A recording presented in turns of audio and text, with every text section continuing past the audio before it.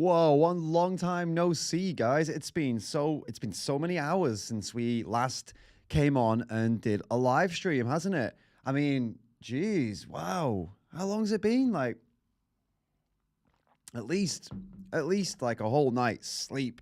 Because now we're in day 5 of the 7-day live stream challenge. So far, I've done 40 hours over the last 4 days, which is I think that's pretty crazy. I don't know if you guys agree with me that that's crazy, but I think that is pretty crazy. And then by today, we've done 50 hours. It just keeps on getting more and more mad, doesn't it? I think some of my fellow YouTubers think I am genuinely just mental. You know what I'm saying? I think they think I've just lost my mind when I'm doing this. So I'm not looking at you right now because I'm just doing something else. There it is, done.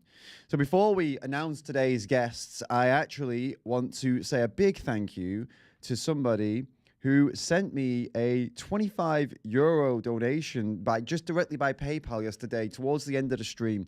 Thank you, Nico, you absolute legend, for sending that through. That's amazing. I saw in the corner of my eye at the end of the stream. I didn't know what it was. A notification on my phone. I thought, okay, I'll check after the stream. And then I saw that you didn't even do it with the Streamlabs or the super chat. You actually just sent me €25 by PayPal. Thank you. That's awesome. Really, all goes to an incredible place, guys. You know what we do here. We put all the money straight back into our animal rights and vegan work, straight back into the channel, straight back into the projects we're doing in the background. So you're always welcome to do that, guys. My PayPal, the link to my PayPal and how to do that is in the description of this video. And thank you again to Nico. What a hero. So I guess you guys want to know who is coming today on the stream, like who we've got to come and appear on the stream. Well, I thought I would reveal it to you in a bit of a different way, as it was Yordi, I think, who tagged me on Twitter and showed me that there is a way to do stable diffusion AI-generated images that are a lot better than the ones we did before. So this morning, I'm gonna tell you who's on the menu by getting AI to try and create some kind of description of them as I put the description in. So that's what we're gonna do this morning. Now, before I do that, let me just say a big hello to Fractor, Hexproof Anarchist. Who else is in? JP and Julia are back again, you legends.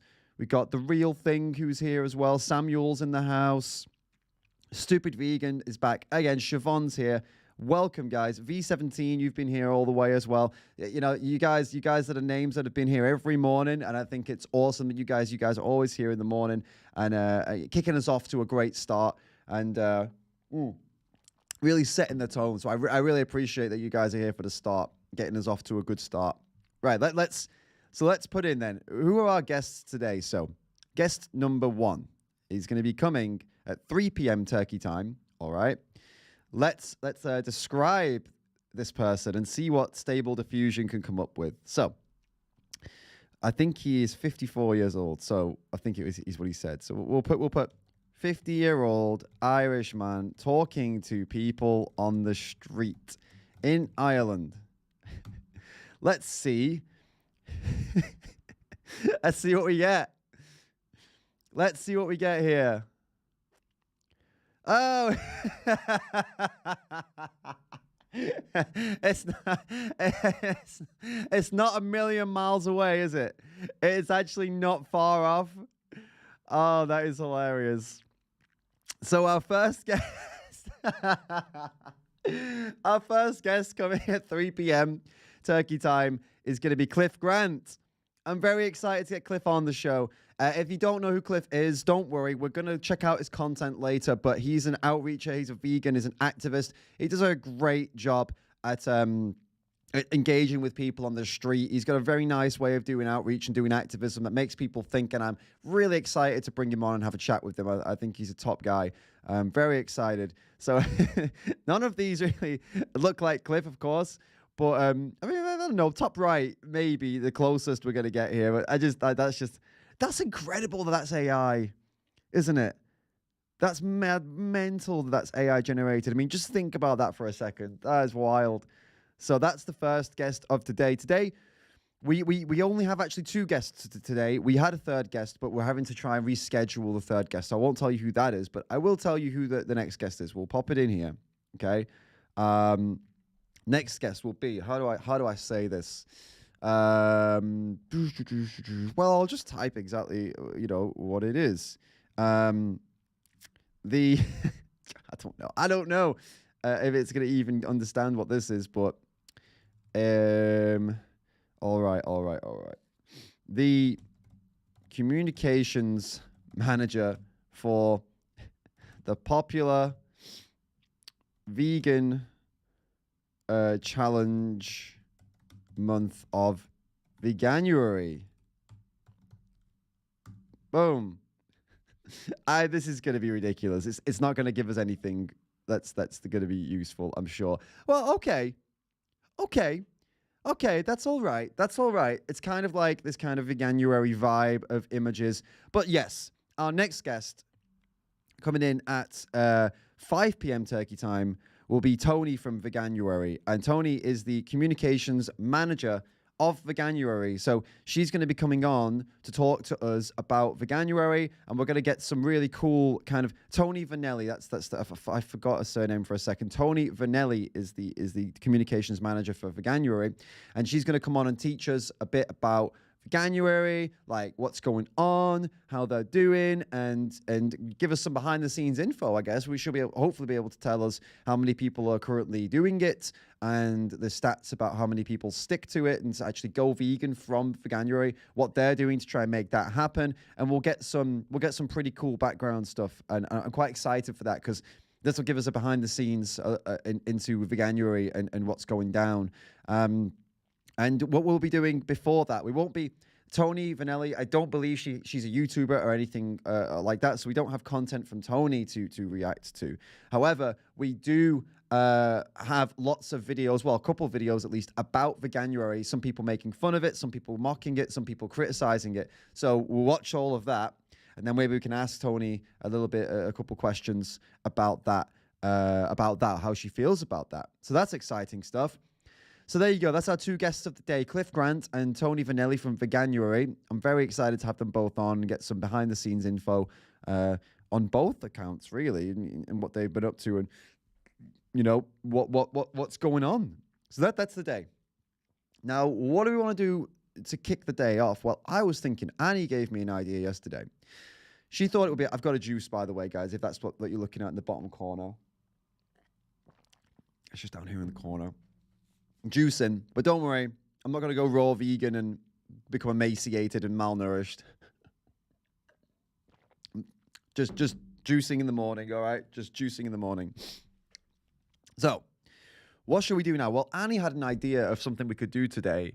That was my second channel, The Ram's Den, the podcast channel. Because I'm doing this, I've really not had time to arrange any podcasts or even record any podcasts. It's been pretty hectic, and I was sick as well. Last week, the week before that, it's been crazy. Christmas, blah blah blah. It's all been a bit wild. So I thought, well, maybe I could start posting some shorts over there, see how that goes, and just to kind of fill in the gap while I'm sorting the rest of the stuff out. So Annie had the idea of, what about that part of the chat with George, Carnism Debunked, when he was talking about the Stockholm syndrome of people like falling in love with animal agriculture, and Annie thinks that would make a good short. Do you think that would make a good short, guys? What do you think? So I was thinking about trying to put that into a short and posting it on the second channel, and I thought that would be I think that would be fun. So I think we could do that. It's probably the limitation of this is that I need to download the 10-hour stream to extract the part that we need. So it might take a bit of time, guys, to get it downloaded. But I'll give it a go. And then while that's downloading, we can look at some other stuff. But yeah, I figured that. And also, what I really want to do with you guys is do a video script, and take some of your, because yesterday you guys blew me away with your creativity. I was genuinely. It's not that I thought you couldn't be creative, but I had no idea you guys were like that creative. That was next level creation when we were all together yesterday. It felt great. So I want to do that again, but with a video script, and I want you guys to come in and you know, hang out and tell me some stuff and give your input on a video script. So while that's downloading, I mean, it's going pretty fast actually, because it was only 720p, so it's only like half a gig of data. So actually, yeah, that's pretty. Yeah, yesterday we did do some excellent merch. Let's take a look at that again. Now we've had some time to kind of sober up and, you know, we've calmed down after the pump. Let's have a look at the merch you guys helped me create yesterday. So we had the No BS Vegan bundle that we made together, where we get the hoodie, the t-shirt, and the shorts, which is pretty damn sick. I'll put that back in pounds, yeah.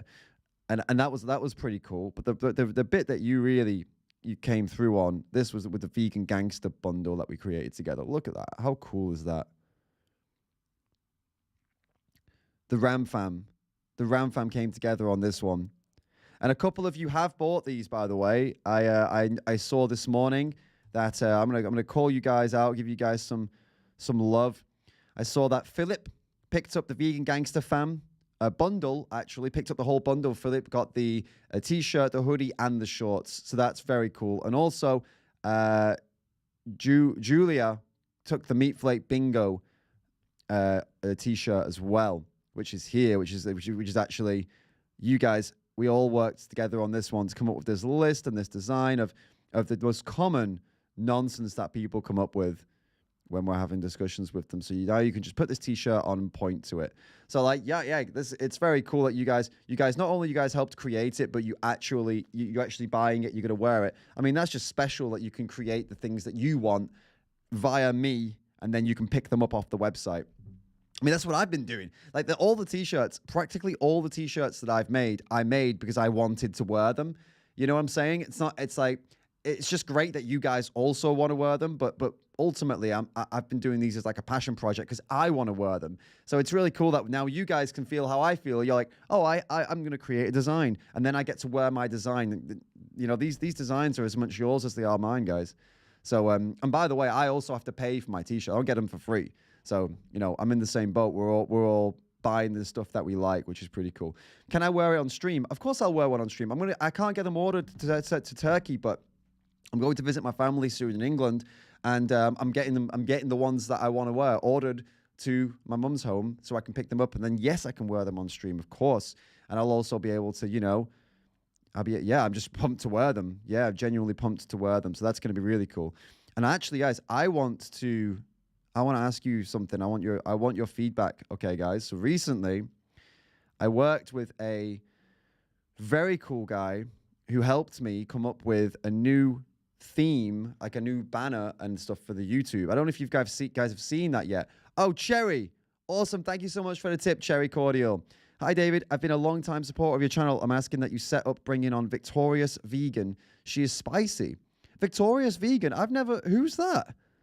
This is the first time that anybody who's... Thank you so much for the tip, by the way. This is the first time that anybody's recommended this person. Victorious Vegan. All right. 1 second. I'll get back to what I was going to talk about in a minute. Victorious Vegan.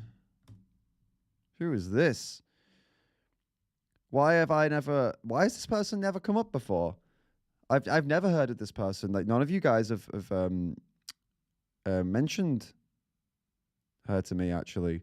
Okay. Hey, she seems pretty cool. We can check out some content and invite her on. If you've got a connection, I mean, Cherry, if you know her, then we can if you know her, like this is the thing. Like, as I told you guys yesterday, I'm happy to have people on if there's some kind of connection. We have a mutual connection kind of thing. I can't at this point really kind of reach out to people that I have no links with. At this late in the day, we only have 2 days of the stream left. You know what I'm saying? So Cherry, if you know her personally, have a chat with her and see if you can, you know, connect us. And then if so, we'll check out some of the videos. We'll check out the videos today anyway. And we'll check out 1 or 2 videos today anyway. But yeah, if you can connect, then for sure we could see if we can. And yeah, you guys want her on, so yeah. I mean, if you guys know who she is and you vouch for her, then sure we can try and make this work. Where is she based, guys? Where is she based? Because if she's in the USA, it's not going to happen. Got to be honest with you guys. She could not make it on this morning, but we're grateful if you could set it up with her. Oh, so you do know her. That's cool then. She's in New York. Okay, that's going to be really... I'm sorry, guys. It's going to be really difficult with the time difference. I've been really struggling with the US guys to try and do the times. I mean, okay, she's in New York. Let's just have a look because it's been really rough. Yeah, see, for example, our 9 a.m. my time is 1 a.m. their time, so the morning is out. And then the only times that could be possible, see, like, so let's say it's a reasonable time for somebody in New York would be 10 a.m., right? You don't want people coming on to streams and stuff at like 9 in the morning because people are like, even if they got up at 7, they're still going to be a bit groggy. I think 10 is kind of like the earliest reasonable time to ask somebody to come and do like an interview, right? So we're looking at 10 a.m. That's 6 p.m. our time. So, you know, it starts to, it's just like one specific time. The latest we could have somebody on would be 7 p.m. and that's 11 a.m. their time. You see the thing? It's a bit tricky. But yeah, if Cherry, if you know her personally, then please, like, I don't know, start up a conversation. Maybe try and you know, connect us, and then I can take over if you want to do that by email, for example, maybe something like that. I can tell you that Thursday. Now Thursdays is out because we have guests. Later, it's the time problem. This is the problem. Thursday we have time during the entire day, but not in the evening, and it's the same on Friday. So it's pretty much not going to happen unless she wants to do it like fucking 3 in the morning her time, which is sad. Yeah. But I'll get back to what I was going to talk to you about. We can come back to these videos later. We'll still check out some content, by the way, from Victorious Vegan, but it doesn't look like we're going to be able to get her on, which is shit, you know. I think next time we do a stream challenge like this, maybe I'll try and start later, finish later. The reason I did it like this is because, frankly, I didn't want to be finishing streams at 10 o'clock at night and then I can't sleep. You know what I'm saying? I'm struggling to sleep at nights now. Even though I'm finishing at 8 p.m. my time, I still struggle to sleep at night. So imagine if I was finishing at 10 p.m., I wouldn't be able to sleep properly. That's why I'm starting them like this. But hey, in the future, we can try and do like a bit of a push it back a little bit and then try and make some more space for some of our American friends. We can give it a go. So what did I want to show you? Okay, I wanted to show you, I have a follower, somebody who appreciates my work, who is a professional graphic designer, and he helped me put together a new banner for the YouTube. I want your guys' feedback on it because I've just uploaded it all and I've put it all up and I want to know what you think. So you ready to see it? Dun, dun, dun. What do you reckon? Tell me, to be honest, guys, do you like it? See, now, my logic with it was that I wanted something that was a bit more professional looking. I wanted a more professional vibe for the channel. So as you can see, I've tried to match all the colors, like my profile pic matched with the banner and also with the new thumbnail designs. If you can see that the orange and blue, I've tried to stick to a constant theme. And I'm hoping, for me, I just hope this kind of just brings things together nicely and just, it makes us a more professional outfit. You know what I'm saying? So that the feeling I want someone to get when they come here is that this guy cares about his work. This guy puts the effort in. You know what I'm saying? That's what I didn't feel like the old style did that, but I feel like this new style does. I see you guys like it. Cool. I'm glad you agree. So you guys say looks great. Vegan, by the way, goes hard. It's beautiful. Very good. Great. That's perfect. Thanks, guys. I appreciate the feedback because I'm happy about it. I didn't want to be too smiley. See, I wanted to give more of like a representation of my actual face. You know what I'm saying? Because I'm not always smiling. And most of the time, I'm doing the kind of like the, really? It's more the face I do more often. So it's kind of what I wanted to vibe with the profile pic and the, you know, just kind of, really? I wanted to go for that vibe, you know what I'm saying? So yeah, cool. Glad you guys like it. I think the only thing I would change actually is just to put like a little bit of a glow behind me in the banner, potentially, just to pop me out a little bit more from the background of the banner. But aside from that, I think it's solid. I'm very happy with it. I'm very happy with the guy who helped me out with this. He's done a great job for me, and I can't thank him enough. You know, it's tough to put this kind of stuff together yourself. especially when you're like self-taught, you know. Yeah, you guys talking about the glow. We can do that right now. Would you like to see? Let's do that right now then. Let's put the glow in and let's update it. I'll pop open the tutorial screen that I've got here for you guys. There we go. All right, let's put a glow on it, yeah? Here we go. All right, so all I've got to do is just get me, which I'm here. Pop, pop. He's got a drop shadow on me, which I think was fine. But let's try the glow. And outer glow. Oh, that's not what we want. We also need to make sure we cut off the bottom of the... Do you know what might be the better idea? It might be a better idea just to actually like put like an element behind me, like some kind of glowing ball behind me. Or a... no, that's not... yeah, that kind of could work. If I put like a shape... I don't really know what I'm doing, guys. I'm not great with Photoshop. I just kind of like try... oh, God. I just kind of like... What the fuck? What just happened? Yeah. Ah! I don't know what I'm doing. I usually I just try and give it a go. I just try and figure it out as I go, usually. So wait, is there something here right now? Is it... Ah, there we go. We got the ball. Okay. Now, if I put a glow around that ball... but it's coming... Oh, it's okay. It's coming out the bottom. And pass it up. Spread it. And then size it up. Yes. Okay. Like this. Yes. We're getting somewhere now. I just move that up here a little bit. And then just cut off the bottom of it. Well, I just need to turn the opacity down. And we're getting somewhere, aren't we? It's a bit much still for me. I think I don't want it to be like a huge glow. Just a bit of a glow, you know what I mean? Oh, no. Like that. I think that's it. I think we nailed it. Wait, bit less. I think that's about right there, you know what I'm saying? So now I just need to, we'll get this here. And we'll delete that. I want that bottom bit gone.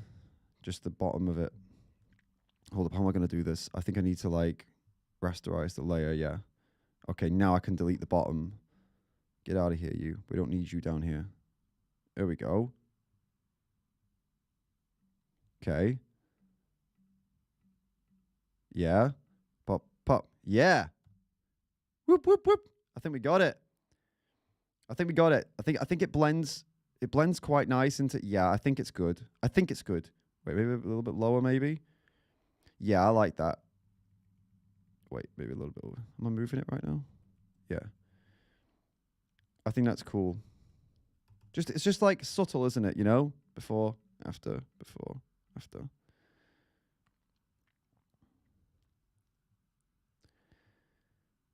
I recommend to put your name in upper lowercase instead. This is the font, though. It is in upper lowercase, right, Louis? But the font is all uppercase. This font doesn't do lowercase. The only way I could change this would be to change the font, and the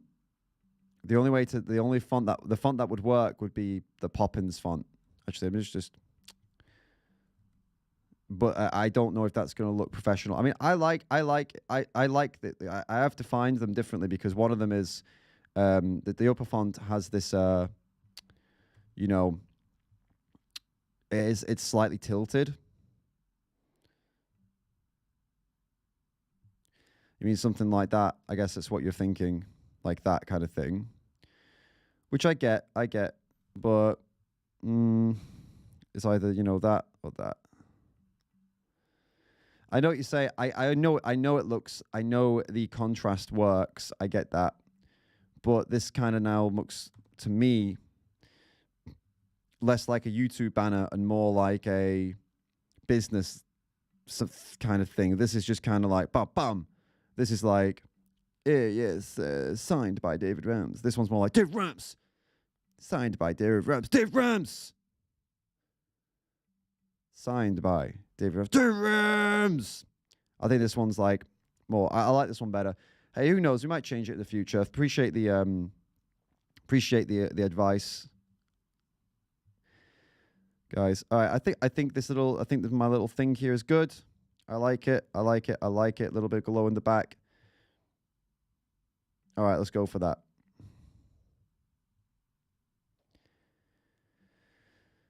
Yes. So YouTube banner 3. Let's pop it up on the channel and take a look at how it looks. I think it'll just be it's such a subtle thing, but I think it you know, it works just a little better.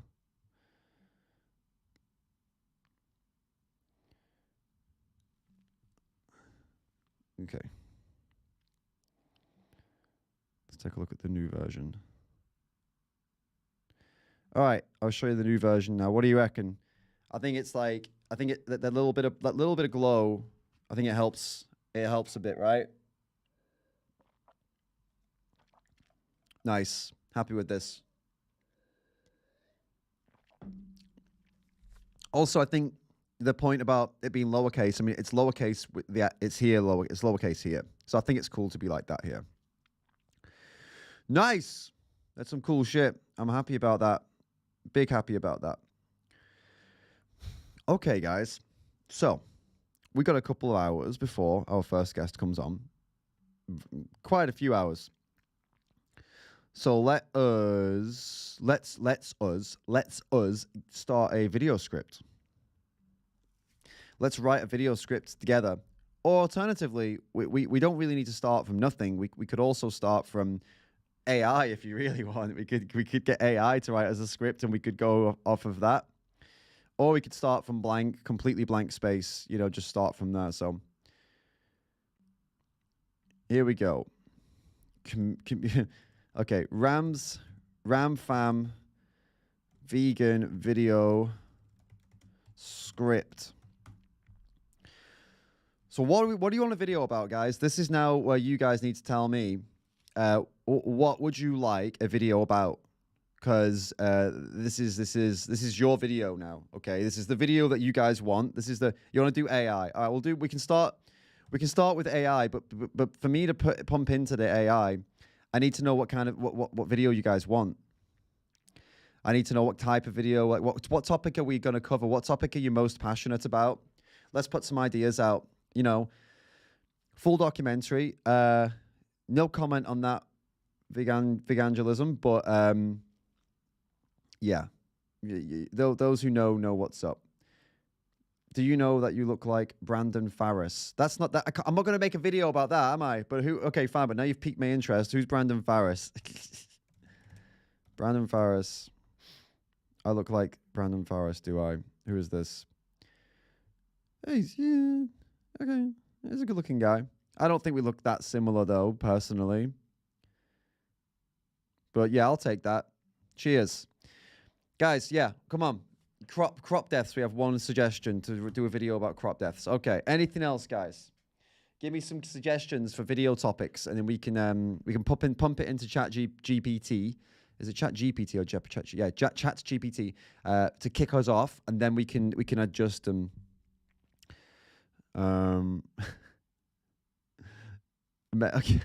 Okay. Men who think hurting animals is masculine. All right. Anything else, guys? You guys know what's up. Pro-lifers that are hypocrites for killing animals. Good one. Pro-lifers that are hypocrites for killing animals. It's a good one. I think that's it's a spicy one. Yeah. Cool. Well, these I mean, the crop deaths is in my opinion is kind of the least intriguing. It's the least. I don't want to make a video about crop deaths, basically, unless we. It's a very dry topic, and I feel like lots of people have covered this pretty well, to be totally honest. So I'm thinking more something. Let's try and go for something that people maybe aren't covering, maybe something unique. Maybe something people haven't covered in a way that you think has been covered well enough. Stuff like that. What is that? What idea do we have? Fish are vegetables. Okay. Or are they? You guys like that topic? Okay, sweet.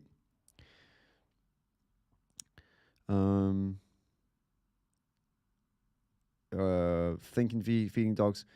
Okay, vegan dogs. Feeding dogs vegan is animal cruelty. Cool. Excuse me, itchy nose. A reaction to video to a plant-based poser like Arnold Schwarzenegger. Hey, I already have one of those. You want to see that? I did this already. Let's see if we've got David Rams, Arnold Schwarzenegger. I'm pretty sure. Yeah, okay. I already made this. You guys want to see that?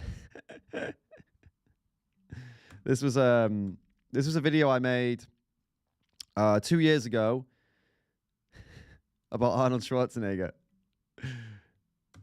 Okay, Jimmy, so quick recap. All I need you to do today is just follow Arnold around and keep on the video call with me so I can see what's going on. I know as his manager I should be out there with him and with you, but unfortunately due to this whole lockdown situation, I couldn't make it out there. But I'm sure you're going to do a great job.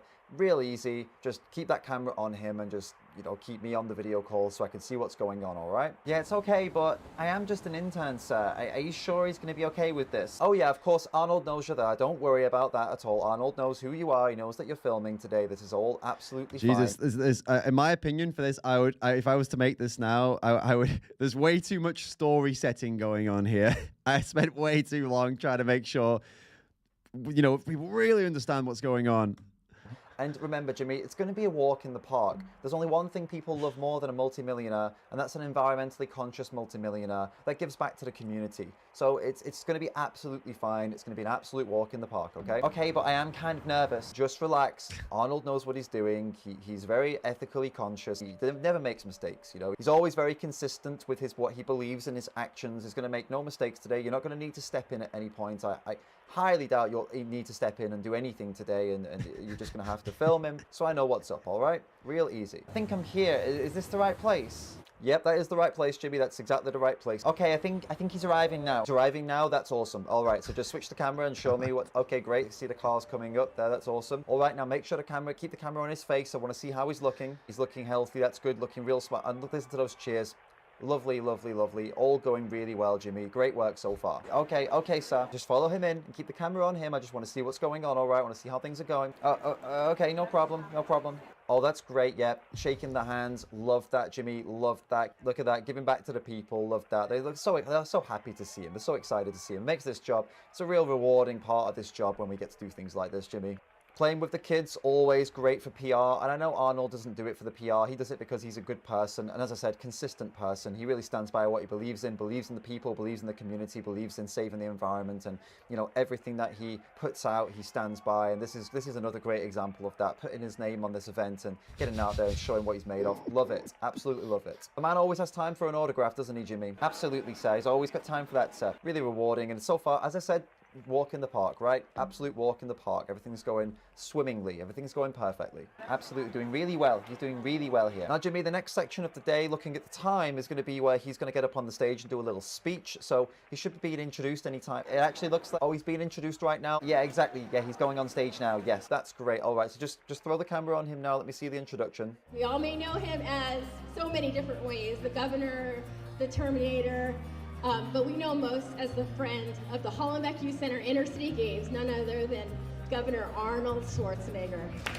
All right, once the applause is finished and kind of petered out a little bit, he's going to start his speech. And as I believe this speech is going to be announcing some environmentally conscious actions, I believe. He's going to be doing a bit of thanking. I believe he's also going to be making some monetary donations to the center. So let's see how this goes then. I would not be able to help if it wouldn't be for America. Because I want to say thanks to America for the opportunities that I've gotten to come here and to be successful. That's perfect. So a really nice start there, giving those thanks to the Americans for, you know, inviting him in, giving him those opportunities. Absolutely brilliant. Great start to that speech. Really like that. Well, all of us are here to just help you out on some of those moments. I mean, everyone would like to have a great turkey. Wait, Jimmy, did he just say turkey? Yeah, Jimmy, we've just done a campaign where we're telling people to stop consuming meat because it's killing the planet and killing our health.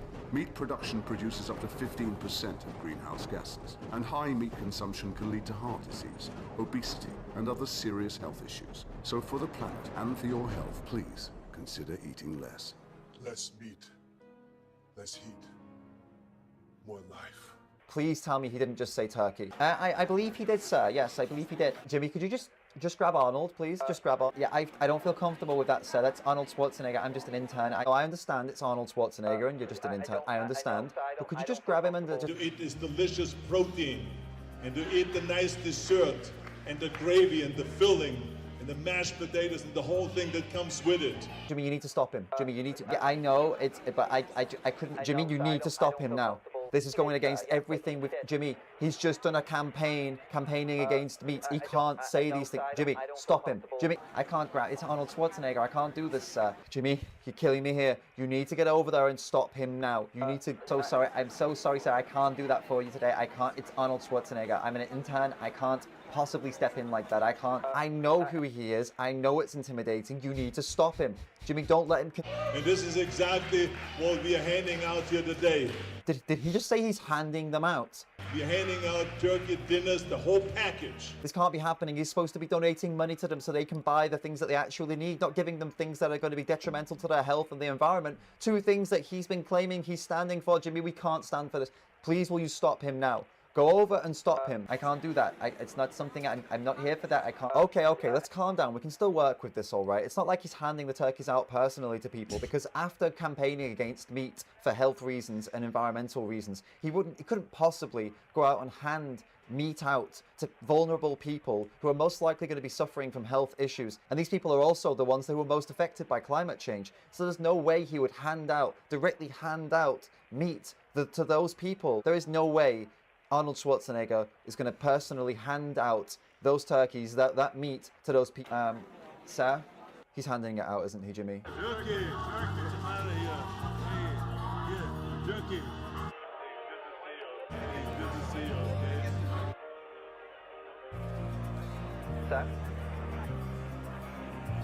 Hello? Are you still there, sir?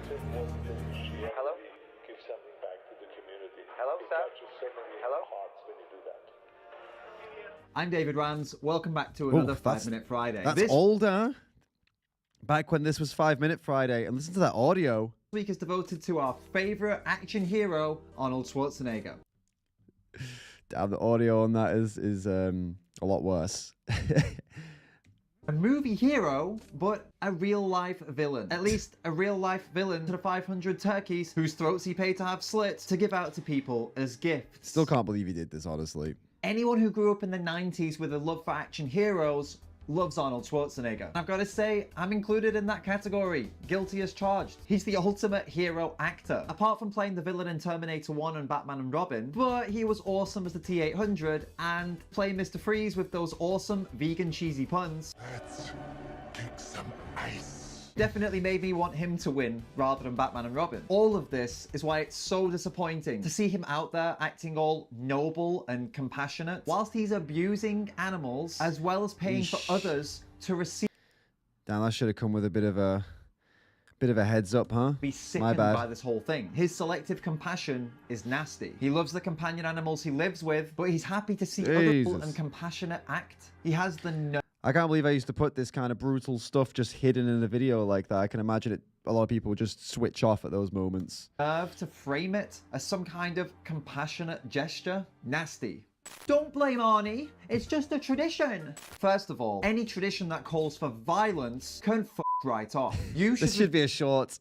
reject all traditions and cultures that want you to hurt others. Secondly, this isn't even Arnold's tradition. He's Austrian. Enough of this always accept and be tolerant of others' traditions and cultures bullshit. If someone's tradition or culture is violent, you have an obligation to object, not to obey. And if you want tradition, Arnold, why not just take a trip home and take part in the harmless Austrian Christmas tradition of Krampuslauf, where people dress up as demons and parade through the streets scaring people? Yes, Americans, Europe is weird. But Arnold has never claimed to be an ethical person when it comes to the animals. He only talks about health and the environment. Even overlooking the fact that killing animals for pleasure is disgusting, Arnold is still full of shit. He's campaigning to save the planet, and he's campaigning for better human health by raising awareness of how animal products are destroying the planet and are destroying human health. And at the same time, he's handing out animal products to the most vulnerable people in his locality. Spoiler alert, it won't be multimillionaire celebrities like Arnold suffering from climate change. Oh, there's an extreme storm coming. Oh, let's just jump on the private jet and go away for a week until it's all over. And it won't be multimillionaires like Arnold suffering from poor health. What's that? I've got some health issues? Oh, could you just get the best doctors and nutritionists, dietitians, and specialists on the phone? Money's not a problem. Just get them over here. Impoverished communities are the ones at the highest risk of having health issues. And when they have these health issues, these are the people that are most likely not going to be able to afford the treatment thanks to the messed up healthcare system in the USA. Sorry, Americans, but it's pretty f***ed up. And when climate change causes extreme weather, they'll be the ones who can't afford to alter their homes for extreme heat or cold, or rebuild their homes after a storm destroys their neighborhood. Yo, these videos used to take me a lot of time to make. Like, this is why, like, you'll notice that newer videos, they became a little bit more. I don't know. I don't know. I guess I tried to simplify things a little bit more, because what ended up happening was these videos took like serious hours and hours and hours and hours, but they didn't take off as well as I would have hoped, to be totally honest with you. I know you guys love the videos, and I make them, and I know I make them for you guys, and I'm trying to make them good.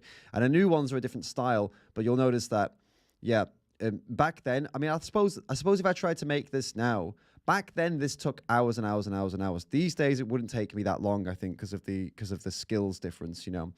But I'm just reliving, like, when you watch this video, you're probably seeing the video, right? But when I'm watching this video, I'm seeing all the tiny little things that took me like so long to do. I can spot all the little things that took me ages, you know? So once again, Arnie, you're full of shit. Your lifestyle choices are sentencing the people you claim you're trying to help to a life of poor health and struggle. Go vegan. Give vegan food to the people in need. Practice what you preach. Stop being a f***ing hypocrite. If you've got one of these and you want to help the animals, good news, you can. I've teamed up with... This was an ad for $1 billion. And this was I actually don't remember this video being as good as it is. I actually really liked the vibe of this video. And I do miss the Face the Facts Fridays too. I know you guys do as well. It's hard right now to do Face the Facts Friday, because they require... It's like each week requires multiple days to, firstly, to research the news, secondly, to script and get the videos and the stories together, then to get all the photos and video content for the stories that I'm talking about, then to record it all, and then to edit it all, and then to put it all into a package that you know, ideally isn't so long, right? So it's really, really tough. And then all the fancy stuff, all the things you're seeing here, like if there's any music or transitions or comedy bits, skits, memes, it really is like the Face the Facts Friday weekly is almost a full-time job by itself. So it's definitely, it's really tough. It's really tough. And you guys, yeah, I'm happy you guys say it's worth it and that you enjoy it. And of course I enjoyed it as well. Just if I'm doing that, then I can't really do much else. And that's the problem, because we have other stuff, as I've said to you guys, we have other projects that are happening too, and they're requiring a lot of our time as well. So it's really tough to manage this. But hey, look, it will come back. Face the Facts Friday will come back. There will be more videos like this one and better than this one, because after some time away from making Face the Facts Friday, it will get me more excited and passionate about making them again, which is going to mean that I'm going to be even more, you know, pumped to put these together, and I'll put them together in an even more fun and vibrant and exciting and, you know, even more no BS way, and I'll be editing them in a more easy to watch and digest way. I mean, this one was pretty easy to watch, but I'm watching it back, and there's edits I would have made now that I didn't make back then to make it more watchable for you guys and flow better. You know what I'm saying? So yeah, pretty excited to get back into it again. Because I found it pretty tough towards the end of the last 5 Minute Friday, Face the Facts Friday kind of world. I was finding it hard to kind of put these videos together. I think I aimed too high because we had I would suit up and we had all the background and we had the cool, and it was a lot. The computer was suffering as well when I was editing, so maybe we can bring it back to basics and come up with something a bit more simple in terms of background and stuff like that. I think that might be a good idea to make it more approachable, more achievable. But just like this one, hard, punchy with comedy and yeah, we can try and go for that, for sure. All right, so let's get back to what we were talking about then. So the Arnie video, we did an Arnie video, so that's cool. What else can we go for? What other topics are you guys interested in a video on that we can try and put a script together on? So far we have crop deaths. Some recommended crop deaths. Men who think hurting animals is masculine. Pro-lifers that are hypocrites for killing animals. Fish are vegetables, or are they? Feeding dogs vegan is animal cruelty. So they're the ones that you guys have recommended so far. Hunt sabs versus hunters. Okay. Just like, what would that be like? Just like a kind of compilation or something like that. Something along those lines, right? Okay. When people personify plants, like, did you know plants compete in nature? You want to do like a skit. Some of these could be skits, by the way, as well. Comparing vegetables to killing animals. I mean, that could be like a skit idea, yeah. Comparing vegetables to killing animals. Skit. Meat flakes. Comparing vegetables to killing animals. Skit. Okay. Cool. So we're after we got some topics. So do you guys want to maybe vote in the comments, like, which of these do you, let's number them. Okay.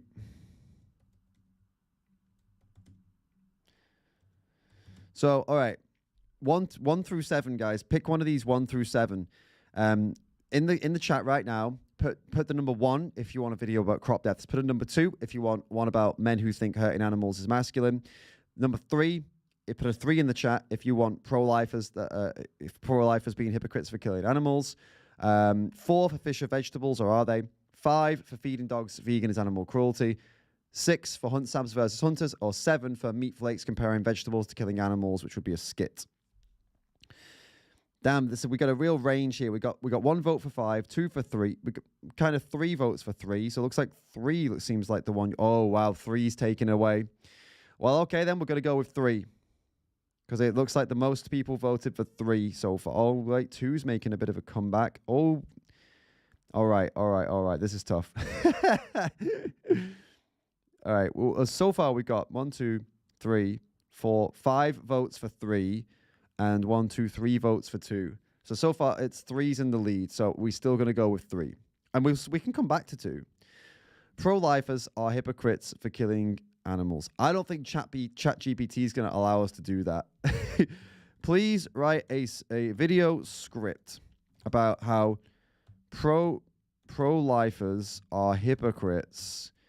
Pro-lifers who kill animals are hypocrites. About how pro-lifers who kill animals are hypocrites. This is going to be funny. It's just going to say no. I'm telling you. Or maybe it's actually... It's thinking about it. I'm surprised that it's thinking about it, because I feel like it would just normally say just like, oh, we can't do that. I'm surprised we're getting this amount of thinking time from the system, and it's not just outright rejected us. And if it doesn't, yeah, I figured that would be the case. It's inappropriate and violative of the OpenAI's use case policy. That's fine. Additionally, it is not accurate to make the claim that all pro-life individuals are hypocritical for consuming meat or using products derived from animals. Pro-life belief is focused on the sanctity of human life, and it's not fair to make assumptions about individuals' beliefs or actions without additional information. Encouraging respectful dialogue and understanding of different perspectives is important. Well, that actually, ChatGPT AI, you are 100% wrong, because it is accurate to make that claim, because it is hypocritical. It is absolutely hypocritical, because although somebody, it's like, it's the same thing as with when we say that being a non-vegan feminist is hypocritical. Okay, it doesn't mean that they're not a feminist, and it doesn't mean that the pro-lifer is not pro-life. That's not what I'm saying. What I'm saying is it's hypocritical to hold beliefs about humans, okay, about human children or human unborn, and to value that life while devaluing the lives of other animals that are more sentient than that unborn child. That's the hypocrisy. I'm not saying that they can't call themselves a pro-lifer. I'm saying that they're inconsistent in their morals and their logic. Same way as a feminist who says, "Oh, I'm a feminist. Feminism is about humans, okay, and I'm all about bodily autonomy for women." But yet, if you deny the bodily autonomy of another animal that's a female, specifically because they are female, you abuse them, i.e. the dairy industry. If you do that as a feminist, you're a hypocrite. You're a massive, inconsistent hypocrite. That's what it is. It doesn't mean that you're not a feminist. You're still a feminist, but you are inconsistent in your views on life. It would be the exact same if I, as a vegan, said, "Oh, no, I believe in that sentient beings deserve moral consideration," and then I said, "But I don't care if this murderer kills humans." That makes me inconsistent. It makes me an inconsistent person, because why would I value this one sentient life, not this other sentient life? And some people could argue, "Yeah, but what if that person was guilty or blah blah blah of something?" Yeah, I get that, but the point is, it is inconsistent. These are inconsistencies. People do try to use this on us. They say, "But as a vegan," they try to use the same stuff that we say to like a feminist or a pro-lifer on vegans when vegans are mean. They say, "But the vegan, you're being mean. You're abusing people, but you don't abuse animals." And it's like, mate, me asking you questions about why you're not vegan or saying that you're being a selfish piece of shit is not abusing you in anywhere near the same level, even close to what happens to an animal. You know what I'm saying? But when it comes to pro-lifers or feminists, it is arguably worse what they're doing. Like, arguably what they're doing to animals is far, far, far worse than the things they claim to be against, if you understand what I'm saying. So, for example, I'm against animal cruelty and animal abuse, right? But if I shout at somebody for not being vegan, my anger and my disgust in them, and that does not cause anywhere near as much harm as the harm that they're causing to animals, if that makes sense, right? But when a pro-lifer who says, "Oh, I'm pro-life because I don't want to harm unborn babies," the harm they're putting on other animals is significantly more than would be on this unborn baby. So it is absolutely something that needs to be called out. So anyway, this AI is full of shit, is the takeaway message I'm trying to get at here. It's full of shit. It's disappointing to see it come out with some nonsense like that, but maybe we can use this in the video. Who knows? Maybe we can pop that in the video somewhere. So let's get this written down ourselves, okay? Let's get into this. So we'll make a new one. And pro-lifers are hypocrites. Pro-lifers who kill animals are hypocrites. And this is what we want to get into. All right, so let's put down the main points then, okay? So, what are our main points here? Why do we think that they are? Why are we what's the point we're trying to get across that they're hypocrites? Okay. Why is that? So, pro-lifers believe life begins at conception, okay? They also believe that unborn life, unborn human life is worthy of moral consideration to the same level as a born human life, right? Birthed human life? Say that's the position. That's their position, isn't it? So that's their main positions. They assign personhood to unborn children and believe it's murder. It's murder to kill them. In the same way, it would be murder to kill an adult. Like they see it. They that's how they. Now I'm steel manning their position here. I'm not trying to straw man them. I'm taking what they believe and I'm saying I'm trying to like take it to its conclusion. Do you know what I mean? Like I'm pretty sure this is how they stand. And I'm pretty sure that, you know, any pro-lifer would be like, yeah, this is it, right? I'm not trying to straw man. If you guys know that there's something here that's maybe I'm taking too far or something like that, or you don't agree that this is how they operate, let me know. But this is my understanding of it. We can Google it as well. I mean, let's do a bit of research.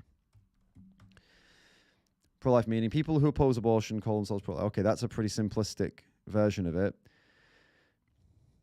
Yeah, they just believe killing. They believe killing the human life is wrong. I mean, I'm pretty sure these are all very vague, keeping it pretty vague. But I'm pretty sure what we've described here is pretty solid. Oh yeah, that they have souls. Yeah, that's the other point as well. Humans have souls from conception. There's like, I suppose there's like a religious element to it as well. There's just like they value. They perceive the unborn as fully living subjects, let's say, fully living subjects, and value life, value the life. I suppose it's kind of, they don't believe animals have souls. Yeah, I mean that's something we can try and get into, because I mean the thing is they've no evidence to the contrary. So yeah, okay. But I think we can like do away with. I mean the religious stuff. I feel like I'm just going to kind of let's not get into it because that the religious stuff would require a whole video. So I think let's just get rid of the soul stuff because I mean I don't feel like that's going to get us anywhere. Anytime soon. I think we can just deal with the more practical claims that they make as opposed to the kind of more religious claims, because these are all beliefs that are not terrible beliefs to hold, in my opinion. They're not completely unreasonable. It's not completely unreasonable to value the life of an unborn child. I don't think that's an unreasonable thing to do. You know what I'm saying? Like, if that's your take, then it's almost, it's nice. I mean, it's quite a nice thing even to say like, oh, I value, but the problem is the hypocrisy. I mean, maybe this is maybe what we can do to get into this video. Maybe it can be, instead of like calling them out and making fun of them or whatever, maybe it can be more kind of like a support of the notions they have. And this is how we get into the video. We're like, yeah, it's a beautiful idea that life begins at conception. It's a beautiful idea that an unborn human life is worthy of moral consideration. It's nice, spiritual. It's valuing life, even the most simple life. It's giving it value, and that's something that's nice. It's a nice way of seeing the world, to give value to the most basic life. I don't see that as being a bad thing. Now, of course, we know how these people tend to apply their beliefs in real life, and we can see that it very quickly goes south. But the ideas themselves they're not horrible ideas. So maybe we can play on that. Maybe we can use this to be like it's good for you for believing that, but there's a problem. Because if you're not vegan, you don't really believe that kind of thing. We can go from there. So okay. Let's pump out some ideas then. And guys, keep it coming in the chat. And if you've got any ideas, keep them going. And remember, use the Streamlabs, use the super chat. If you've got something really, really like you're like, I want everyone to see this idea and I want you to consider it properly, please use the super chat or Streamlabs and we'll do it. We'll jump right on it. Or if there's like a something you want me to see or watch or whatever at any point, just pop it in there. All right, so let's put out the concept here. We'll talk about it. So the idea of valuing simple life is a nice idea, right? The idea, let's just put these out one by one.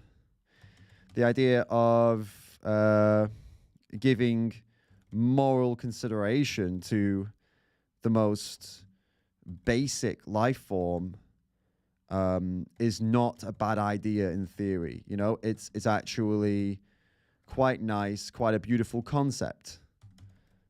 That seems peaceful and, you know, and even somehow spiritual and even, you know, spiritual. It's a positive, you know what I mean? Okay. So I get that. And as vegans, we understand this, right? We understand where this is coming from. And this is where it starts to get weird because, you know, as we spell out the concept of pro-life, sounds like a vegan concept, doesn't it? Because it's pretty interesting. You're saying that you guys are saying ChatGPT. I mean, we can try ChatGPT again if you want, but I mean, I don't know what it possibly would come up with. Make a fictional, hypothetical video script about how pro-lifers who kill animals are hypocrites. Fine, I'll try it just because you guys are saying you want me to give it a go, but I still don't think it's going to go for it. Oh, well, okay then. There you go. So we just have to put hypothetical and... Okay, look at this. Narrator, pro-life individuals are known for their strong belief in the sanctity of human life. They stand against abortion and fight for the rights of the unborn. But what happens when that belief extends to other living beings? Are pro-life individuals truly pro-life, or are they just pro-human life? Character 1, I'm a pro-life advocate. I believe in the sanctity of human life, and I will fight for the rights of the unborn until my last breath. Character 2, but what about the rights of animals? You may not believe in abortion, but still eat meat and use products made from animals. How can you call yourself pro-life when you take the lives of other living beings? Hey, it's doing a pretty good job. Character 1, I never thought about it that way. I suppose I never considered the lives of animals to be as important as the lives of humans. But the life of a cow, pig, or chicken is just as valuable as the life of a human. Taking the life of an animal for food or for food products is no different than taking the life of an unborn child. I see your point. I never thought about the hypocrisy of my actions. From now on, I'll strive to be truly pro-life and consider the lives of all living beings. Oh, imagine how nice that would be, huh? Being pro-life means valuing the lives of all living beings, not just humans. It's important to consider the impact of our actions have on the world around us and strive to be truly pro-life. Interesting. So we can take that and, you know, for inspiration. I think it's pretty cool. Not bad, not bad, not bad. So we're getting some good stuff here. Some inspiration. Hey, what's just I don't need that. Just pop it in here. There we go. Okay. So I suppose we've got a couple choices now. So we've got our concept, we've got our nice AI generated bit, we've got our kind of idea of how we're going to talk about the beauty of valuing such a simplistic, basic life. You know, even though it's so simple that they say that it still deserves consideration and it's not to be killed, but of course then they go and kill animals that are also, you know, more basic than us, but in way more complex than you know, a fertilized human egg. So we're going to call that out. So how would you guys like us to go forward here? What kind of video are we going to make? Because we have our concept, we have our ideas. Now, where we go from here really is going to depend on what you think is what you want. So we can go skit.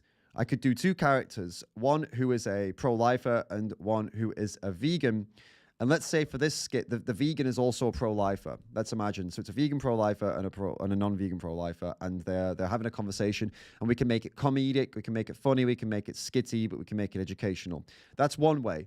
The other way we could do this is more of a video essay style of video, kind of like not like a Face to Facts Friday, but more like the other videos I've been making, like James Cameron one, for example, where I sit in the office and I talk, and then there's clips and there's B-roll, and there's maybe a couple jokes and stuff like that in there. But ultimately, it's me talking to the camera.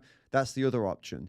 And of course, I think this deserves a podcast, by the way. So this would be, I would do a podcast episode potentially on this. And so that's a whole other thing. But yeah. What do you think? If we were going to do a skit idea, I think I would try even to limit that to a 1 minute skit. I actually would do it as a short. I don't think I'd do it as a long video because I feel like skits are way better suited to shorts format, to 1 minute formats. I don't think skits are really suited to longer than that, to be totally honest. But yeah, what do you feel? So we got 2 votes for skits. Yeah, I feel like maybe the skit would work a bit better. Potentially, it doesn't need to be long to drive home the message. Yeah, skit, comedic 1 minute skit. I feel like you guys are right on this one. And then because I feel like it deserves a skit because I feel like a video essay would be good, but I don't think a video essay is going to capture everything we need. I mean, the video essay would need to be podcast length to actually get into the juiciest bits of this and to really get into all of it. I think it would require like an hour or potentially 40 minutes of conversation or of you know, get into this as a concept to give it justice. And I feel like if we tried to do a video essay that would come in at like 10 minutes, it might not capture everything that we want to get into. Whereas like a little skit could at least get the idea out in a digestible way. Yeah. So let's try and write a skit then. So let's start at the top. All right.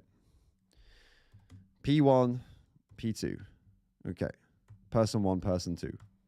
So we'll go P1. So who should we? P1 can be the vegan. P2 can be the non-vegan. So P1 is the vegan who says, how do we open this up? We've got to open it up in a ideally not too controversial way. Like we've got to just get people hooked, you know. And why are they hooked? What happens at the beginning that's going to hook somebody in? Make them want to know what's up. Maybe we could just literally say, like the vegan says, hey, did you know being pro-life and eating meat makes you a hypocrite? I mean, just bam, just get everyone riled up. I mean, that's one option. But then the person who's watching it, who is pro-life, they might at this point just get really annoyed and not pay attention anymore, which would suck. But that might be like tough, you know.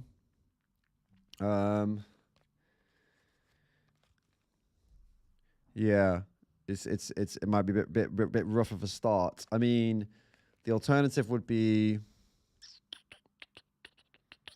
I mean, it's got a hook, you know what I mean? It's got a hook. We just got to get people to understand what are we talking about immediately. So maybe that is just a good way to come in. The risk of it being not this way, the risk of it being something softer and slower is that you think about it, right? Someone's just like scrolling Instagram shorts, YouTube shorts, blah, blah, blah. And then it's just like, and they just see the first words of, I don't know, something like about veganism. And they're just like, oh no, scroll on. You know what I mean? They'll just scroll on. So I'm thinking this could be the thing that gets them in. Hey, well, we'll stick with this for now, yeah? Yeah, you're saying if person 2 is protesting about abortion, but I don't know if and then you think and you think P1 would contest. Yeah, potentially that could potentially work as well. Like a protesting clip. Yeah, maybe that would be better. That's true. That's another way of doing it. We can bench that one and start a new one, and we'll try with that. Stop killing babies. Something like that. And then he's like pointing at people. You're all baby killers. Okay. And then we could just dive straight in, you know? Hey, man. Then maybe P1 can be like, oh, hey, I totally agree, you know? Oh, I totally agree. You know, all life is this could be all life is valuable. All life is important. Okay, yeah, great. This is good. Hell yeah, brother. This is good. That's why I'm a pro-life vegan. Wait, what? Wait, what?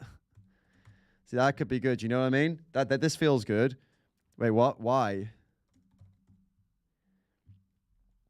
And then we can be like, oh, just straight in, because, well, I like this. This seems like a good start. This is pretty cool, huh? It seems nice. Like, stock on the babies are your baby killers. Oh, I totally agree. All life's important. Oh yeah, brother. That's why I'm for life vegan. Wait, what? Why? Wait, what? Why?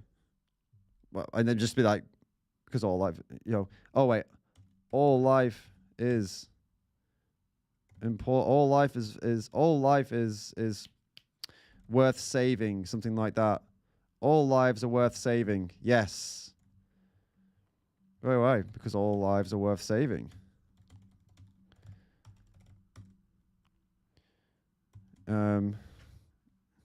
That's good because you just kind of repeat it back to them. You know what I mean? Oh yeah, but I just meant people. Sacred. Thanks, James. All life is sacred. That's the thing they say, huh? Good one.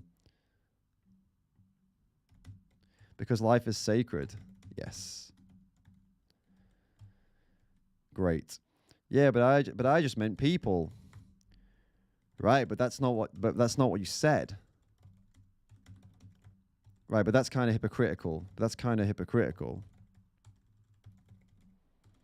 And we'll make it funny later, by the way. We can make it funny later, but let's just get the basics out right now. Yeah, that's kind of hypocritical. Okay, where do we go from here? Let's go. We're not even right, but just straight in. That's kind of hypocritical.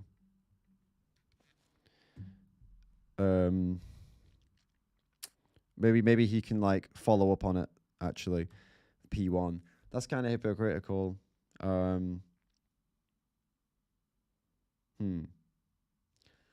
Let's think. Where do we go from here?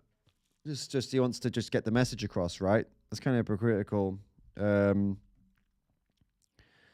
Animals are. Animal life is something. Animal life is. That's kind of wait. There's just something like. Yeah, but he says yeah, but I just meant people. Or what about just straight up be like. So you're pro animal abuse? Of course not. This is good. Of course I'm not. So you agree? So you agree? Animal life is important. Yeah.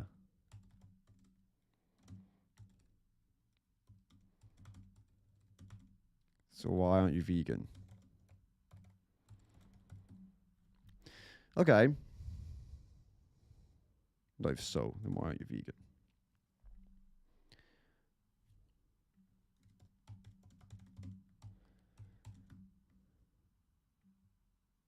It's also important. It's also not important. So you agree animals' lives are also important. Yeah. So you start just put like, maybe not then why aren't you vegan, but that sounds like a vegan.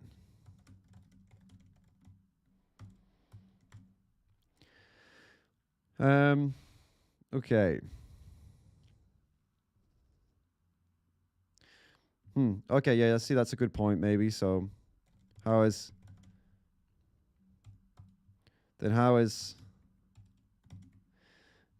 killing a baby wrong, but killing animals isn't wrong? Oh, that's funny. Callum Knight, he says, you should make it funny if P2 says no, because animals can't contribute to society, and have an image of a fetus building a house. That's funny. I suppose the argument back will be, but they will be able to contribute eventually, whereas animals will never be able to contribute. That's the argument back to that. And then the argument back to that would be, okay, then so if 51% of humans couldn't contribute to society, would you say it's okay to breed and kill them? You know, but we can't get that. That's a bit much to put into a skit, I think. You know what I'm saying?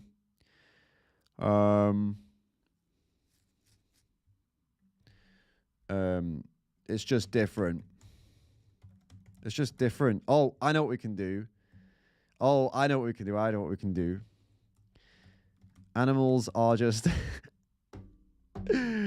animals are just clumps of cells, though. They don't have. They don't deserve. Animals are just clumps of, just something that animals clumps of cells, though. They don't think or anything. Like us. This is great. Because this is, you know, yeah, you guys know what I'm doing. And then we could just be like, at that point, maybe we can have P3, like a pro-choice protester who shouts like, unborn babies are just clumps of cells. They don't think or anything.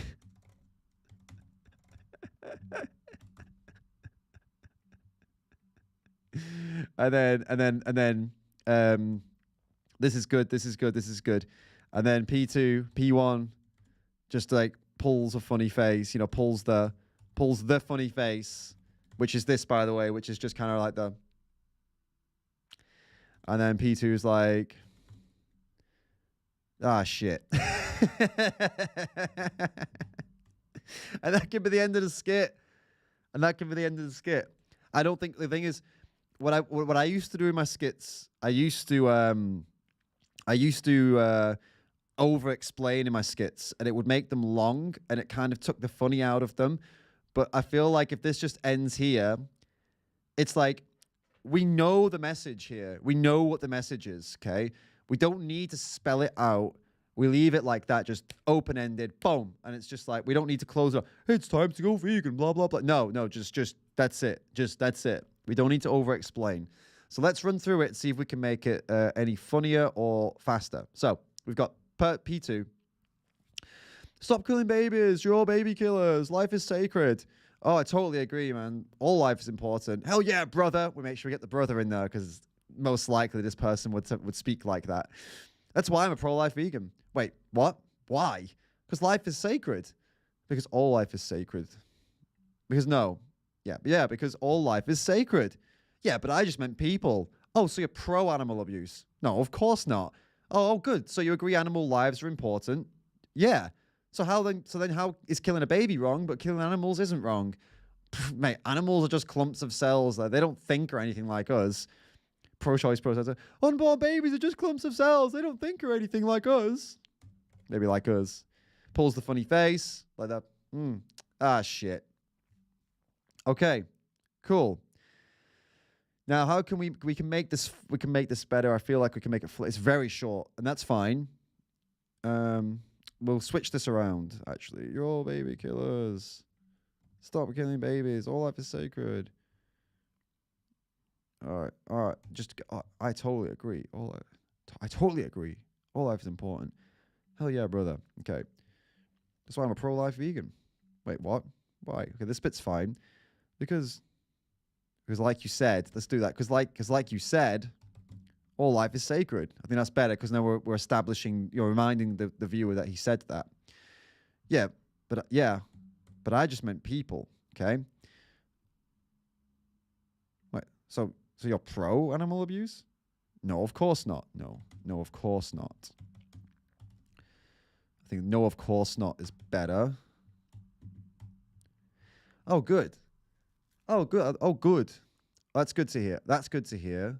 Okay, maybe something like, not oh, good. I don't like oh in my skits. That's good to hear. That's good to hear. So you agree, animal lives are also important?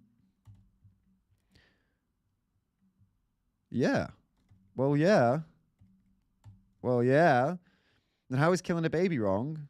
But killing animals isn't wrong. Animals are just clumps of cells, man. They don't think or anything like us. Unborn babies are just clumps of cells. They don't think or anything like us. Ah, shit. All right, cool. I think this is funny. I mean, it's going to stir some shit up, and it clearly doesn't deal with a lot of the issues that we want to get into, like, you know, these bits here. But also, it doesn't shit on them.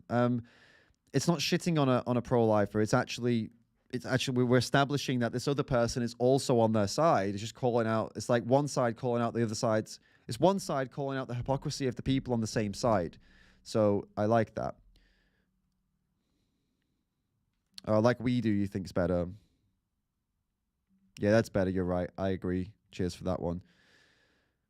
Cool. All right then. I think we've got something here. So now we're just going to film it. I don't think I'll be able to live stream the filming of this because I'm going to need to use the green screen. And using the green screen means I'm going to have to use the green screen and the camera because I'm not going to do this on my mobile. I don't think. No, I don't think I will on my phone. I think I'll actually use the proper camera for it. Yeah, potentially. So I either way, even if I use my phone, I wouldn't be able to film this for you guys because I'm going to need a ton of light, and won't look. You won't be able to see anything. It's just going to be it'll just be like completely blown out. So, but I think we've got something solid, and also we've got these cool ideas over here as well for the for like a longer video, for you know, a video essay or a podcast. So yeah, great. So there's one script down, one little scripty skits down. So we've done this one now. We'll put like a little. I guess I can put. Can I put a tick next to it? I don't know. Just put an X next to it. Tick dink. Oh, hey. Put an X there, man. What's wrong with you? There we go. All right. So the next one you guys voted for was number 2. Men who think hurting animals is masculine. Let's look into that one, shall we? Again, well, let's do let's put our ideas out first of all. And let's start with that. Men who think hurting animals is masculine. All right, cool. So, we got it. Well, so what do we want to talk about? The same thing. We'll do the same as we did last time with this kind of process. So, video men who think hurting animals is just manly. I suppose I'll put manly. Men who think hurting animals is manly. What do we want to talk about? What are the things we want to cover here? So, we can go with ChatGPT. That's true. We can go with ChatGPT as well and see what it thinks. Right. It's funny. Write a video script. Write a fictional hypothetical. That's so funny. Video script about how silly it is that men think eating meat makes them manly. Why not? Let's see what ChatGPT throws at us. Oh, it's just straight up doing it. So it's for centuries, societies attached certain stereotypes to men and their eating habits. One of the most common is that eating meat makes a man manly. Character 1, I don't know about you, but I feel like a real man when I sink my teeth into a big juicy steak. Character 2, really? I think it's kind of silly to think that eating meat makes you more of a man. I mean, what's manly about eating something that used to be alive? It's tradition. Men have been eating meat for centuries. It's part of what makes us men. But just because something has been done for a long time doesn't make it right. And being a man isn't about what you eat. It's about who you are as a person. I never thought about it that way. I guess I've just always assumed that eating meat was manly. Meat is not the only source of protein, but also a good source of iron, which is essential for character 3, which is essential for maintaining energy levels and overall health. Eating meat doesn't make you manly. It's about making healthy food choices. Well, there's other sources of iron and protein. Eating meat or not doesn't define your masculinity. Being manly is about being true to yourself and making healthy choices that align with your values and beliefs. Society stereotypes should not dictate our choices. So we can copy this. It's all right, but I think we can do better.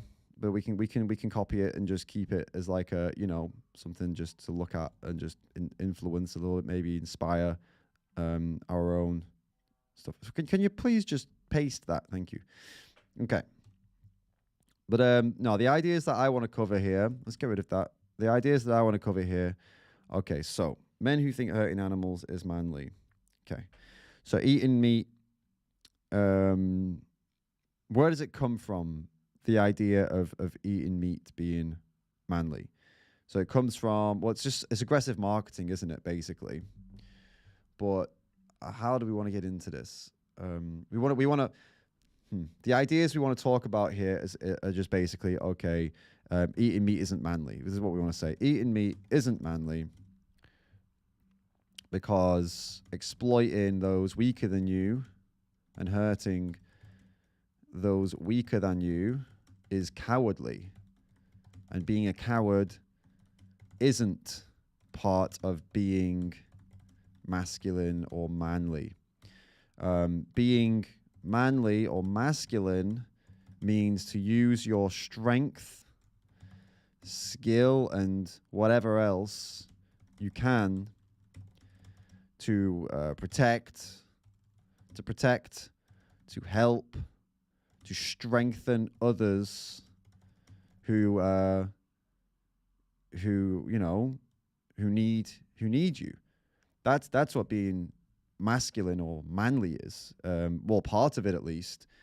It's being courageous and doing what's right, even when it's the hardest thing to do.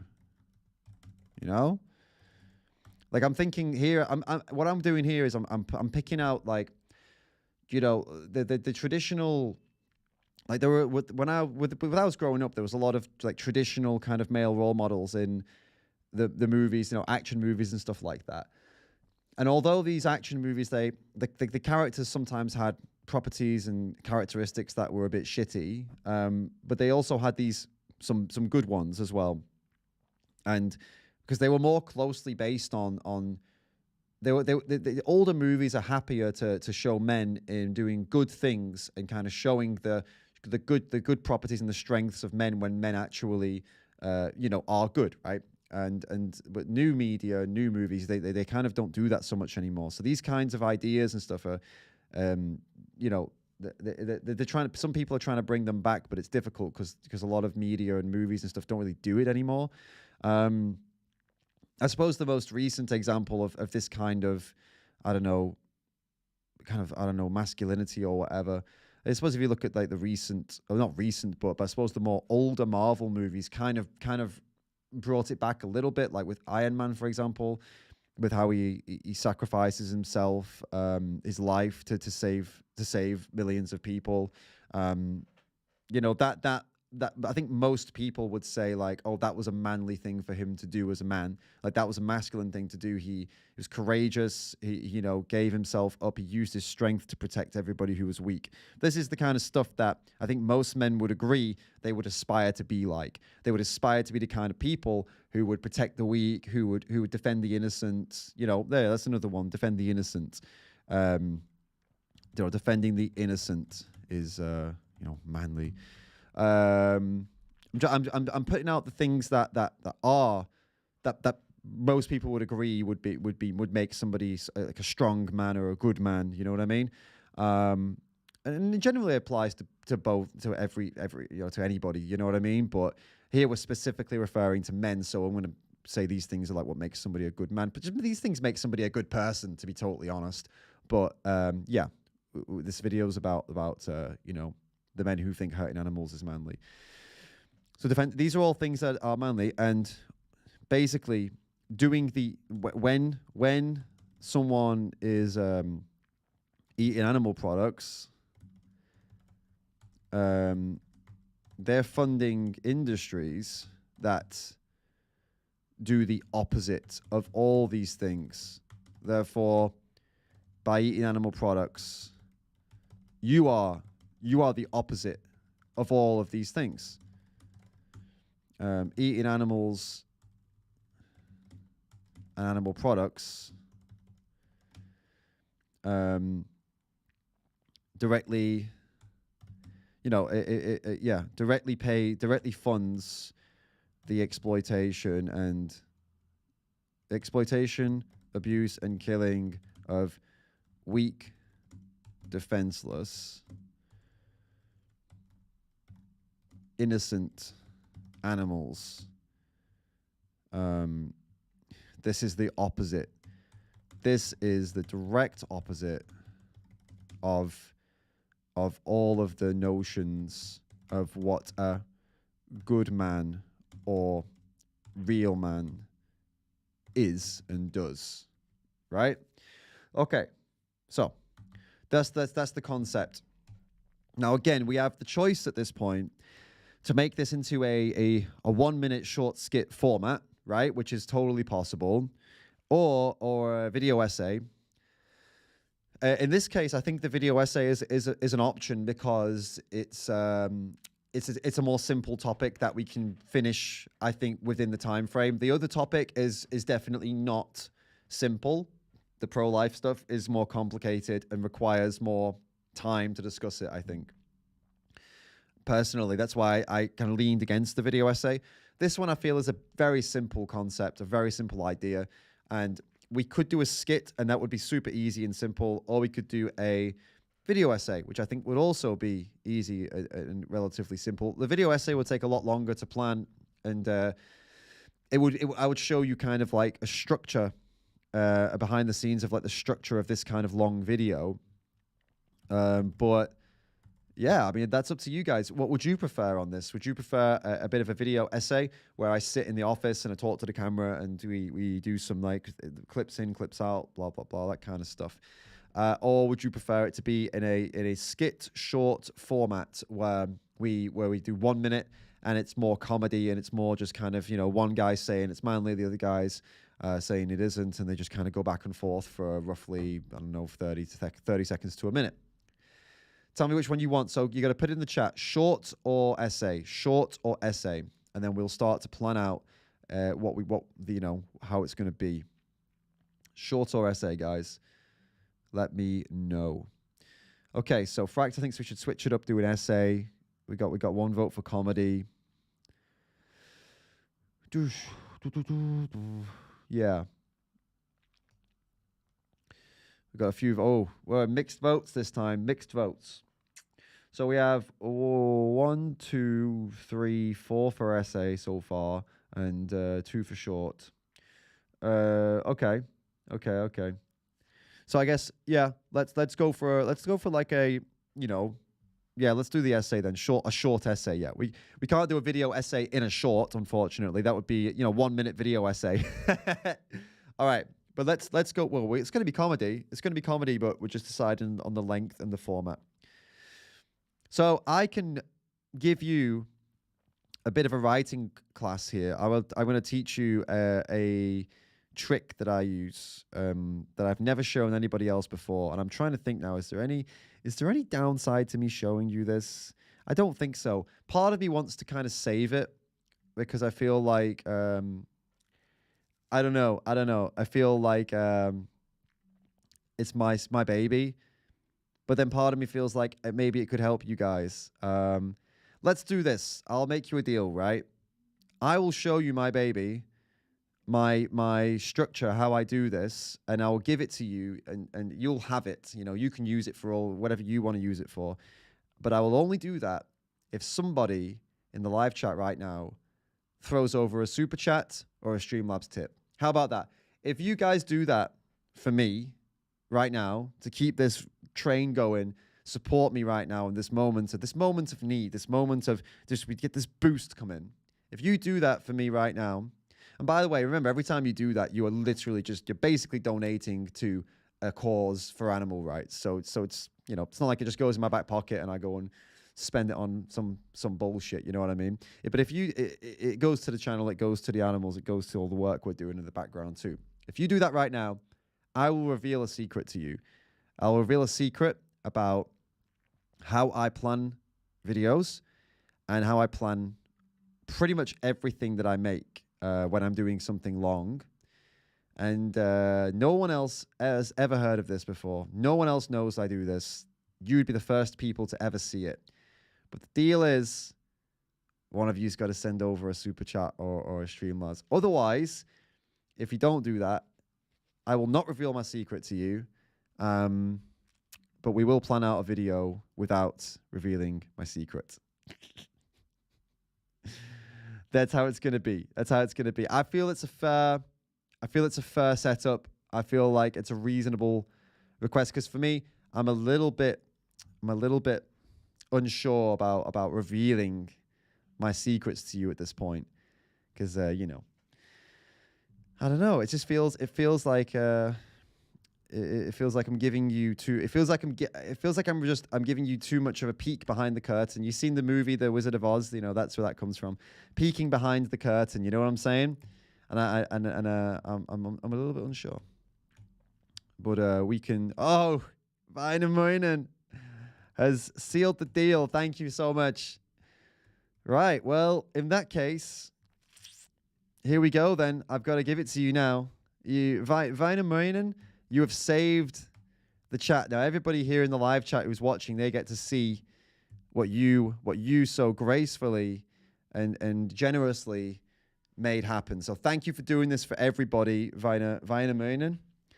And let's do it then. Let's reveal the truth. Let's reveal how I do this, okay?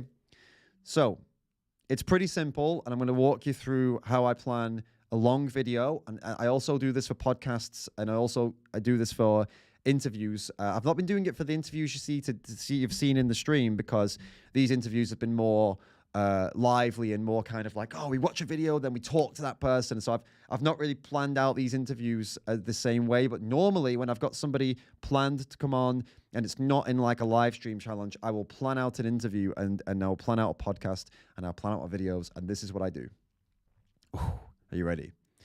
Okay, so here are the things. Here's what I do. Okay, we've got theme, concept, hero, villain, intro, build questions, or build, it can just be build, it needs to be questions, escalation, payoff, conclusion. Okay? These are the core elements of every single story you have ever read, or every movie you've ever watched, every video you've ever seen, every piece of content you have ever laid your eyes on that has some kind of story has fit into this. All right. So, for example, if we take, let's take some really famous movie, something that we all know. Well, we just talked about Arnie, didn't we, in the Terminator? Okay. So let's go with Terminator 2. All right.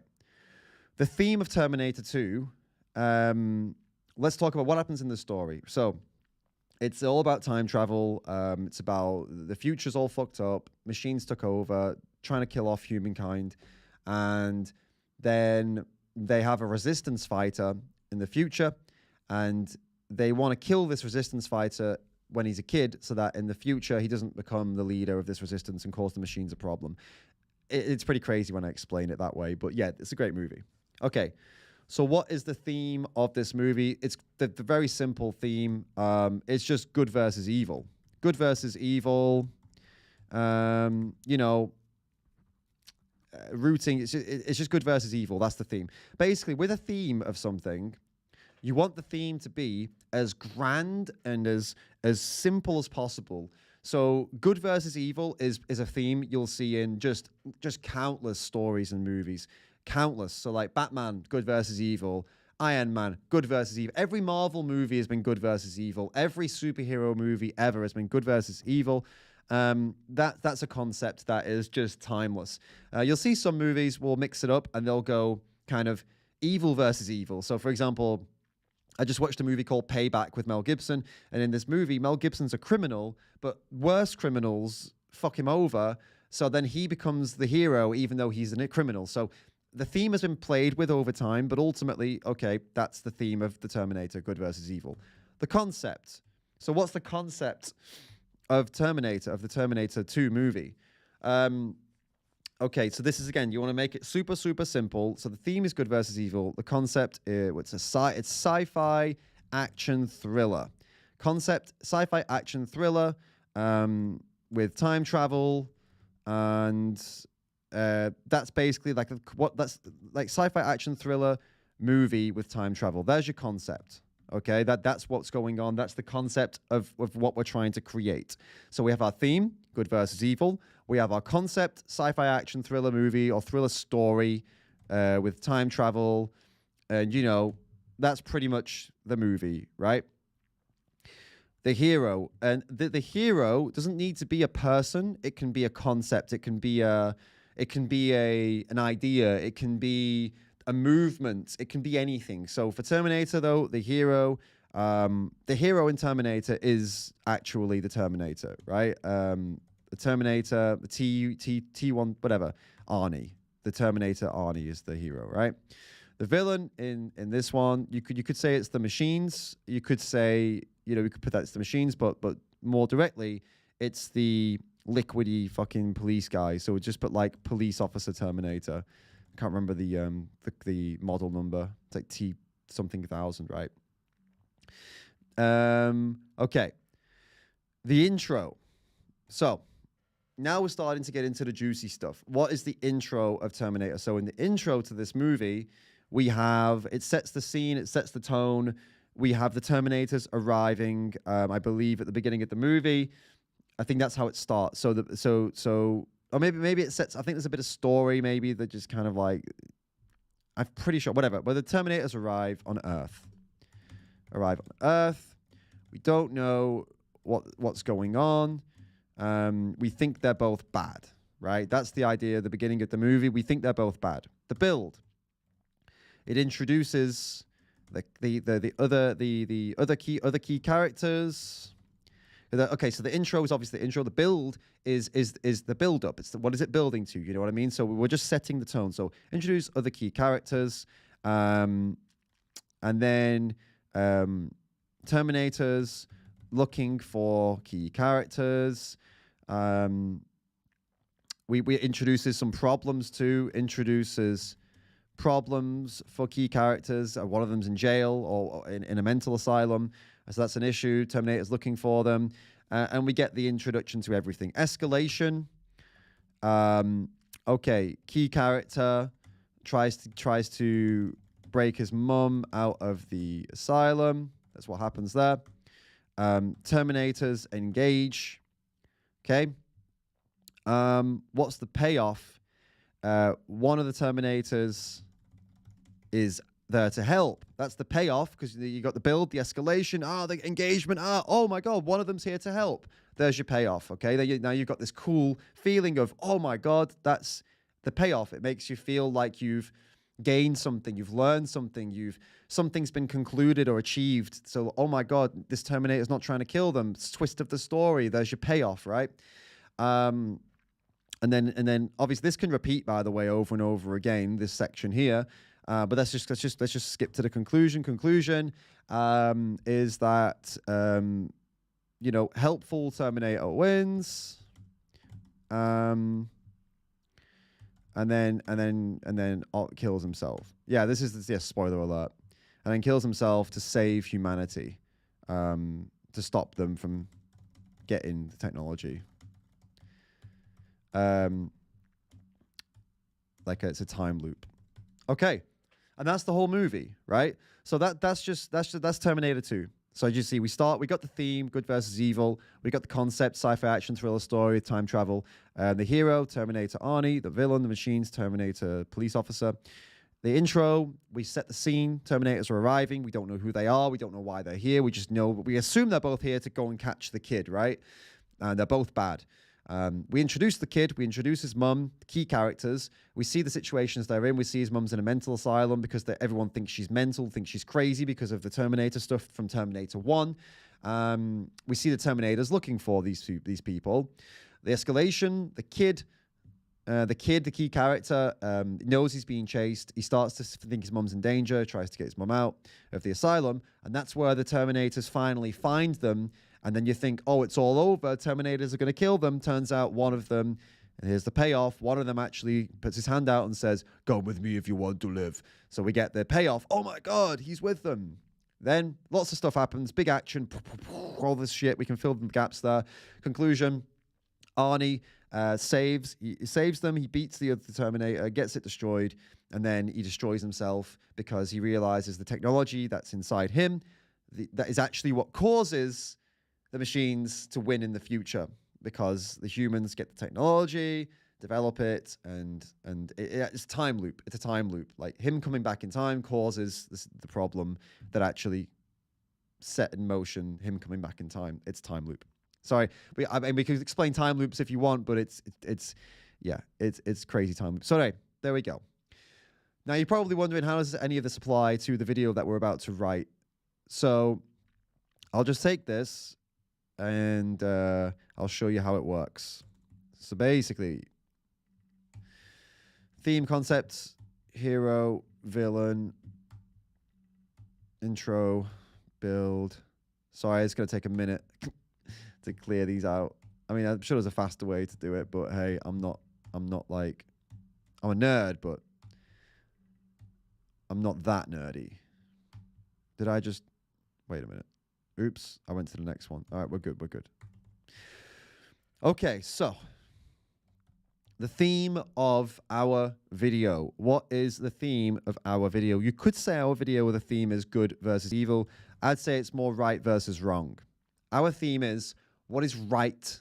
What is right? What is the right thing to do? And what is the wrong thing to do? Because we're dealing with people who think hurting animals is right or manly, okay? And what we're saying is, it's not manly, it's cowardly, and it's wrong. So we'll go right versus wrong. Like I said earlier, the theme of whatever you're making should be as big and grand as possible. It should be something that anyone of any walk of life can get into and be like, oh, I get the theme here. This is good versus evil. This is right versus wrong. This is, you know, so you got to always kind of make the theme as powerful as you can. The concept of what we're doing. What is the concept? So the concept here is we're making. Oh, thank you. I got some food. There's some tofu on toast. Look at that. Scrambled tofu on toast. Looks good. All right. The concept. So we're going to do a YouTube video, okay? So that the kind of concept is, it's not necessarily a story. Concept would be it's non-fiction, educational video with comedy, and a moral message. Okay, that's our concept, let's say. That's what we're trying to go for here. So now we've established what that is. Who is the hero of our story? Well, now I said this earlier. The hero and the villain don't need to be people. And oftentimes when I'm making videos, they're not people. The heroes and villains are ideas. So the hero of this story is actually the realization that manliness doesn't equal killing animals, right? That's the hero of the story is defending the innocent, let's say. You know what I mean? Defending the innocent, defending animals. We can put like lots of ideas into that, okay? Or you could even say like, yeah, veganism could be your hero as well. I mean, that's also a simplified way of it, putting it. The villain, thinking killing animals or hurting animals is manly. That's the villain. You know, cowardly behavior towards cowardly behavior, exploiting and hurting the innocent. These ideas and these things, these actions and behaviors, these are the villain. Okay, so it's not, like I said earlier, it's not an individual necessarily. It doesn't have to be an individual. It can just be an idea. Sometimes it is an individual. Sometimes, like if I was making a video about Joe Rogan and James Wilkes, we could say, oh, the hero was James Wilkes and the villain was Joe Rogan, because in that, well, maybe not Rogan, but what the guy he was, Chris Kressler, you know, that guy was the villain because he was a liar and he was spreading misinformation, and James Wilkes was the hero for coming in and saying, hey, you're full of shit, and I'm going to talk you through why you're full of shit. So, you know, that would be an example where there's a hero and a villain.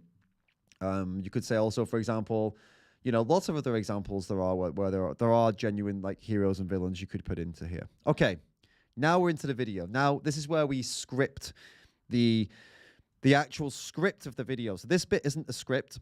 This is just to set the foundation for what we're going to create and make sure we're all in alignment here. Then you get to your introduction. This is an actual video or story introduction.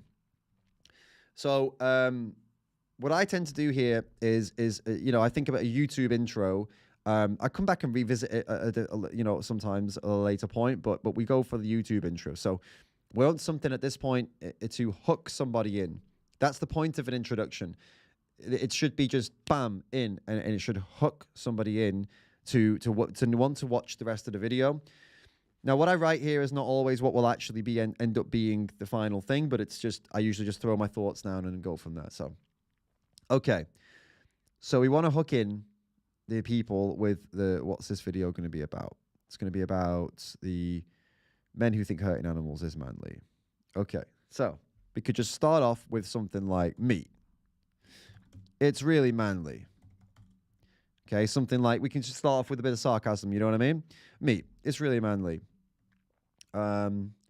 Is there anything that makes you feel like more of a man and tucking into a big juicy steak?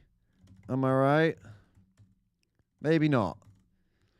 You know, this is me just spitting it out, you know what I mean? So, maybe not. Because like the am I right, it's usually, that's not even a question. You see what I mean? Usually, am I right? Yeah, am I right? It means like, isn't it so? Like, it's just very like, you know, it's not a question. But like, actually, maybe not. Maybe, actually, maybe not. Okay.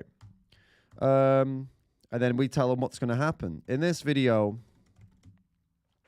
now here's where we have to get creative, because, you know, what are we going to actually do in the video what are we going to do in the video? Let's tell people, what are we doing in this video? Are we going to use memes? Are we going to use examples? Are we going to... we've already done it. In this video, I'm going to use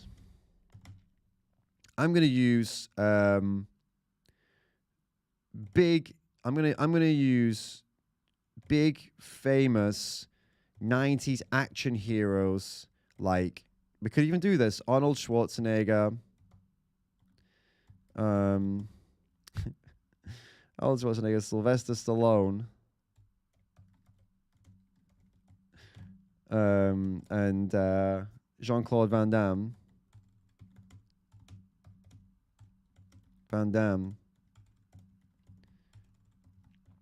To show you why eating meat actually isn't manly at all. Actually isn't manly at all, and is about the most cowardly thing a man can do. Now, here's my idea. Here's the concept I've got here. Now, we can change the concept now, because the concept, educational video with comedy and a moral message, using 90s action movies to make a point. Okay. So what I can then do, I can go through some of the action movies. We can pick some out together from the 90s, from you know, even potentially a thing like late 80s. You know, those just classic masculine men with these movies. And we can use examples of them in these movies and the good behaviors they have, protecting the innocent, defending the weak. And we can pick clips out of them and go, in this movie, for example, I don't know, in the Terminator 2, you know, one of the most famous sci-fi movies of all time, Arnold Schwarzenegger's character is he's a machine or whatever, but we all consider Arnie in that movie to be masculine and manly. Why? Why do we consider him to be masculine and manly? Well, he's big and muscular, sure. But it's not just his body, is it? It's his behavior. He's protecting a woman and a child for the whole movie. Now, of course, the woman is also a pretty fucking badass, right? There's no denying that. But the child is totally vulnerable, could be picked off at any moment. And this Arnie's character throughout the entire movie is seen as a hero and a man and all this stuff because of what he does, right? He's defending against this horrible guy who's trying to hurt the weak, he's trying to hurt the innocent, and he's doing it for evil reasons, right? So we can talk about those ideas of why these men seen as heroes. You guys put like Die Hard, practices Die Hard or James Bond. I suppose James Bond might be a little bit trickier, but yeah. I mean, I suppose, you know, he's trying to save the world most of the time, and when he's not trying to like sleep with the women, he is trying to defend them. So I suppose that is a good point as well. There's Die Hard, yeah, where he puts his life on the line, you know, completely messes himself up to save the innocent, to save the weak. I like Die Hard's a good one. We could put Bruce Willis. Die Hard.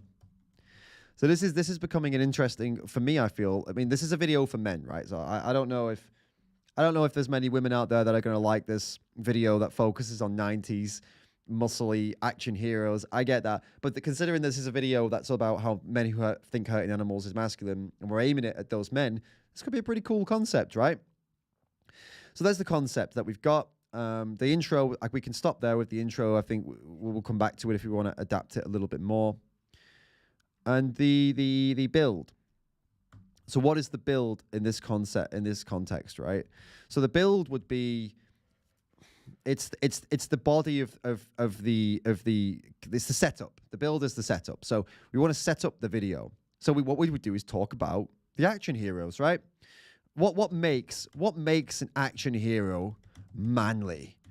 Why do we look at why do we watch Die Hard, you know, and root for Bruce Willis? So what's his name in Die Hard? What's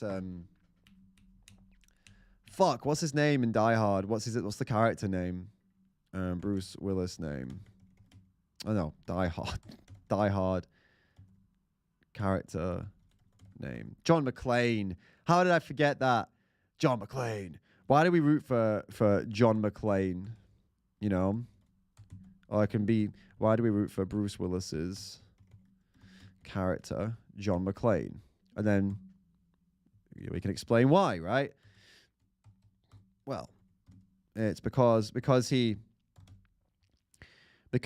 an average looking guy. He's an average guy, even, because he's not like, this is cool thing about Die Hard is that Bruce Willis in that movie is like, he's not even like muscular. He's not even like a ripped dude, you know. He's an average guy because he's an average guy who puts his life on the line to fight evil and save the innocent, right?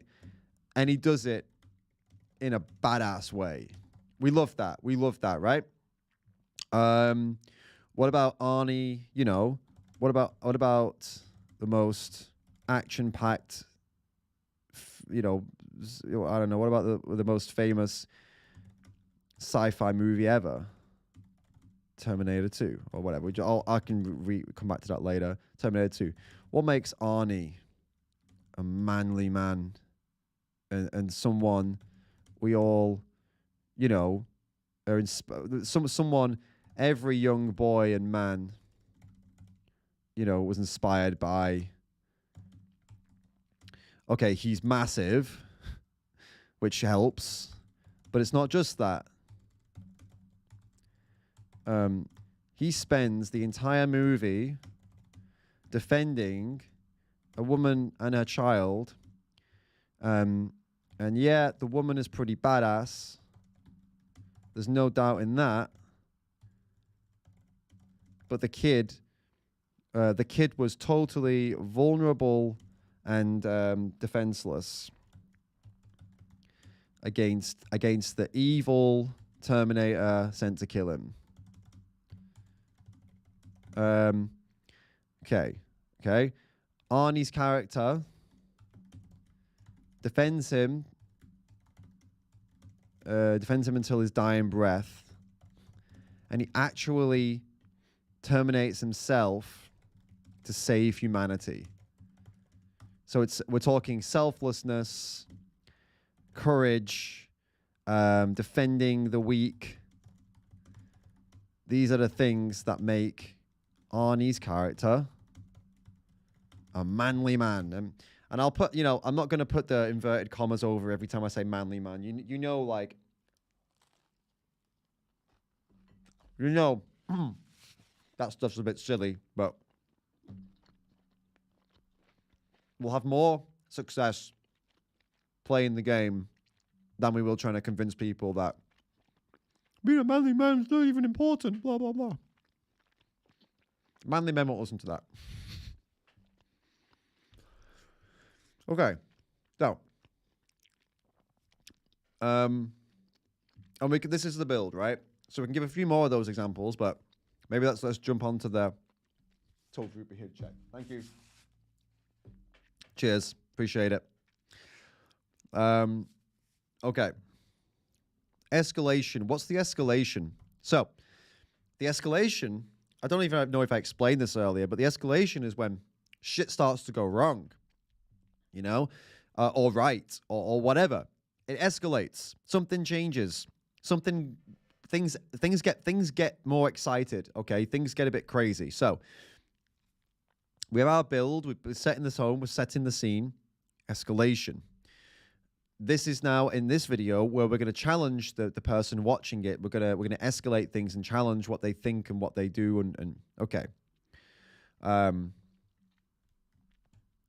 So we could start the escalation area with, I don't know, what are animal products exactly? Let's start at the beginning. What are animal products exactly? What is meat? What is eggs? What is dairy? What are eggs? What is dairy? You know what I'm saying? Start there. Where do they come from? Does it all match up with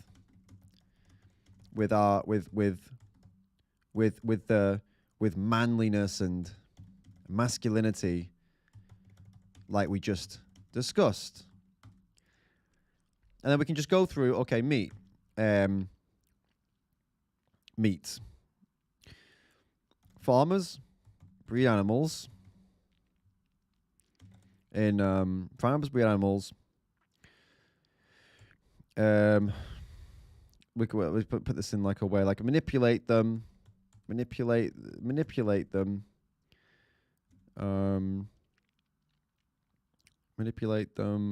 confine them, force them into trucks that take them to slaughterhouses where workers force them into, contraptions to keep them still while they, bolt them in their head and cut their throats. The animals have no chance to escape, no chance to defend themselves. Don't know what's going on.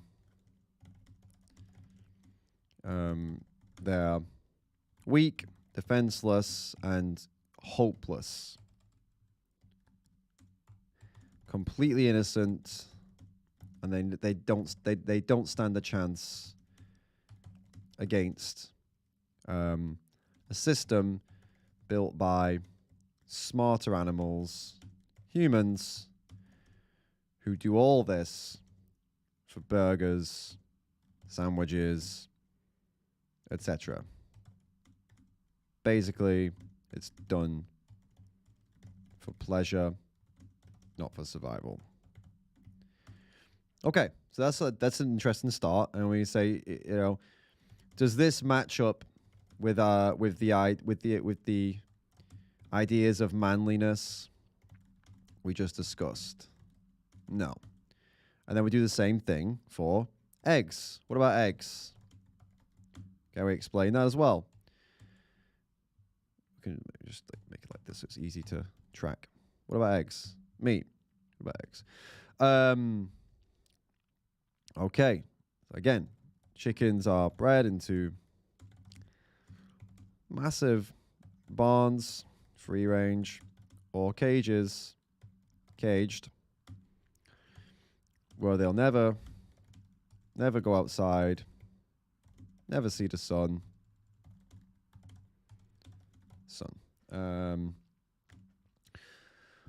What else? And we'll talk about they've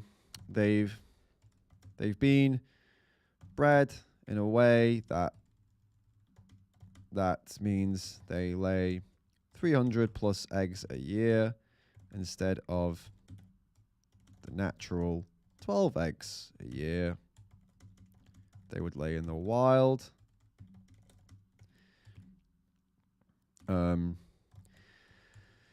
They end up sick, diseased, disabled from the strain on their bodies. Then when their egg production slows down, or or when they get too sick, injured, or old, too sick or injured from their treatment in the farm, or just too old, they're sent to a slaughterhouse to have their throats slit by a machine. Again, they're completely innocent and defenseless, and it's easy for people to do this to them. That's why it's done. Okay, and we can revisit this obviously. And again, does this match up with the ideas of manliness we discussed? Oh, and we can explain why it doesn't as well. Okay, and we'll get to dairy. We'll do dairy as well, but you get the idea. Then we go down to the payoff here. Okay, the payoff is now we got to keep it interesting without. We don't want whoever's watching to think the video is about to end. If somebody gets the sense that the video is about to end, they'll click away. So we need to give them something that that gets them thinking. Okay, so let's think about this. What about if we say that how would Terminator 2 look? How would Arnie in Terminator 2 look if he spent the movie killing other kids but protecting the one kid? Like, imagine he just mindlessly murdered every other kid in the movie for no reason. You know, just a total mindless machine that only has one objective and has no issue wiping out thousands of innocents, just because. Would we say he was a manly character? You know, would we root for him and be anywhere and be as impressed as we were in his, you know, by the original character? No. We'd say he was psychotic. It would ruin the movie.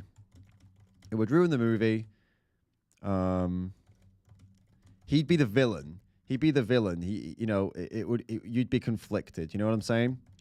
And we can talk about a few more ideas as well. You know, like we could talk about Die Hard. What if in Die Hard, you know, John McClane, Bruce Willis's character, what if he just literally just tried to shoot the terrorists in the movie, but kept missing and just killing all the innocent the hostages, and like just wiped out half of the hostages by accident, or and then laughed about it, right? Imagine that. So yeah, exactly. What about if John McClane in Die Hard accidentally wiped out half of the hostages and laughed about it? Would we see him as a hero, masculine, strong, or would we see him as another villain? Someone, you know, an asshole, someone evil for laughing about killing innocents, you know? So this is the payoff. This is us setting the, like, you know, okay, what about if this happened? What about if this happened? I think that's pretty cool. I think it's quite fun, and it's silly. It's funny because we're saying silly things like, what if the Terminator just wiped out every single child, you know? And we can do some funny memes there or something like that. Just the Terminator, I don't know, just killing people for no reason or something. It could be fun. We could try and do something there. Okay, and then the conclusion, and this is where it gets tricky because we want to conclude the video, but the longer the conclusion of the video is, the less people will watch it, because you get to the end of a video, and like I said, if you sense that the video is about to end, and you can tell it's going to end, the intonation of someone's voice. So, you know, at the end of the day, guys, that's it. Someone's going to click off. Someone's going to click off the video. Like, you've got to keep the tone like something else is coming, and then just pop off, just finish the video. Like, if you say something like, well, that's it for this video, guys. I see a lot of YouTubers do that, and it's fine, but you'd get a lot more traction if you didn't do that, because maybe you got like another 10 seconds at the end of the video, but that's 10 seconds people won't watch, and if you times that by, if your video goes viral, if you times that by a million, that's a lot of seconds that people aren't watching at the end of the movie, and it could stop your video from getting to that next level of viral, right? So you wanna finish the video as abruptly as you can, whilst also making it a nice ending. I don't agree with just cutting it. I don't think that's good. But you want to have the outros smooth and like 2 seconds outro. So it should just be content. Keep calling out BS. I'll see you in the next one. That's the outro. Done. Before they even realize the video's over, I've said that's the that's the end. It's very quick. Do you understand? It's very, very quick. My ending. So the conclusion, we got to keep it conclusive, but we can't have it stretch out. So the conclusion we want to tell people is, think about what you're doing and change it, right? But we've got to make it so they're still intrigued, they're still interested. So let's think how do we do that? How do we conclude? We don't want to feed them the answer to the problem. We want them to get there themselves. So let's not over-explain, like, oh, so, this is why you should go vegan, because maybe that's just not going to be when they hear that, maybe that's not the right vibe that we want to go for, but we want to get that message across. So what should we do? Maybe we can ask a question. What action can you take? Maybe something like that. That was just...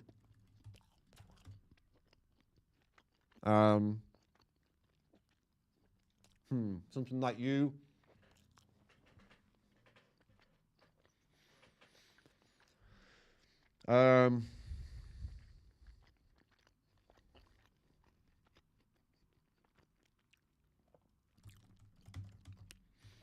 Do you have what it takes to be a real man and protect the innocent? I think so. Keep calling out that BS. I'll see you in the next one. So I think this is good. Do you have what it takes to be a real man and protect the innocent? Do you have what it takes to protect the innocent and be a real man?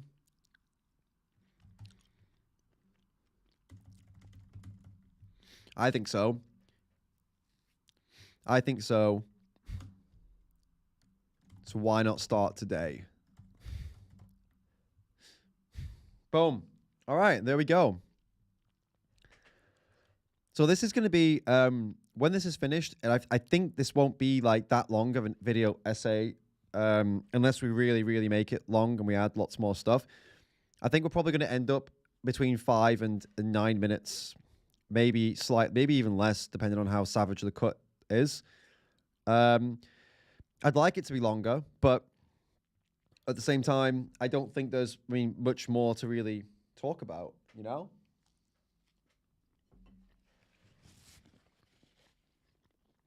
I feel like the script has worked out kind of nicely.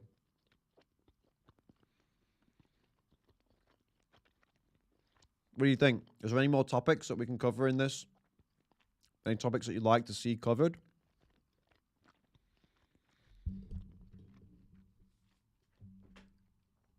Oh, this is nice scrambled tofu.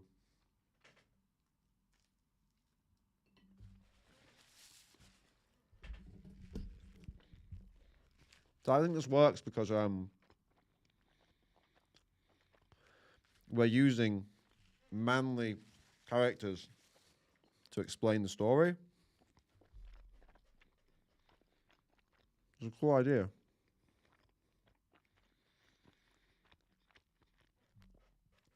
So, I hope this helps you guys in planning out your videos and your content and your stories.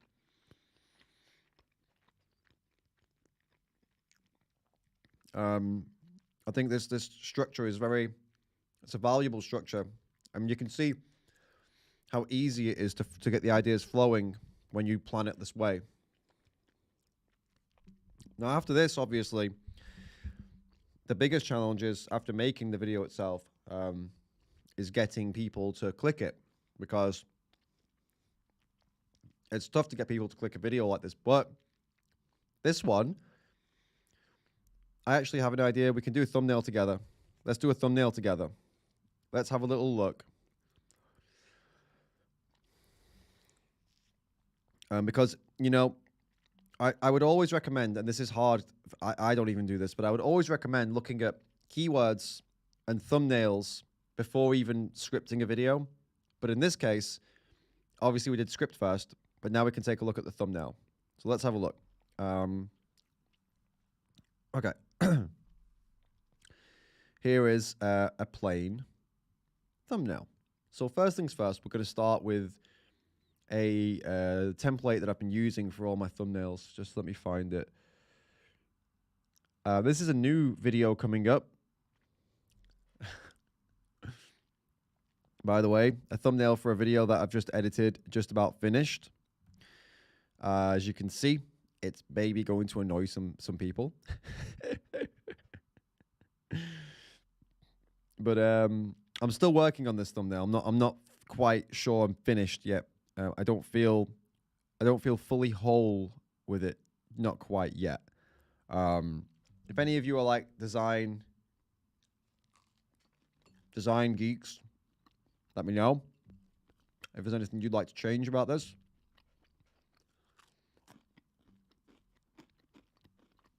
Because yeah, I've been thinking about how to, you know,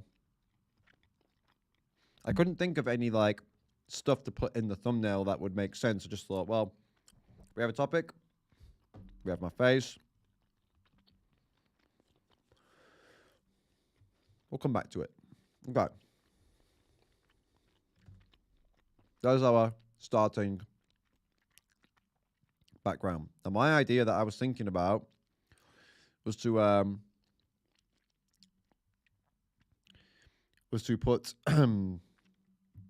some of the characters in here. So Terminator 2, we just put them in the thumbnail. People, recognizable people, right? Let's get like a large.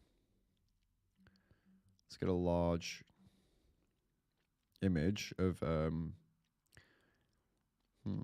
Oh, that's a pretty good one with the gun, but I don't know if the gun would look a bit. I mean, I like that though. I like that shot. Maybe we can use that. Let's have a see how big this one is. I mean, it seems like a big photo, but it seems like low. Oh, it's better quality now. Okay, let's play with that. We don't need to commit to it fully. We can just pop it in, see what we get. Okay. Okay, and then we just get him out. Maybe the kids too. Maybe it'll work. I'm thinking one character on the left, one character on the right. Okay, we're gonna have to do some of this manually. All right, let's just. I think we'll take the bike as well. Just try and. All right, select these out, and then just pop them out. Okay, nice.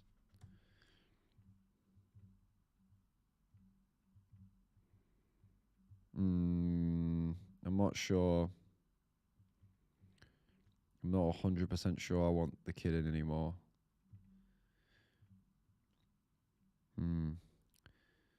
There's something to it. Let's just try and... Oops.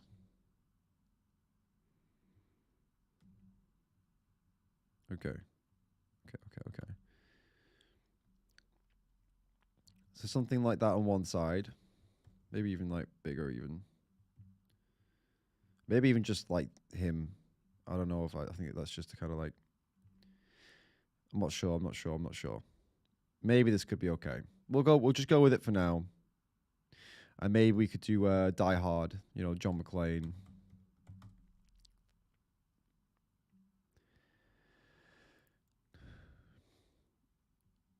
That's a pretty good image. It's too small though. But you can find that bigger version of that one. We might be on it. This is like high res. Claims it's a license. Come on, now. You can't like license that. Come on. I mean, this is like this shot. This middle shot here is the shot. You know, this is the one that people know. But we can probably use that. And there's something kind of special about this shot where he's in the, you know, in the ducts or whatever. I always wonder, can you actually crawl through those?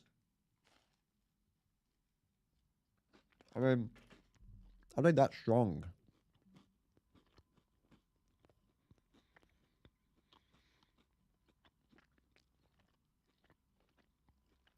It's a bit annoying we can't find the...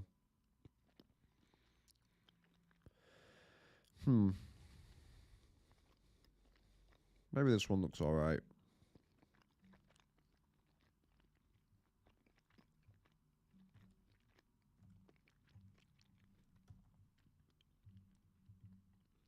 Okay.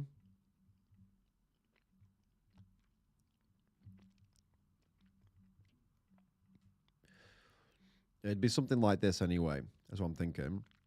To get people really, like, you know, recognizable characters from very big... The Arnie one is a bit blurry, so I don't think we'll use that. We'll find a better one. But this is just a concept right now anyway.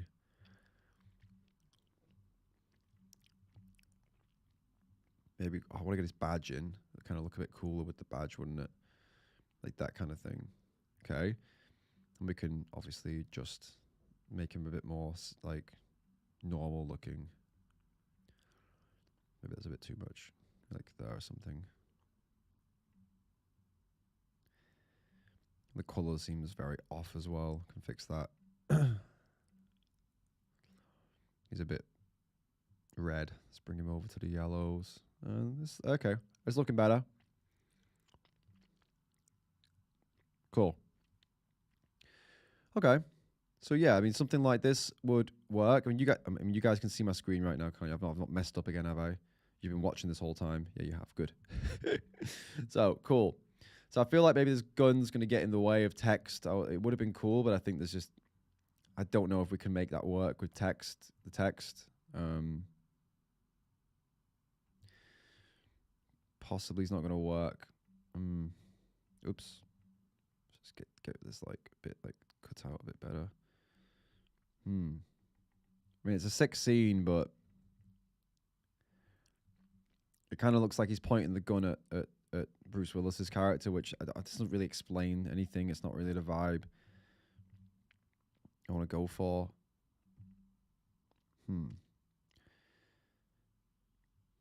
But it works. I mean, it works to have famous people. This is my point here. Like famous people on the thumbnail. It's a topic that's like, you know, it's not a very attractive topic by itself. But with these guys in the thumb, maybe we get some clicks, right? So let's just pop some text on and see how it looks. No, not there. Let's try again. Okay.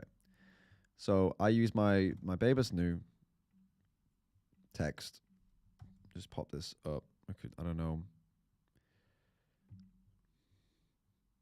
We could do something with this, I think. Make it white. First off, just get the drop shadow and stuff sorted out. Pop it over to this side over here. And then get some stroke on it. Just the outline. Gonna make it a thick outline. Oh, the hell? Oh, yeah. All right, sweet. Now we got that nice text there. Maybe a bit more of a distance on the drop shadow, I think. Yeah, that's cool. Great. All right. Okay. So now we got to just think. What do we want here? I mean, we got these guys. I think having some kind of meat or something in here. What about if we take the gun away, put meat in his hand instead.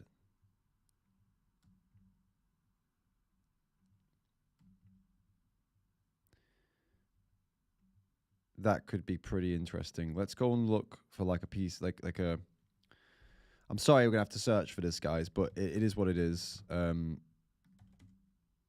Just like steak PNG. I know, we don't want to see this, but it works. We need to catch people's attention, like just something like that. Obviously, I just need like a PNG image of a piece of meat like this, basically.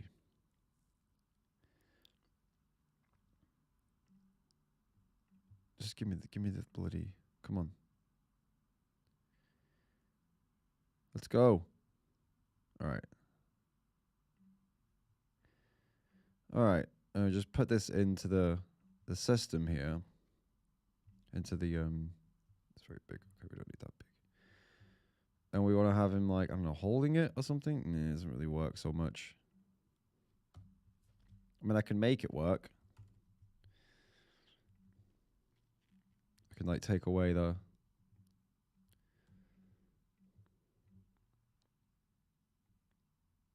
Try and have it so that he's like holding it. It's a bit weird though. You want to have him holding a banana. That's also an option, I suppose. To have him holding a banana. If you want to do that. But I suppose the more the idea is that, you know, I mean, it kind of works in a weird way to have him holding it like that. Kind of. It's just that he's like, the idea is that he's just holding it out necessarily, not shooting. And then we'd have some kind of text like, this is at the moment we're just playing with the concept. We could have him over here, like, just like, what the fuck? Oops, didn't work. Let's move these together. It's fine. Okay.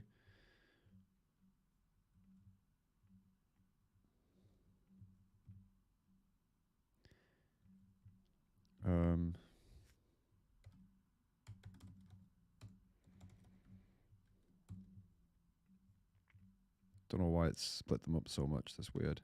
Oh, that's not what I wanted to do. Oh, Jesus. Right. I think we're onto something there. I mean, it's a concept that it kind of works. I feel like it you know, could be potentially good. Oops, that's not what I'm trying to do. Could change the text color here to like the red.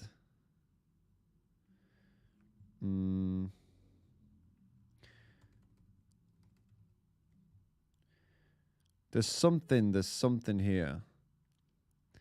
Yeah, you guys are saying to like use a banana or an apple or something. I get it. I'm not convinced that it's going to be as like, you know, we're talking, the video's about meat, you know what I'm saying? So I'm not sure if it would be sensible to put like a, you know, a piece of like a banana in there.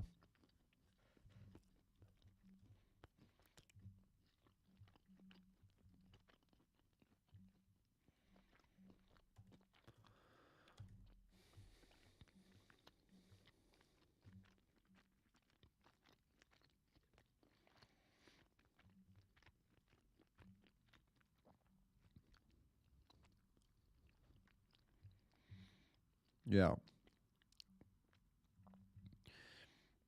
I see you talking about putting like is meat flakes manly. Problem with that is this is a video that's not for vegans. This is a video for meat eaters. So we don't want to have anything that's vegan language in this one. Otherwise, it's just not going to attract them. Unfortunately, it needs to be something that attracts your average meat eater. Not just your average meat eater, like a meat eater who fancies themselves as like a men's man. You know what I mean? That's the kind of what we're trying to do here. Remember? I mean, I don't think this is terrible. Let me just try and get this looking a bit more, a bit less shit, basically here.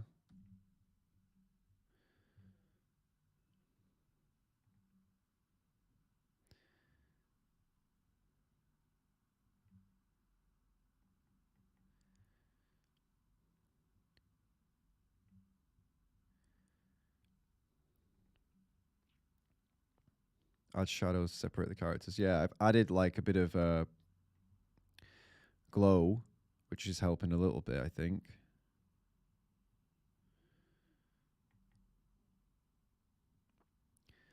The glow separates them off a little bit. But yeah, no, you're right. There needs to be some more separation. Okay.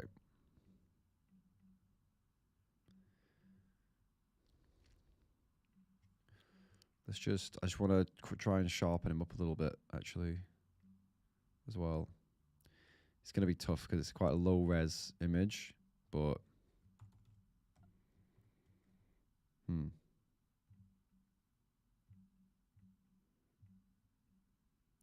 mean, we're not going to get them like the same kind of sharpness, unfortunately. We can sharpen them up a tiny bit, I suppose, like that.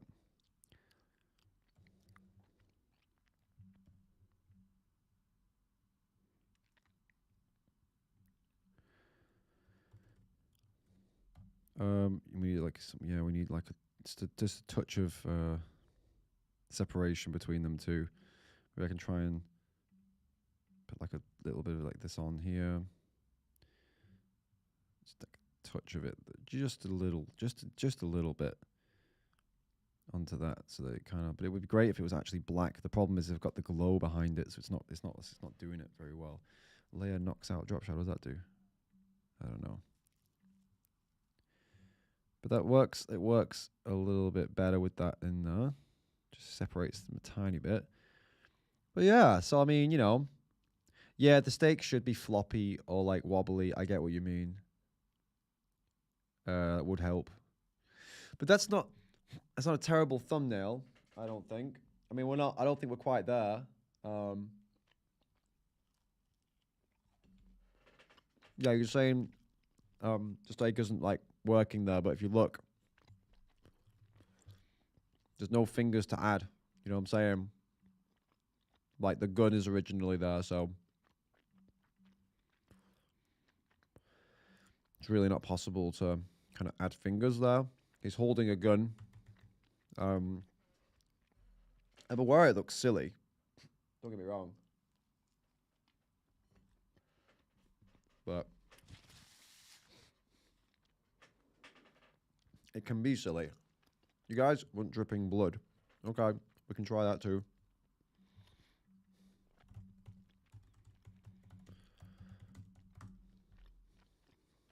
Okay. Like, obviously, sorry if any of this is bothering any of you guys, but I mean, for me, when I'm editing these kinds of things,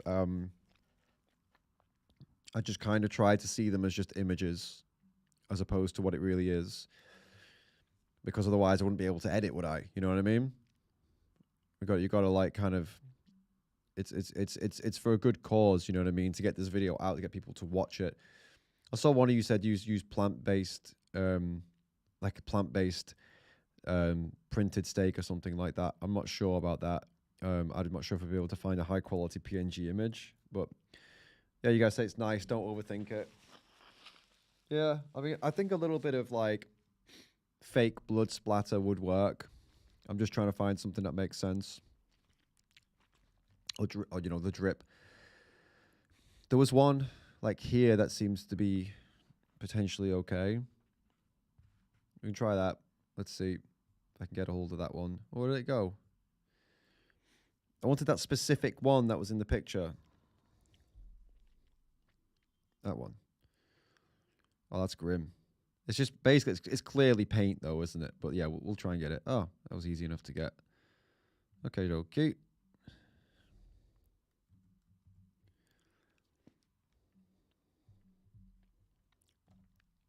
It's a bit silly.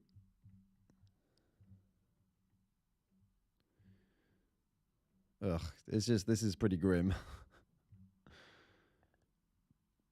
I need to get this somehow to match with the... Okay. Yeah.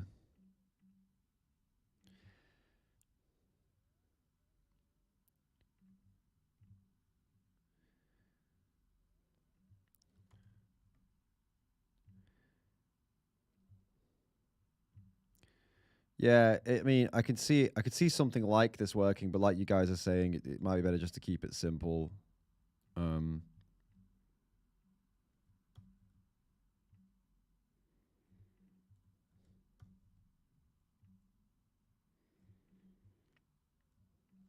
mean, yeah, potentially keeping it simple might be better. It doesn't really match either. Like I can make it match, but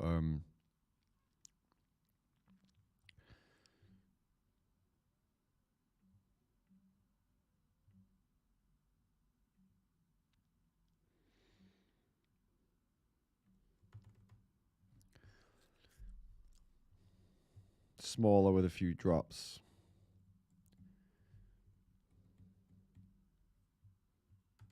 Yeah, it's a bit OTT in it. All right, a smaller one. We can try then. We got some other ones here, like this kind of thing maybe. That looks really fake though, but I suppose it should look fake, really. I mean, we don't want it to look real.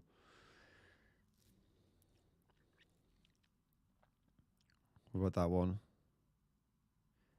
No, it's not gonna work. We could try this fake ass looking one. See how that looks.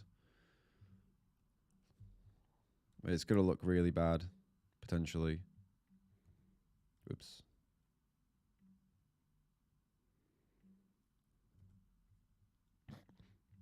I don't think this one's gonna work. Nah. I don't think this one's gonna work at all.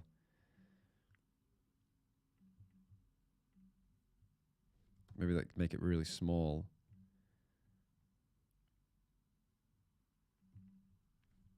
Flip it. Oh wait, okay, there's almost something here, actually. There's almost something here. Hold up.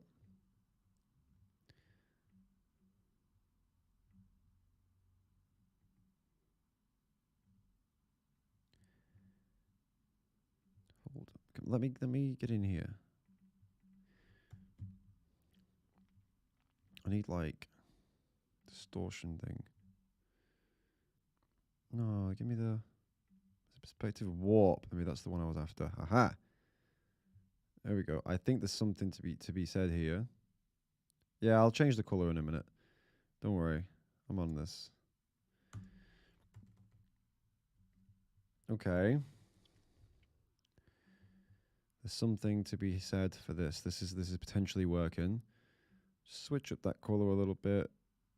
Well, I don't need the color balance actually. I need the saturation one. Cool.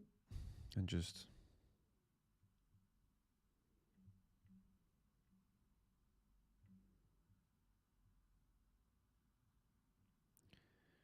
something like that. And just need to get rid of this weird bit at the bottom here. Just kind of like, oi. Oh no. Oh, it's got like a weird drop shadow on it for some reason. Strange. Okay, whatever. It doesn't matter. It doesn't matter if it looks silly because it's supposed to be like not real, so it doesn't look real anyway.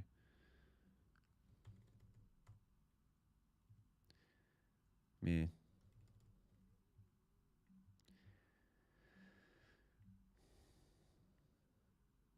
Just like, I suppose that's all right. Yeah, that's fine. Okay.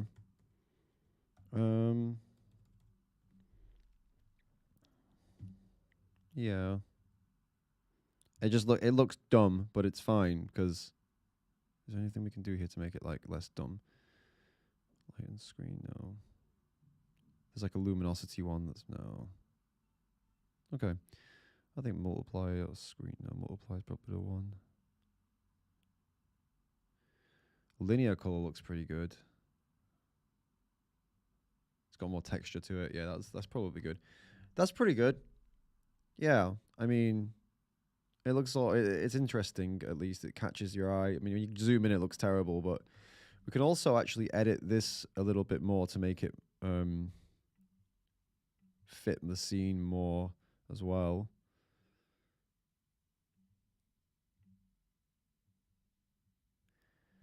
You know, like before, after, just to make it really pop out, right?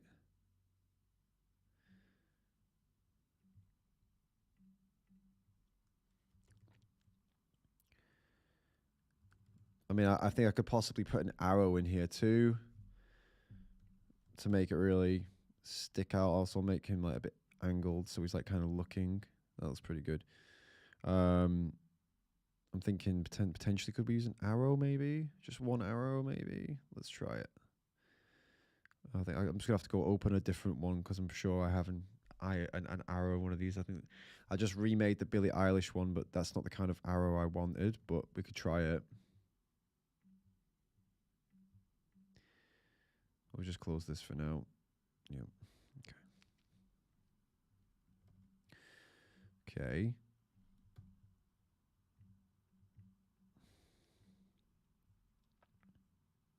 Oops. Whoops. How do I get it today? Okay, there we go. It is like this.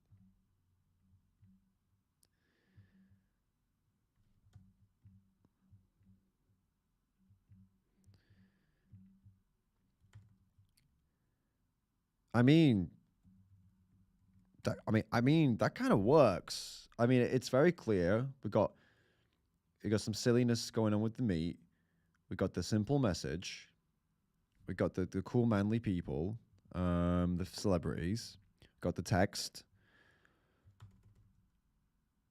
I mean, when it's small, you can see that there's an arrow pointing to something, and there's some color in the shot. I mean, we could do with a high res version, a better version of the Arnie photo, but I mean, it's all right.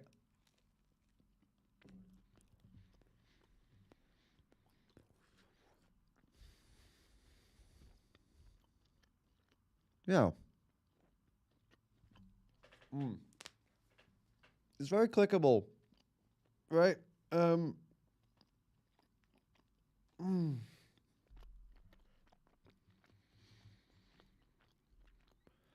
Cool. Cool.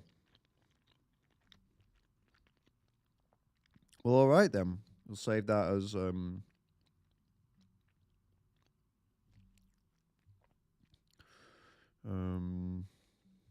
manly meat video. Good stuff, guys. Solid work. Excuse me. Damn. I'll come back to that and I'll see what else I can do with it at a different time. But yeah, so far, thanks guys for helping out with getting that up and running. The next step that we'd have to do would be to come up with a title that makes sense for the video. One that we can get the right search terms for to make sure it actually gets, gets seen. One that gets picked up in that gets picked up by, the YouTube algorithm, that actually, it needs to be some kind of search term that it looks for. Otherwise, it probably won't get viewed by many people. It'll get viewed by you guys potentially. I'd hope so. But we want it to get to the people that need to see it. So let's go and have a look at this. This is another big part of this whole process. Now, are you starting to understand how complicated it is to go from the concept of a video to, we haven't even filmed anything yet. And look how much work we've had to do. So I'll show you this. This is Morning Fame. Guys, if any of you are making YouTube videos and you want to use this, you just let me know and I'll send you a code and they'll give me a free month because this is like a monthly subscription thing. But basically, it directly taps into YouTube's algorithms and stuff to give you the best like search terms and stuff for your channel. Because you can make videos for your audience. I make videos for you guys, of course, but I want new people to see the videos too. So how do I do that? Well, this helps you do that. This is a tool that helps you do that. So what about if we're searching for the word, I don't know, meat? Meat man. Okay, that comes up. What are we looking at? Okay, this is not a very good search term to use. By the way, this isn't the title. These are just the words that would need to be in a title to get it searched, to get it coming up in people's searches. So we've got an A, subscribers, which means it would be good because the level of subscribers people have, I'm pretty close to. Views is pretty bad. The average view for a video with this title, this in the title, is 163,000. My average is less than that. And this and this are both good. Like, it would be good, but the title wouldn't work. So, okay. You want to put in meat manly. Yeah, we can try that. But no, this is telling me here, no one searches for that. That is not a good search term because this keyword was not found in suggestions. So it's not a good one to try and use. Okay. The other stuff says it's good, but it's not being searched for. So it wouldn't be a good one to aim at. Okay. That's what it means. So we can try manly meat. It's manly meatballs recipe. Stuff manly badass hero eat meat. What is that? Manly badass hero eat meat. That's not a good one anyway. You want me to put soy boy? We can try soy boy if you want. So just try it by itself. No, it's a no. It comes up with some other suggestions. Soy boy reaction. Well, okay. Soy boy reaction is a very good search term. It's got an A for subscribers, which means the competition. I have as many subs, close to as many subs as the competition. The views is a D, which is acceptable. It's not an E. As if it's an E, it's not acceptable. But you can see it's not. It's okay. Likes and comments. Again, I'm matching up okay with that, and I'm matching up with relevance. That's relevant for my channel. It's telling me. So soy boy reaction would be a good search term to use. It doesn't really match with our video title, unfortunately, because what would it be? You know, soy boy reaction to meat. It's not really that's not really what we're going for, unfortunately. But I will save soy boy reaction for a different time because clearly it's a good search term and it's relevant and relevant to what we make videos about. As I am a massive soy boy. What else can we look at? Meat eater versus soy boy. No, we don't have that. Meat eater manly meat eater. We could try manly meat eater. Manly meat eater is potentially good. This means it's got an unknown search volume, but it is a common search term. So they don't know how many people look for this, but they know that it is being looked for. So this is actually possibly okay.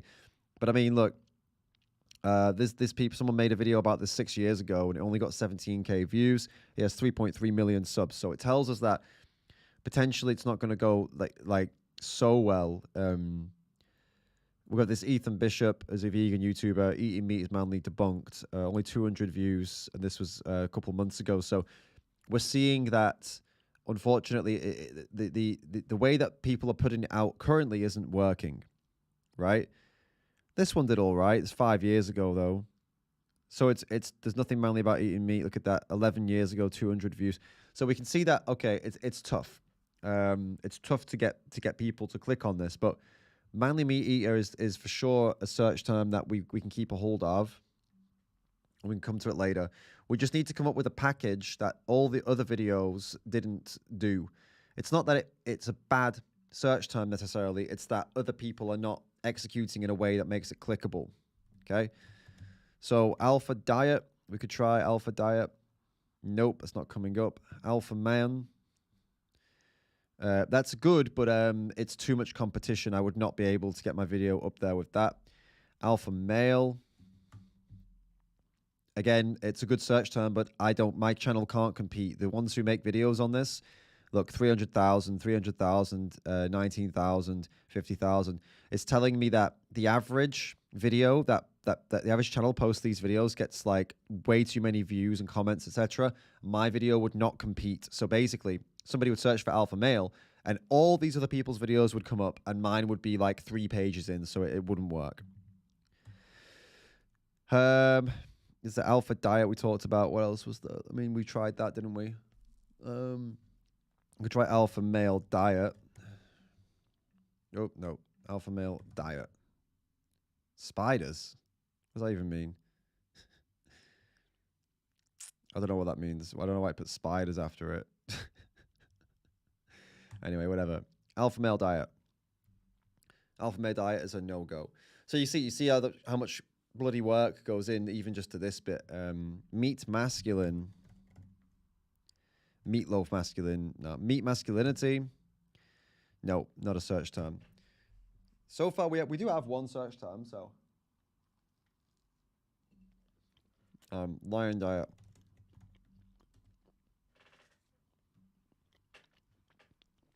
Good search term.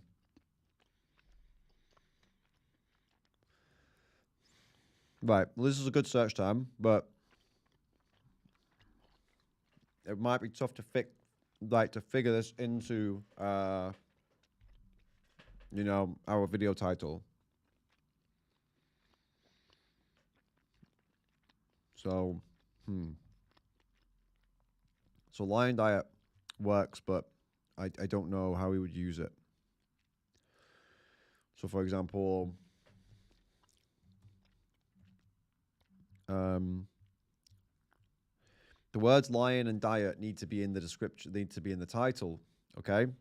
Now, the problem is our video is going to be about meat and manliness. We don't necessarily just want to appeal to carnivore diet idiots. We want to appeal to more the average person. So we need to think about an image, a video that goes with that. What about, you know, we're talking about these 90s action stars. I mean, that's something we're covering. Maybe we could try to pull them in there. I don't know. Action heroes. 90s action. 90s action movies. What about like men 90s? No, like 90s action men. Not action men.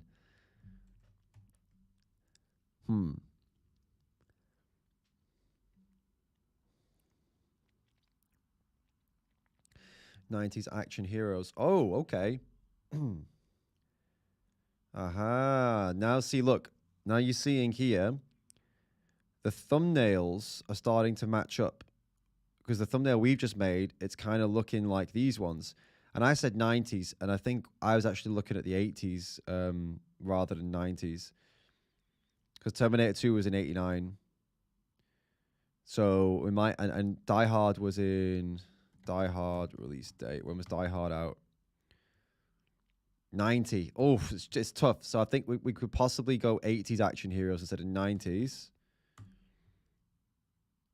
Okay, 90s is we'll go for 90s, right? So whatever, 90s action heroes, okay?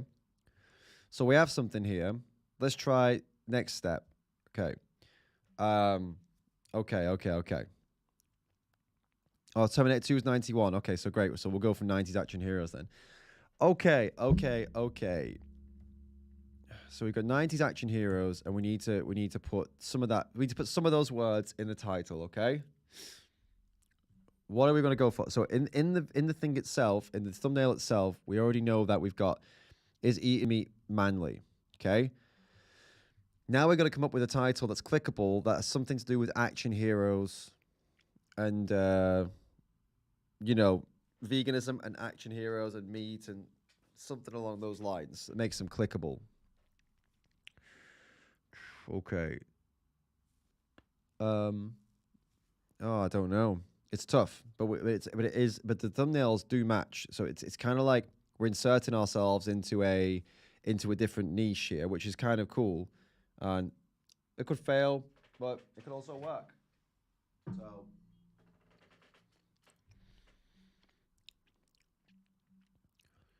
why is it saying no? Okay. Would 90s action heroes eat meat? pretty good. Get the, yeah, would 90s action heroes eat meat? What about, yeah. Would 90s action heroes, did 90s action heroes, or... Okay, and that gives us an A for that. I mean, this seems pretty solid. But my only concern is that it won't come up in the vegan searches. It needs to appeal to both vegans and non-vegans, not just vegans. Sorry, not just the action guys, because obviously we need to also appeal to our core audience, my core audience on the channel, which is you guys, you know. So vegans need to see this and realize that, like, oh, this is something also for you to watch. And because if the vegans don't watch it, the YouTube won't push it. So that's important. But would 90s action heroes eat meat is pretty good. Maybe would these 90s action heroes eat meat? Okay, cool. I like that. This is pretty cool. Great. So we have our title. We have our potential thumbnail, and this is pretty cool here. I can show you something with this cool. I got this cool. This is another really good reason to use this platform that I use. So say if I export this thumbnail now, which I'm doing just behind the scenes. I'll show you in a minute what I'm doing. If I come here, I can put the file here, right? And I can pop this in there, and look, we can see how it looks with the others. Okay, and I can show show the video titles. Look at that. Now we can see how it looks, and we can see all the other videos that it's comparing itself to. And we could say, does ours stand out? Is ours better or worse? I can say that the one next to mine, the 90s action movie stars, where are they now? That's a really cool thumbnail. I like that a lot.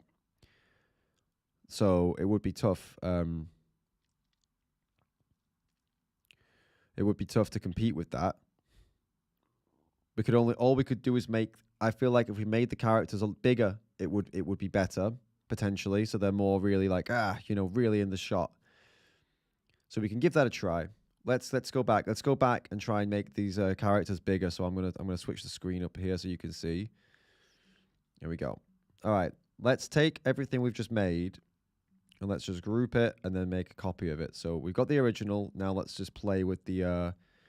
Let's play with this one. So that's this. No, we don't want the arrow in here. Hey, get out of here, arrow. We don't want the arrow in this group. Come out. Okay. Cool. Wait, what just happened? Why'd the arrow change? Oh, because the arrow's like glowing. It doesn't need to be glowing. Just get out of here. There we go. Oh, no. All right, whatever the arrow. Arrow's being silly. I'm just going to disable it and then pop it on top of everything up here. All right, sweet. All right, let's go in then and let's try and get this sorted out. I've confused myself a little bit with these layers now. Okay, oh, there's Arnie. Great. And then there's Bruce. All right, sweet. So we grab these. Let's try and get them big. All right. Oh, no. What the bloody hell? What's going on here? Oh, no. Okay, wait. It's this one. Okay, and it's this one. All right, let's try again. We should just have those two now. Here we go.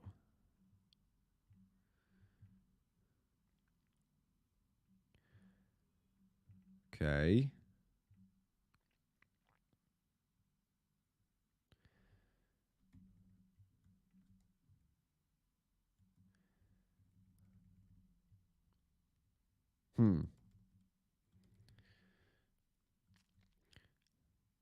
Yeah, I think it possibly works a bit better as them being bigger. I think it like works out a little bit better, honestly. Because now it's like really, it fills the screen more, and I feel like that works nicer. Maybe make him just a touch bigger as well. Kind of looks like he's shoving it in his face a little bit too, which kind of adds something. Let's try and export that and see how it looks next to the, compared to the other one. Okay. It's back here again. Let's take a look. So we're going to add version 2. Choose another file.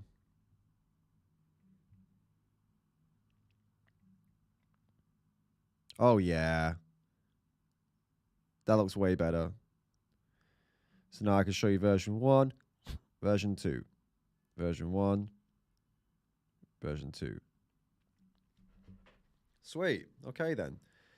I think we're onto something here. I think this is a pretty interesting. Now mine actually does look as cool as the other ones. Very cool. Very, very cool. All right, then. So that's how we're going to go with it. So, and, you know, now we have the title. We have the thumbnail. We have an almost complete script.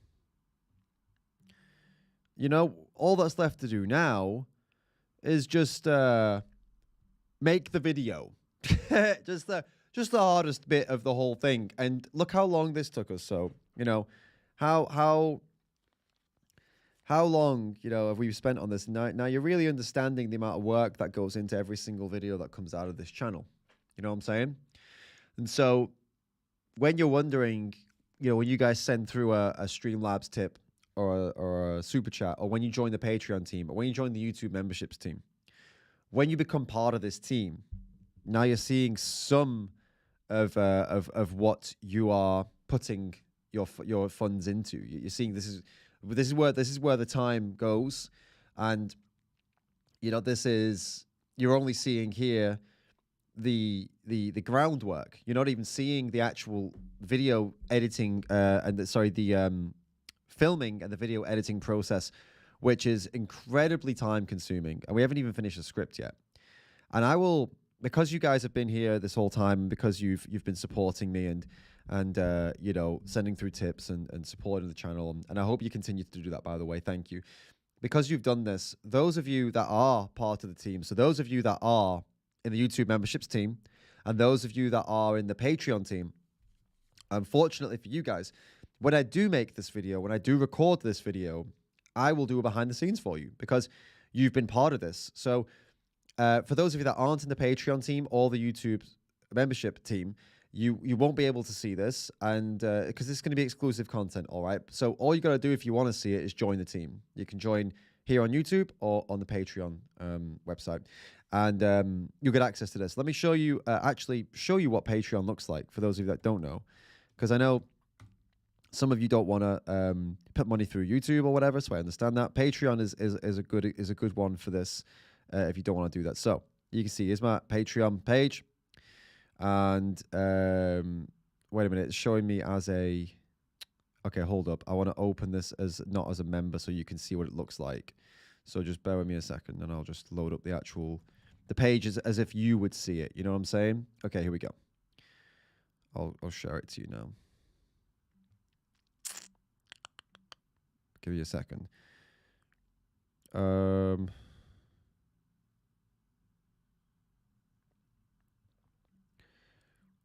Yeah, this is actually, I don't even know how to bloody do this even. Sometimes, guys, sometimes you just gotta let me figure this stuff out.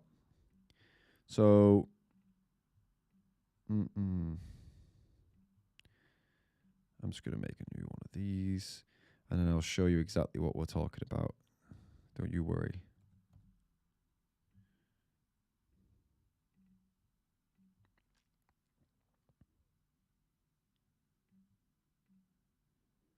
There we go.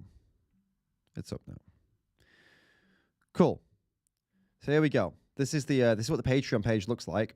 So you come here, and you get to select your membership level. So there's like $5 a month, and this is to become a meat flake challenger. And you challenge the anti-vegan meat flake nonsense. You've been known to add meat flake tears to your coffee on occasion. Meat flake fighter. Just $20 a month, which is the people who are in this category. I mean, thank you so much. I mean, that's a lot of money, and it really makes a difference. So does 5, but 20 is big time. It's awesome. Thank you. The Meat Flake Challengers wish they had your strength. You are a highly skilled combat veteran and anti-vegan meat flakes quiver in fear after you deliver your signature roundhouse logic kick to the anti-vegan nonsense. Meat Flake Destroyer at $35 a month.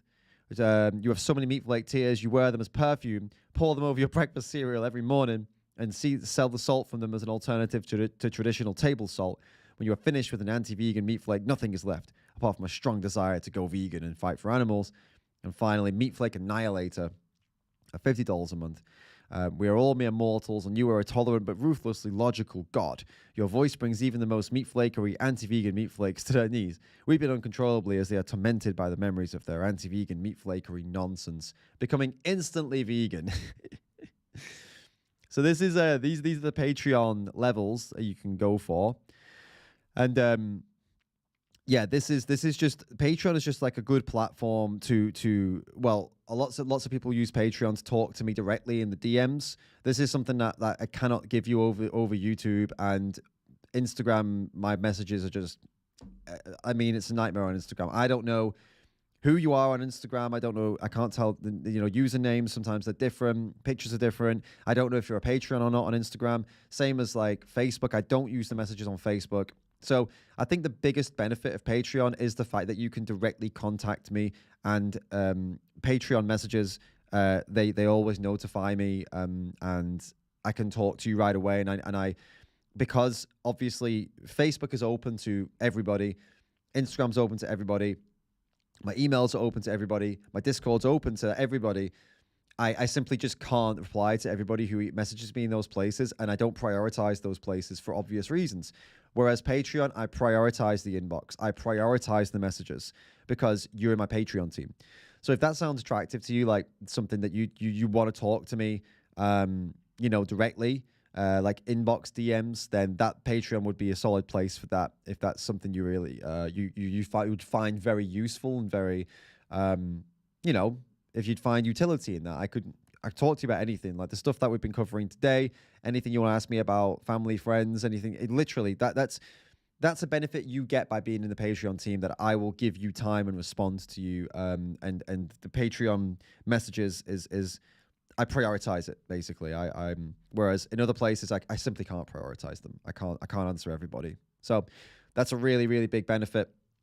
And the YouTube memberships team, I mean, I will show you that as well for those of you who've not seen that page, because that's also, and I can explain the difference and actually what that means, for you as the person on the other side. You know what I mean? Like what you get and the differences.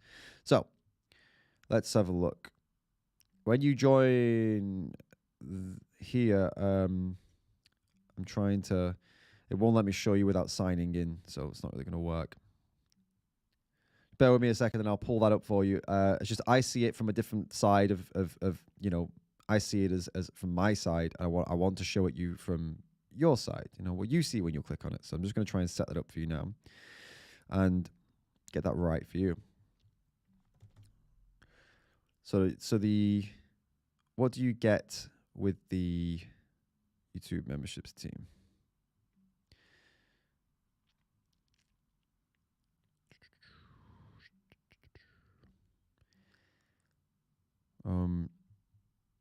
YouTube memberships page. I just want to show you the page, like because it's my YouTube. I can't show you the page. Do you understand? It's quite annoying. Like I want to be able to show it you from your perspective. Yeah, you know what I'm saying?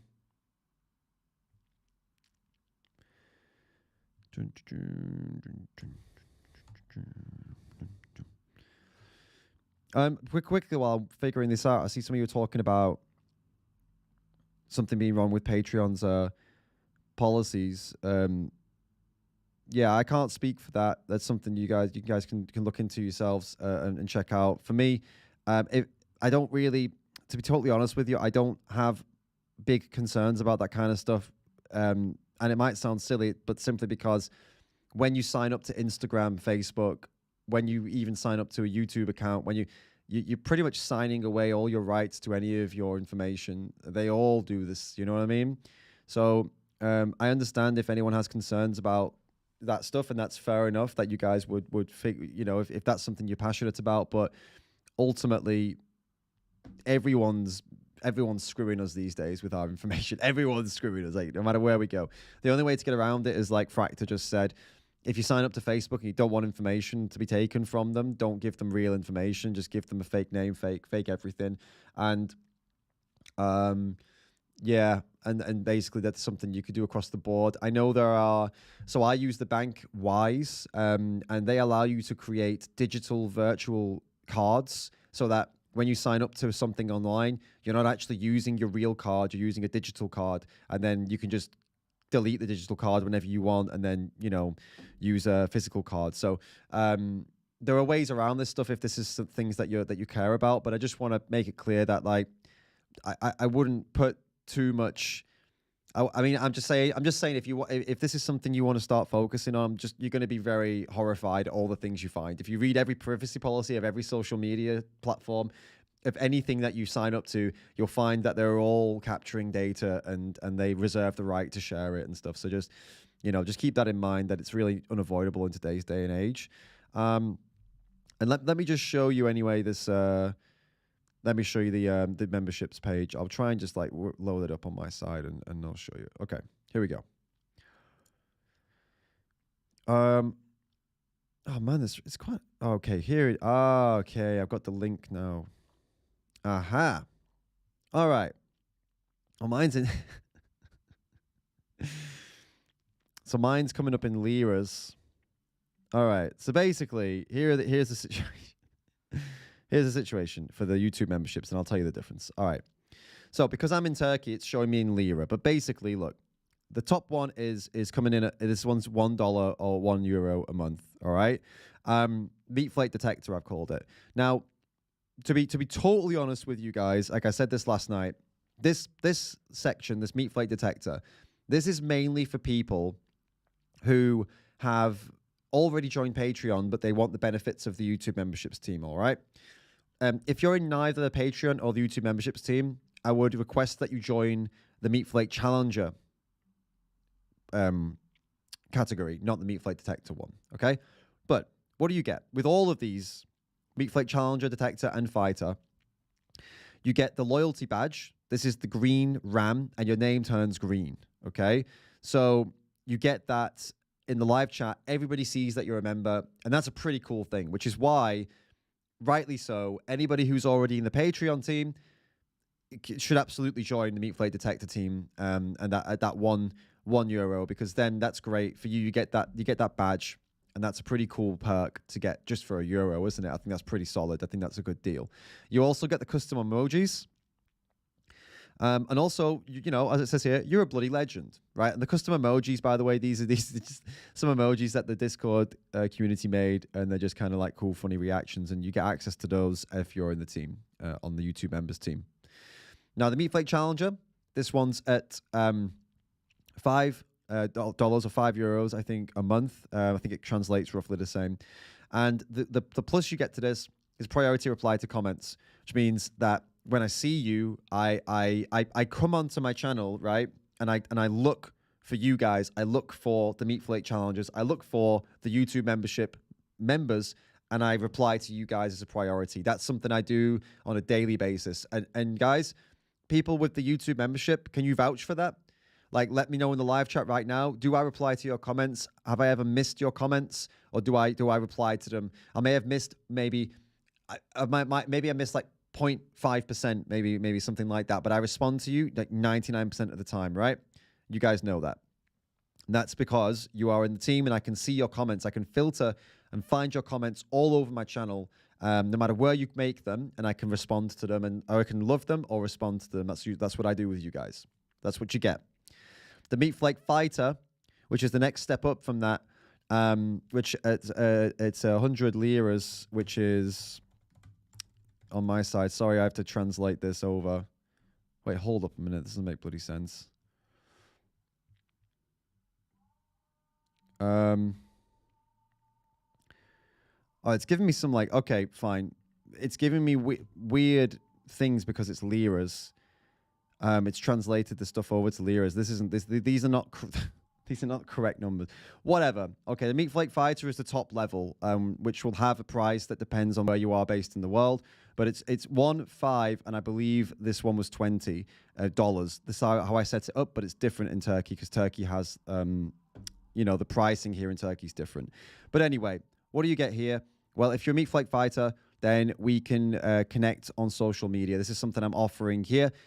If you'd like that, and it's something I also offer in the Patreon team at the same level. You just got to drop me a message and say, hey, David, let's follow each other. Let's, follow me on Instagram, follow me back, and I can do that for you. That's something I'll offer at the top level here. It's something I offer at top level on Patreon. So that's what you get. Now, what's the major difference between the YouTube memberships and the Patreon team? Well, what's the similarities, first of all? The similarities between these two are that you will get all the exclusive posts that I make on YouTube. So when I make the behind the scenes, I post them to YouTube members and I post them to Patreon members. Both of you get this. So you get the same benefits in the sense of, by behind the scenes or private posts or secret posts that the public doesn't get. You all get that. The core difference between the two is if you sign up with YouTube memberships, you get the YouTube benefits here. You get the green and all that stuff. But you don't get the live, you don't get the chats, you don't get the DMs. But if you sign up to Patreon, you don't get the cool green for the YouTube live chat, but you do get the DMs. You do get the private DMs with me where it's in a place, like I said, that I prioritize and I can answer you and I can actually one-to-one with you in my Patreon DMs, which is a pretty big deal, to be honest with you. I don't know. Everyone values things differently. Some of you would value having the logo and the green here, which I think is pretty, it does show everybody you're a legend. And some of you would value the ability to have personal one-to-one DMs and talk about topics and talk about things to help you.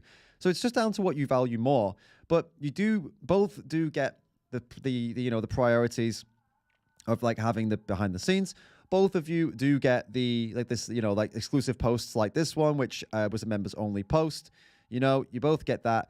And also, if you're in my Discord, both YouTube members and also the Patreon team members get the exclusive areas of my Discord. So there's exclusive posting areas, which I'll be honest with you, they're not very active right now. We're not doing too much there, but you get access to it. So when we do stuff there, you'll be in there as well. Both of you get that. So the core difference is YouTube members get the cool green and the logo, and everybody can see you're a legend. And that's pretty cool. And Patreon members get access to Patreon DMs, which are just practically the only real way to get proper DM with me, basically, and actually have like a one-to-one promptly as well, where I respond right away. So yeah, cool, guys. So hopefully that explained everything for you. So I if you enjoy what you're seeing here, if you've found value in me going over everything in the way I edit and all this stuff that I'm giving you guys today, then join up and be part of this big project, this big vegan animal rights drive that we're trying to do. And also, I keep mentioning this, but I'll mention it again. Don't forget, it's not just the YouTube that you put in the support for. It's also everything else that we're doing that is off camera, that we're not speaking about on YouTube, that we're not speaking about anywhere actually, and that you'll be the first to hear about when we can speak about it, but we can't talk about it yet. But you're supporting a very, very powerful animal rights project that is currently ongoing, that when it comes up, when it's finished, you guys are going to be very, very happy you supported it. You're going to be very happy you were in the team when you see what we are doing.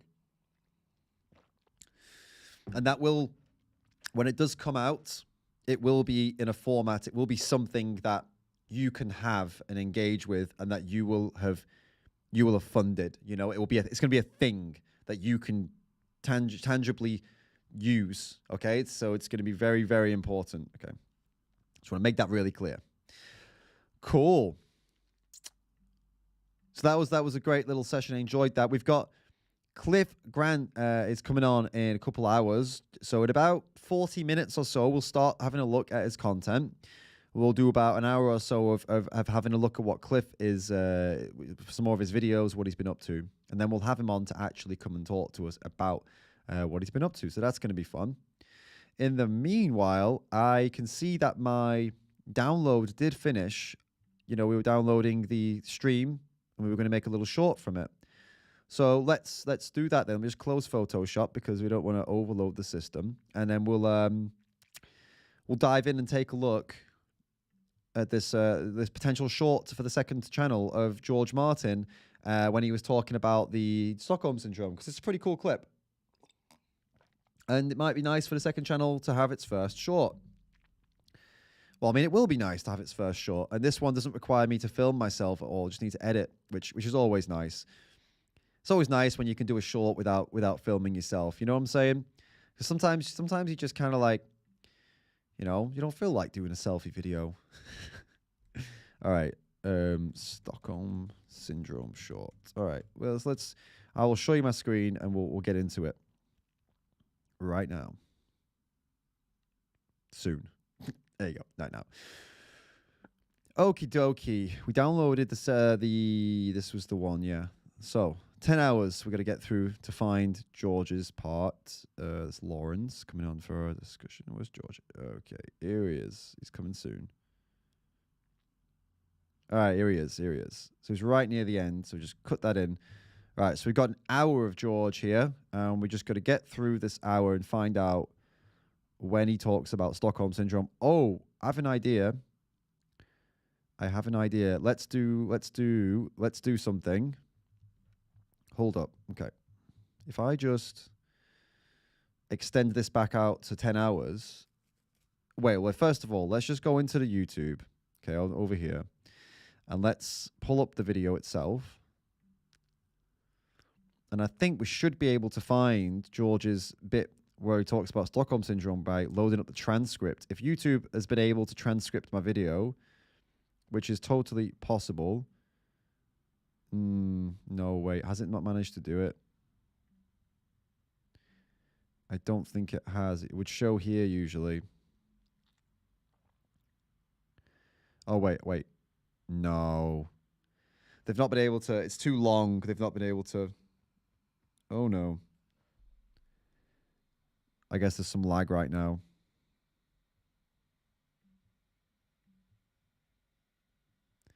Hold up. Let me try and fix this. We're having some problems.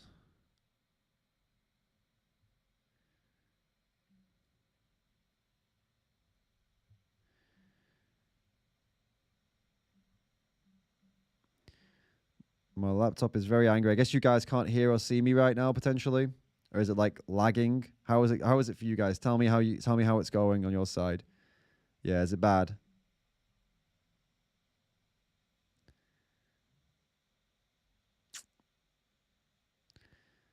About the same time every day, huh?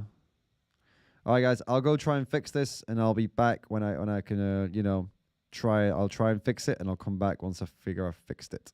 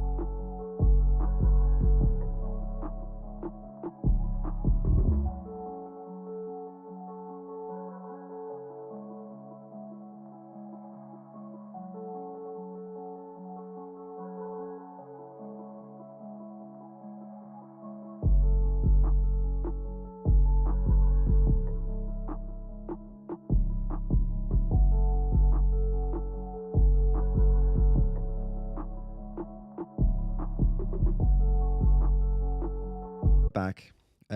Yeah, we had a little bit of a kerfuffle, but it looks like we're all back up and running smoothly once again. I think just sometimes my system is just like, hey, listen, mate, you know, you're doing a bit too much here. You're on a little laptop, man. Can't take it, bro. You need to relax. This is just too much. So I'm just gonna grab the some stuff set up again so I can see you guys in the chat and all this kind of stuff. Get all re-established, and then we're gonna do some shorts editing because I know you guys love that shit, and I do as well. And how you all finding the stream today so far, guys? You having a good time? So you all making some comedy on at my expense there while I was trying to fix everything up. Appreciate that. It's all good. It's all good fun. All right, here we go.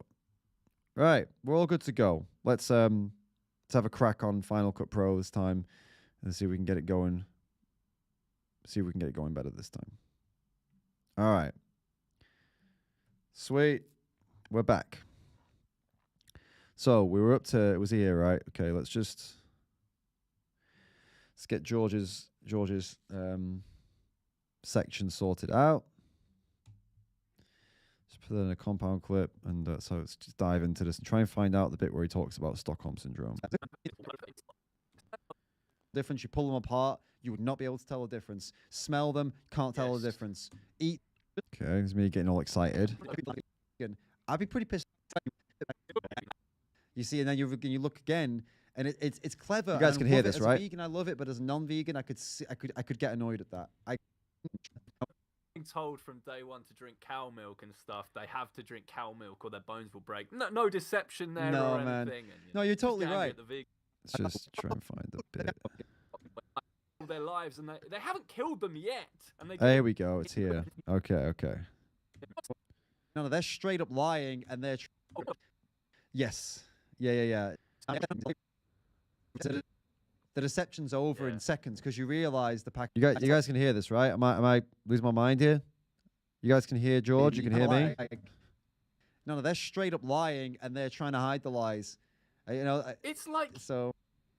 It's about hearing it. Okay. It's like It's like so. It's like Stockholm. It's like Stockholm syndrome. Do you know what Stockholm syndrome is? Yes. It's what syndrome? Syndrome. Yes. Yeah. For anyone who doesn't know what Stockholm syndrome is, it's like a. Oh, you can't see me right now, can you? Oh yeah. Okay. Yeah, it's not having it. I don't know what's going on. Unfortunately, it's just not letting me. It's not letting me stream this system for some reason. Unfortunately, guys, yeah, it doesn't look like that's going to work out at this point for some reason. Yep. YouTube's telling me that it's not working, so we're gonna have to do we'll have to do something else then. I'm not entirely sure what changed from day to day because the other day we were all fine, everything was good. We did a full editing, everything, and it was absolutely brilliant. And then now apparently we can't do anything. I guess can you guys not see or anything right now? Is it just a complete mess, or like what's the situation? Because some of you, if you have a slower internet connection, you're the ones who are going to struggle. This is the problem. But those of you with a good internet connection will probably have no problem at all, and that's the issue with this. Yeah, you guys are some of you are perfectly clear. Okay, well, I mean, yeah, YouTube's telling me some of you aren't. Some of you are telling me you aren't as well. Everything was fine. All right, well, I mean, yeah, I'll just keep going then, but some of you are going to struggle. Yeah,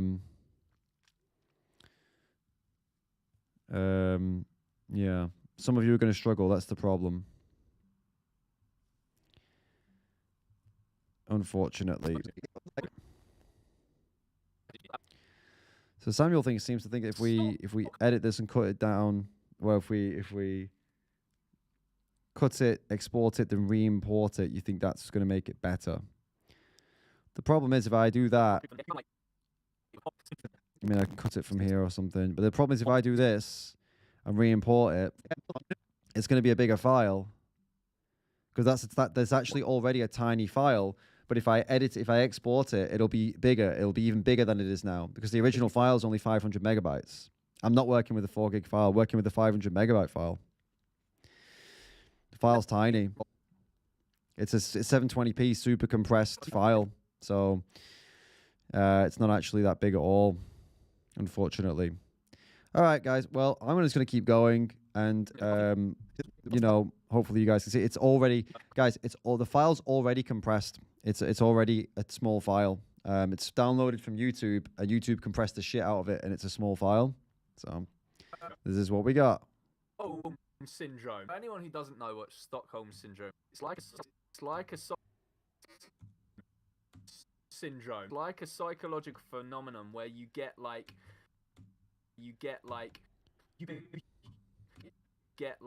become like a psychological phenomenon where you get. Let's try and get this. Phenomenon where you become like pally and lovable with your like captor, with the person who's harming you in captor, with the person who's with just gonna try and make this, you know, simple. With the person who's harming you in some way. Yep. Some way. Yep. So it comes after this dude. He raided a bank. We don't need the whole story. Let's just he kept get to the point. Hostage inside the bank. And after a day or so, the hostage. Come on, man. Let's go. Feelings of kindness for him because the guy actually is. He's got a gun, but he hasn't shot. Yeah. And maybe this is what's going. Okay.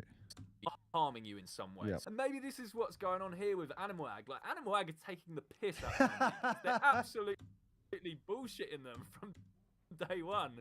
And they're giving them cancer and heart disease. Day one. Cancer and heart. And they're giving them cancer and heart disease and stuff. But because they've just been there all their lives. And I went back. The file you downloaded in Dragon to Final Cut is definitely 4.5 gig. I mean, I'm almost certain that it ain't, man. Oh, okay. Fair play. 4.5 gig is not a big file, though, bro. That's like you should see the files that come out of my camera.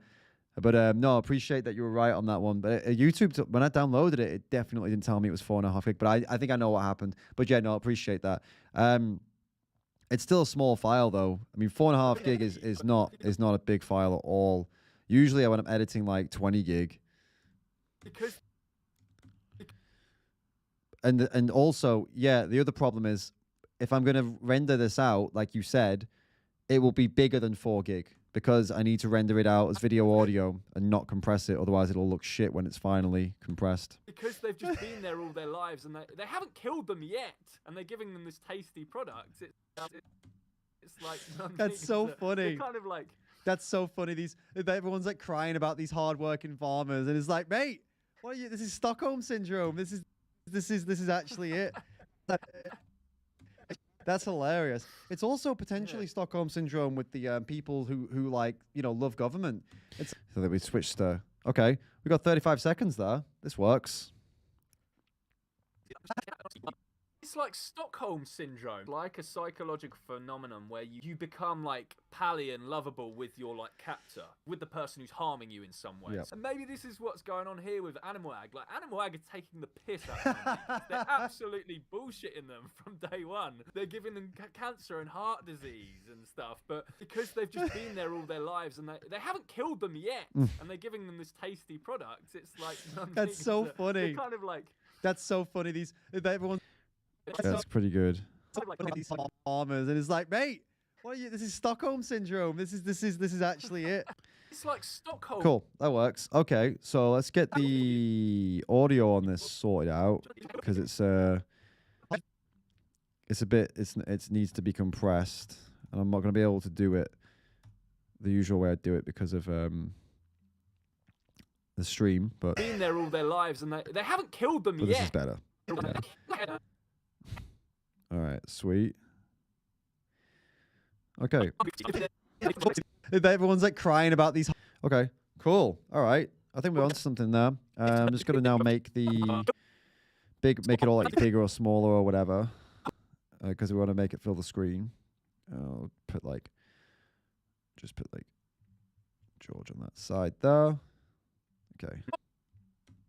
It's like Stockholm syndrome, like a psychological phenomenon where you We need to move him a little bit to the left.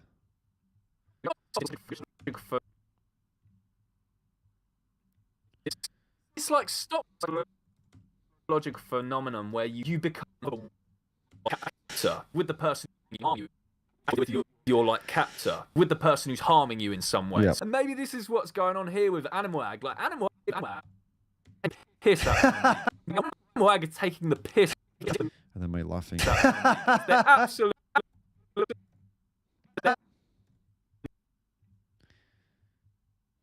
Cool. I'll take the volume down a bit there.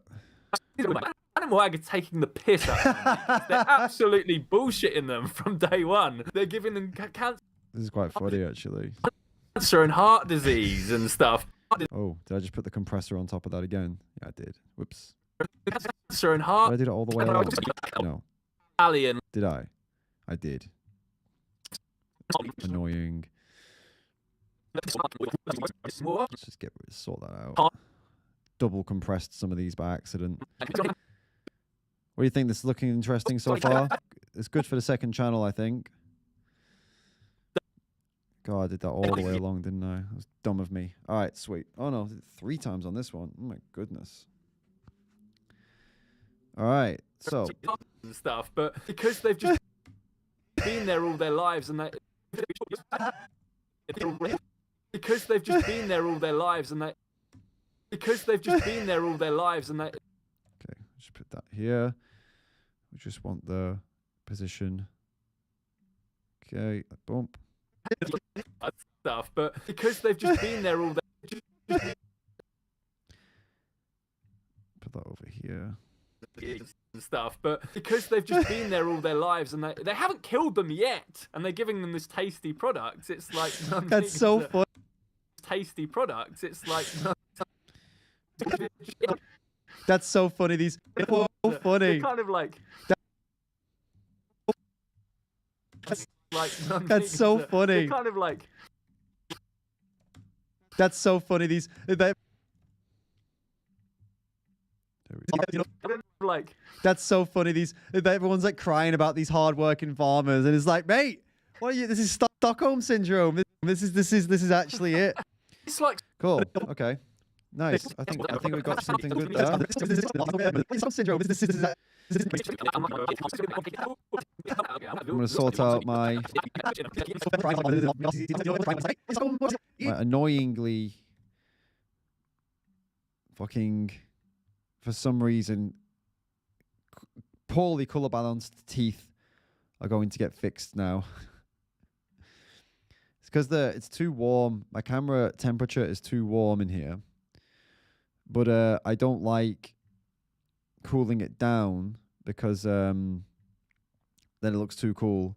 I've never been able to get the color temperature quite right actually in here. Oh, no, it doesn't look very good now, but this bothers me. And I know, by the way, I know I'm not the only YouTuber that even does this. I've actually seen it's quite funny. I know I'm not the only one. But it doesn't even look that good, to be honest with you. I'm even not bothered about it. I'll put it on here as well.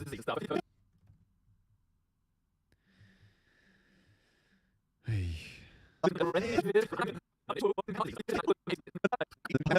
think it's good to go. Sweet. Okay. So we'll get that rendered out as like a big file, big uncompressed file, the Stockholm Syndrome clip, and then we'll put it into CapCut, and then we'll get it going. Put it in here, I guess. put it in the Stockholm syndrome. Put it in there. Get it rendered out. Cool. While that's rendering, I'll just shut it off for a little bit and then chat with you guys and check the stream health, which it says that it says the stream. Oh, it says the stream is looking all right again now. So maybe it was just like a temporary thing, but yeah. Cool. So I will get that sorted now. That's rendering out, and once it's rendered, oh, it already rendered. That was fast. We're gonna do the CapCut. We're gonna pop it into CapCut, and we're going to put some subtitles on it as well. No, we're all good. Crack it open. The video stuff. Put it here. Here we go, and here it is, 35 seconds long, nice clip. I'm thinking maybe it could have done with a bit of contrast editing, actually. Maybe I want to do that. I don't know, maybe I want to... George's screen is a bit... George's is a little bit like... I think it could do with a bit of contrast and some color even. It looks a bit like washed out and stuff. Let's see if we can fix that. Yeah, I think we can fix that. Like just a bit like this, you know. Yeah, that's better. All right, let's pop that on his bits. No, we just want the color effects, the color wheels. There we go. And on mine, I think maybe I could cool mine down a bit potentially. Oh no, like a touch, just like that. Maybe. It's a good shot. Solid shot there, guys. I mean, nah, it's just the bloody annoying teeth thing. This setup that I've got here with this light and the color balance, just the teeth look just too yellow. They're not really like that in real life. I mean, they're not, like I've said, they're not white. They're not like pearly white, but they're certainly not fucking bright yellow. But anyway, I feel like this is good enough now. Let's like re-render that out again. And yeah, we'll be ready to go. Stockholm Syndrome MOV 2. Boom. Render that out, and then we'll pop it into CapCut, and then we will get that set up. Pop some subs on it, and then we'll post it to the second channel to have some content over there, you know? All right, and then we just gotta get the text, auto captions, create captions. And then we'll get it going. We'll get it up there. I've got a message from cool. Looks like we're gonna get the victim's perspective, or his real name is Michael, onto the stream. I think he can come on at some point. I'm not gonna tell you when, as usual, but that's pretty cool. It's just confirmed now. That's nice. We have a new guest to come on at some point over the next couple days. So sort of like a psychological phenomenon where you become, get rid of the likes, pally. Is it? Yeah, pally and lovable with your captor. Okay, with the person who's harming you in some ways. This is what's going on here with Animal Ag. Like Animal Ag, get rid of all the likes. Like Animal Ag is taking the piss.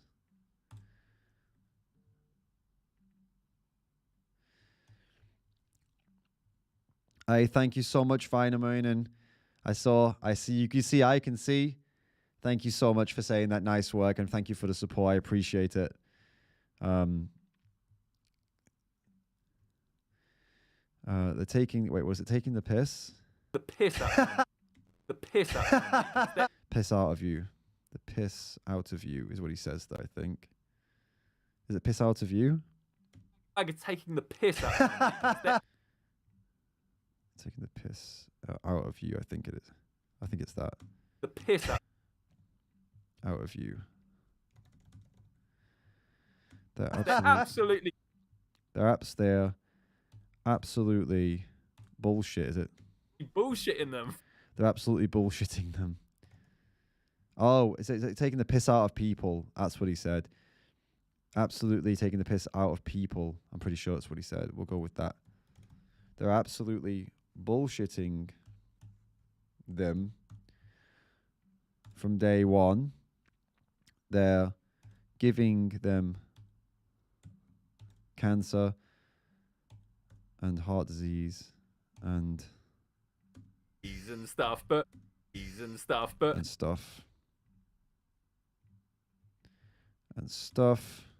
but because they've just been there all their lives and they haven't killed them yet, and they're giving them this tasty product. It's like That's so funny. It's like, that's so funny. Oops.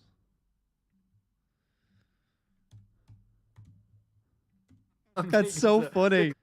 That's so funny. Kind of like. It's kind of like. That's so funny. These. Okay.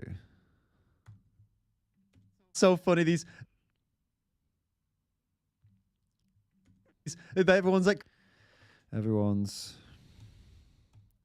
crying about these hardworking, put that in inverted commas, hardworking farmers. And it's like, mate, why are you, this is Stockholm Syndrome. This is actually it. Okay. Let's see how it plays through. I'm kind of worried that it won't play through very well. Maybe I need to put like the subtitles higher as well. I mean, our faces are kind of, I suppose the subs work over the faces. I mean, it has to really. It's like Stockholm syndrome, like a psychological phenomenon where you become like pally and lovable with your like captor, with the person who's harming you in some way. Yep. And maybe this is what's going on here with Animal Ag. Like Animal Ag are taking the piss out of them. They're absolutely bullshitting them from day one. They're giving them cancer and heart disease and stuff, but because they've just been there all their lives and they haven't killed them yet, and they're giving them this tasty product, it's like That's so funny. Kind of like That's so funny. Let's just get this one here. Like that's so funny. Everyone's like crying about these hardworking farmers, and it's like, mate, what are you? This is Stockholm Syndrome. This is actually it. Cool. Okay. So I actually think this is quite funny. It's good for the second channel because it's like a clip from a longer video. But I imagine it could even be good for the first channel too, right? Maybe I'll put like a different color here so it's not confusing to people when I start talking. That's so funny. Okay, I speak here. Let's change the text color here. Like that.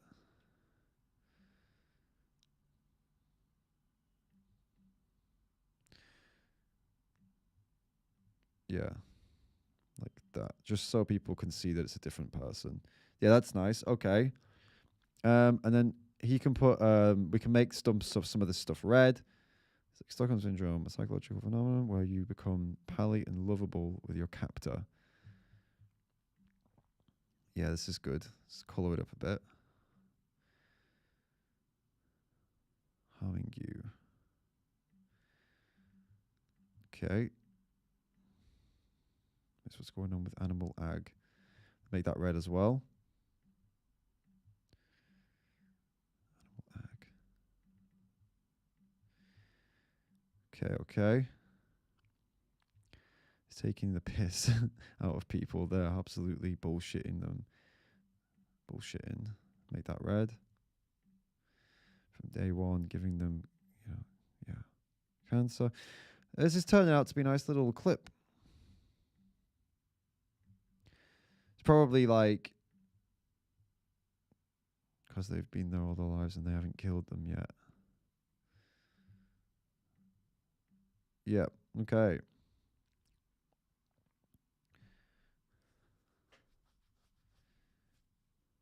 Cool. All right. I think this works. We'll export it. That was a pretty quick one, huh? Enjoyed that one. Easy doing. Apart from the almost destroying the stream. Apart from that, but we're good. We kept going. We got it done. Now let's pop this on the second channel, shall we? So let's go and have a look. We'll go pull up the second channel for you guys.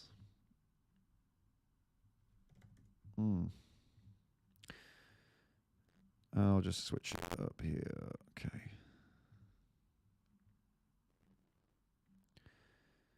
All right.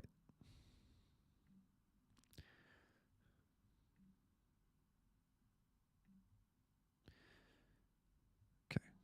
So run the second channel, create, upload videos. All right, I'm going to show you guys how I'm doing it now. I'll pop this up for you guys. How are you guys all doing? How are the people in here? Talk to me. Tell me how you're feeling. Tell me what you're up to. Tell me if you're enjoying the stream.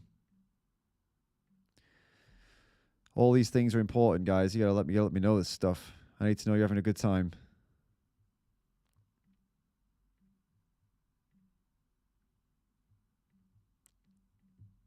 Let's go. Let's go. Okay, here we go. Get these files. Get CapCut. Where's CapCut? With the new CapCut folder, and we pop the file in. Here we go. All right. Oh, but wait a minute. I need to do the whole bloody... Well, actually, I don't think there's really any screenshots in here that are going to help sell this video. We'll see what YouTube picks, which screenshot it picks, and if it picks a good thumbnail, then we'll keep it. If it picks a bad thumbnail, then we'll have to do our Android upload. New playlist, shorts. Okay. We'll have to do an Android upload if veganism over here at 3 a.m. Damn. Why is M89 still here? Sweet, stupid vegan. I bet you are getting sleepy. You've been here for a while. Venemonum, also here representing, as usual, legendary.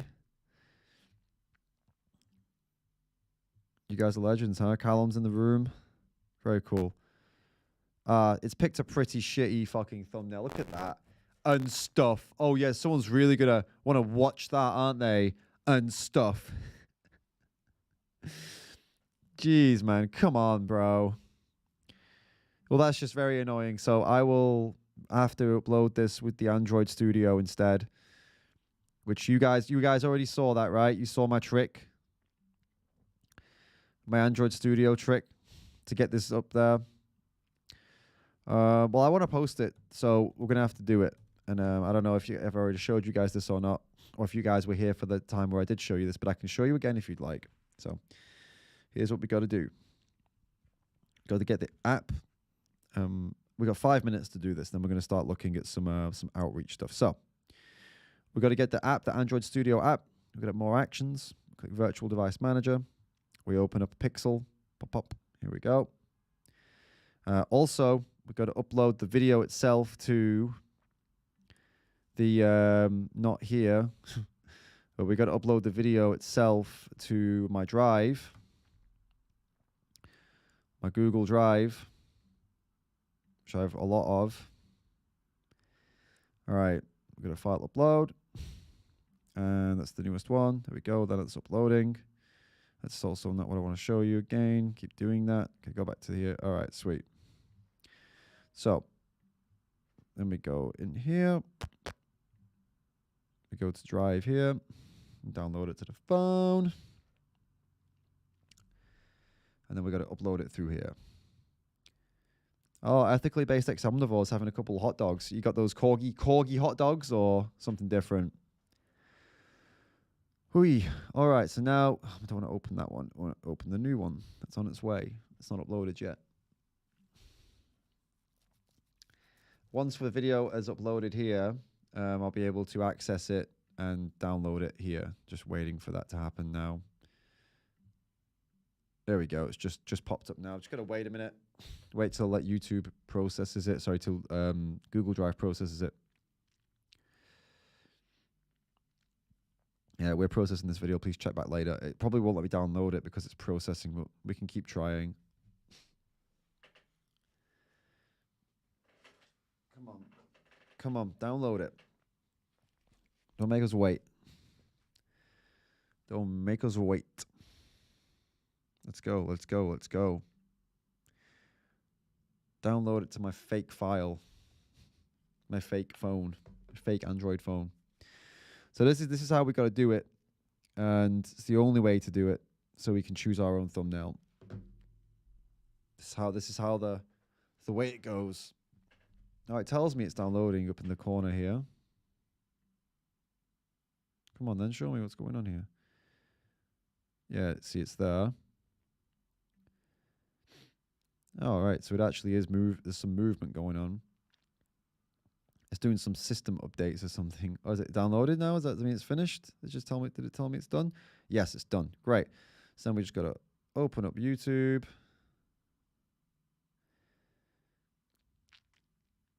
I still find it pretty crazy that this is like a literal Android phone on my computer. It would be pretty good for gaming and stuff if you were into that. You could turn your mobile games into PC games, and you could absolutely kick everyone's asses. I think some people do that actually. That's how they do it. You know, they use a computer system to play a mobile game, and then they end up absolutely, smashing it because of that, which is really annoying. It's kind of cheat. Well, it is cheating. I wouldn't do it. Oh wait, I need to change that first. I need to make that 15 seconds to 30 seconds. By the way, tomorrow we might do some gaming. My new Switch plug came, so now we can play Switch on stream, if the stream can handle it. Anyway, geez, who knows? We can try it. Play some Rocket League, play some Zelda, play some Tetris. Maybe tomorrow we'll do that at some point. We'll see. Ooh. Oh, wait a minute. I'm uploading to the wrong channel. No, stop. Stop. I'm uploading it to my main channel. Stop. It's all right. We're gonna go and log into the Ram's Den. I don't think I even know the password, so this might be trickier. At least for this login area part, I at least definitely don't want to be showing you the screen, not for this bit. So I'll log back in, and then I'll finish off the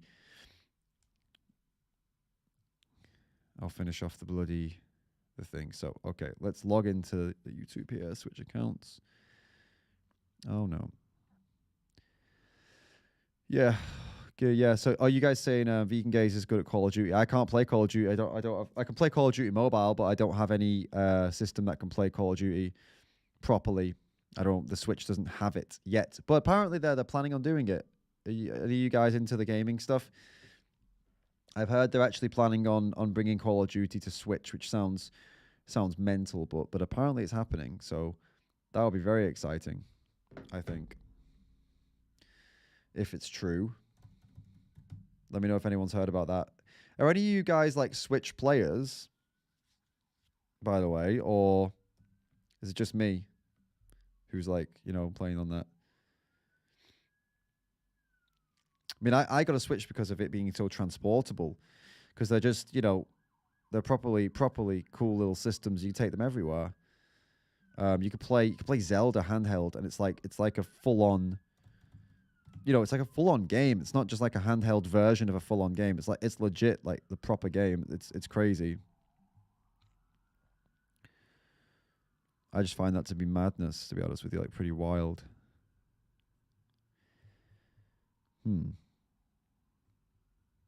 Yeah, I think that's like really cool. You have very few games on the Switch, but there's loads of games that are super cheap. You get them. You get them on the Switch store, online store, Nintendo online store, and there's some like really, really cheap games. Like we're talking like €1, and some of them are brilliant.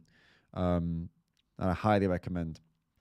Like there's this digging, what was it called? A Steam World Dig. Cost me €2, and I played it. I played it so much. There is the game I was just talking about, the Rocket League. There is, what else is there? Rocket League. There's lots of free games as well. What's the other free game that was pretty good? Because with an F. Fortnite. Fortnite is free. So there's that as well. That's pretty cool.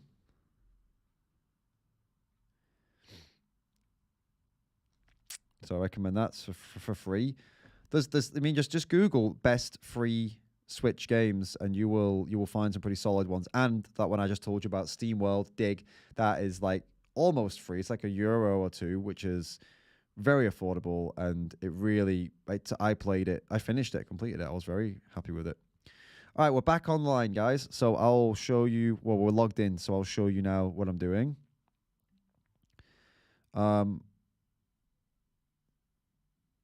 Hold up, did I just do something stupid? No, I did not do anything stupid. Didn't show you no passwords. I did have the password screen open, but fortunately none of them were on show. Gosh darn it. All right. Cool. So back here again, we're going to create a short over here.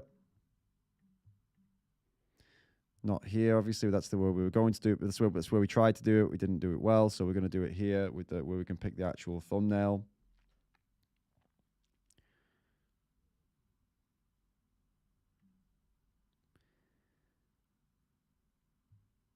Okay.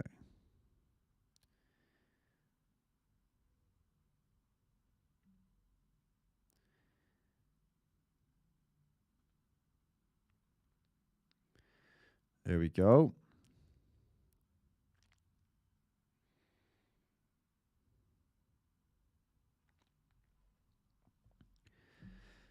Oh no, we've been eating vegan dog food. That's disgraceful. It's okay. We're processing this now. This is now on the Ram's Den. Ha! You gotta get into my bank account now. You won't find much in there. Good luck. All right. Oh, have I done it again? I bloody made it like 15 seconds by accident. Okay.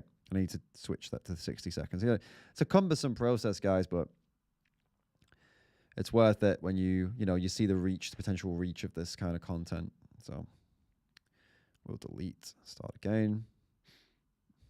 60 seconds, please. Okay, try again. I think this would run a lot smoother if it wasn't streaming. I think it's the stream that's taking this down a little bit, making it run a little slow. Okay, now done. No Man's Sky. Cool. It's quite an expensive game, right? That was like, I saw it was like €35 or something like that. But I'll consider it. It does look really good.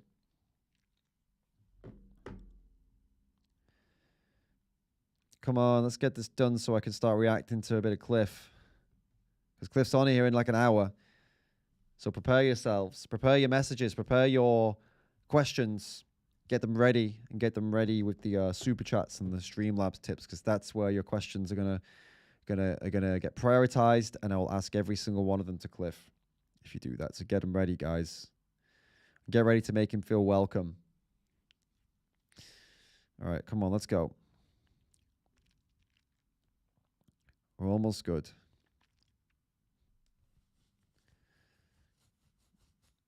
Come on. Let's go next. Let's go next. Let's get this uploaded. We got to react to some Cliff. All right. Let's get the thumbnail. Let's look for a good... Oh my God, look how red I look here. That's so funny. It doesn't look like that when we've been editing it earlier, but it's okay. So let's look for just a... With your captor, maybe? No?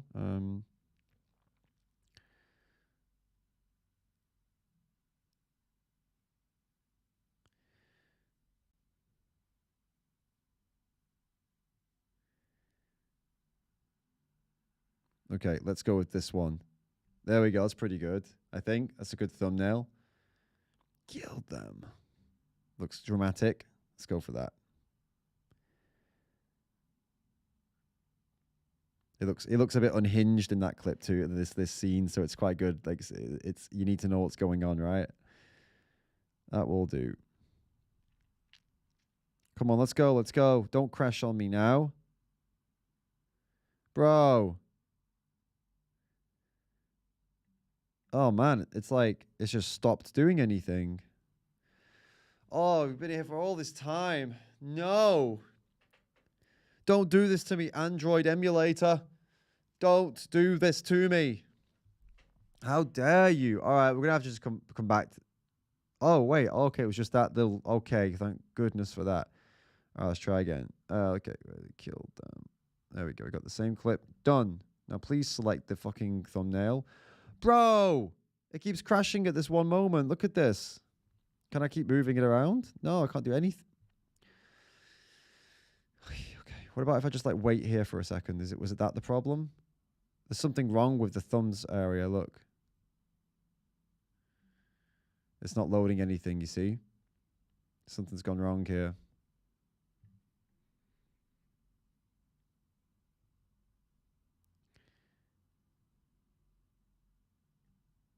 Come on. Oh, it won't let me do it. All right, guys. I'm going to give up on this for now. Fine. We'll give up on this for now. We'll come back to it at a later date. For now, let's go look at some Cliff videos, because Cliff's coming on soon. I'll shut this all down for now. Little disappointing, but it is what it is. Shit happens. Okie dokie. Let's go and have a little look at some Cliff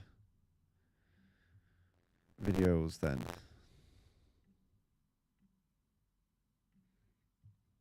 Okay. Cliff Grant. All right. Let's make sure this looks about right for you guys. It's a bit zoomed out for some reason. Okay.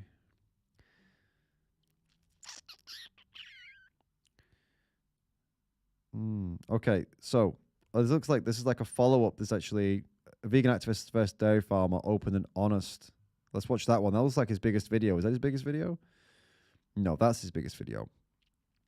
Let's watch his biggest video first from 4 months back. Let's have a look at this one. Just make sure the screen size is good. Yeah, it's great. All right, then let's have a watch. Oh, that's loud. It's totally okay for humans to abuse animals for pleasure. How is that? What do you think? Do you agree or disagree? 100% disagree. Why would you want to abuse animals? Well, let me ask you a couple of questions. Yeah, of course. What if somebody was kicking a dog? What would you think? Kick them. Yeah. What about bullfighting, fox hunting? Huh? What about bullfighting, fox hunting, stuff like that? Okay. What about sending an animal into a slaughterhouse to have their throat cut to get turned into a burger when you could eat a plant-based option instead? 100%. Do you agree? Yeah. You vegan? No, I'm not vegan. Right. Interesting. But so tell me this: how much energy does it take to create an avocado to grow an avocado? That's hilarious. How he just went from like, oh yeah, you know, I'm against animal abuse. Let's do all these things. Yeah. Okay then. Yeah. Cool. Yeah. What about avocados though? It takes energy, bro. How do you go from that to that so quickly? What's that grow an avocado than it does to slaughter an animal? Right. You don't have to eat avocados. For a year. You don't have. Hold on. You don't have to. You don't have to eat. You don't have to. Oh my right, so God. you agree with the sign then? That's ridiculous. See how quickly that changed. My goodness. What do you think, lads? What do you think? You sure? Are you sure? Come and let me ask you a question. Are you advocating like for the animals, or are you? I'm an animal rights activist. Oh, that's good. If you want to listen, you'll know why. No, that's good. So, right, okay. What do you call abuse? Like somebody kicking a dog? Aye. Bad. What about bullfighting, fox hunting? Bullfighting? No, I don't agree. All bad? All fucking stuff in Spain where they let Okay. run about. What about like badger baiting, where they dig up badgers and set dogs on them? Nah. Oh crap. Hunting's a different one. If you're hunting to survive, hunting to feed. Survival's a different thing. I agree with you. Feed yourself. Okay. Last question. What about taking animals to a slaughterhouse, putting a shackle around their leg, hanging them upside down, cutting their throat for a meat product that you don't have to eat? You can eat a plant-based version instead. Oh, this is one of the ones I can turn vegan here, is it? Yes. Because if you don't have to and there is no necessity, it isn't necessary. Then it's pleasure. Do you understand? Yeah. I'm not trying to catch you out. I'm just trying to make you think. Yeah, I agree with what you're saying. Yeah. I do think it is abuse to hang animals up. Of course it is. Do you guys understand what these guys are saying, by the way? Because I understand they got thick accents, right? This is like I don't know.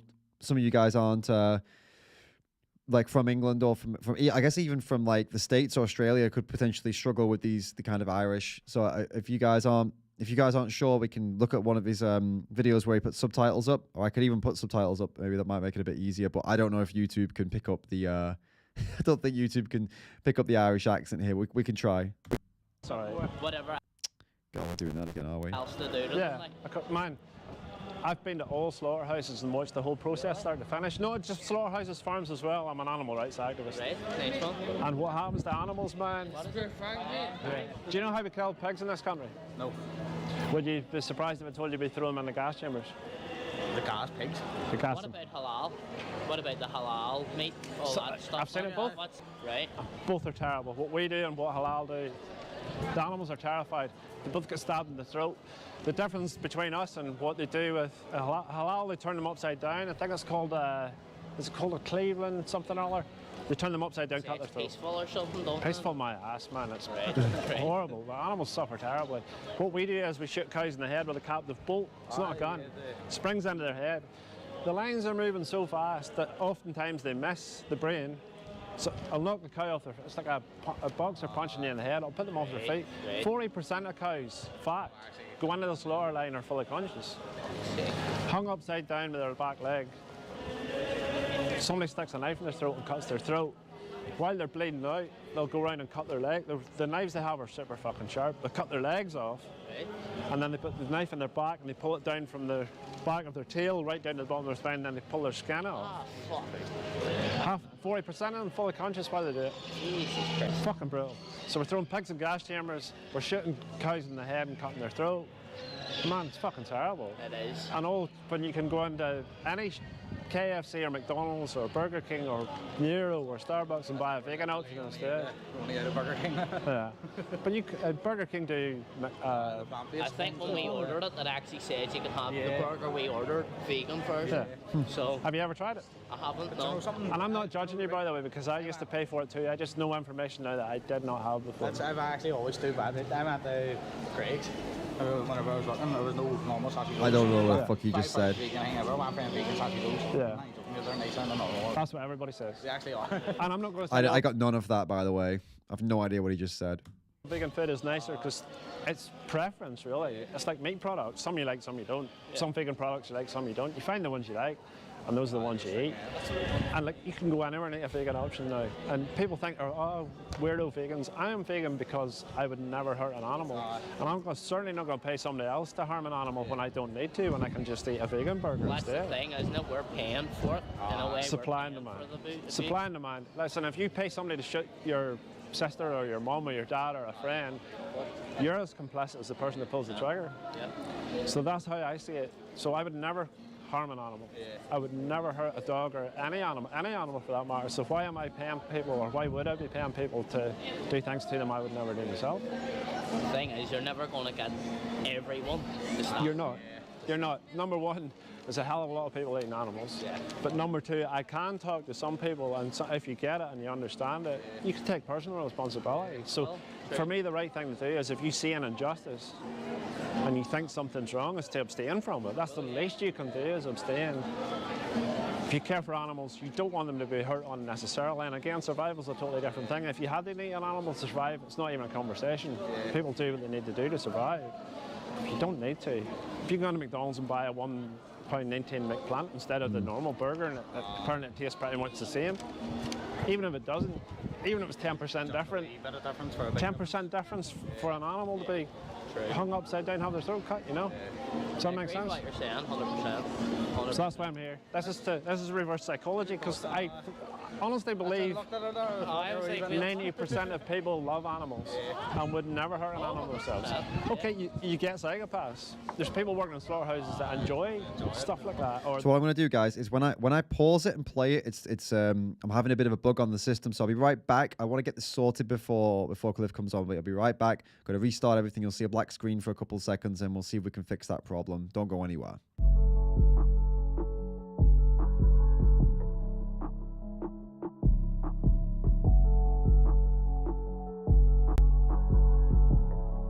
What's up, guys? We're back in the room. Hopefully that problem has been solved now. I guess we're going to find out when we continue watching this video. There's been a ton of bugs as we've been going through this, and I think it's all just a bit of a learning curve, really. I mean, we can't necessarily, predict what will and won't work, and we're doing so many hours now. Today will be 50 hours total. So, this kind of stuff, unfortunately, stuff that we've got to put up with. And we got to figure out along the way, and just hope that we get it right, especially get it right when the guests are coming on. That's the important thing. So that's why I thought let's just have a quick pause and double check, make sure everything's good to go. I'm just going to quickly I can play this. I'll get this sorted out. Let's continue with this. And if I click play now. Card, what's your name, mate? Good luck, mate. Sean. I'll give you a card before you go. Oh, nice one. You want one each, eh? Aye, go for it, mate. I'm going to ask you to watch something on YouTube sometime. It's not me, by the way. I'm a big YouTube watcher. So am I. I spend my nights on YouTube. One each. So you see the top one here, the best speech you'll ever hear? Give that a watch. It's a guy called Gary Orofsky. It is literally the best speech you'll ever hear. It sounds boring. I thought I'd scrub through it. Somebody sent it to me, and inside 5 minutes I was like, right, I have to go vegan now. And I'm not saying you'll do that, but I'll make you think. And honestly, it's just a guy talking in a university in America. He did a university tour, and somebody filmed it in their phone. But it's very powerful. I'll give that a Nice one. Good luck. Thanks for stopping. Nice conversation. It was good, though, wasn't it? They seemed like nice lads. And they were honest, and they didn't take the piss, and gave him respect, and it's always nice when it works out that way. It's not always like that, as we've seen. It's not always like that, but in this case, it seems to be pretty solid. So good work from Cliff. He's got a good natural kind of way about him, hasn't he? It works really well with people who are actually open-minded. Right, let's have a look. This one's from 9 days ago. Vegan activist versus dairy farmer, open and honest street debate. Well, this one's actually 25 minutes, so no, we'll go for a shorter one because we want to watch a bit more before he comes on. We don't want to watch just one video. I'd rather watch a couple videos before he comes on. So let's have a look for anything that's like spicy, maybe. Is there anything that looks like let's see how Cliff handles a bit of a potentially a shitty scenario. We'll go by recently uploaded rather than most popular. We got the angry one. Yeah, we saw that one, didn't we? Is there any that you guys have seen that you think we want to watch?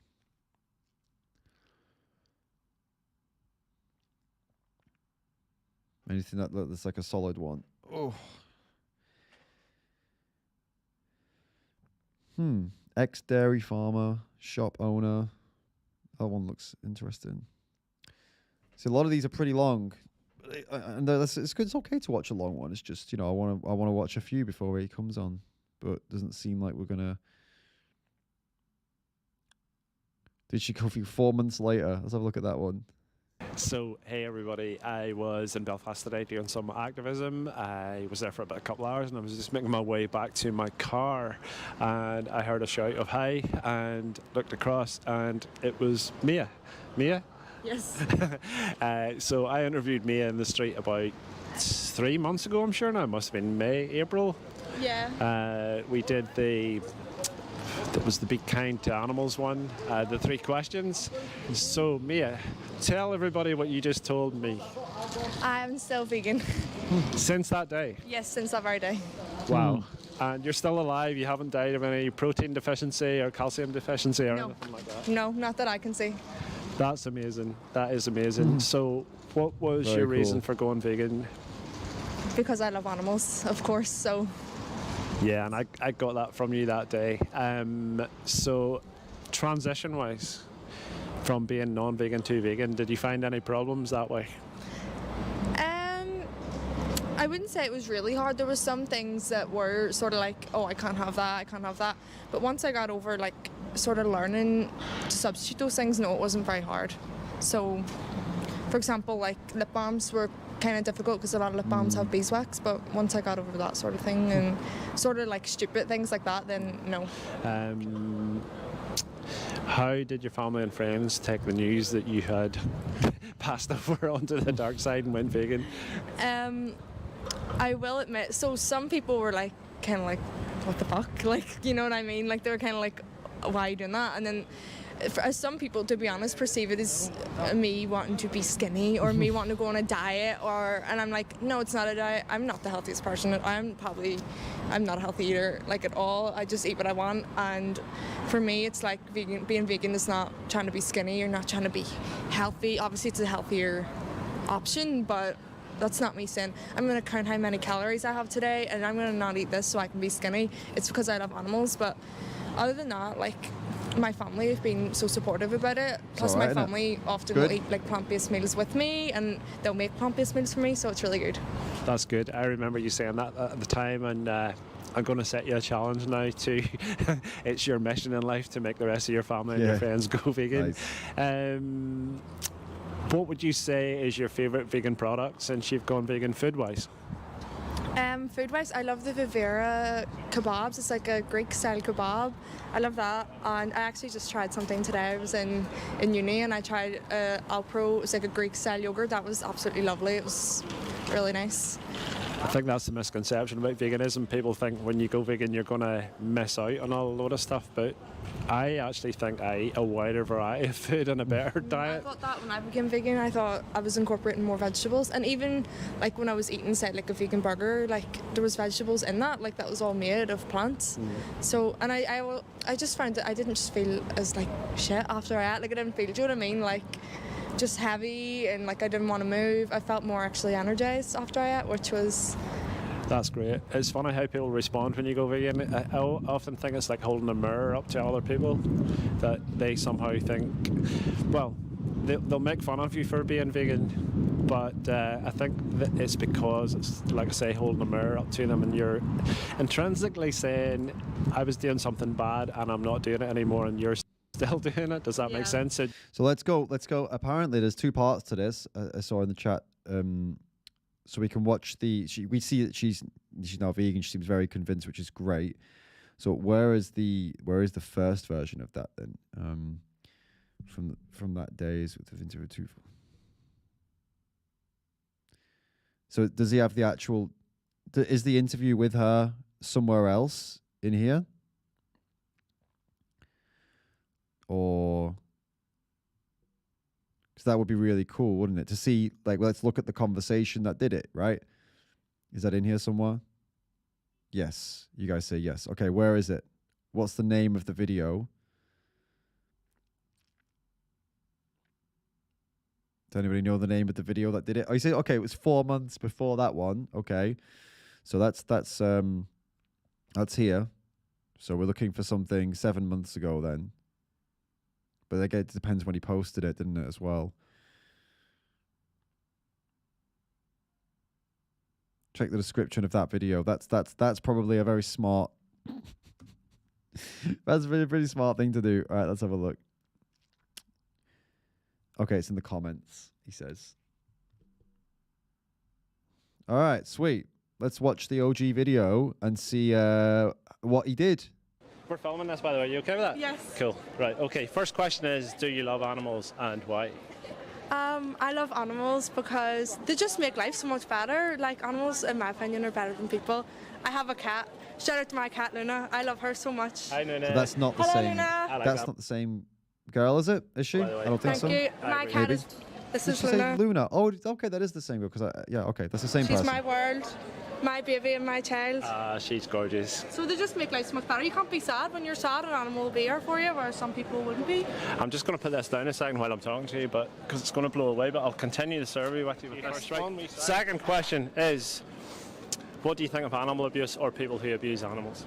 People who abuse animals are horrible people, and they deserve horrible things to happen to them. Okay. And I think if you abuse animals, that there's something wrong with you, because it's obviously a power thing that you want to abuse something that you can take control over. I agree with you, and most people would never abuse an animal ever. Most good people would never abuse an animal. No good person would ever abuse an animal. Okay, forewarning, question number 3 is quite hard. It's a difficult one to answer, but there's no judgment with it whatsoever. It's why we're here today. And the question is, do you pay people to abuse animals in any way that you possibly aren't thinking about that? And what I mean by that is meat, dairy, eggs, animal skin, zoos, circuses, and no judgment by that. Genuinely no judgment. Meat. I'm going to say I do eat meat, but there's one thing: I don't use cruelty makeup. I make sure all my makeup and products are cruelty free. But I'm going to be honest, yeah, I do eat meat. Yeah, and I did too for 44 years. That's why I'm not judging you. I get why Cliff said that. You know, don't feel bad. It's very tempting when you make someone feel guilty. It is tempting to try and absolve them of the guilt, absolve them of the guilt by saying, "Oh no, don't feel bad, don't feel bad." But honestly, in my opinion, at this point, it's if she feels bad, good. It's a great start, and yeah, you can work with that. You know, I think. But we are animal rights activists, and you would never hurt an animal. If somebody hurt your cat, what would you do? I would kill them. Yeah. If someone hurt my cat, just don't think about that person, because they're not coming back. Of course. And you know that your animal has the ability to feel pain and suffer exactly like you, and you don't want that to happen. My cat, we found her on the street. Brilliant. I've saved those animals too, so it's such a brilliant thing to do. So I already know that you are going to understand where I'm coming from when I explain this to you. So animals that go into slaughterhouses. I know. Have you ever stopped to think about that? Because I hadn't.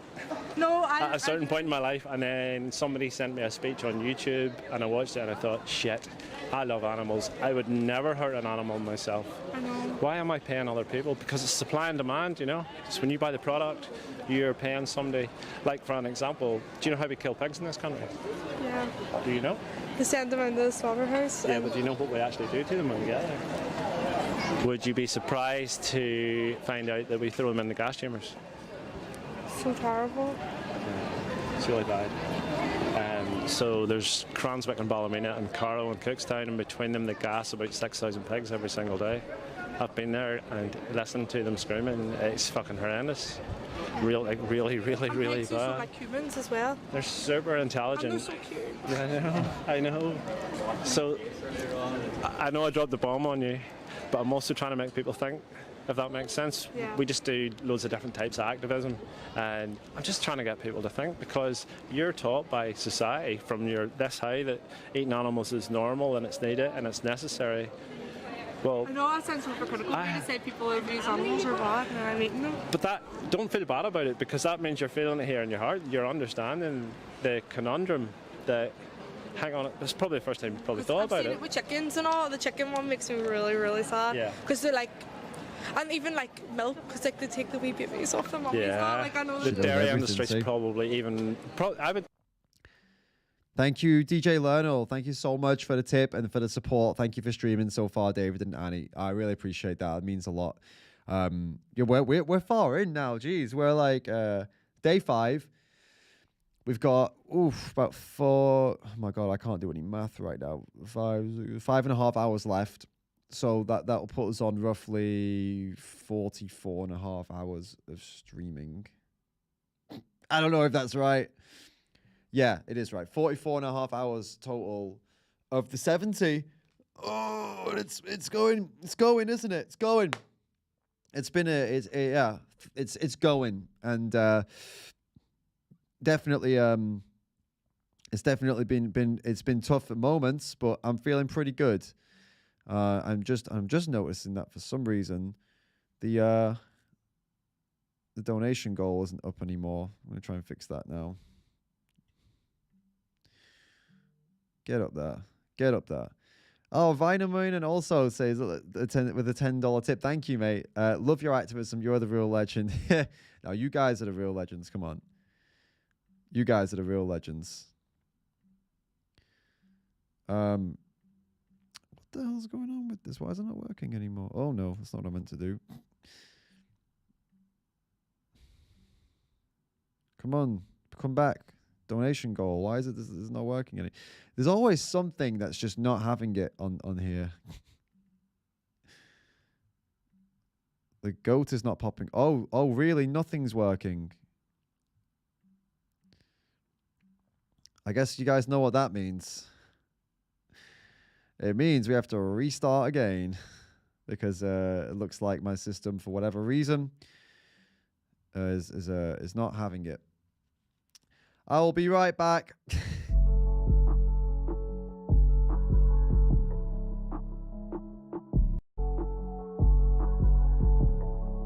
You know, guys, I'm just pretty sure that, you know, Macs are just not built for streaming. I think Macs are just not built for it.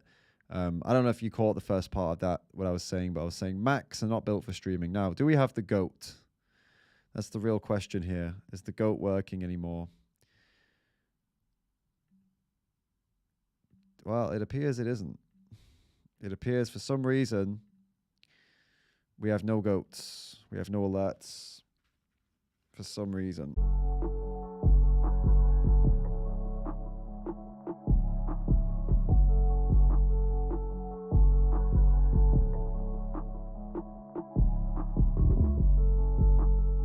Don't worry, guys, I'm still here, and would you look at that? It looks like we're fixed. Let's try now. Do we have the goats? There we go. Thank you, DJ Lionel, you hero, you legend.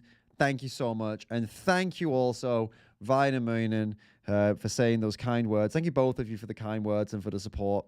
For thanking me for streaming and also saying that you love my activism and saying I'm the real legend. I really appreciate it, guys.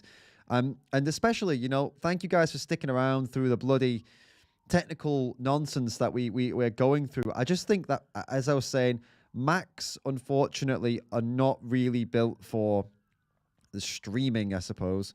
I think it's more like Windows stuff that is better for the streaming stuff. But, you know, we try to make it work. We do our best. We're just trying to get it going. But sometimes it doesn't go. You know, we have to keep trying. Sometimes it just doesn't work out as we'd like it to. But I mean, considering how long we've been going for, it's not been that bad. I mean, I've done all of this on a laptop. All of this on one laptop. So when I've been editing, one laptop. When I've been having conversations with people, one laptop. Where all reactions, one laptop. The Photoshop, everything. Streaming, recording, everything, one laptop. So yeah, I mean, that it's doing a pretty good job, but clearly I need to be looking for some kind of upgrade if we're going to do this in the future, you know, if we're going to keep doing this moving forward, because, you know, we can't keep dealing with these little technical nonsense. If you're having any choppiness on your side, I recommend just refreshing the stream, because the YouTube tells me everything's fine. So if it's not fine on your side, there's nothing I can do on my side. Just refresh the stream, and you should be all good. All right, guys. Yeah. So hopefully we're all good to go. We'll continue with the video we were reacting to and see what exactly happened to make this girl go vegan. I guess of all the cruelty I've seen, and I'm an animal rights activist, I've seen it all. The dairy industry is possibly the worst. I know, that makes me... And milk is actually, like, really... There's a lot of things in milk that's really bad for you. There's, like, pus and, like, really disgusting stuff. You know, in The industry calls it somatic cells because people don't know what that is. So It's I'm pus. not really a milk person. I do, like, oat milk a lot. Like, I would drink oat milk a lot, and, like, a lot of Alpro, like, yogurts and stuff. My family's really into, like, oat milk and stuff. We would actually... My family would try and, like, do, like, meat alternatives. Like, we love Vivera, like, Vivera meat and stuff, and corn nuggets. Well, I mean, you're already partially, you're an animal lover, and you are already aware of the alternatives. And being vegan, I think a lot of people think a lot of times is, oh shit, I have to change my whole diet. But you really don't. I mean, there's 5 different vegan pizzas in Tesco's now. There's a myriad of vegan plant-based milks. There's like all different sorts of burgers, from vegetable type burgers to meat alternatives, chicken alternatives, meat slices, vegan cheese, vegan ice cream, which tastes exactly the same. I mean, literally exactly the same. Yeah. So the question then becomes, if you can buy those alternatives, why are we... What is that noise? I mean, it's a hard question, but why are we paying somebody to harm animals when we don't need to? I know. What do you think of that? It makes me really sad to think about it. Because I'm like, makes me feel like an evil person. It makes me But you're not. Look, I'm not judging you. You're not an evil person. Like I say, I did it for 44 years, and everybody else does it too. There's a growing vegan community now. There used to be very few, but there's more and more people know the truth. You've seen some stuff about the dairy industry. Yeah, I have a vegetarian friend, and he would like kind of slag me and be like, look at this, and I'm like, oh no, oh my god. The dairy industry, do you know, like the boy calves, for example, do you know what happens to them? The boy cows? Boy calves. Do they kill them? Don't know. Yeah. So, where are you from, by the way, if you don't mind me asking? I hope we're not going to get in trouble with this music. I know Cliff's not in trouble with the music because when you upload it this way, there's no problem, but you might see it seems like he's gotten away with it. We should be all right then. I'm from Ardoyne, like North Belfast. Yeah, okay, right. Well, if you drive into the countryside, you'll see two different types of cows. You'll see the black and white Friesians. They're the dairy cows. Every single one of them's a female. They are not the same type of cows that we eat for meat. So the boy calves, when they're born, are separated straight away from their mum. Most farmers kill them on the day they're born. It's like the dark secret of the dairy industry because they don't produce any milk and they're not worth anything for meat. It's good. It's not surprising to me that she was vegan after this. I mean, it seems she already knew about the dairy industry. She already knew about all most of the stuff he was talking about, just not this little bit, but like everything else. She was like, "Oh yeah, I know," and she was telling him what happened and stuff. And there's a few bits he's mentioned, like the what happens with the pigs. She knows that she's aware of what a slaughterhouse is, and she's thought about it, but she didn't know about the gas chambers and she didn't know about the male calves. But she seems to know quite a lot of the other stuff, and she seems to already be open to plant-based alternatives. So it's like it's really cool, and it's really unsurprising that she went vegan. But it's also awesome 4 months later to have a follow-up from Cliff where actually she confirms that, it's not just empty words here that she's saying, and it's not just empty emotions, like just faking it. She actually meant everything she was saying.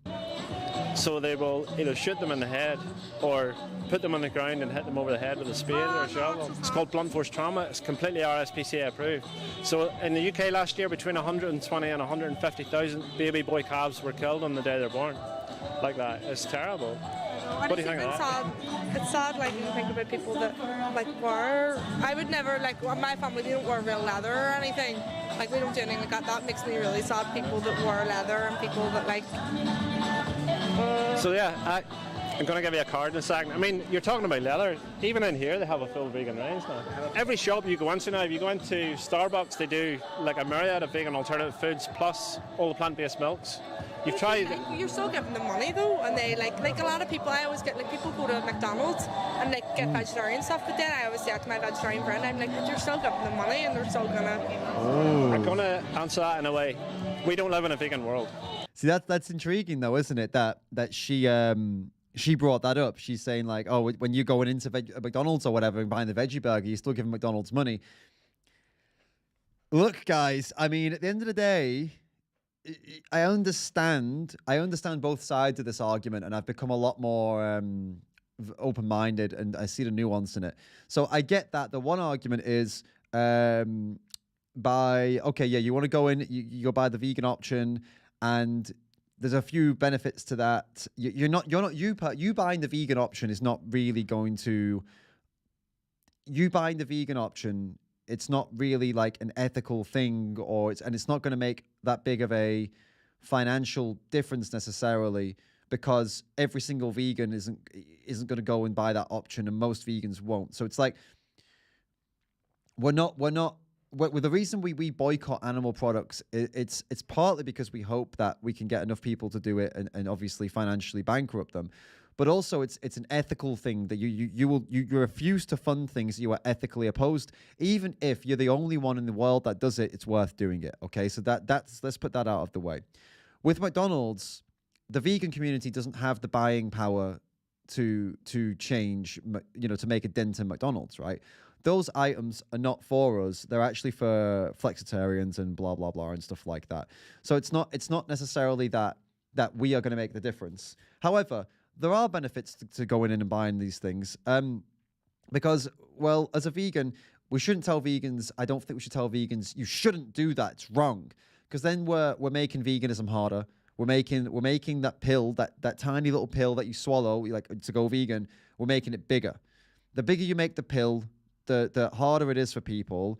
And for a lot of people, it could be the difference between them fully committing and not fully committing. You know, like imagine you get a brand new person who's just decided to go plant-based.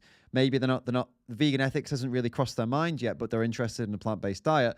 And then they start to see some vegans who are calling other vegans pieces of shit, or you're not a real vegan, or you're, you know, blah, blah, blah, blah, blah. Because you go to McDonald's, it could be the thing that stops them from going and learning more about veganism. It could be the thing that says, well, why would I live my life like that? Why would I live a life where it's a vegan item, but like, what, because a non-vegan company sells it, I shouldn't eat it? Like, what kind of people are these? And how far do I have to take it? And this is just crazy. And you know, so it's got its issues, but I understand both sides, because on the one side, I don't feel good about giving any big monstrous animal abusing company my money. I don't feel good about it either.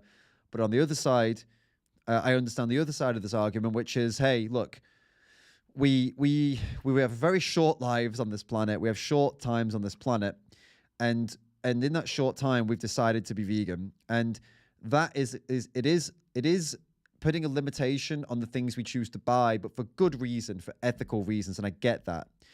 Now, is putting that same limitation on McDonald's or Burger King the same limitation that, like, so for example, I refuse to buy meat. Good limitation, good, because we know what that does. We don't want to buy meat. By treating McDonald's and Burger King in the same way, is that going to help any animals? Is it actually going to help you? Is it an ethical position that makes sense? I mean, not really, not entirely. There's no evidence that it would help animals if you stopped buying the McPlant, and there's no evidence that you buying the McPlant actually is causing more animals to be harmed, or is actually having any impact at all. So then the kind of question comes is, it's a personal preference, isn't it, between vegans? It's like some vegans don't want to do it, some vegans do want to do it, but no vegan should be claiming that, or without evidence, at least I've not seen any evidence that it should be treated the same way as buying or not buying meat. It shouldn't be treated the same.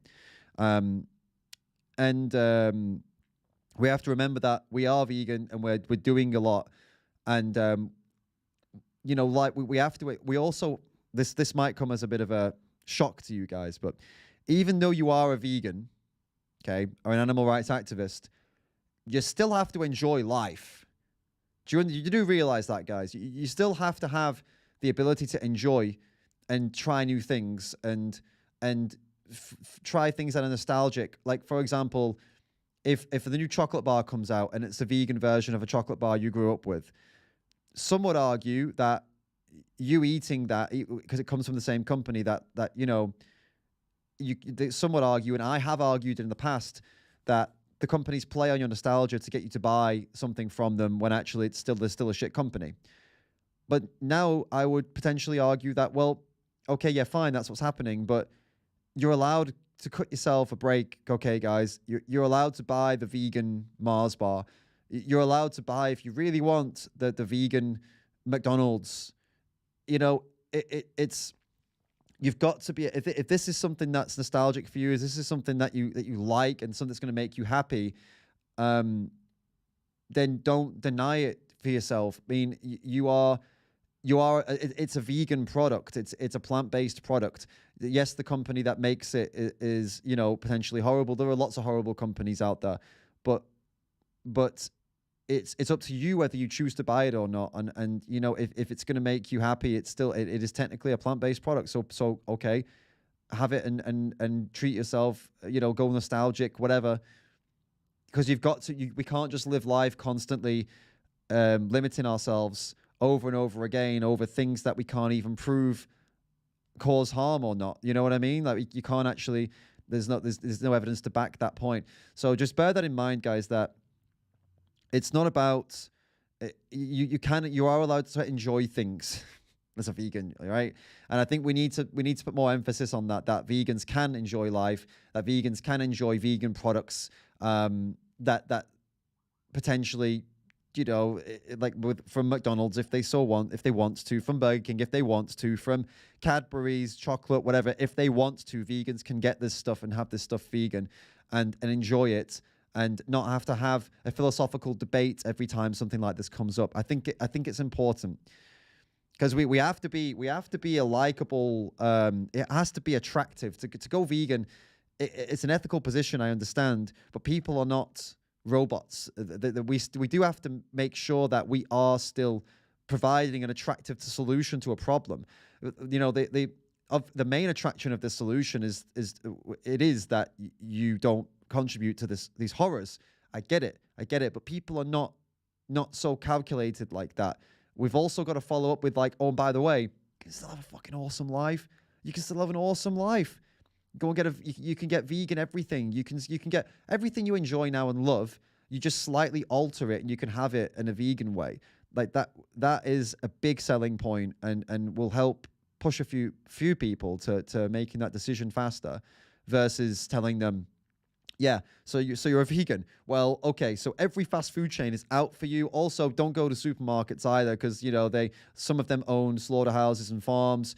So no, you can't be funding supermarkets. You've got to go to the farmer's market, and you've got to make sure the farmer that you go to is not involved in any animal agriculture. And this is, you know, you got to basically upturn and uproot your entire life. But it's for the animals. I mean, that's a hard sell, guys. Let's be honest. It's a very hard sell.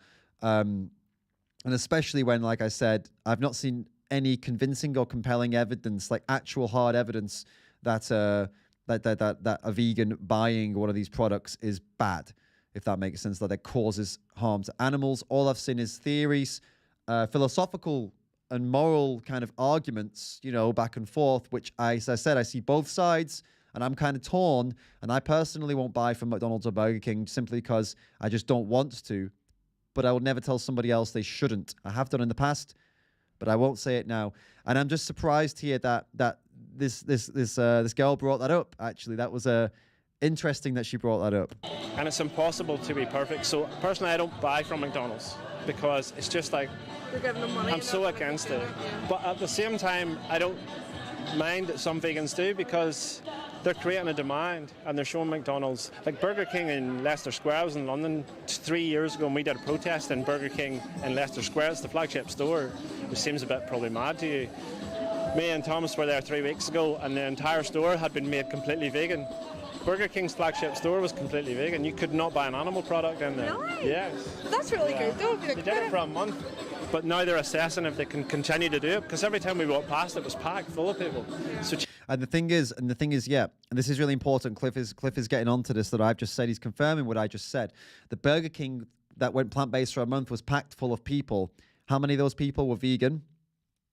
Not many. The people who were going there are people who are interested in environmentalism, reductionism. They're intrigued by plant-based foods. Maybe they're fitness people that are just interested. But the majority of them would have been environmentally conscious people that are actually starting to pay attention to, the stuff about climate crisis, things like that. Because that movement is probably 1,000 times, even 100,000, maybe even like more than that, bigger than the animal rights world. Yeah, it's huge. It is in all the papers all the time. It's in the media all the time.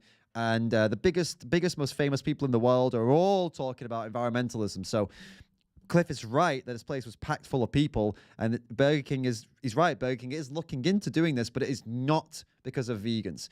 No company no sensible company in the world would open a business like Burger King, I mean, the multi-billion-dollar company in the world, would open as part of their business that focuses on such a tiny minority as vegans.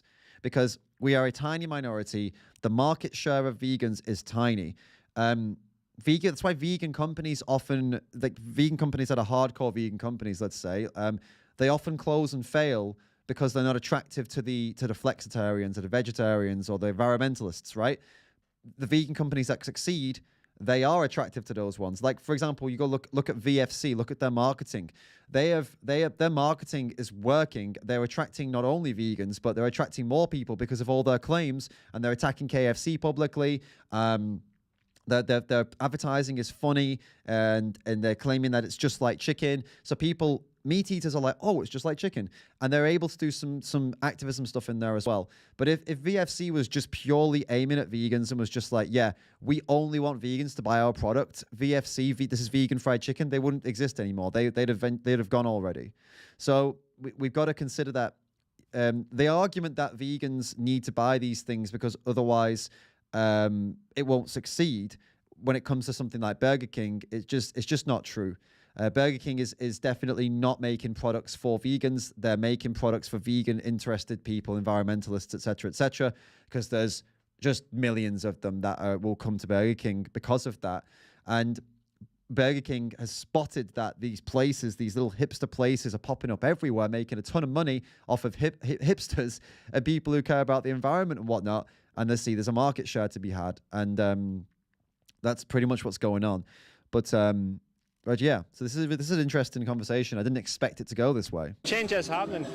So yeah, you are giving money to companies, but you're also funding the vegan products and creating demand for that too. People want vegan products. Yeah, and I mean, I go into Tesco's, they sell meat too. They sell dead animals. And I know, I suppose there's no avoiding giving money, like, to companies. Do you know what I mean? Like, there's no avoiding it. I try to give my money to the most ethical company possible, but it's not always possible. And I would not slag. If you wanted to go, I mean, there's a plant at McDonald's now, a vegan burger, which is brilliant. Like 3 years ago, that would have been unheard of. But the demand's there now for it, so to me, that's a good thing.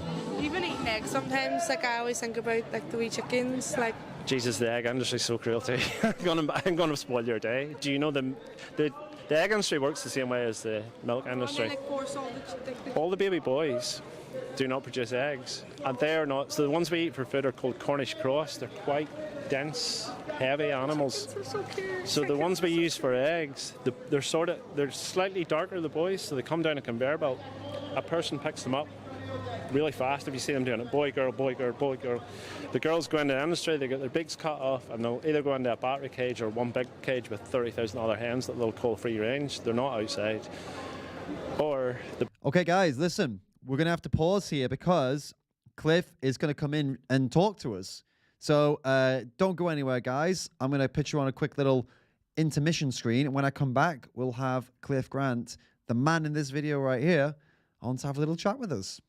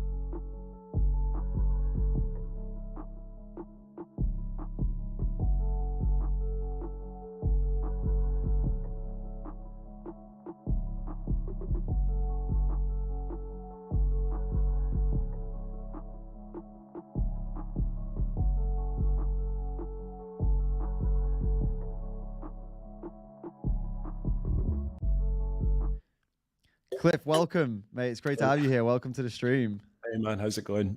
All good, man. All good. I'm just. Is there something, guys? Are we squashed? Do we look squashed? Do I look squashed here? Is something going wrong? You look like you've lost a couple of stone overnight. Do you see it? Is it Yeah, something? I can see it. Is it on what the hell's got? How's that even happened? You look normal. You're in a super widescreen setting, as far as I can see. That makes absolutely no sense at all. All right, we can still. I'm just gonna turn my camera off and on, and we can still talk though. So, you've been vegan too long, David. You need to eat something else, put on some weight. Yeah. Oh no, it's still doing it. That's so bloody strange. I've no idea what happened there and why it's doing that. Dude, we've had constant bloody problems. Honestly, it's just non-stop. You've done so well. I've been watching most of the way. I've been working and stuff, so sometimes I've been listening and people have been commenting. I'm not able to comment, but I've listened to loads of it, and like to fill 70 hours of content. It's definitely. It's been really interesting. So great guests, and yes, I would not listen if it wasn't interesting, to be honest. And I've enjoyed the whole week. It's been great. It's been the best thing. It's been on like social media for a long time, as far as I'm concerned. I appreciate that, mate. We've enjoyed watching your content as well. We've enjoyed watching your interviews, mate. It's been really nice to see. You seem to have quite a lot of like obviously we had the dramas, but also you have quite a lot of success, and it's good. We just watched the young the university student, the girl who you spoke with, and then followed up with, and that was really nice to see. And you seem to get. I mean, you got that nice message too, didn't you, recently? The guy on Instagram, right? Yeah, the guy it's the second last interview that I done, but he works on his friend's dairy farm, and I don't know if you've watched it or not, but he was peacefully sleeping is the one thing that sticks out to me when I asked him about the boy calves, what happens to them, and he said they're peacefully sleeping, and I was like, oh my God, the euphemisms are getting worse and worse. But yeah, he messaged me after the interview to say that I'd really struck a chord with him, and that he was giving up his job in the dairy farm and he was going to go and work on an arable farm nearby. It wasn't as much money, but he felt it was the right thing to do. So awesome, yeah, I mean, for somebody who's working on a farm, he said I couldn't see the cruelty that was straight in front of me. Right. And I kind of opened his eyes to it. So, I mean, to get somebody who's working on a dairy farm to do that in one conversation is, I mean, he's a good guy. Like, it's not anything to do with me. It's just because of I always say it's not because of me. It's because of I'm just giving them information. That's how I see it.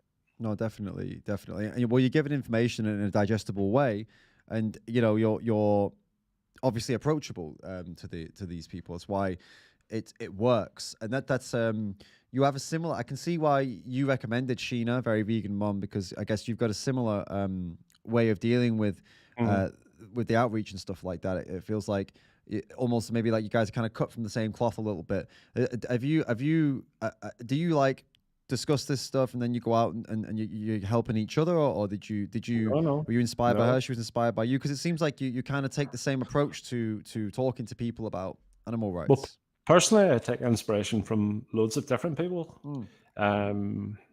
Joey in the past, obviously, James Asprey, Earthling Ed, Gary Yourofsky. I kind of troll information from everybody and techniques. And way back in the day, I would have watched loads of videos. Like Ed was probably the first one I came across when he used to go to Trafalgar at the fountain with his wee handheld. Yeah. But no, I'll take inspiration from absolutely anybody. And from time to time, other activists will message me and say, I really like this technique. Can I use that? And I'm like, you don't even need to ask. Just do what you think.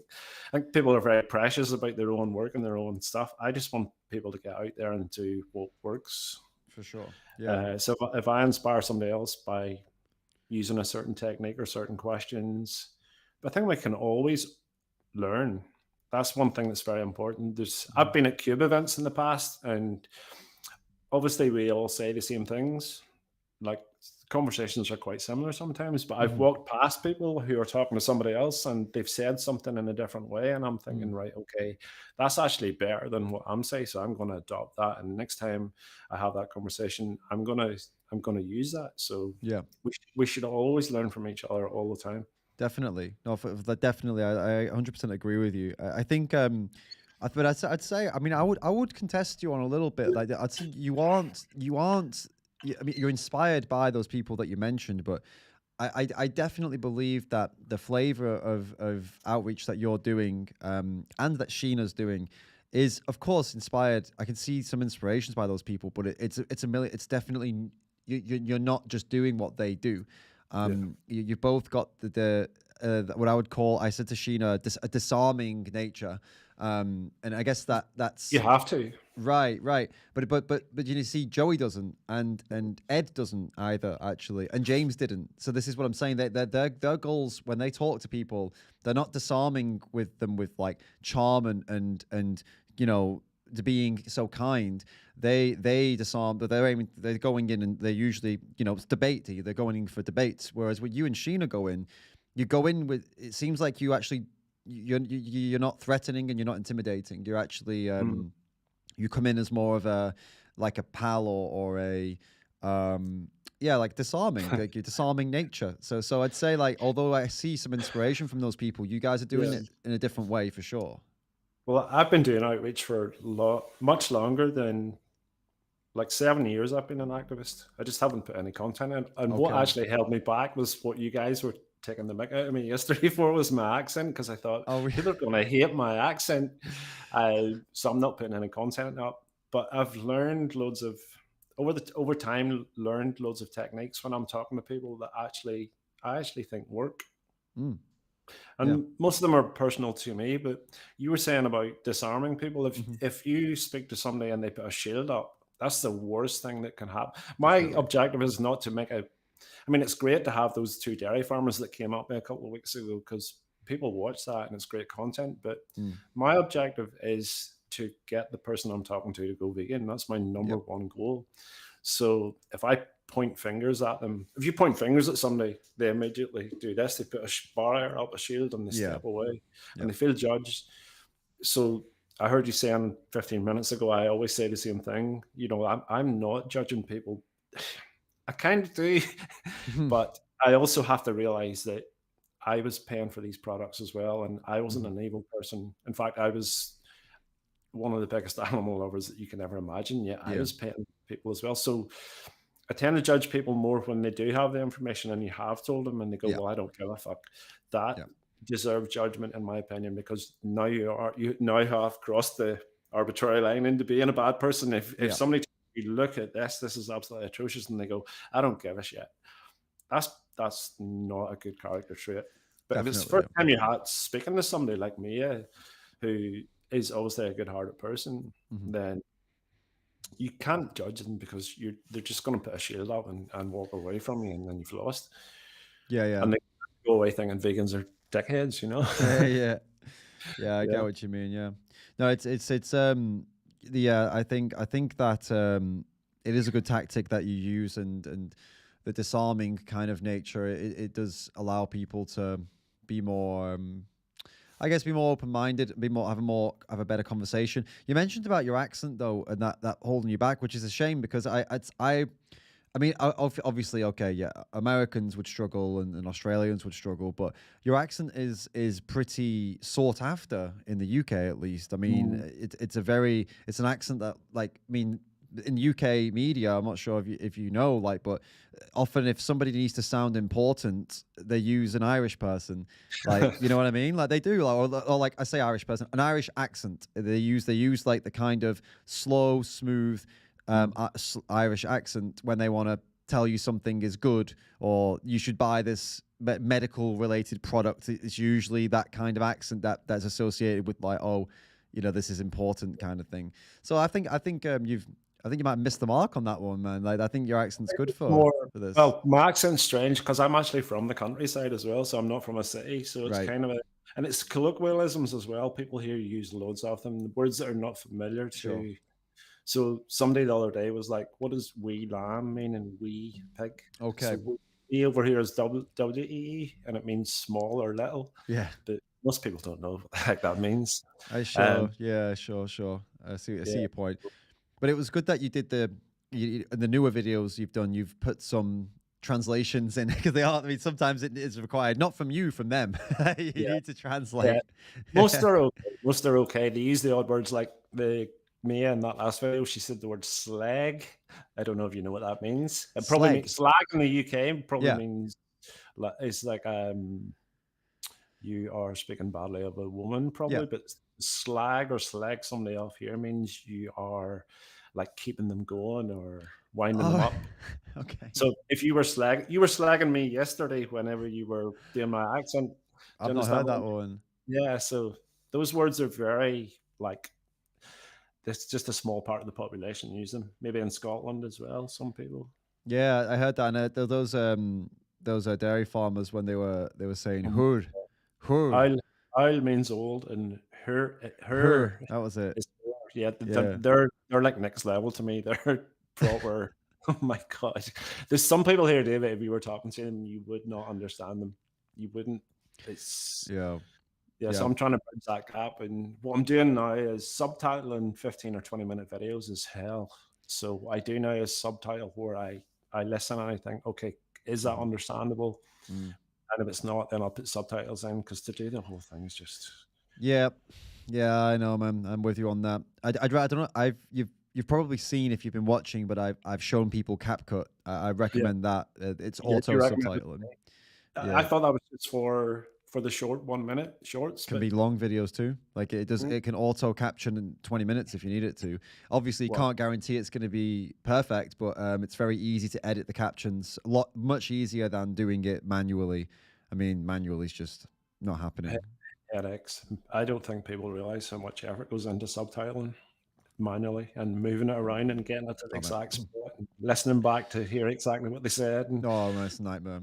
I mean, at least with CapCut, you get a basic kind of draft done, and the timings are pretty solid, and all you got to do is correct it. So that could be pretty cool and then you can just delete the bits you don't need. So if you wanted to, like, okay, not the whole thing, but there's like chunks of it you want to make sure you get, you could just delete all the bits in between. So that could be helpful for you. Yeah. Can you render the file in your normal video editor, like Filmora, and then take it across? Yeah. And then take it back. Yep. As long as you render it out with an uncompressed format, so you can render for YouTube. Don't do that. You want to render it out as the biggest version of it you can get, because every time you render it, if you compress it like 3-4 times, you're gonna have a fucking terrible video at the end. So you got to make sure when you render it once, put it in CapCut, render it once at the highest, the biggest it can be, put it in CapCut, do the same again in CapCut, put it back in Filmora, and then finally render it for YouTube at that point, like the final kind of MP4 MOV render at that point. I actually watched you doing the short one yesterday or the day before, so I'm gonna try that. I'll recommend it, man. It's free. Fuck, nothing to lose. It's only if you do outreach and do videos, and I'm sure the amount of time you spend, David, normally, despite this, like it's horrendous. Yeah. The amount of time you have to put in just doing videos and talking to people and spending time in the street and traveling time and all that stuff that people just don't even realize at all. So anything that's time is great. Exactly. What do you tell us a bit about you then, man? Like, so we've seen your videos, so we know you're out on the street. What's like? Okay, let's start at the beginning then. When did you go vegan, and then when did you start activism? Went vegan must be 10 years ago now. Okay. I was sitting in work one day listening to a Durian Rider video. Do you know who Durian Rider is? Yeah, way back in the day, him and Freddie. And he mentioned Gary Yourofsky's speech and put a link to it in one of his videos. And I clicked on it and I thought, this speech will be crap. I'll just flick through it. And I listened to it. And inside 5 minutes, I was like, holy shit. Because I went vegetarian when I was 19. Okay. I was an animal lover from a very small child. Gave up milk at 5. I gave up pork at 7. I gave up red meat at 10. But back in the day, man, I heard you call me an older man, which I thought was funny when you were reviewing my video. But yeah, I'm When back did I say? Did I really say that? When did I say that? When the two dairy farmers were coming at me. Oh, because you're older than them. Yeah, I mean, No, okay. Let me clarify what I meant by that, because they were very young, right? Yeah. And you, as being to them, you're an older man. To me, you're not an older man, because I'm like 34. So to me, you're not like an old. But to them, they probably saw you as like, you know, an older dude. You're like, you could be their dad, right? So the fact they were disrespecting you, even considering that, and like it was another level of disrespect. That was the point. I want to make that. You might. I'm not right? You would have to. I'd never get offended at anything. Okay, I just wanted to be. I know. I felt like I needed to clarify it though. What I mean is, like way back in the day, there was no internet, no information, yeah, no nothing. So I thought vegetarian was enough. When I went at 19. So the Gary Yourofsky speech, and I know a lot of people. Gary said some things that I definitely do not stand over in his time. I don't agree with everything that the guy said, but as a standalone piece, that's why I give everybody or ask them to watch that speech, because it's so bloody powerful. Yeah. I mean, I believe that's the greatest weapon we have to make people go vegan, if they can watch that speech, no matter what you think about Gary.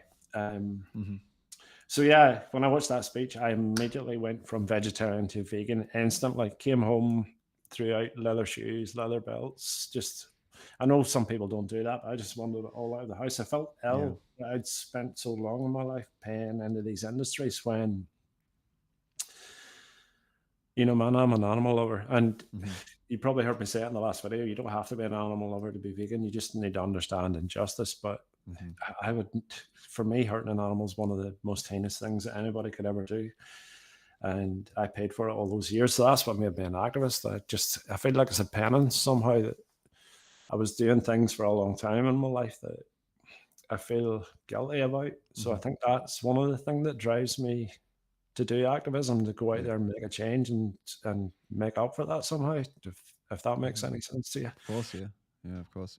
Trying to like you want to leave things in a net positive if you can, right? You know, we all do a lot of damage before we make that change, and I think that's actually a really common reason people become activists, to be honest.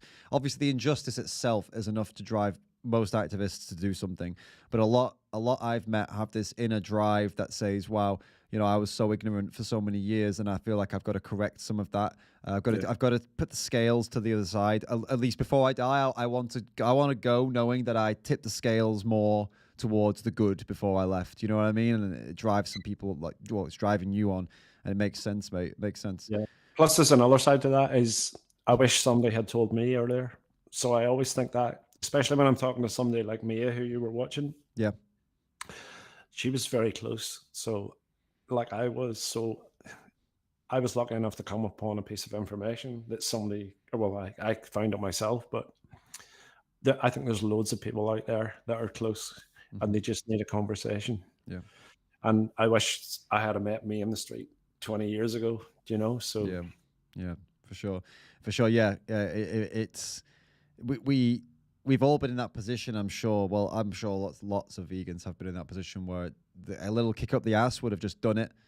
And I've had those people in the street before as well, and I tell them to their face. I say, I think you're just being lazy. Yeah, you need to kick up the ass, and I'm going to be it, you know, sort it out. And then they'll have, you know, people find it funny because they know it's true, right? Every time I've said that, they've been kind of like, yeah, you're right. I'm being a you know, soft ass. Can I ask you a question? How much do you think the average person knows about what happens? How much time do you think they spend thinking about it? Somebody who's never considered veganism or thought about it really at all. So how much do you think each person knows? I think they know a lot. I think this is something I talk about on the channel a lot whenever I'm streaming, and I try and get this message across to outreachers and anyone doing these kinds of conversations, is to tell people to stop assuming they know nothing and stop lecturing people before you understand what they understand, because they know so much these days. People watch Facebook, they see vegan posts, they know more than ever. And I think you do a good job of finding out. You ask questions to find out what they do or don't know. And I think you're setting a great example for anybody else who does this kind of work, because I also see people who don't do that. I see people who... Gina's a master at that, by the way. Who is, sorry? Gina. Yeah. it's really important. A lot of vegans fall into the lecture space. You know, they act like they're giving a lecture, and that's not useless. Don't get me wrong, but if you're not giving the other person a chance to tell you what they know, you've got to make them. Before you can make them feel like a piece of shit, you've got to make them feel good, right? So these little moments where you say, hey, do you know what this is? They say, yes, I do. It's this. You say, yeah, good job. That is what it is. They feel good, even though what they've said is horrible. Do you know what I mean? And then you can build rapport that way. You do that really well. Sheena definitely does that really well. And to answer your question in short, they know a lot. They know they know way more than we think they know. That's for sure. That's why I came up. The 3 questions thing that I was doing for a long time, and I still do, is like, are you an animal lover and why? What do you think of animal abuse? Those 2 questions are, I came up with the idea to get people to the end goal quicker. Right. Because oftentimes you're having this big long conversation and then you go, and now I'm going to reveal to you why you should be vegan. So I'm getting them to tell me up front, number one, because everybody wants to tell you that they love animals and why they love them. Everybody's against animal abuse. And then the 3rd question is, are you paying any of these industries? And then they go, well, now I'm stuck in a bind because I still love animals. I hate animal abuse. Yeah.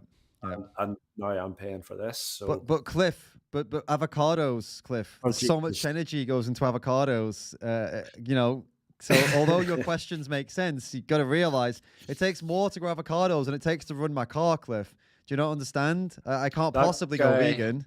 That guy got that. It's one of the 2 greatest things that people have ever said to me when I was doing outreach. He said it takes more energy to grow an avocado than it does to run your car for a year. And I was like, Jesus. He's read something in the Daily Mail and just made it even worse. And then another lady told me one day that we ate all the dinosaurs. So I was like, okay. But the avocado guy, like, man. Some of the stuff, man. And it's so sad because that guy seemed so, he seemed like he was going to be great at first, didn't he? He seemed solid. He had his dog with him too.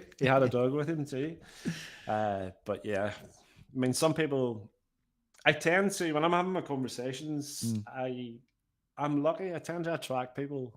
I don't know why this is. Most of the people I talk to get it on some level. Most of them get it quite well. But I learned a long time ago not to waste time on people who are. Some people I think in this world their eyes are wide open and they're awake and they're open to information. And then there's people in the middle who their eyes are partially open.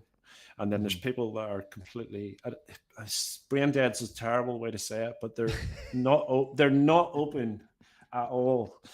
And they just want to argue with you and give you shit and talk crap. And I spoke to a turkey farmer, it must be 3 or 4 years ago, for an hour and a half one day during the cube ended, everybody wrapped the TVs up, the gazebo was down, everybody gone, and I was still arguing with this guy for like an hour and a half, and it was freezing cold, and I walked away from it feeling super frustrated that this guy just wasn't getting it, and he was trying to score all these points. And I said to myself, I will never ever do that again. I'm not wasting time speaking to these people who have no intention of getting it on any level. They just want to argue with you. So I'd rather spend my time talking to people who are going to possibly change and understand. It's so hard, mate, honestly, because you...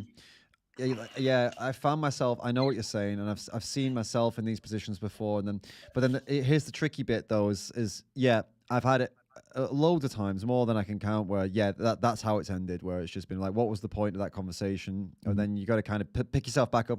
Well, at least it was better than not having the conversation. But yeah, sure, I'm exhausted now. What was the point? You know, I mean, yeah, okay. And then I've had it where I feel like this is happening. I feel like this is a bad convo, but I'm being filmed. So I'll keep going because, you know, you can always pick out, it's like a 40-50 minute convo. You can pick out some shorts from that. You can edit it down and it'll be all right. So I kept going. This happened in Amsterdam. I kept going, thinking this is just content. I'm not even going to try and change his mind. Content.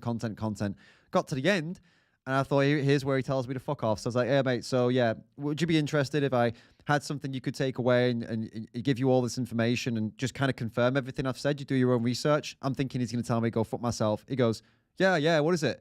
I said, I'll give you the card. He went, no, just give me the website. I'll sign up right now.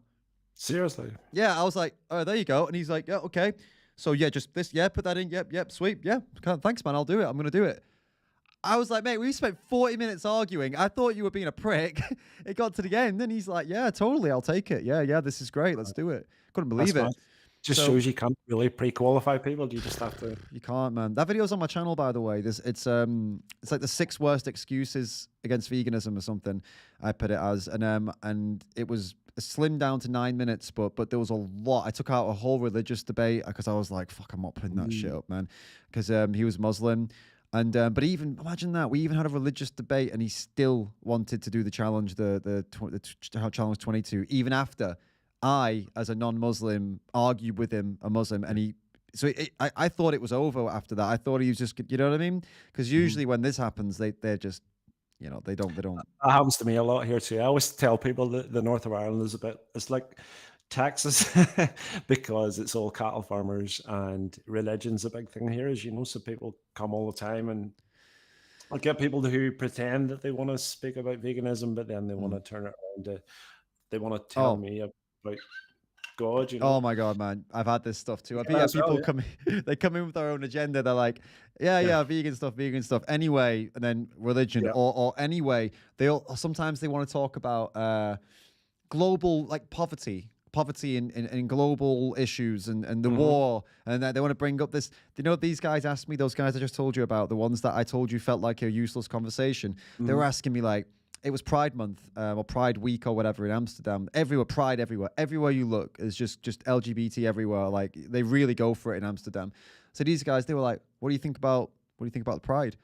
And I was like, "I mean, do you want to? How many more things do you want? We've gone through so much right now. I don't really mind. People can do what they want." They were like, "Okay." And it's like, "Right, can we get back to the? You know, like, why are you asking me what I think about Pride?" I couldn't believe it. When we get here a lot, and I'm not going to talk about it because it's something I actually refuse to speak about. I get it so much here. Is the abortion issue as well here is a big thing. So it comes up a lot and early as well. But it's usually middle-aged men that do it. It's really weird. I just say, mate, I am not here to talk about it. It's a totally different issue. Yeah, that's. I imagine. Yeah, that's come up with me before, and they just want what they're trying to do with what they've tried to do with me. They try to testify if I'm consistent in their eyes, you know, because they draw they think there's an inconsistency if you're a vegan and you're pro-choice, because they say, well, why would you defend these innocent little animals, but you won't defend an unborn child? And to an extent, I get the critique, but the point is I don't like what they're trying to do. Like it's not about me. It's about what about it? You know, it's what about it? You're just what about this issue? What about that issue? Yeah, exactly. So I'm here to talk about this. Absolutely, yeah. You can go and talk about it over there to other people right. if you wish. That's not what I do, exactly. So. By the way, we had a tip through from Gorik, who's something nice to say about you. Big tip as well. Thank you so much, mate. That's it blew me away a little bit. Didn't expect that. Thank you. I think that's the biggest one we've had so far. So thank you so much. It says, this is firstly for the animals, secondly for Cliff's loving and peaceful demeanor, and thirdly for David and Annie's constant activism. I love all of you. Sending big hugs from Austria. It's an amazing comment, huh? Thank you. I've had so much support recently from the community, which is great, because sometimes in the vegan community, God, you think vegans are peaceful, but I'm sure you've seen the vegan group pages, and jeez, it's like a war zone. But I've had so much goodwill from people recently since probably November time. People have started to see my videos more and stuff, and some of the comments are just so. I just read them. I'm driving, bed at work, and I just stop for a minute and I pick up my phone and look at some comments, and some of the things people say are really cool. Like, it's so nice to have support. No, it is, mate. And I think once this is something, as your YouTube grows, you'll get your people. And I'm certain, by the way, that you're going to have to go through a bit of a rough patch where people who thought they were your people aren't your people, because you'll do something that makes them think like that they don't like you anymore. It's all good though, because then it's okay that they go, because it just means you're being you, and people who stay are the ones who actually, and that's where I'm at right now. I'm speaking from experience. The people who are here in the live chat here and that follow me and subscribe, these people we've been through it all together. I mean, they've watched my videos, they've heard my most controversial stuff, they've heard the things that I don't agree with other vegans on, and they've decided that either they agree or they've said, I don't agree, but I'm the kind of person that supports a good activist, and they think I'm a good activist. And this is how it will go, mate. And as you grow, you'll see this happens more and more. You were talking about it. In fact, it turned into, I was watching your head explode when I mentioned to that young lad in the last video atheism. So that's a touchy one here. And I was like, do I leave that in because it's bringing in religion? And okay. So, and then I thought, well, the young guy asked me a question. I'm going to be honest with him, and I'm going to leave the content in. But that might offend people, people who are religious. That I'm an atheist, but that's who I am. Yeah, man. I mean, it is what it is. I've got some. I mean, I didn't want to define myself as an anti-theist, but by the definition I am. But I don't like the word anti. I don't like that. But I've got Christians who are in the live chat, and it's like they're not. You know what I mean? This is what I like about when you have your people. It's like we're all able to, in my community at least, and yours I hope as well. We're able to disagree and have fundamental fundamental differences and flaws. But we're not hating each other for it. Actually, we're still together. We're still coming together and doing some good stuff because, hey, fuck it. You know, we're such a small minority of people. Who cares if I'm an atheist and you're a Christian? It doesn't matter. It is it. We got the same goal in mind. That's the thing. It doesn't matter to me in the slightest. As long as you're kind to animals and you're vegan and you're trying to do some good in the world. Yeah. That's my kind of people. Definitely, mate. Definitely. Yeah. And it makes me happy to know you're getting the recognition, and that's this does not happen by accident, man. It's because you're doing good work. Like, this is how it goes, and unfortunately, there are people who do good work and never get noticed, which is it's a sad reality. There's oversaturated social media these days. Is just a lot people get distracted by. But I'm happy to see in your case that it's going the way that I'm just plugging away. And you know what? It's not. I don't care how many. Well, I do care how many subs are because I want there to be a good message out there and people to see my videos and people who are not vegan to watch my videos as well. But I'm not here for I wouldn't. YouTube's not. I'm not hung up on how many subs I have, put it that way, because I'm just going to continue doing the work anyway. It doesn't change anything for me. I'm not going to go, oh, well, I've tried this for a year. I've only got 1,000 subs, so sorry, guys, see ya. I'm going to continue anyway, no matter what. Yeah. I feel like it's my life's calling to go out there and do some good work for the animals. So I'm here. I'm here for the long run. That's awesome, man. And no, it's I like you're very consistent as well, and it's great. It's great to see that there's some good because you're talented and you're using that talent, the communication talent, for a good thing. And it's I'm always happy when I find someone new who's good, talented and good and getting out and is able to get it online. It's so important to get it online, and I know how drag it is, especially if in your case I get the impression that you're relatively new to the editing and all this stuff. And I know I've been there, dude. I know how much of a fucking drag it is when you're still learning or you're still slow and you're like, it's daunting. You get home and you got this fucking 30-40 minutes of video and you're like, oh my god. So people don't realize that. I mean, you have to watch it back first, man, and make mental notes about what you're including, what you're not, and then you have to edit it, and then you have to add subtitles. Oh my god, it's so frustrating, but it's worth it. I genuinely believe it's worth it. So what's your are you at this full time? It seems like you're at this full time actually, but no, I work full time as well. That's mad. You're able to do full time, and then I spend. It sounds like I'm repeating myself, but I'm really driven to make a change for the animals. I just think if I can make one person go vegan, that's a result. So I spend most of my spare time either on the streets doing activism or editing or whatever. I've been doing this for a long time, and it seems like a natural thing to be doing now. Yeah, man. I was doing AV before that. I was running the save groups, but here now the activism that way has kind of died a wee bit. COVID kind of killed everything, literally. Yeah. People got too used to staying inside, I think, and then getting them back out again has been a bit rough. I've heard this has been happening all over the world actually, with activism, unfortunately.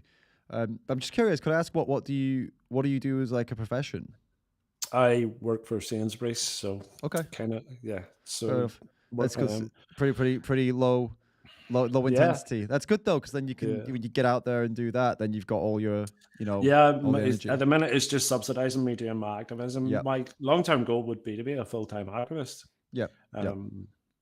But I mean, we all need to do something. And somebody might say, well, you're working for somebody who's selling animal products. But I mean, I think no that one's saying argument's- that, mate. Only idiots are saying that. Don't worry. I have heard it before. Somebody actually said to me, my- I'm surprised you took that job. And I was like, Come on, I man. mean, It's a job, man. Where does that end? Jeez, it's like I was saying this yesterday, and I'll repeat it again for anyone that missed it yesterday. But the best thing you can do is, in my opinion, if you're still working full time as an activist, and what I did as well when I was still working full time, is when you're working at the job, you be the best fucking version of that job, whatever it is, whether it's at Sainsbury's or whether it's in an office or whether it's call center, what the fuck ever you're doing, be the absolute boss at that. Smash it. Leave nothing untouched. Like, do everything you're supposed to do and more. Really, really nail it, and then take that energy home and continue fucking nailing it for everything else, like for the activism. And it's because it's a mindset, isn't it? I mean, I know you can't. I imagine it can't be too. I've worked in retail. I already know it's not retail shit. Right? It's not. They're not the best jobs, but if you get down about it, then it just drags over onto your passions. Right? You come down into the passion. You want to come up. So I for anybody who's doing this still, full-time work and doing activism part-time, it's so important to have that mindset of just fucking smash everything, carry the energy over. I think it's really important, for sure. And it's a necessity, like you said, right? It's a means to an end for me. Absolutely. To pay my bills and allow me to do activism. That's what my goal is at the minute. So yeah, well, it's a good goal, man. And then that's the way to do it until there comes a time where you would, be able to switch to full time. This is how it rolls. People have asked me how to do that. That's literally all it is. You just smash the job, get the money in, and keep trying to build your activism and trying to build your support until one day you might have to move somewhere cheaper, or you might have to, make some cuts, but it can be done. It actually can be done. You can go full time as an activist, but it can take time, Yeah, it's funny how things go. I was a competitive cyclist up until 4 or 5 years ago, and then had a really bad crash, Okay. And I retired at that point. But now that allows me, I mean, I was training 20 odd hours a week. Now I've got all that free time that I can use for my activism, which is great. So sometimes the universe throws things at you that at the time seem like a bad thing, but it turns out to be okay in the end. So that explains a lot then, because I said earlier that it seems like you're working as a full-time activist, but you're not, and you're out as much as you can getting out, and that surprised me, because I thought, wow, okay, that's extremely driven. That's an extremely driven attitude, personality. But now you just explained that you were a competitive athlete, and now it all makes sense, because you are blessed. They put it this way. I don't know if you've looked into this, but you competitive athletes are blessed with the ability to just be the most persistent motherfuckers out there. Like you just cannot stop. Otherwise, you're not competing. You cannot stop. You've got your routines, you've got your training, and you don't miss them.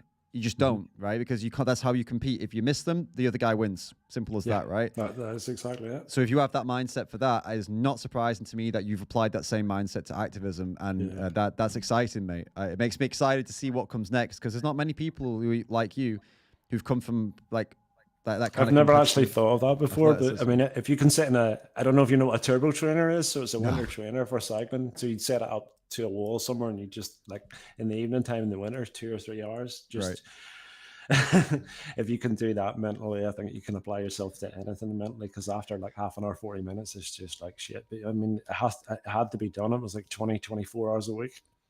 Wow. Okay. So that's insane. That's fucking crazy. Yeah. But that makes a lot of sense now. Yeah, for sure. I wish more activists had been blessed with that kind of mindset, because it would because you either have it, you don't. It's really hard to learn that kind of kind of consistency, that kind of application of yourself. I feel like a lot of people either have it or they don't. You know what I mean? You're either going to be a pro athlete or you're not. It's not really something you can learn. It's just the personality you're born with. You can learn to train, but you can't learn commitment and consistency. either it comes or it doesn't. If you have to try at it, it probably won't stick. You know That's what I mean? one thing I do have. I mean, there are days I will do activism before work and change in the car when I get to work. Yeah. And there are other days when I come out of work and change in the car into my activism stuff, and I have it with me, and I just go and do my activism straight after work. So. And you're doing it alone, right? Most of the time. Yeah. I was working with another guy up until that interview you showed with me. It was the last day we were out together, and he just wanted a break from it. Okay. So he's made a couple of videos recently, so it's good to see him back out in the streets. Yeah. But at that point, he wanted a break, and I was like, shit, I feel like I'm finding my voice here now. I want to keep on going. So I ended up, I have like proper filming equipment, proper sound equipment, but I had to go out and buy I just use a little GoPro camera now. Right. Okay. And the Rode Wireless, I don't know if you know what they are. Yeah, of course. They're great. Joey's even using them now. I've noticed in his latest video. They're so handy. Definitely. Like you wouldn't use anything else. So just have a you little got GoPro cell. Have you got the version 2 of them? No, the that would one? be my next purchase, I think. With the 2 transmitters. Okay. I've just got the version 1, and I'm working with a microphone, which works okay. I first went out with a microphone. I thought people, if they see a microphone, are going to walk away. But now on my sign, I've even got filming for YouTube at the bottom. Right. Okay. People are happy enough to come up and talk. That's cool, man. I'm glad that's working for you. I had the mic goes, but I sent them back because I went and used them in the city center, and they were fucking up because of all the interference. So I'm happy they're working. They seem to work for everybody else, but they didn't work for me, unfortunately. So I'm happy it's worked out for you. No, mine are great. And if you can use the microphone, that's one tip I'm going to give people. So if you look at my older videos, I'm using a lapel mic, plugged into them. But it's just, I mean, you heard the Shakira music in the last video. If I'd have been wearing the lapel mic, that would have picked that up. Yeah. But I'm still able to have a conversation back and forth. And if you can get a mic close to somebody's mouth, it makes so much difference. Oh, 100%. The closer to their mouth, the better. Absolutely. You give up the covert side of it, but it's worth it for the top audio. By the way, there's I know you're using an action cam. There's I don't know if you know, there's newer action cams out now that have bigger sensors that work better in low light. Okay. I don't know if you've seen. So there's something from the 360 cameras, the Insta360. Yes. They've made like a 1-inch sensor GoPro type camera, so it'll be a lot better at night. I don't know if you're light's on the market terrible. for something. So the video with the 2 farmers, the 2 guys that came at me, that was shot at nighttime in Belfast City Centre. But my GoPro is strapped onto a city light, and I'm standing right underneath it, and that gives the GoPro just enough light to operate. Okay, smart. So yeah, that's smart, man. It'd probably be good. I mean, I guess they spotted it obviously, but that's it's a pretty nice little setup, actually, isn't it? When you think about it, I can imagine he tried to grab it on the way past, so I have it on like a little tripod stand, right? And then I put 2 bungee cords around the lamppost. Nice. So it's not secure, like there's no padlock or anything on it, but it was enough that he couldn't grab it on the way. He tried to grab it on the way past. Because if you noticed in the middle of that video, at one point the guy said, are we allowed to curse on here? I'm not too sure. Yeah. It's all right. The old bastard's taking videos or something. Yeah, I heard. Yeah. And I was like, dude, it's on my sign. I'm filming for YouTube and I'm holding my fucking microphone. Like, how stupid are you? He's 10 minutes into talking to me. He's only realizing now. It's still good, so though. It's good that they hadn't realized, because they wouldn't have said that stuff, right? They were embarrassed. That's why they wanted the camera, because they were ashamed of themselves, which is great, because yeah, the whole time I was just like, keep talking. I just want people to. I mean, I don't believe all farmers are bad, and that's shown in my last couple of videos. The one guy who's now leaving his job, he's a good person, and I could tell, like, he's one of the few farmers I've ever spoken to that didn't offer arguments when I was saying, you do this. He was like, yep. He agreed with it all. But there are farmers out there like those 2 guys. Like, I seen the video you made for them, and the names you called them, they deserve it, man. Because even to speak about animals like that for me is absolutely disgusting. Yeah, no, they were sick, man. They were sick. They were a great example of because I know it's like hate porn a little bit, right? When you post something like that, because it's like people enjoy watching it because they're addicted to hate, right? So I understand the negative part of posting that, but there's a big positive part of posting something like that, like the short I made, or you posting it at all. The positive is people watch it and it gives them this feeling of superiority, and I love that, because that's, if you look at like I've been looking at, this is kind of linked, but bear with me. But like when you look at why people laugh, right? What makes people? If you can make somebody laugh, it means they're engaged, because if they're laughing, they've listened and they've told a joke and they've listened, and that's good. So this teaches us that making people laugh is a good thing. It makes them engage with you. And one of the reasons people laugh is a feeling of superiority. So you'll find some comedians do self-deprecating humor, or they'll tell a joke about someone that they saw doing something funny. And the joke is not necessarily that it's not funny, but the joke would be that you feel like you're better than that person. That's why it's funny.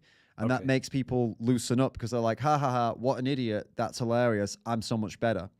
So what you're doing and what I do as well, when I find some absolute numpty out there that says the most fucking heinous shit, you put it out there because it isn't funny, but it makes people feel superior to them. And if they feel superior, what are they doing? They're fucking listening to what you're saying, right? So they start to look at this person, this piece of shit, and then you point out, they're a piece of shit. And then they're like, yeah, I'm better than that guy too. Yeah, me too. Cool. Okay, go vegan. You know what I mean? Yeah. They've started to pay attention. And I know it doesn't, looking at the and that's comments, kind of your shorts that you do. That is basically the message on all of them. Ultimately, the ones you do with your head in the corner looking up. Yeah, that's your message on all those. It was listen to the shit that this guy is talking. Absolutely. And then you're smarter than this guy. I mean, that's the kind of intended vibe, is that like, this person's a moron and you're not a moron, are you? No, I'm not a moron. Okay, then. And then you'll still look at the comments, and a lot of people, like, the ones who comment are always the idiots. Unless they're a vegan, they're an idiot. Because the ones who paid attention and started to think, they won't comment. Why would they comment? You know what I mean? People don't like to admit that they've been proven wrong. They'll just keep going on with their lives, maybe change and never mention it ever again. And with shorts, they won't even look at my channel. They just scroll past. That's the thing with shorts, which is a shame. It's not like I get new subs, always new subs from it. A lot of people will just, it'll go in their head and then I'll never see them again. So you don't really get. How do you deal with trolls on your comments? What's your advice there? I mean, there's a couple of options. You're going to get more and more and more as you get. Oh, I get those now. Yeah, well, I mean, yeah, even now it'll get worse. Trust me. But I actually get threats from the farming community as well. You've had threats? Yeah, they send me messages on at the I'll be like, do you know in your messages on Instagram, there's like 3 options. Well, the third one where it's hidden, and I'll be like, yeah, it's just crap. Yeah, they're assholes. Before I answer this question, I've just realized there's a couple tips that I missed out. Notorious Tam Patton super chatted, sent super chat with a £4.50. Thank you so much. And I saw in the chat that you said you have nothing to say, you just wanted to support, and I appreciate that. Thank you. And DJ Lernal tipped tenner. Thank you so much, and said, "I love your work, Cliff. Thank you." Thank you. Spent money just to tell you that. See, man, people respect you, do. They love the work you do. It's DJ really Leno nice. comments on all my videos and is very supportive, and I appreciate that so much. It's awesome, man. I don't think people realize how good it is to get positive comments. With a sea of trolls, it means a lot, actually. Yeah, you're totally right. When they start coming as well, I think about 90% of the comments I get are trolls and people telling me, "Fuck off, I hate you, vegans are shit, blah blah blah." And that 10%, probably even less than 10%, honestly, is the supportive stuff. Yeah. It's mad. So I tend to stay out of my comments for that reason, because you just end up not wanting to fucking do anything, like reading that shit. But you're asking how to manage it, right? That's. Well, I'll give them once or twice, but if they go too far, I will block them. Do you think that's a bad thing to do? I think you're at the point you're at. You probably can put the time aside to do that, I will do it on stream. I will just show everybody at some point during the stream my comments, and just you can see how I can't manage it. It's not possible for me to block these idiots. But you got a couple of choices. Yeah, one of the choices is what you said. You can try and engage with them. And talk with them, and then block them if it goes bad. You can completely ignore them, or the option I used to go for, and I still will go for when we start these videos up again, is to use them for content. So I actually look for. I go scrolling through. I used to go scrolling through for what was the meat flakes of the week, which I don't know if you saw the older videos I used to make. Where the end of the video we'd go through, and so I would pick out the worst ones and put them in, and it was quite interesting, because what ended up happening is we got kind of a weird culture of some trolls would come just to watch that section and see if they were featured in it, right? Seriously. And then sometimes some trolls would agree with us that this one was really bad. This started to happen. Like, oh, I eat meat, but that was horrible, right? This started to happen. So it actually it achieved what I set out to achieve. Like it made the vegans laugh, and it created a feeling of superiority amongst the non-vegans who thought these people were fucking idiots. So I recommend that, dude. If it's good content. The worst ones for me are the long ones where they'll send you a long-winded, like 6 or 7 points. Yeah, and they're all bullshit, and you're thinking, do I let this hang here because somebody's going to read that and perhaps my person speaking sense? I cannot invest the time into answering this the way I would want to answer it. Like I was talking to somebody, I can't be bothered with like 20-minute essays. No, man. I know. It's a shame when that happens. I'm sure you've seen those ones too. It sounds really, to the uneducated ear, the stuff they say would probably sound really good, but you and I know that you can debunk all that. Of course, man. Minutes. Dude, on one of my videos, one of the most popular ones I have, top comment, that it has about 20,000 likes, and it says, "Don't go vegan, eat chicken." That's it. 20,000 likes. Do you understand that? That, you know what I mean? What am I supposed to do?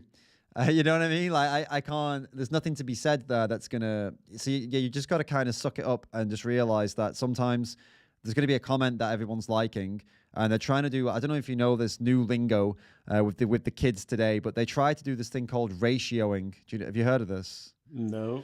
Right. So it's a new thing that people in the chat probably going to laugh at me for talking like this, but it is a new thing. It is a kids thing. Okay. Not kids, like teens. And what they try to do is say if my video says go vegan, right? These morons, these trolls, usually kids, but they're still morons. I mean, most kids are, no offense kids, but I mean, we all start a bit stupid, don't we, when we're kids? That's what I'm trying to say. So one of them will post a comment and it'll say something like, there's someone's commented now saying this, what they say: meat is good, vegans are bad. Okay. And the purpose of that is not to sound intelligent, it's because they know that other people will see that.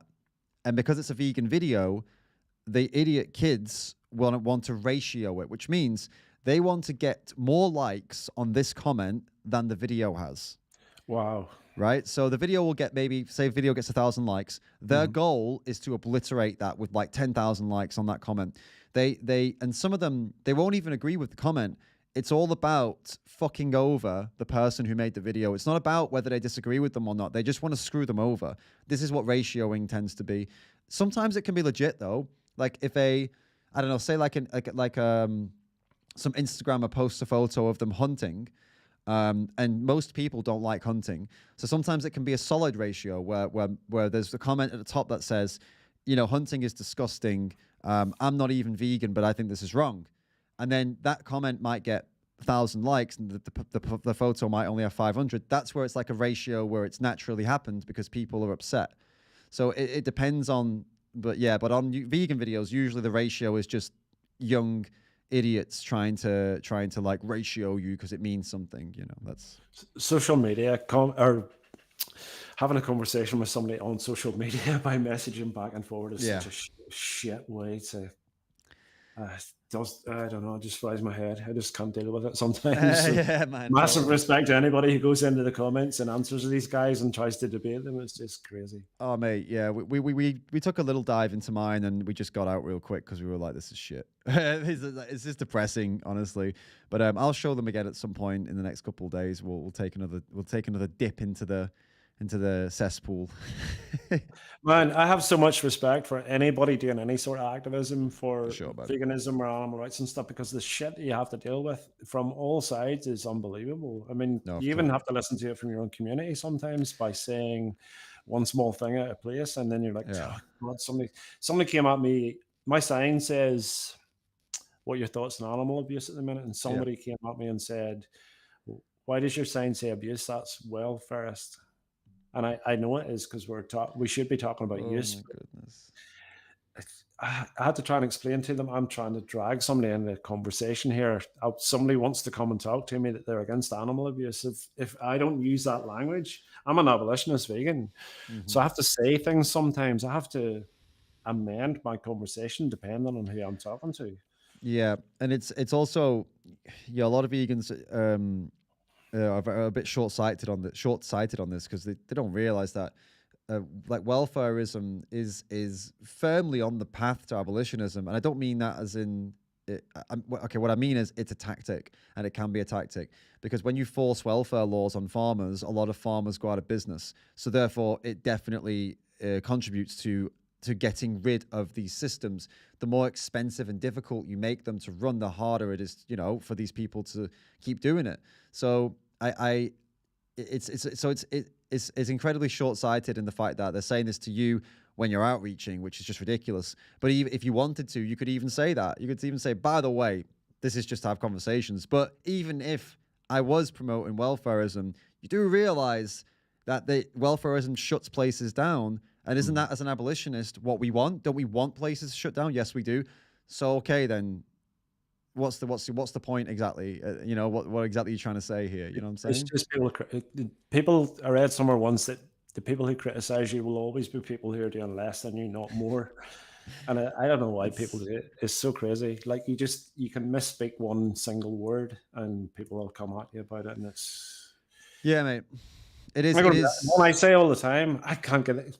I need somebody to stand behind me with a big stick every time I say this. So I've been so used my whole lifetime, and I'm going to admit this to you. Yeah, sure. But when I talk about an animal, and sometimes I still say it by a mistake, and I do not think of animals as it's just the last thing. I think they're persons. They're animal persons. Yeah. But I said it for a lifetime, and every now and again in a video I will say, if there's a dog over there, what would you do with it? And then I'm like, shit, I just said that, and somebody's going to come at me about that. So it's so friggin' tricky to traverse. It's a slip. Yeah, I get it. But it's if any vegan really kicks off about that, I'm sorry, but your priorities are really off here. If it's you're in the street trying to convince people to go vegan and you accidentally say it and some vegan wants to get upset, like, mate, why are you not on the street? Clearly you're not doing street activism, because trust me, if you were, you wouldn't have time to be complaining to Cliff about using the word it. Like, seriously. Anyone who's actually an activist would never do that. The only people that would do that are armchair activists who sit there and criticize you. Constructive criticism is one thing, but that's not constructive at all if it's complaining. It depends on how it comes across, I suppose. Also, it depends on how they're phrasing it.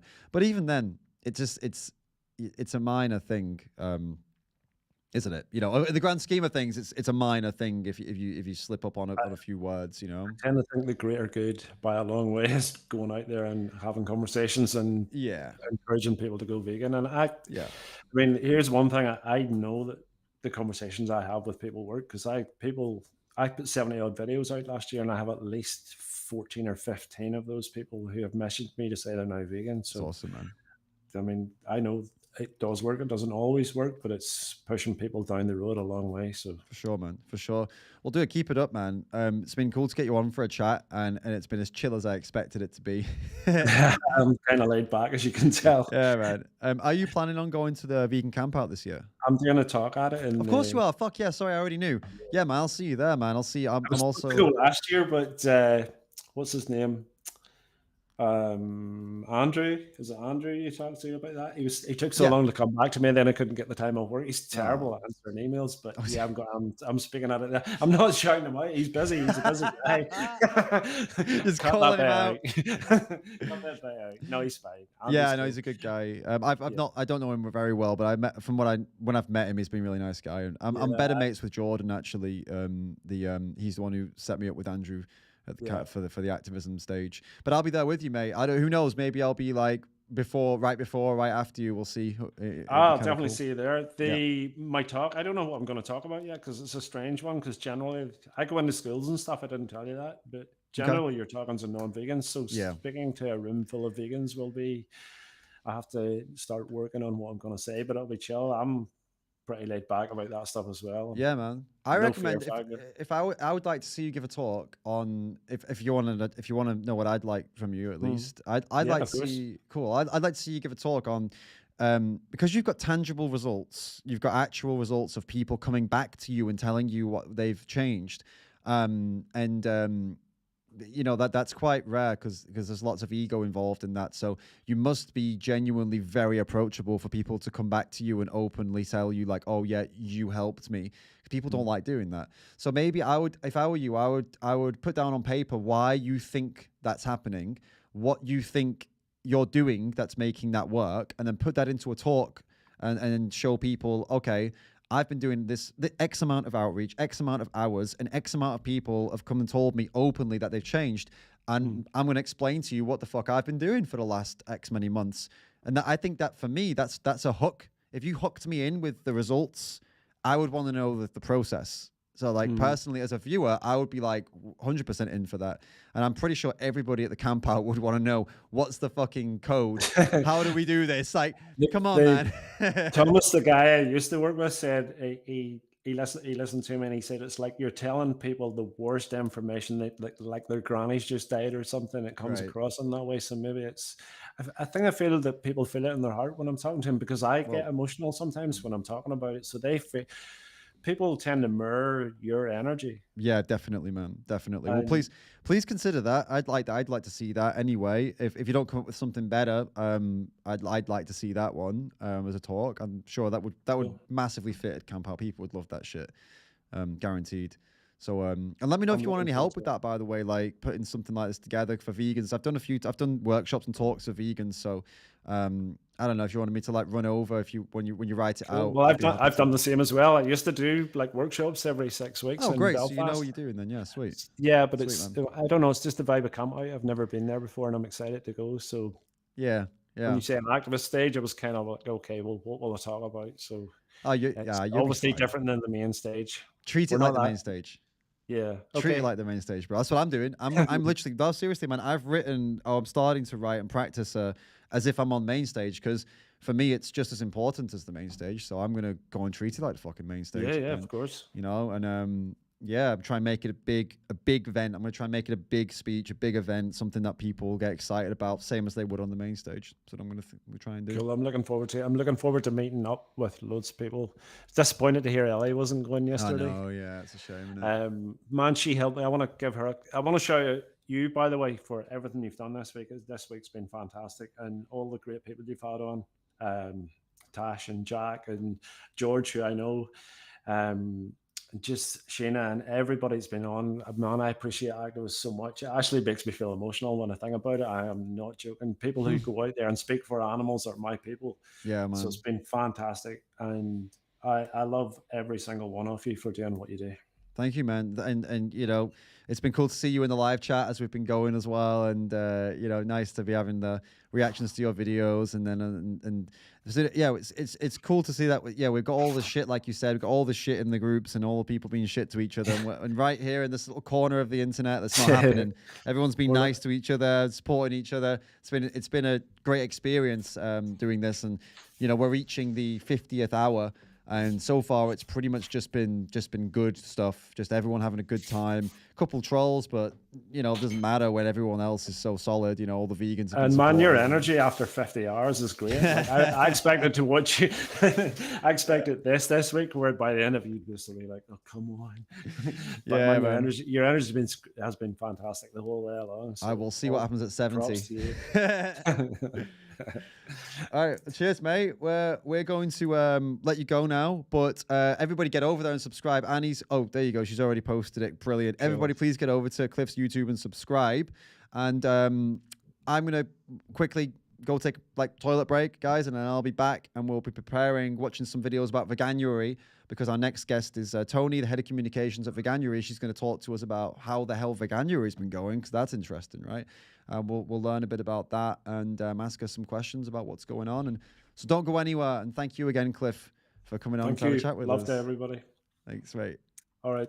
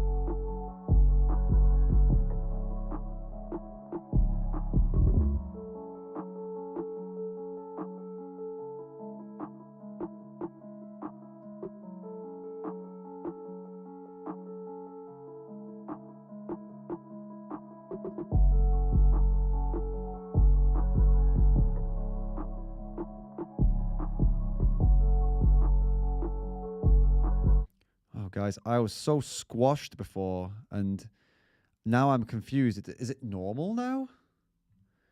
Is the camera normal now, or is it gone the other way? It seems like it's wide now, doesn't it? It seems wrong still, doesn't it? What is going on right now? Anyway, it was very cool to have Cliff on.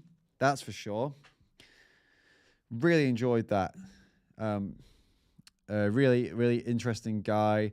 Very committed. And as I said, absolutely no surprises when he was mentioning that he was like a competitive athlete. It does not surprise me that he was a competitive athlete when he, with the intensity that he's doing his activism. It does not surprise me that he was also, competing at a high level of cycling. So very, very cool to get his story and learn more about him. And yeah, just really nice to come on and have a chat. You guys saying I look as normal as can be. Well, there you go then. At least I don't look like a super, whatever that was. That was hilarious back there. Very, very cool to have a convo with Cliff. And actually, do you know, I actually would have rather had him on for longer, if I'm honest with you. I feel like we had a lot more to get into. He gives me good vibes. I always want to keep somebody on if they've got...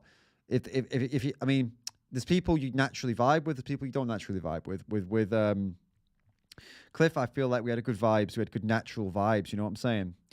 So let's have a quick look at some Veganuary-related content then, because we're about to bring somebody on from Veganuary, but to bring Toni Vernelli on from Veganuary, and we are going to talk about Veganuary. So that's not the video I want to show you guys. I have some videos about Veganuary. There was a Jack Whitehall comedian. This guy made a video about Veganuary. It's probably going to be a bit stupid, but just to get us in that, well, let's watch this first. This is Veganuary a mistake, and it's spelt mistake. It's from Piers Morgan, uncensored. Let's get in the mood for talking about Veganuary. Welcome back. Well, like most people, Rich and I spent the last few weeks stuffing ourselves with turkey and drinking a little too much booze. Well, actually, I'm not sure I did. I was quite careful. I'm not so sure about you. I'm a bit worried about my scales. You went on the scales and then claimed they were broken. Exactly. Well, I've got to find some excuse. I have to say, I have a top tip for that. Have you ever tried moving your scales around the bathroom? Because you can get different results. Like if you move them different places. I got about 5 different results. I'm going with the lowest one. And of course, the start of January always comes with the fun police telling us all that we should be not drinking. See, this is Piers Morgan's show, but this isn't Piers Morgan. She's saying the same stuff as Piers Morgan, the fun police. And going for some Veganuary scenario. I am really not so sure about all I'm of not that. sure at all. I mean, we've got landlords, farmers facing the strain, the cost of living crisis biting. Is it really time? Do we just look after our health? Or maybe we should look after the pubs and the butchers instead? Well, should we look after our health, or should we look after the pubs and the butchers instead? Let's think about that. Are you for real, mate? Joining us now is broadcaster, former Brexit Party MEP Alex Phillips, and the Talk TV commentator Paula Roan Adrienne. Great to have you with us for the pack. And look what treats we've got you. Now we know how to give everyone a good time when they come on. I want it. The smell. No, I'm for it. Really? So, well, what even is it? Perhaps, Alex, you can explain to us what's actually on this plate. It's saving the world. It's saving That's what it is. On. And it's saving the world, and it's saving yourself. From what? Saving From yourself. Paula, from fat, from cholesterol, from high blood. So is this your thing? Absolutely. none of that is going to save me. I mean, seriously. Well, so these look okay. So these are This is the wannabe Piers Morgan there. sausage rolls with presumably no pork. I have no idea what that kind of pasty thing is that's going on. Okay, I'm going to be bullish. I'm going to be bullish. Come on, Richard. I'm going in. I'm going in. You keep talking, folks. Well, This is vegan cheese. We're literally... It's going to be disgusting, though. Like, it's a piece of vegan cheese just sat there on a plate, right? He's eating cow cheese. Now, like, cow cheese is let's just be real here. It's got stuff in it that makes you addicted to it, okay? It's the taste of it is extremely powerful. It's extremely addictive. And when you eat cow's cheese and then you eat vegan cheese, the vegan cheese tastes disgusting. It's I doubt there's any vegan cheese in the world that could stand up in a taste test next to cow's cheese. Vegan cheese gets better when you train your taste buds away from the cow's cheese. When you've been about 2 weeks off of cow's cheese, vegan cheese starts to taste like cheese. It's kind of how your taste buds work. So this is always going to fail right now. Veinomoinen, thank you so much for the tip, mate. Thank you. And the comment there for the movement. Really appreciate that. Thank you so much, guys, for all the support today. Please do keep it coming. It all is going to a good place, as we've already been through multiple times, guys. But I still want to nail the point home that it is going to a good place, and you know it's going to a good place. And so just please keep that support coming. We are nearing the 50-hour mark, and it means a hell of a lot at this point, guys. It really does. Now let's watch him be disgusted by vegan cheese, because of course he's going to be disgusted by it, because he's a guy who eats cow's cheese and he's just eating vegan cheese, and his taste buds are not built for it. And this is just going to be, you'll see, watch. Actually seeing the lifeblood come back into you. No, I think that's what's happening live on air. Does it look as though blood is rising in my face? I don't want it now. It's plastic. I am seeking volunteers for this pink thing, matching my shirt. I don't know what it's made of. Yeah, but when I anyone thought going it was in? just a load of sort of No. processed cow parts or No, something. To be fair, he didn't react as badly as I thought he would. For it. Now I know that it's made of mould and fungus in a vat in a factory. I'm not so interested. It's vegan ham, actually, just to correct you on that. It's vegan ham. Have you ever looked up how they make vegan food, though? It is genuinely moulds and fungus and all sorts of It weird can- swill. Yeah, do you know what? What do you think meat and dairy is? Like dairy products, cheese is literally just moldy fucking milk, curdled milk and shit. Like blue cheese is literally mold, and meat. What do you think that is? It's entrails and fucking organs and blood and guts. You silly Billy. Oh, now you tell me. I've just eaten some of it. I know. But it's also about sustainability, though, on a serious note. It's about sustainability. It's about us trying to find new ways in which we're going to keep the planet alive and ourselves. Yes, because those- we're not going to starve to death. Thanks to climate change, etc., we're not going to be seeing masses of refugees coming across the channel, because we've got crickets now that we can eat. We've got ants we can eat. Paula, what's We've more got- sustainable than a wonderful, I'm sorry, wonderful beef herd of... I'm sorry, what did she just say? Did she just say that?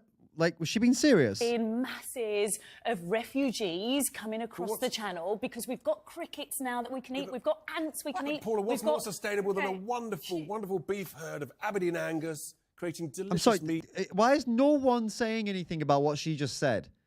We've got crickets we can eat. We've got ants we can eat. Let me just make something fucking clear right now, okay? Whether you think crickets or ants deserve moral consideration or not, okay? That alone, we do. We think that we shouldn't be killing and eating insects because we don't want to kill and eat insects, all right? Fine. Put that aside. Put the moral stuff aside, right? Why in holy fuck would you be promoting eating crickets and ants and telling people to eat crickets and ants? What? And I know why it is. And it's happening more and more and more. Okay. Not only is she not even a vegan, she's a plant-based dieter at best, environmentalist, right? But she's pushing this bullshit agenda, this climate fucking alarmist agenda that's telling people that we all have to eat crickets and ants for protein, and this is what we have to do to save the planet. And it's bullshit, and I'm sick of hearing it. And do you know what else I'm sick of, guys? I'm really sick of people thinking that we have anything to do with that shit. I'm sick to death. This is about veganuary, and now everybody watching this thinks vegans and veganuary want people to eat fucking bugs. It's a disgrace, and I'm sick of it. I'm getting very annoyed about it, because then you get people like this guy and Piers Morgans of the world who potentially, ethically, could come over to our side based on ethics, right? The people, these conservative type people, they're not all complete monsters. Piers Morgan is against animal cruelty, okay? He's a hypocrite, but he's against animal cruelty. He's spoken out against dog abuse. He's spoken out against people who abuse animals in public. He's not a complete monster. He's just a bit of a moron for TV. Somebody like Piers Morgan could go vegan. It could happen, even though he does what he does. I get it. He could go vegan. You start telling Piers Morgan that vegans want him to eat bugs, and you've lost him completely. You've lost him. You've lost many people just like him. They think we're fucking mental. They think we've lost our minds. We want people to eat insects. You know, it's ridiculous. And it really frustrates me that they're doing this. These moron environmentalists that do this. It's starting to like bug me. Well, bug me. Okay, there's a pun there, but you get my point. And I am making a video about it. I have got one in my head. I've been trying to plan it out. I'm going to talk about some of the main people. I did actually have this in a video where I talked about the people and the types of people who are coming together to try and push this stuff on the public about the eating bugs and stuff like that. Because there are certain people that are in this kind of community. There's Sadhguru is one of them. Justin Trudeau is one of them. There's a couple of other leaders around the world who are all part of this group, and they're the ones that are pushing this eat the bugs, eat the bugs, eat the bugs shit. They're also pushing some other agendas. They're pushing some other political agendas. And unfortunately, people are starting to think that the vegans are with this because a lot of what they push is in line with what vegans push. And some vegans are getting confused and thinking that these people are on our side. These types of people that are pushing the bugs and all this other stuff. And they're really, guys, they're not on our side. The environmentalists, largely, although we appear to be aligned, we're not aligned. These environmental movements, we seem to have similar goals. We do not have similar goals. All right. And we need to start to realize that we are not the same. We need to start to realize that we have clear goals, and our goals aside from animal rights might align. Like maybe you care about the environment and that's aside from animal rights. Okay, fine, you align on that. But the vegan movement, the animal rights movement is oftentimes, and most of the time, we're not in alignment with the environmentalist movements. We're not going for the same thing. It looks like we are to the outside, and some people are trying to make it like trying to claim we are like this person, and we're really not. We have different goals, we have different beliefs, we have different ethics, and this bug problem is something that really nails the point home, because no vegan is going to recommend people eat bugs. One, because we don't want people to be killing and eating bugs. But more importantly, too, because we know how hard it is to get people to eat fucking beans. Never mind trying to tell them to eat bugs, because we know that message will have people ignore us at best and tell us we're fucking mental at worst and never want to speak to a vegan ever again. So that's it. That's it, guys. That's the message. God, I'm just so worked up at this point, because it's just when you see this is a conservative audience that's going to have watched this. Hundreds of thousands maybe of conservative people who like Piers Morgan and Talk TV. They just heard somebody, Representative Veganuary, say we need to eat bugs. Do you understand how fucking damaging this is against everything that we're doing? It frustrates the hell out of me. Vinamoon, and thank you for the tip. And I see you sent that as a test. I'm not sure if you're having some problems over there, but yeah, hopefully that's fixed now. Guys, give it a test, guys. Test the Streamlabs tipping, and just to send through some test $1, just to see if it's working, guys. Like Vinamoon did. Have a see. Let's see where this goes from here. When they're grass-fed. She has just set herself up for something here, because she started talking about insects and things. So next time, I have to say, we will have a plate full of insects for you. We're going to do it. Alex, you and I, we can do it. I went to one of those restaurants. It's not good. You're the first in the queue. I actually, I agree with you on some of this. I'm not so keen on the whole vegan thing, but definitely we should be eating less meat. And I don't think that's going to But the thing is about this... Do you know what also I don't like here?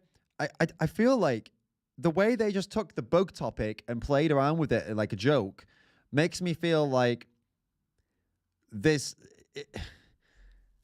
almost like this is some kind of setup, as if they are also trying to push the bugs in a way. Because why did they not kick off here? Why did they not say just now, hey, no, like, we're not eating bugs. What is wrong with you? As you would expect on something like Piers Morgan. Why did they just say, oh, next time we're going to play the bugs then? Why? Why are you not calling her out? Vegan trend that people don't understand. And also, what do you think powers those factors? Happiness and joy and goodwill for the environment? Of course it doesn't.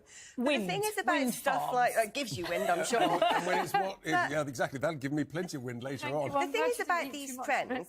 Look, these health fads, the big food industry jumps on them. They did it with low fat. They're doing it with veganism. They try and make you feel like you're going to be healthier. It's going to be better for the world. It's just a way for them to sell more ultra-processed rubbish make a profit. It doesn't make people healthier. It doesn't move the needle on climate change at all. It's a con. But we So funny, isn't it? Like, yeah, it doesn't do this. It doesn't do this. It doesn't do this. Yeah. Well, I mean, look, regarding plant-based diets, they do tend to make people healthier when they're eating sufficiently, sufficient calories. And there's meta-analyses, literally, there's studies. But no, let's just go with what she says, like, it isn't doing. As for the environmental stuff, I mean, yeah, I've seen some stuff there that proves and shows that it's better as well. I'm not willing to get into it because it's not, neither of these areas are areas I'm specializing in. I'm specializing in ethics and the vegan philosophy, but she's just sat there like, it doesn't do this, doesn't do this, doesn't do this. It's all just a gimmick, blah blah blah. Well, there is plenty of studies out there, studies like meta-analyses, which are like highest level of scientific research that prove what she's saying wrong. So know that type 2 diabetes is one of the biggest killers now that we're confronting. Paul's We're like getting all third in Europe in terms of obesity. We're going to move on because we've got another huge issue once again. It's Prince Harry. Hot air in this Hot case. air. More hot air from Prince Harry. that it? And he has got an interview. They just switched topic. Okay, well, that was terrible. That was just absolutely terrible. I don't think that did anything to make anybody consider veganuary at all. I don't know if she was even plant-based even at this point. Maybe they just had her in to come and act, maybe just to act as the character. Just the way she was speaking was she was like a meme, wasn't she? I feel like this was a setup. I think it was a setup and a meme. Ridiculous. Absolutely ridiculous, guys. What a joke. Stop going into that. What a joke, man. Oh, silly. Just so silly. Thank you, Goric. You've done a test. a test tip. Plant-based non-vegan brain freeze is the worst. Plant-based non-vegan brain freeze is the worst. Yeah, I agree. And I say when you gave me the tip for a test, a testy tip, a test of the tip. Lee Richardson, thank you, mate. Thank you for the tip. Says Paul Joseph Watson always mentions about they want us eating bugs. Maybe you could do a video response to him about where it originated from. He has a big influence on people. I know exactly where it originated from. I know Paul Joseph Watson's content very well. I know who he is. I know what he stands for. I know what he believes in. I've considered doing videos about him before. But he tends to he did that one video about soy boys, and that was a while ago. And since then, he's occasionally he mentions veganism, but he's never really done much enough for me to make a whole video about him. But I am going to make a video about the bugs thing at some point. It won't be about Paul Joseph Watson, but it will be about the things he's talking about, because I agree with him. He's right. The bug thing is being pushed. You just heard it get pushed here. There are certain individuals in certain groups, which I don't even know if I can talk about them without getting in. I don't know. The thing is, I don't want to say much about this because I don't want you guys thinking that I'm losing my shit or something like that, So I want to make sure before I talk about this that I've got all my facts and I've got all my data together and I've got everything set up and then I can actually show you. But ultimately, what I'm saying is, I told you earlier, there are some people out there, they're in a big international organization, a big international group, and it includes people like Sadhguru and other very influential people. Justin Trudeau, I believe the Rishi Sunak from the UK is also in this group. There's people all around the world who are part of this group, and they have goals, environmental goals for the future. They also have political goals for the future. They want a particular political system. They want a particular world. And this is not a conspiracy theory. You can go to their website and look at all of this. And maybe you should, guys. I mean, maybe I'll just tell you what it is. So it's the World Economic Forum, okay? Go to their website and you can have a look at the things they stand for, the things they want, the kind of world they want to create, okay? So it's all there on their website. And these are the ones pushing the bugs. These are the ones pushing the bugs. These are the ones pushing the eating the insect protein. Actually, most of the stuff you'll see that people complain about for vegans comes from these guys. They think vegans, we are the same as that. And they think that we have the same goals. But it's not. We don't. This is their goals, and for some reason, it's getting conflated with our goals, and people think that we're crazy. We want people to eat bugs, and it's not true. It comes from them. Okay, that's what's being pushed. That's where it comes from. Go to their website, check it all out. Call it a conspiracy theory. Call it a whatever. It doesn't matter. It's all public. It's all on their website. They don't hide it. It's right there. So it's not. You know what I mean? It's sounds mental. It sounds crazy, but it's right there on the website. So go and look at it. They're pushing the bug stuff. They're pushing other political stuff, and it's pretty wild. Yeah, maybe the stream gets taken down, but all I've told you is what's public. So, you know what I'm saying? It's all right there for you guys to go see. So go check it out. That's what Paul Joseph Watson talks about anyway. And it's what a couple of other YouTubers talk about. And to be fair, I mean, these guys get millions of views. Like every one of his videos is like 500, 600,000 views. So, I mean, it can't be getting restricted that much. Russell Brand also talks about these people, talks about this stuff. His videos are like million views a video. So I guess maybe I'm being careful about it, but maybe there's no need, to be fair. Maybe there's no need.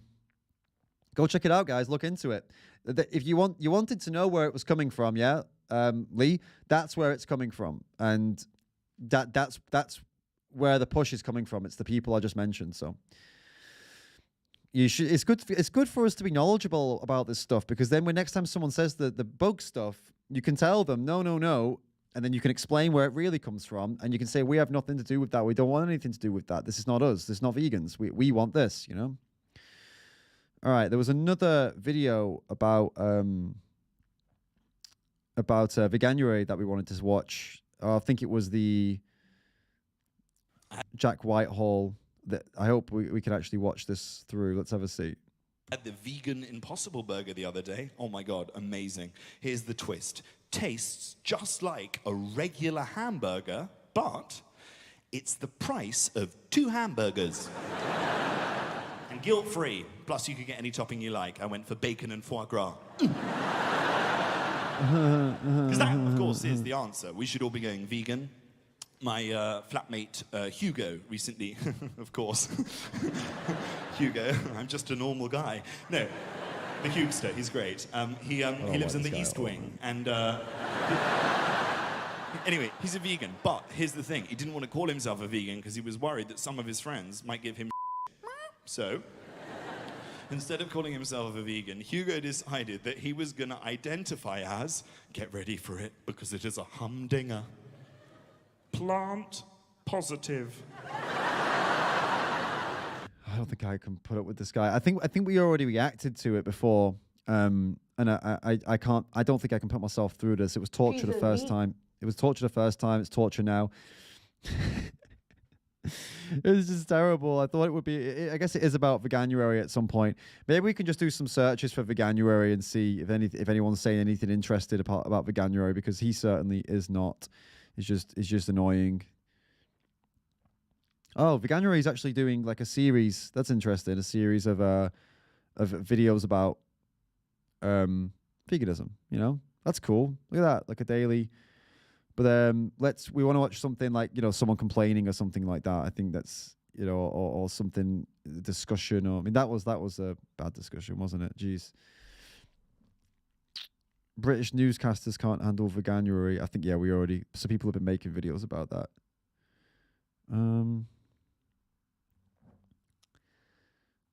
Okay, what have we got? Anything? Is there anything good? Seems like people aren't really that bothered about it these days. Like, people used to make videos and slamming it and stuff, but... Oh, God. All right, doesn't look like we're getting much, does it? Let's go on the Veganuary website and see if there's anything like... any stats we can have or anything. It's just veganuary.com, yeah. I'd like to see if there's any statistics up on here, but I guess there isn't. No. That would have been nice, possibly. No, not quite yet. Okay, that's okay. What about on the Instagram? Do we think there's anything on the Instagram?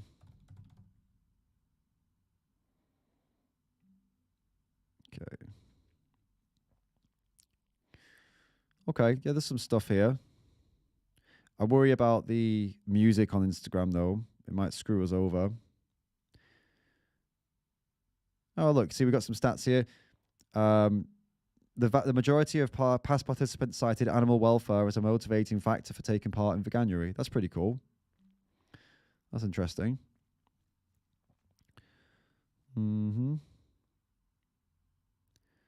Just some facts and some, you know, some stuff for people to get recipes and supermarkets and stuff like that. Okay, nice. Cool. It'll never catch on, the Veganuary story. What's that? Oh, it's a documentary they're putting out. So here we go. Veganuary was actually born on the 12th of February 2013 at 10:37 at night. Sounds cool. Oh my god, that's loud.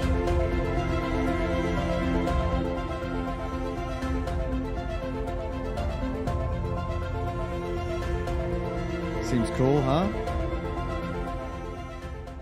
And I titled it Veganuary. That was how it all started. Nice. Summer 2023, huh? Cool.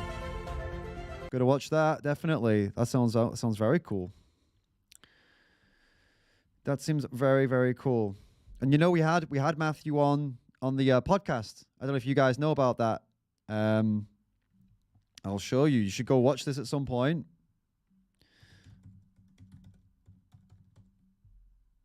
There you go. He made millions of people vegan, Matthew Glover. This is him. We did a podcast together. You should totally go check it out on the Ram's Den. Very interesting, very inspirational guy. He's done a lot, hell of a lot for the vegan world, for animal rights. He's an activist. Do you know about him? He's an on-the-ground activist. He does some incredible, he's done investigations, he's done exposés. He's the founder of a VFC, Vegan Fried Chicken. He's the founder of Veganuary. He's the founder of $1 Million Vegan. He's a founder of a group that works with financing vegan projects. He is just an absolute tank, a beast of a guy. He does so much for animal rights and veganism, honestly. So you should totally go watch that podcast with him. Really enjoyed that. He's actually the one who set up this interview today with Toni from Veganuary. So that's really cool. Yeah, you should want to try VFC. VFC's the bomb. I actually can't wait to go back to the UK.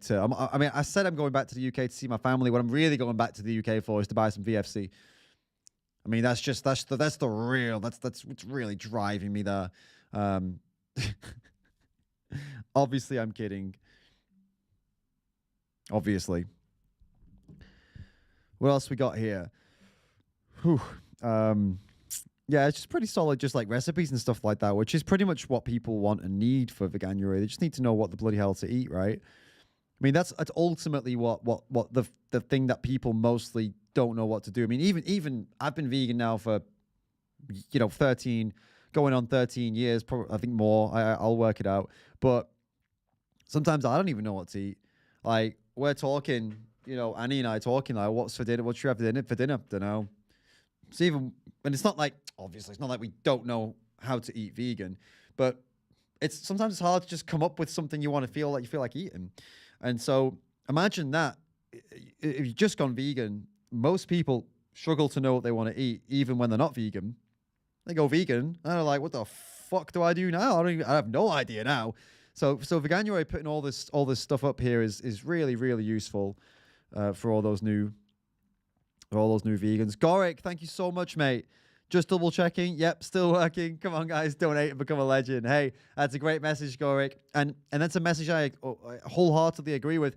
Come on, guys, we've got to test out the system here. Got to make sure it's working, Got to make sure we're all getting in here. We're going to make sure we're all functional. You're helping me out with the testing the stream system.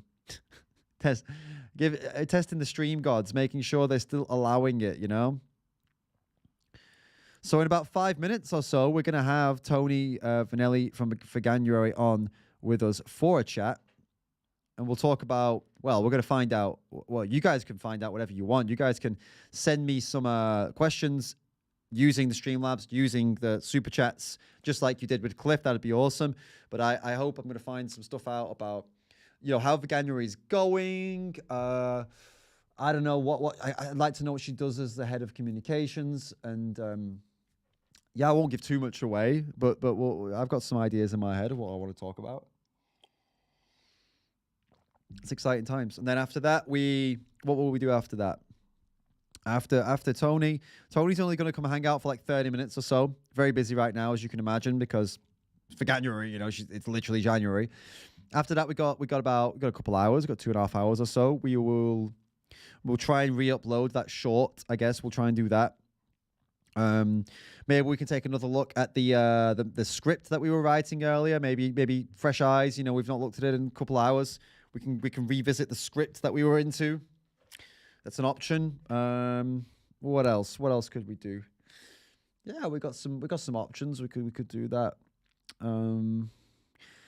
I've got shorts to make. I've still got shorts to make actually. So I've got a whole load of. I've got like 15 or 20 shorts actually to possibly that we could make right here on the stream. Vitamin, thank you for another tip, mate. It says, where would you like to go next? Thank you. Did it work? Did we get the goat? Yeah, we did get the goat. I just missed it. Thank you so much, mate. Where would I like to go next? What do you mean? Where would I like to visit? Like in the world? Is that what you're asking me? Let me know if that's what you're asking me. If it is, I'll just answer it. If that's what you're asking me, where would I like to go in the world? I mean, If I could go anywhere, you mean? Okay, so for pleasure, if it was for pleasure, where would I go in the world for pleasure? It would be let's do for pleasure. Okay, where would I go for pleasure? It's tough actually. I've not really thought about it in a while. Like, where would I go on holiday? Because I just don't really. I tend to take my breaks just wherever's convenient to take a break. So okay, here in Turkey, or go to see my family. I've not really thought about where would I like to go and travel to, because it's not on my agenda. It's just not. Oh, I've got it. I would like to go to somewhere in Africa, a country in Africa, to go on an ethical safari.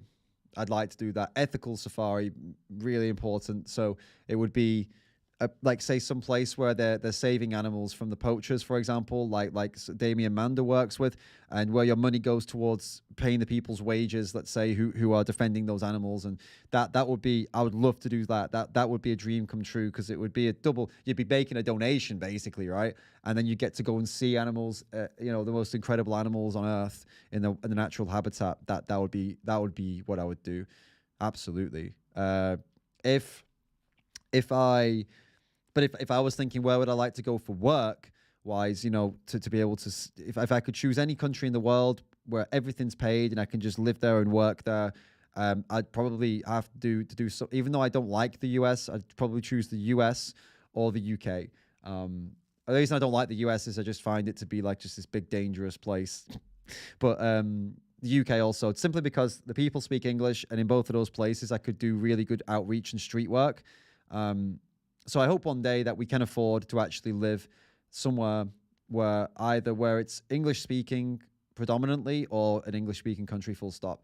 It would be awesome if we could somehow someday have the finances for that. At the moment, it's definitely not possible. But yeah, that's the two answers for you. One of them meaning just for me personally, the other one for the work. For the work. Go home. I don't have a home in England. I have no home in England. My mum has a home in England, but there's no way. I've nowhere base in England anymore. Could never afford that. Way too pricey, right? Especially right now. Bloody hell, it's crazy right now, though. All right, guys, I will be back shortly with our guest from Veganuary to talk about Veganuary, to talk about all the cool stuff, find out what's going on, find out how things are going. Very excited, so don't go anywhere. I'll be right back.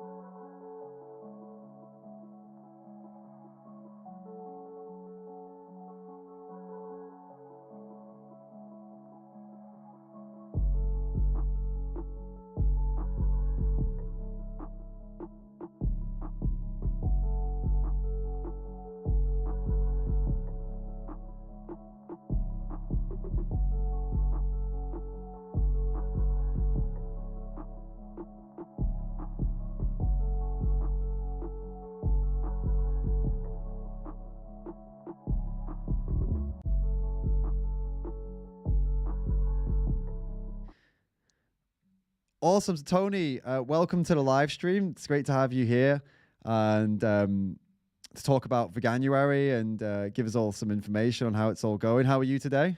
I'm very well, thank you. Yeah, how are you? Awesome. Yeah, perfect. Thanks. Really happy just to, as I said to you just before, just happy this is going smoothly. We've had some over the last 50 hours, over the last couple of days, there's been some ups and downs. The last interview, my face was squashed in. So I'm happy we fixed that now. We're all up and running. So you're the head of communications at Veganuary. Have I got that right? That's correct, yeah. Perfect. So could you talk us through like what that means then and give us a bit of an idea of what you do for Veganuary? Yeah, sure. Yeah. So Cool. really, I'm kind of the public face of Veganuary, certainly in the UK.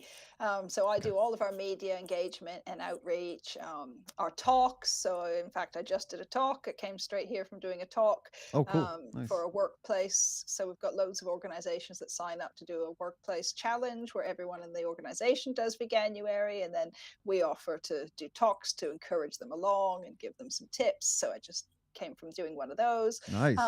But then also I oversee our social media output and just generally, the messaging that we're putting out there into the world as well, because we're a totally digital campaign. So pretty much everything we do is, online in some way or another. Yeah. I just sort of make sure we're all on message and giving out the same message around the world. Awesome. That sounds cool. Sounds like a cool job, actually. Yeah, Sounds it like is lot a of work, though. really, Lot of a work. really rewarding job. It's hugely stressful sometimes, particularly in January, Yeah. but so rewarding just to see how things are changing globally. It's amazing. Yeah, it's very cool. And obviously in January, yeah, this all kicks off. And but are you doing this like for the rest of the year too? Is this like a year round work that you're putting in for this one month? Yeah. Yeah, people are often surprised by that. But I mean, first of all, our pledge runs year round, so people can sign up year round. Great. We work with businesses year round. So that's a big part of what we do now is trying to get businesses on board and get them bringing out vegan products and vegan menu options. And we do that all year round. And then we spend a lot of the year like deciding what our approach is going to be for the next year, what our strategy is, where we want to expand the pledge to, because, we're looking to always bring it to new parts of the world. So we're finding organizations in those countries that we can partner with to set up a Veganuary pledge there, and then just getting everything ready for the next year, which takes an amazing amount of time. Yeah, I bet.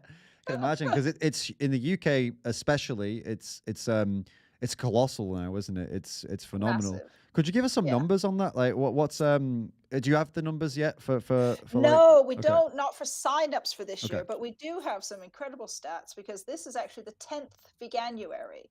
So Okay. it's, effectively the 10-year anniversary. Yeah. So we decided to commission some research from YouGov to look at how many people have ever done Veganuary in the UK since it started. Because we know, the numbers that we count are just the people who sign up on our website. And that Sure. is tiny compared to the number who are actually doing it. Yeah. Because most people have no idea we exist as an organization. Right, When I tell okay. people I work at Veganuary, you get, what do you mean? Isn't it? That's just something people do, right? They go vegan in Right. January. So no, actually we're a charity and you can sign up and you can get loads of free support and people have no idea. Right. So we got we got YouGov to ask, a cross section of the population if they've ever done Veganuary since it started in 2014. And 9% of British adults said yes, they've done Veganuary at least once. Okay. So wow. that would be 6 million people in the UK Jeez, okay. have done it at least once. Damn. And then if you look at our official sign-up figures, like before this campaign started, we were at 2 million ever globally. Okay. Right. But we know in the UK, at least 6 million people have actually done it. So so that's pretty amazing, actually. 6 million Brits have done it. 71% of British adults have heard of Veganuary and know what it is. So, the reach is even greater than the number of people taking part. And there's about 75% of people who have done it have said they've changed their diet permanently. So about a quarter said they stayed vegan afterwards. And then another just under 50% said that they'd cut back their consumption by at least half afterwards. So for animals, that's a huge impact, really. Yeah, of course, yeah. My partner's in the live chat at the minute. She said that's the population of Finland. That is Amazing. Oh, that's incredible. Yeah. pretty crazy. That so many people have tried, yeah. And that, loads of them will do it like multiple years. Right, You know, yeah. we know people do it repeatedly. I think it was about a quarter of people said they'd done it like at least 3 times, something like that. So, and we know people, even from our own data, the first year they do it, they might not stay vegan, but they'll have a few more products they keep in their diet. The Right. second year, you know, they'll make even more changes. They've got some recipes they really like, and that'll change. And then maybe the third year, they're like, I'm going to nail it. And Yeah. now I'm going to stay vegan. It really helps. I think I mean, I think I've been guilty of this too in the past, but I think often vegans tend to miss the point here that yes, okay, none of us like that anyone's treating this like it's a challenge. Nobody likes that. Okay, we get acknowledge that we're animal people, we're animal rights people. We don't like that it's treated like a challenge, but it's just one more tool in the toolbox to get somebody to be more open-minded to the animal rights messaging, because that can come later, right? Of course, because if you get somebody into veganuary and then they do it, and then they're going to be far more likely to have a good conversation with a vegan on the street if it's during January and they're already doing veganuary. You know, so they maybe they see it as a challenge, but ultimately, whatever opens the door to them listening and paying attention and researching, just take it. You know what I mean? Whatever we can do, any way it's possible to get it going. You know, exactly. I think that's really important. And we ask people who decide to stay vegan, like what was the main reason, you know, that you've decided to stay vegan from doing the pledge. And the top 2 reasons are always, I learned more about veganism and it was easier than I expected. Okay. So if we can frame it as a challenge and get them to try it and go, it's just for a month. You're not committing forever, it's just for a month. And then they go for a month and go, well, that was easy. Yeah. I am going to do it forever, right? For sure. Yeah, for sure. And the same with if you get them to do it just for a month, just to try it, and they learn about the impacts, you know, they learn about the cruelty and the environmental impacts, and then they go, well, how can I ever go back now that I know I can't unknow, right? Definitely. How I tell people with Challenge 22, when I push that, because that's usually what I promote when I'm talking to somebody about, you know, going vegan. I treat it as this is a way to get you started, and veganuary can absolutely be the same thing. As a vegan, you know, I understand if a vegan doesn't want to tell somebody do a challenge, but you could actually say that you think that this is a good way just to kick you off, and then you start. They help you on the beginning of your journey, and then you continue with the rest of it alone. That month you will learn how to be a vegan, and at the end of that month, you're on your own, but you don't need to be on your own. You can sign up again, right? It's not like they don't have to leave, do they? So no, exactly. I think it's a brilliant a program and a brilliant way to introduce people to this world, because it's kind of scary, right? Isn't it? We were talking about this. Most people, vegan or not, don't really know what to make for dinner, you know, every night. And now somebody goes vegan, bloody hell! I mean, they kind of knew before, but now they're like, what? What do I do now? So it's great that well, actually, maybe for people that don't know this, could you tell us what actually veganuary, once they're in and they sign up, what's the process from there? What are you guys doing for people? Oh yeah, so as soon as they sign up, we send them e-cookbook. I think that's got about 30 recipes in it, to give them an idea of the kind of things that they can eat. Well, that they can eat, you know, just cool. Ideas for recipes they can cook while they're doing the veganuary pledge. They also we do a vegan starter kit that they get, which has got like shopping tips, and we send them a couple of meal plans straight away. So it's like, here's 7 days worth of meals you can make, you know, go out and buy these ingredients and you've got your first week sorted. And then every day, once they start the pledge, they get an email. And that's on different subjects. So sometimes it's about animal agriculture, so they'll get some of the facts about how animals are treated, or the environmental impacts. Sometimes it's about the health benefits, so the subject varies a bit. They always get new recipes, so every day I think there's 2 new recipes included in each email to keep them, you know, with fresh ideas. And there's more new meal plans they get. I think it's about a dozen meal plans through the course of the email series. And then we have a closed Facebook group that they can join as well, so that they can get practical advice from people. And we have separate ones for the UK and the US, so it's very country specific. Mm-hmm. And then just this year, we started a podcast and a Great. YouTube series. So every day there's a little 2-minute video you can watch that just says, where do you get B12 on a vegan diet? You know, and it's really quick. That's Yeah. great. That's great. I thought I saw the YouTube series and I wondered if this was you were sending these links in the email. I wondered if that No, was anyone can watch them. Yeah. Just go to our Okay. YouTube channel. They're all easily accessible on there. That's great. Yeah. That's great. Because Yeah. we know now so many people are doing it without signing up, so we might as well just get the information out there for everyone who's doing it. Yeah, it became it's almost it's so difficult to get something to just become a household name, you know, without I don't know how to put this. It's like a thing, isn't it now? It's like it's almost like it's not a gimmick, that's not the right word, but it's people don't realize that it's even a charity. That's what I'm saying. They think that it's something, an idea. They think it's only an idea. That's really hard to get into people's minds, but you've managed to do it. You've managed to have it spread as an idea without people even knowing there's a company behind it or an organization behind it.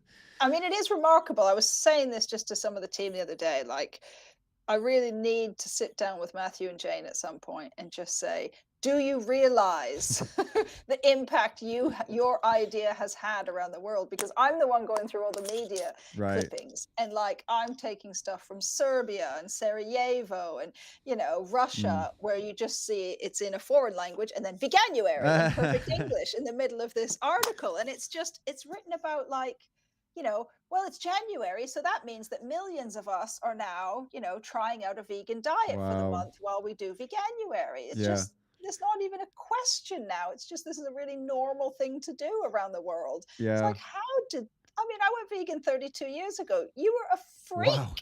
Like, people were just like, what do you mean? Like, what could you possibly be eating? Like, this is just an insane concept. And now it's just like, oh yeah, in January we all try eating vegan. Great. Definitely, you know? yeah. Wow. Did you say 32 years ago? God, I mean, I grew up as a vegetarian, so I know what it was like, you know, some 30 years ago being a freak, like just for being veggie.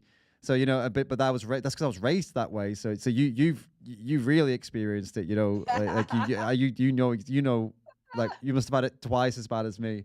Jeez, you know, when I first went veggie, because I'm from Canada, like a really northern town. My dad's a butcher. You know, I mean, I didn't know that vegetarians existed. I just knew I didn't want to eat animals. And the one thing I knew was you eat tofu, right? Right. You stop eating meat, you eat tofu. And we had one health food store in my town run by these Christians who had like a massive praying hands painted in the front window and the 10 commandments down either side. Brilliant. It's like, but I went in there, I bought my tofu, I went home, I mashed it up and mixed it with one of those kits, you know, those powdered kits, and it was disgusting. Yep. I thought, oh good, this is my life. I bet. You know, my first ever taste of vegan chocolate was carob. You know, carob? Oh God. My mum gives me this carob bar and I'm like, chocolate. I was a kid. Chocolate. I'm thinking, she's like, yeah, this is like a milk-free chocolate. Tried it and it's not chocolate at all. I don't know what you would class it as. It's just disgusting. It's horrendous. It's carob. I couldn't believe it as a kid, you know. Tasted it's like cooking. It's like for cooking. I don't even know what it was. Absolutely terrible. Well, the delights, like a vegan treat you used to get in the health food shop would be like a date and carob slice. It's just like, none of those are a treat. It's dates, oats, and carob. Like, what makes you think this is a treat for us? Absolutely. God. And so you say you're from Canada. So is that, was your vegan life in Canada like all the way through, or when did you move to the UK? I guess what I'm trying to ask. Yeah, I moved to the UK about 25 years ago. Okay. I came to work for PETA. Wow. So okay. I had been doing like grassroots campaigning in Canada for a few years, and then went and interned at PETA in the US just as they were opening their office here. Right. So I came over and was like the first campaigner in the UK office, and then worked for them for a few years doing campaigns sort of more around the world than just in the UK. And then sort of moved on, worked at Animal Aid and the League Against Cruel Sports and Viva for quite a few years. Brilliant. That's awesome. That's really really inspiring that you've had all this time doing all this work. You must have You've got more. It's a shame we have 30 minutes because this sounds like we could do a podcast here because you've got so much experience. We could go into all of it. So I'm trying to think now, which bit do we want to talk about? You know what I mean? But no, but in the UK, I was wondering that because then you'll have experienced, you know, the early days of vegan food in the UK as I did as well, and as lots of others thankfully got to miss, you know. 'Cause there's some nasty.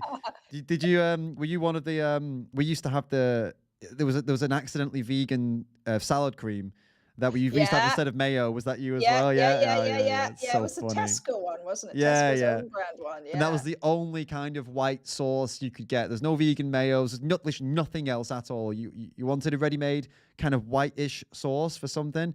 You had this, and it wasn't anything like mayo, was it? No, it wasn't. No, it was so vinegary. Tangy vinegary, but you put it on like mayo because it's all you could get. Yeah, so true. Oh man, that's How so about funny. cheese in a jar? It was called V's, and it was like cubes. It was almost just like cubes of tofu, but in a jar of oil, and they called it cheese. It was called V's. Oh my It was God. revolting. I remember packing it once when I missed was going that. hiking in Scotland, opening it, tasting one, and just dumping it out on the Scottish hillside. I was like, I'm not carrying that back down with me. It's never going to be eaten. It's disgusting. I never spotted that. I'm glad I didn't. I think I'm happy. I avoided vegan cheese for a long time because I kept seeing it and thinking that looks horrible. And then eventually I tried some and it was horrible. I tried it for the first time when I was 19, I think. And I was like, I'll wait. I think it'll get better one day. I'll wait. The best part for me is you just lose the taste for it, I think, because I didn't have it for so long. And now I still don't really eat it. I mean, occasionally I'll be like, oh, yeah, whatever. But I don't miss it. So it's like, I don't have it at home, but if I'm out and there's vegan cheese on something, we're fine. But it's not like, and then when I eat it now, it's just like, that's so greasy. Like, I just don't have that much grease in my diet at home. It's a good point. You know, I think it's either Domino's or Papa John's, and they've got one of these vegan cheese pizzas. I think it was Domino's, and it's the most vegan cheese I've ever seen on a pizza. And I felt so bad after it that I was questioning whether it was vegan cheese or not because I felt so sick. And I'd gotten so, you know how it is when you eat vegan cheese pizzas or vegan pizzas. Normally, you don't get that same sickness that you used to get when you ate cheese pizzas. Cheese pizzas, there's a lot, they're very heavy and they make you feel sick. And so I got so used to just woofing down vegan pizza without any issues. And this one, it like thick, like vegan cheese on top. And I thought, I'll be fine. No, I felt really sick after it. I was really suffering because it was... Oh, I bet. It was just as greasy as the cheese pizzas. I couldn't believe it. Yeah, I was surprised about that. We did have that happen once back when Pizza Express, you'll remember this. They didn't do a vegan cheese, but you could bring your own. Oh, like, I can go out to eat and bring my own food. That's so kind of you. But we used to, obviously, because that was our only option. So you'd go in and you'd bring your own vegan cheese. Yeah. They'd put it on for you. And we did go once, a friend of mine and I, and we had like a brand new block of cheese. It probably was at the time. And they put the whole block on because they were like, we didn't know how much you wanted. And I was like, well, this is inedible. It is literally an inch of greasy cheese on top of it. We can't eat this. That's funny. They do that in but they got TGI Fridays also has vegan cheese now, but my youngest brother used to go there and he's autistic, by the way. So like this was like a big day out for him and he would love it. And he would take his own block of cheese and they would do it. It wasn't a thing. They would only do it because it's not like they offered it, they would do it because they understood that it means a lot, that he has his vegan cheese. But they would always put the whole block in, but he loved it though. I don't know. Okay. He's very unhealthy. He's a little fatty. He loves it. but he's vegan, so good for him. Yeah, good for him. We have a question, by the way, from actually somebody from Finland. We were talking about Finland earlier. It's from Vaina Moinen, who tipped, and thank you for tipping, and asks, what is the main influence of veganuary? I don't know exactly what that's like pertaining to, but maybe you can just answer the way you feel it's being asked, because it could mean a lot of things, couldn't it? But what's the main influence of veganuary? I would probably say there's two. So The big one is the impact on the availability of vegan food. So certainly in the UK, it's changed quite dramatically. Really starting from about 2019 when Greggs brought out their vegan sausage roll, you know, and businesses started seeing, okay, there is a market for this food. So on the one hand, it's like they know because they're looking to the future that meat consumption is unsustainable. They have to do something to start getting customers to eat less and, you know, change the way our diets are calibrated. And then there's this thing every January now called Veganuary that loads of people do. So, hey, this is the perfect time to be bringing out plant-based options and getting our customers to try them and, you know, get used to it. So we've had a big impact in that way, and that more and more businesses are now offering plant-based options. And, you know, they tend to bring out loads in January to try which ones work well, and then they keep the best sellers. So it's a good trial period for businesses. And then just the attitude towards veganism, because, you know, obviously it used to be like, oh, vegans, they're awful, they're annoying, they're so condescending, you know, they're so judgmental, or, you know, it's impossible to do it. But now, because people have at least tried some vegan products, even if they're not doing Veganuary, during January, they'll say, oh, this is on special, and I've heard all about the Greggs sausage roll, I'm going to try it, right? Thanks to Piers Morgan. Yeah, exactly. And they say, oh, that's actually not that bad. I quite like it. So then it's like, okay, vegan food isn't awful. Maybe I'll try the Beyond Burger. Now I've heard loads about that. Oh, and that's not bad. And so it's changed the perception of veganism, I think, a lot as well. So it's kind of softened the image a little bit and made people realize that, you know, you can eat nice food, and also that it doesn't have to be like a die-hard overnight change that suddenly, you know, your whole world is different. I get it, yeah, and I think even I mentioned Piers Morgan there, but I think he probably did Veganuary a pretty big favor when he was doing all that stuff with the sausage rolls, and I think every time somebody gets upset about Veganuary, it does it a massive favor. It just reminds people, oh yeah, it's Veganuary. Yeah, I'll eat vegan food this month. You know, so are you guys capitalizing on this kind of stuff? I've not seen you guys, I know VFC does, but I've not seen Veganuary jumping in on that. Is kind of not to fight back. You know, we really want to maintain that friendly face of veganism, because we want to be there for the people who are kind of put off by the confrontational side of things, and for us to be able to say, we're not going to judge you, just sign up, do your best. You know, you're not going to be visited by the vegan police in the night to check your refrigerator, right? Just sign up and do what you can. And I think it's important to have an organization that is like that. Yeah, it definitely serves a purpose, and like I've said before, I know some of these points might rub some vegans up the wrong way, and I totally get why.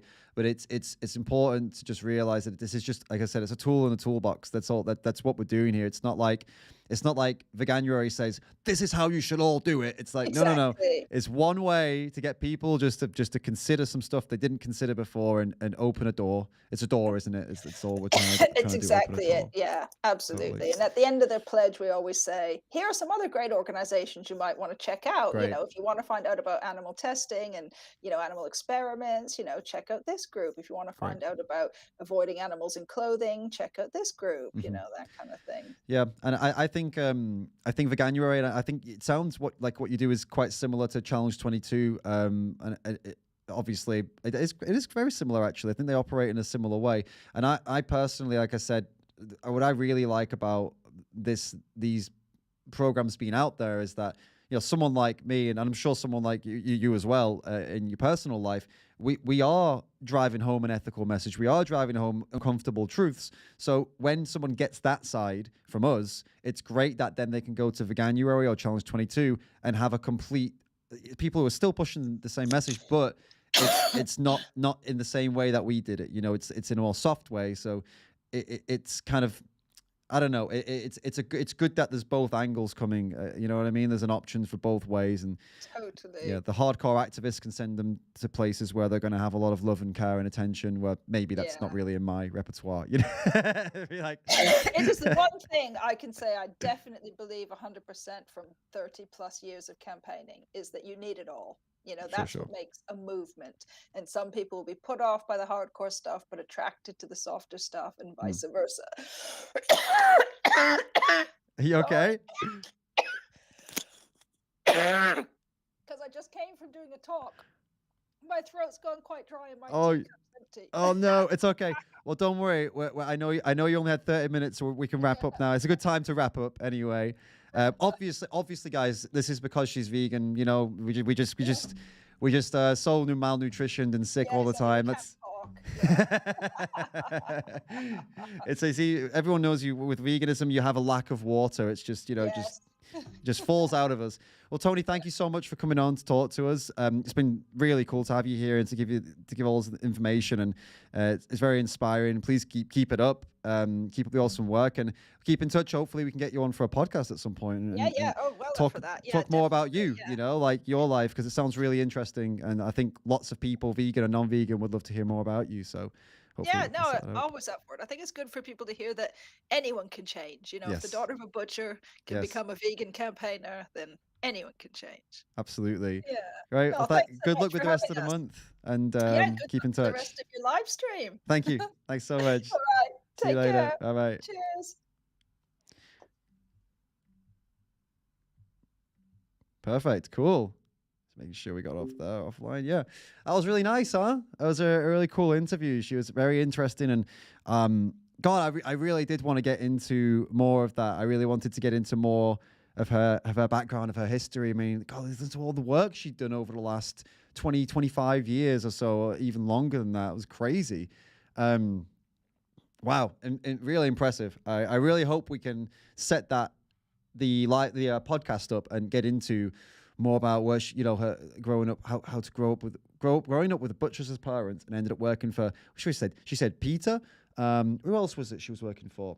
There was I can't remember now. Damn it, I'll have to go back and check. But there was like 4 organizations over the last like 25 years or something. My God, that's awesome. Very, very cool. Well, guys, I'm hungry. I'm gonna message my trusty partner and assistant, and find out if we can get some food. She's got it. She's got the message. Get some food. Vitamin, and great question, by the way. I thought it was a great question because it was very vague. Like, what's the main influence of veganuary? It could have meant a lot of things. So I was pretty happy to ask it, because I was like, oh, this is a pretty cool question to see how she interprets it. It's very nice. So thanks for that. Thanks everybody for all the support so far. Do keep it coming. We're into the final hour and a half of the stream now. So now it's important moments for us, guys. Let's smash it. Let's keep it moving. What did I say we were gonna do? I promised you guys some promises. I talked about scripts. I talked about shorts. I said we could potentially try and, the short posting I like to do in the morning. So I will post the short for the second channel tomorrow morning. I will before I come online, I'll get it all uploaded, and you can come and help me with the getting it ready. We'll do that tomorrow morning, which will be fun. For the rest of the day now, we can let's go back to the nice video script one that wasn't nice, but there was a video script we were working on.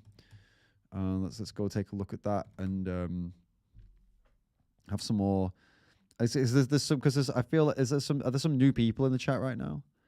I feel like there's some new people in the chat right now, so that's good. You guys can come and check out the script we were working on earlier, if you like. So here we go. Here's the script. We were going through. The video title was "Men Who Think Hurting Animals Is Manly." Well, that was the idea of the video. Actually, we came up with the title, didn't we? We came up with all that stuff, but the script needs to be sorted out. So, the intro. Meat, it's really manly. It's going to be, meat, it's really manly. Is there anything that makes you feel like more of a man than tucking into a big juicy steak? Am I right? Actually, no. Maybe not. Maybe I don't like that fact it's maybe. I feel like that puts, well, I mean, we should keep it as maybe because it pulls it into question. So let's just use that. In this video, I'm going to use big famous 90s action heroes like Arnold Schwarzenegger, Sylvester Stallone, Bruce Willis, and Jean-Claude Van Damme. We haven't gone through all those yet. To show you why eating meat actually isn't really manly at all. And there's actually, no, I think we can't give this away. No, Let's forget that. I'm gonna in this video, I'm gonna use big famous 90s action heroes like Arnie, Stallone, Bruce Willis, and Jean-Claude Van Damme to answer the question: Is meat manly? Is eating meat manly? I think that's better because then we're not giving them the result. We have to entice them in with some fun and not tell them the answer to the question before it's ready to. Oh yeah. What's the matter? Nothing. You're pulling weird faces. No. All right. Well, I got some food. My favorite.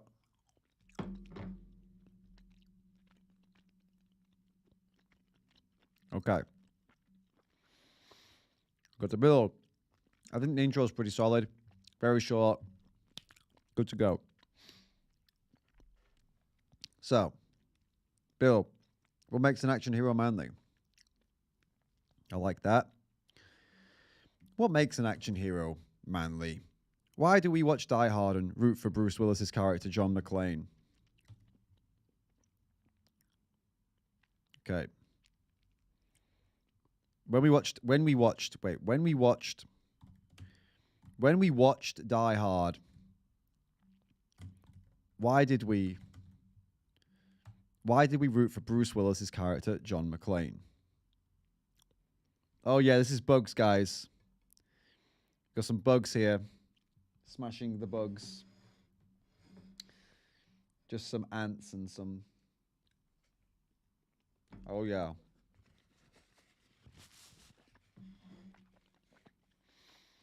Okay. So, because he's an average guy who puts his life on the line to fight and save the innocent. And he does it in a pretty badass way. And we can put here like a cool clip of John McClane. I think the clip I would use is where he's like, you know, the yippee-ki-yay, motherfucker. Whatever that even means. Cool. What about one of the most famous sci-fi movies of all time? Terminator 2. What makes Arnie such a manly man? Someone every young boy and man was inspired by. He's massive, which helps, but it's not just that, is it? No. It's because he spends the entire movie defending a woman and her child. And yeah, the woman's pretty badass, there's no doubting that. But the kid was totally vulnerable and defenseless against the evil Terminator sent to kill him. Arnie's character defends this kid until his dying breath. And he actually terminates himself. And at the end of the movie, and spoiler alert, I'll put spoiler alert. Spoiler alert. He actually terminates himself at the end of the movie. He actually terminates himself to save humanity. Selfishness, courage. Selfishness, courage, defending the weak. Selflessness, courage, defending the weak. These are the things that make Arnie's character, Arnie's Terminator, a manly man. We also said we're going to do Stallone, right? Stallone's most famous movie is Rocky, and what made him so formidable in Rocky? Well, it's just that. Well, in Rocky it's different. He just gets hit, and never gives up. You know.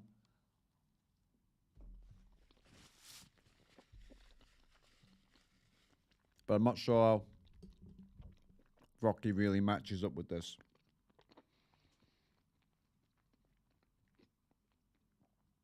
I mean, he's not really like a hero in Rocky, is he? He's more of just a rough man. Adrian!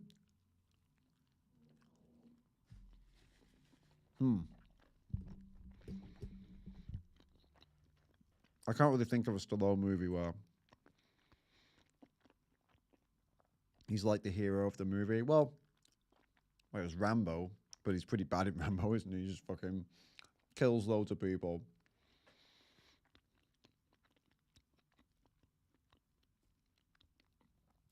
Interesting. Rocky was the most vulnerable one, the underdog, and therefore we root for him. Yeah, that's good. That's a good point, because he's the weak one. Or he's not really weak, but he's the underdog. He's not expected to win, so we want him to win. That doesn't really help us when we're trying to make this about, you know, veganism, I don't think. You know what I'm saying?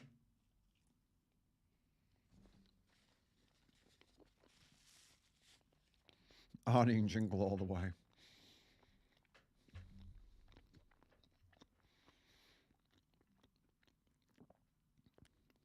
About Van Damme. Jean-Claude Van Damme. I think his most famous movie was probably Kickboxer, maybe. I think that was what. Let's have a look for Van Damme's most famous movie.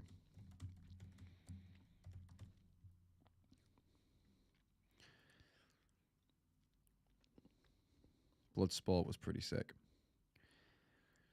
But like, what was his most famous one? You know what I mean? What's one that everybody knows?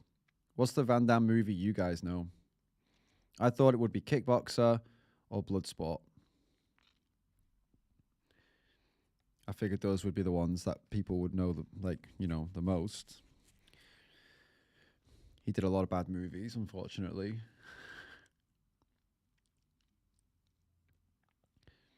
Guy's done so many movies, it's crazy. Bloodsport. Yeah, Bloodsport. So the storyline of Bloodsport, isn't this the one where is it I always feel like it's his brother. There's always something with his brother. You know what I'm saying? Always with the brother. Okay, let's have a look at the storyline for this one. I don't really remember it very well. I know Bloodsport. I get Bloodsport and Kickboxer mixed up, but I'm pretty sure one of them his brother gets. The guy breaks his brother's back or something, and so okay, Frank Dux. Okay, as a boy, blah blah blah. But come on, where is the actual? Is this not the one?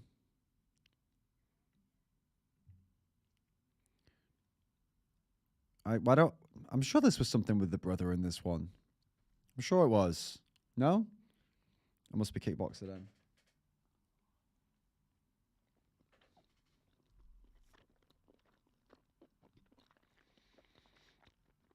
Oh, here it is, yeah. This Jackson guy or whatever.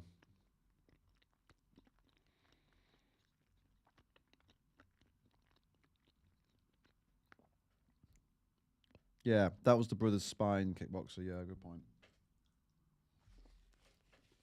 Okay, well, I think Kickboxer's a better example. So I'll write about that.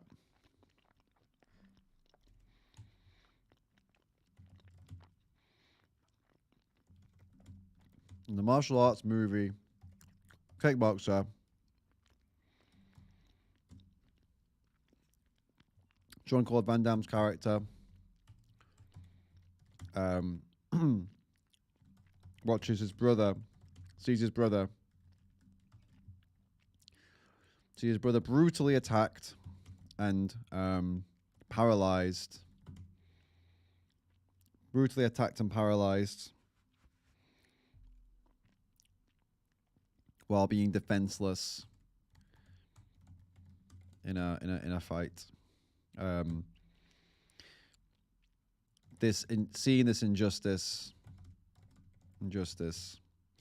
drives him to avenge his brother, and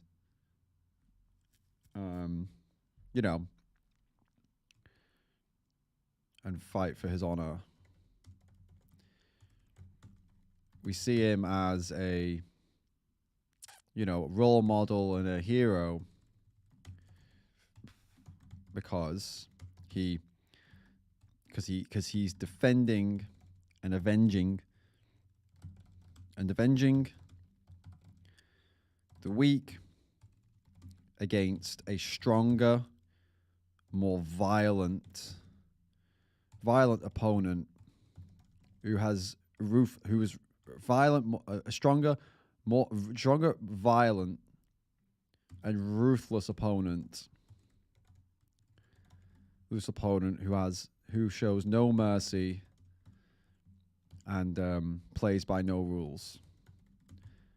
A very dangerous. He's fighting a very dangerous person to all to protect the weak.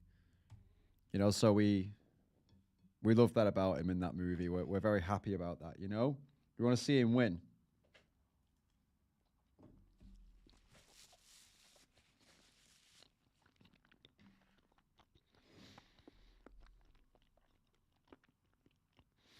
Okay. So now we know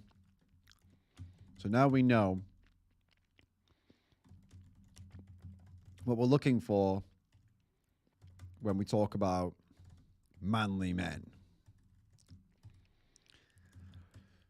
We're talking about courage, defending the innocent, protecting the weak, avenging those who were wronged or abused by stronger, more violent opponents, fighting for what's right, no matter what the odds, standing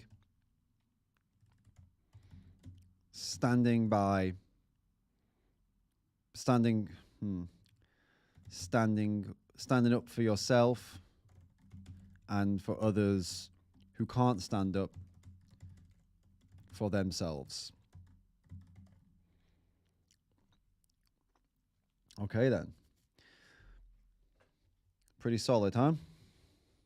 Now we need to make the transition to talk about animal products without losing the audience. This is going to be tricky.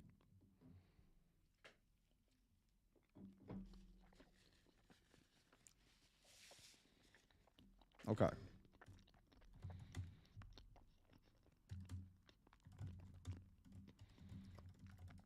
Where does eating meat come into this?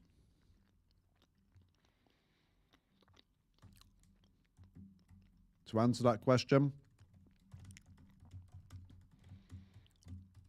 we have to start at the basics. We have to start with the basics. What are animal products exactly? That works. What do you guys think so far? You think this is going good? I think this is script. This is a script that I'm feeling quite excited about filming, to be honest. It combines some of my passions and interests. My passion for animal rights, of course, and my interest in like action movies and masculinity and manliness, and you know.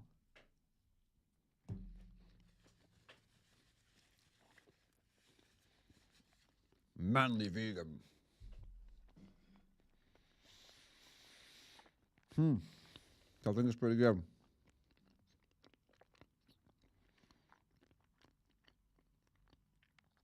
I really hope nobody steals my ideas, you know. Imagine if I did. That would be so lame.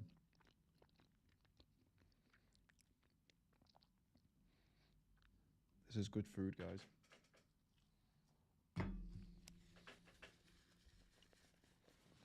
So yeah.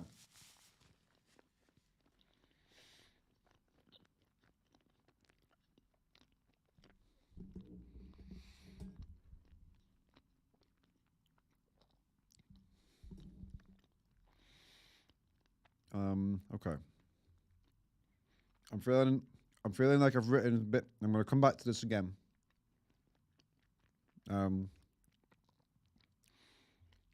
Let's go revisit the other script that we made earlier. Yeah, this one, the pro-lifer one. Let's go back over that, shall we? How do we feel about this still? Are we still pumped about this? So, what we did was, we wrote a little comedy script. Very short. To try and get people to not realize that they are... Well, to try and get people to realize they're being hypocrites. So, let's go over this.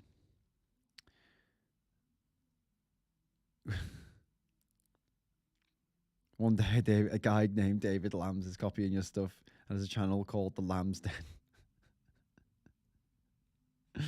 That's very funny.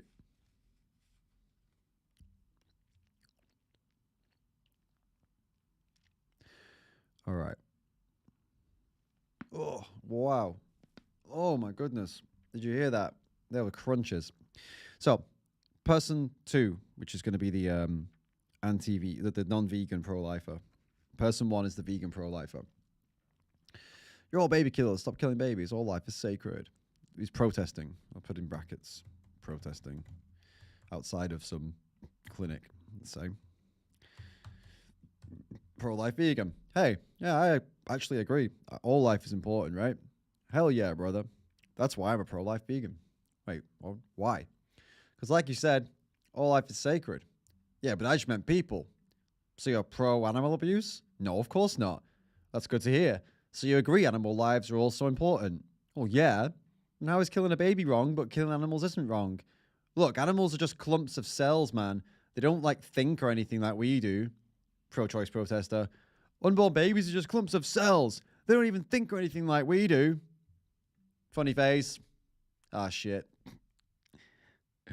I think that's solid. I don't even want to add anything to that. I just love it. Definitely, like, just loving that. Oh, I just got a PayPal. Someone just sent me some money on PayPal. Nigel, thank you, man. Says keep going with the great work. Thank you so much. That's awesome. Thank you so much. It's really nice, like that. You guys are just sending tips just through PayPal as well, like that. I really appreciate that. It means a lot. Thank you. Thank you so much. Honestly, guys, you don't get it how I I keep saying this to you, but I really hope you understand that. I think we talked about this with Ellie, like when we come on here, and we also believe we totally believe in ourselves. Obviously, that's why we come on here. Full stop. You know, we believe that we can make videos. We believe in ourselves to come on, but it's not like we think that. Oh yeah, we're just great. You know, we're gonna get loads of support. It's gonna be amazing. That's not that. That's never what goes through your mind. It's like you believe that you've got some things to say that you know you're confident. Like I can say this stuff on YouTube. Well, sometimes no, but yeah. Sometimes you're testing the water, but you know when people support you, it really is just like, oh my god, I can't believe people support me. This is so nice. It's like it's always just a surprise, you know. I really do appreciate it.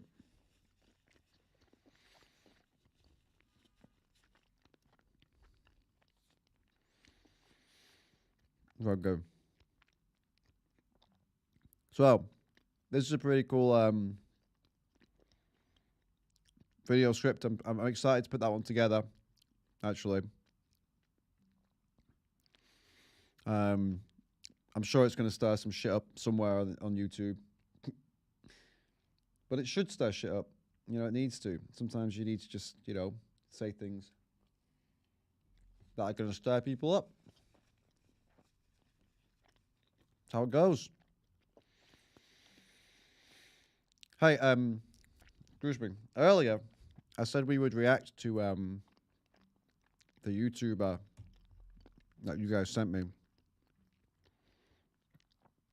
What was the YouTuber? Was it Victorious Vegan? Yeah. I've never heard of her before.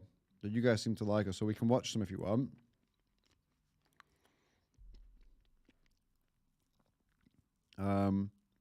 What is this? Lions, UFOs, and Friday the 13th. Is this a vegan? It looks like there's an outreach going on here. Is it? Oh no, it actually is about UFOs and stuff.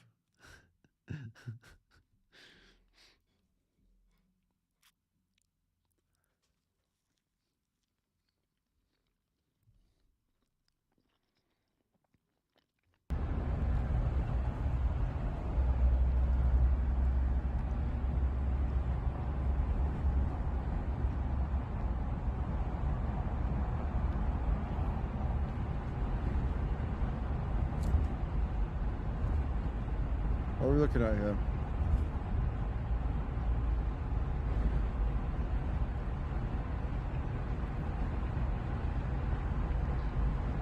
I'm very confused about what we're looking at right now.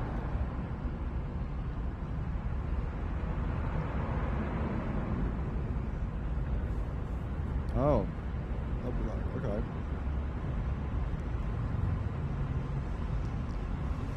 That's kind of strange. Could be spotlight, maybe.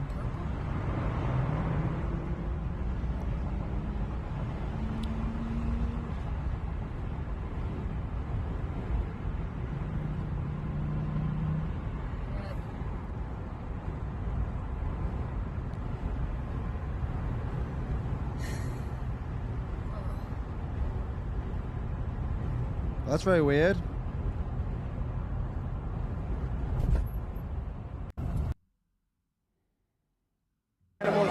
What is vegan principle? It's about not being cruel to animals. Just like not eating animals at all. So not wearing them, not using them, because you don't want to be looked at as a product, as a resource for me to take from, for you to be used. I don't want to be used. I want to be looked at like that. You don't. They don't. We should not be enslaving. We're taking away their freedom and their children and their lives. For example, do you go in the animal kingdom and tell the lion not to small animals? I think the audio on this one's not so good. We can try a different one. Also, my touchpad has just started being very crap because I got some food on it and now it's being weird. I'm trying to fix it. I'm trying to clean it up. I'm trying to like... Oh, God. Oh, God. All right. Hopefully that's going to be fixed now. It's better now. Okay. All right. So you guys wanted me to check this Victoria's Vegan out. Is there something I should be checking? Is there something I should be specifically something you like a lot? Oh my God! Look at this. Angry ex-hunter threatens to kill vegan. Oh, this could be potential for a short. One more word, I walk. Okay. Are you going to kill someone? You! You're going to kill me? Yes, you. Why? Because it would give me so much pleasure to shut you up. What's the difference? Oh my God! Why is it so? Is it out of focus for the whole thing? Oh, it is. Oh, that's such a shame. Why is that? That would have been could have been an incredible. That could have been an incredible thing to react to, you know, but not with it being like that. Intelligence of the animal And create that would just okay. Are you going to kill someone? me so much pleasure to shut you up. What's the difference between a human and a non-human animal that would justify a difference in treatment? Their brains. What about their brains? Can they talk to you? So there's speak to you and create things like we do? So there's some humans that have a lower intelligence of the animals that we holocaust. Are you trying to have me justify killing humans because of intelligence level? No. Well, that's your reason for killing these animals, so that would be the reason for killing humans as well. Because Hitler did that. Please, let's not go there. Well, why not? You're arguing for a Holocaust. So no, I'm not arguing for a Holocaust. This is a Holocaust. All right, we murder them by the trillions, and you're saying I need you to stop talking. Sure, go ahead. All right? I used to go hunting. I heard. But what's But you never let me finish. Okay, because you want to interrupt me to make me agree with you. That's not going to happen.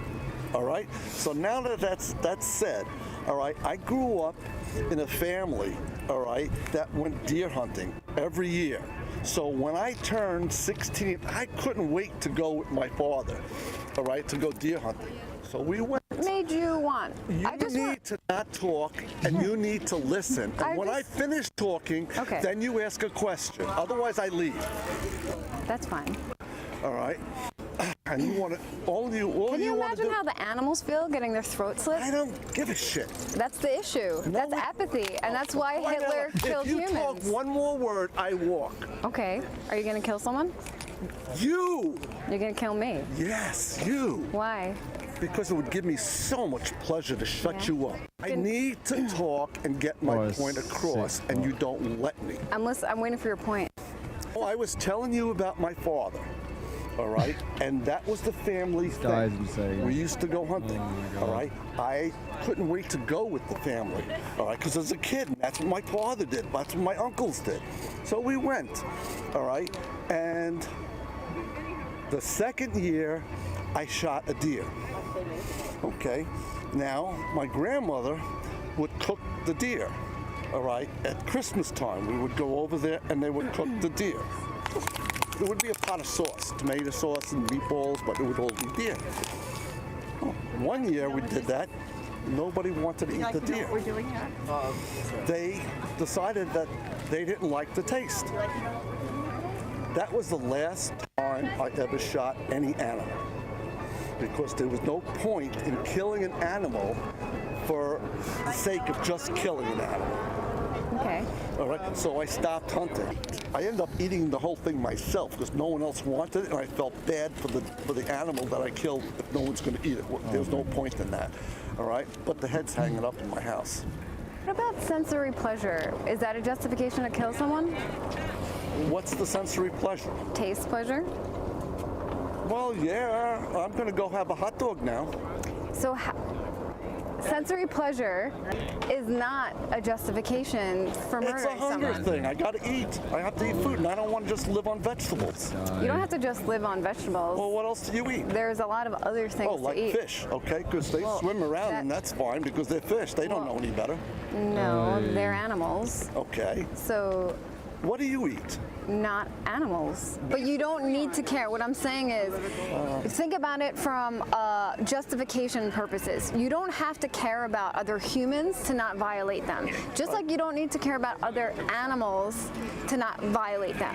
The question is it justified? I don't have to care about your dog. I don't have to care about you, but I know that it's wrong to violate your rights. And that's the simple thing about animal rights. Just don't go out of your way to pay someone or kill them yourselves. Just eat other things, plants. So you don't have to care. You can totally not care, but just don't violate someone else's rights. That's all we're saying. We're not asking you to love animals, like them, anything like that. We're just No, saying, I like animals. I like a lot of things. It's just that. But that's not the concern if you like them or love them or anything like that. It's if you do harm to them, if you are cruel to them. That's what we're saying that you should not be doing, and you don't have a justification for it. She's doing pretty good, and she's quite good being direct. And this guy was I'm surprised she even kept talking to this guy after how he spoke to her at the beginning. That's what it comes down to.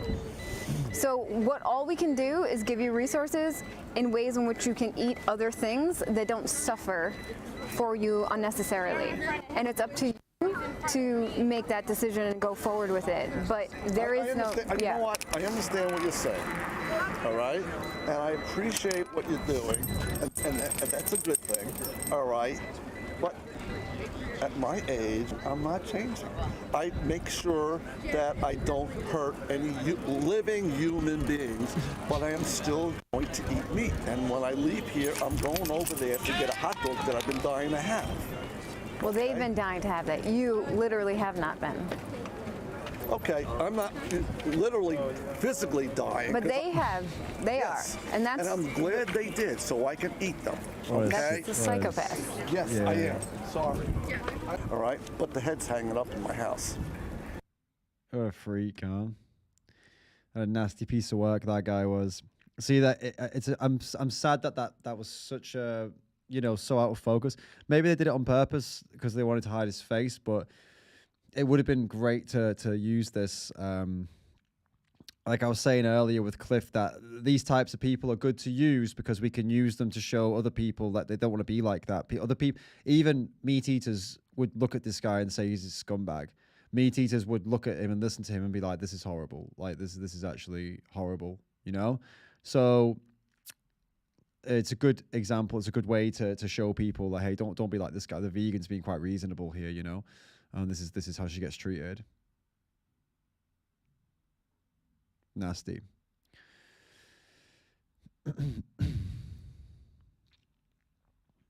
Man gets confronted about sexism. Interesting. Oh, this is an interesting.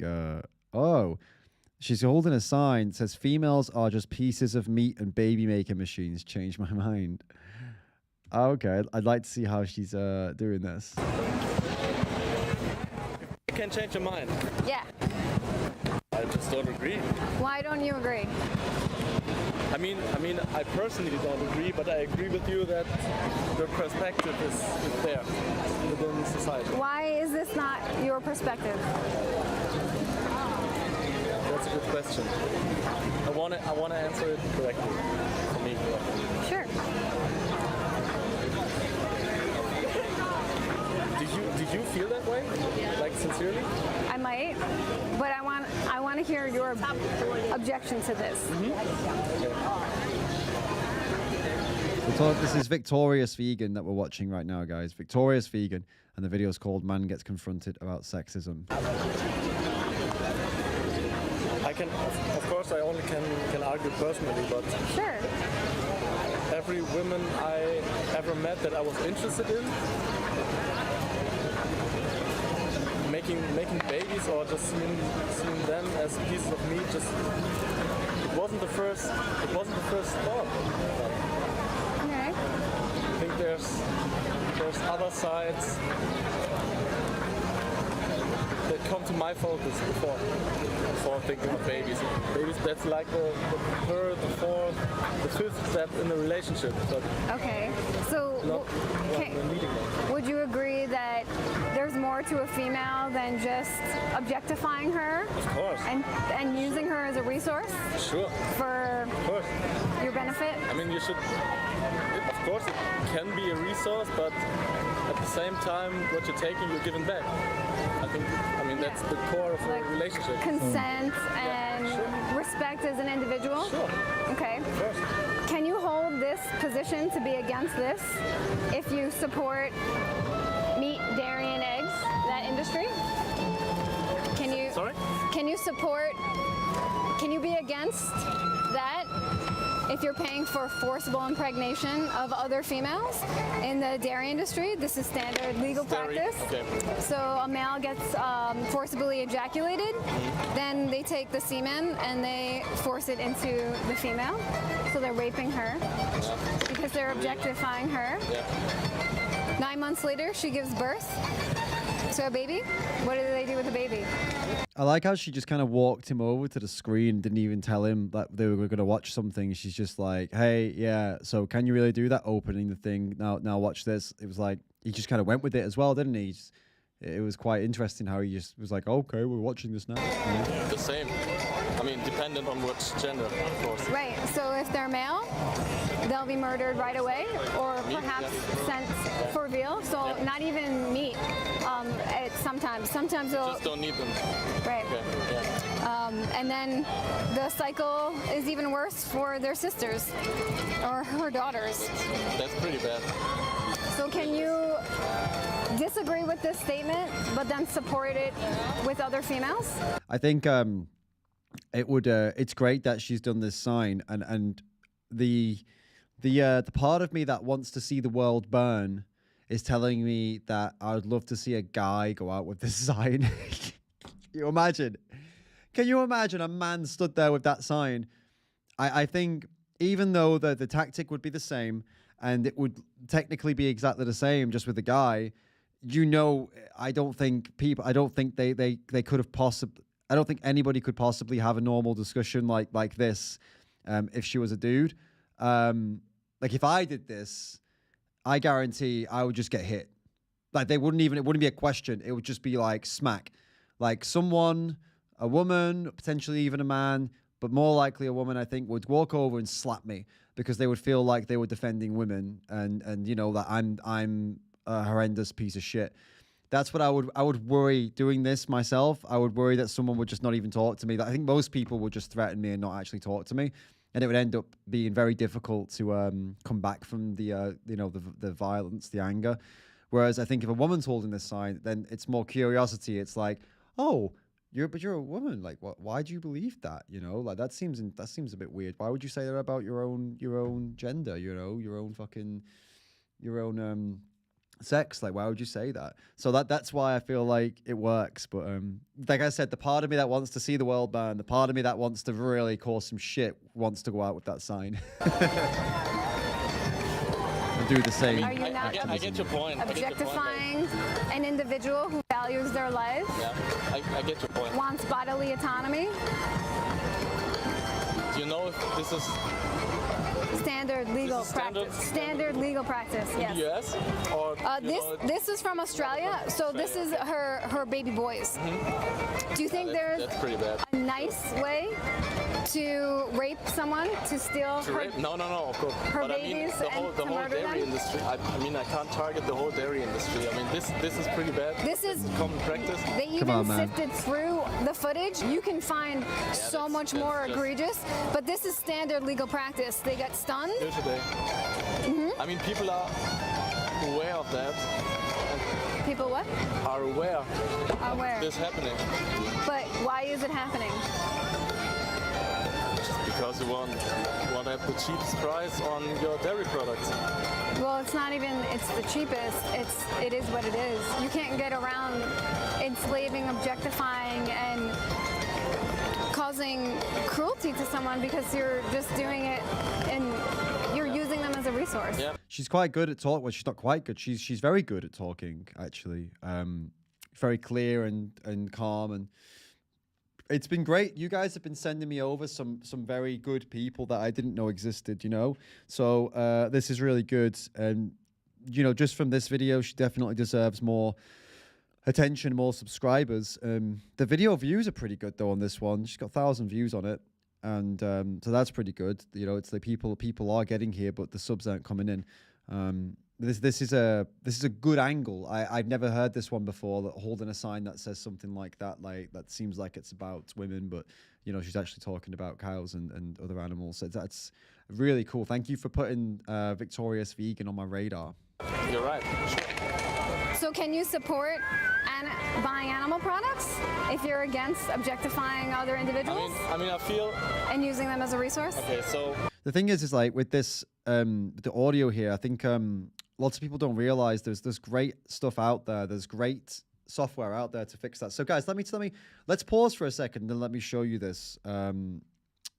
Okay, let's pause for a second because I feel like this is quite important, and we've not actually talked about the audio side of things yet and how to fix this when it happens and if there's a problem. So I'm going to take you through some technical stuff to fix a video. We're not gonna watch the rest of the video in this format because I want to give Victorious Vegan the rest of the view, but I am going to show you what I would do to fix this audio issue.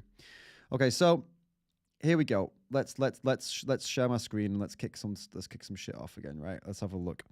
So here's one way of fixing the audio that I'm going to show you now. Okay, and this is in the app Final Cut Pro. So for anybody with a Mac, I highly recommend using Final Cut Pro as your video editor. Learn how to do it. Learn how to use it. It is absolutely worth it. It is a fantastic editor, and for Final Cut for Mac, it's brilliant. Okay, and I'm going to show you another real good reason to use it right now. Just downloading a video to show you how I would fix this problem with the violin being too loud. And there are other, by the way, there are other apps you can use that have a similar function. One of them is Premiere Pro. It doesn't work in too much of a different way, but I'm just gonna like show you guys so you can, if you get some footage and maybe you want to repost some footage or something like that yourself, or no, Premiere Pro is not better than Final Cut Pro. Just saying. Don't listen to that individual that I'm not even gonna say. I'm not gonna say the name. I'm not gonna give you the coup. You're not gonna people. I'm not gonna give you the attention for making such a terrible comment.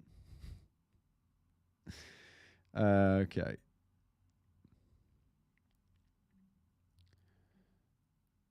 All right, here we go. So I've got Final Cut Pro open now. We've got the file. So here's the file, the man gets confronted file. Okay. Let's get to the Ever met that I was interested in? Where did it change? It was like around here, right? The violin starts kicking off and it was like really loud. Okay. Dependent on which channel. There it is. You can hear it here. Loads and loads of background noise. All you gotta do, go up here, voice isolation, automatically turns on 50%. Let's have a listen and see how it sounds at 50%. Right. So if they're male, they'll be murdered right away. Okay, that's at 50%. Now we take it off. Try again.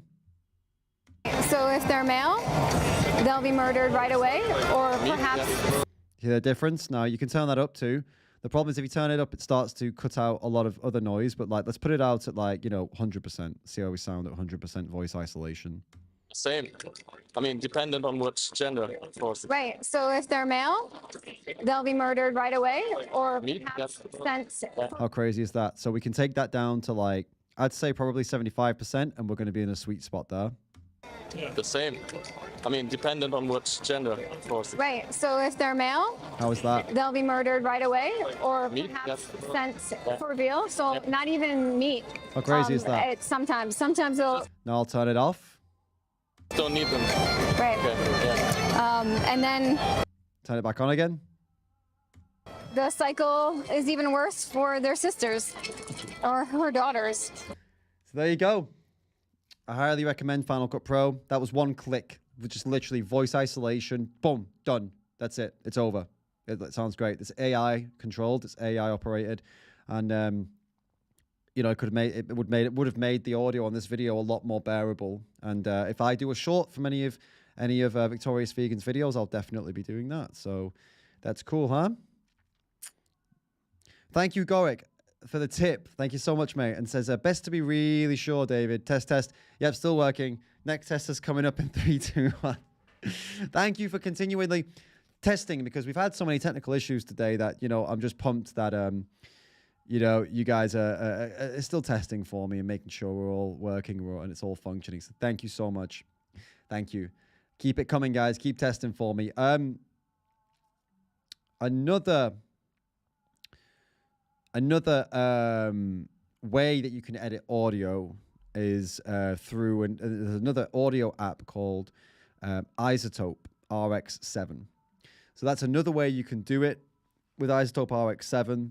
It's I can show you a little bit of that if you would like, but it practically does the same thing.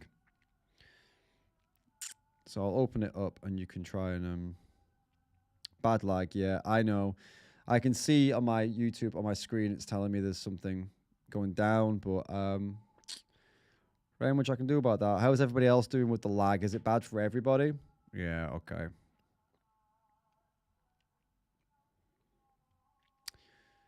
Yeah.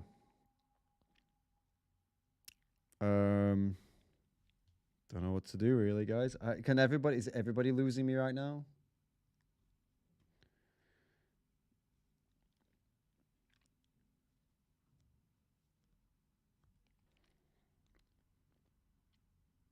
I will go take a quick break and try and fix this.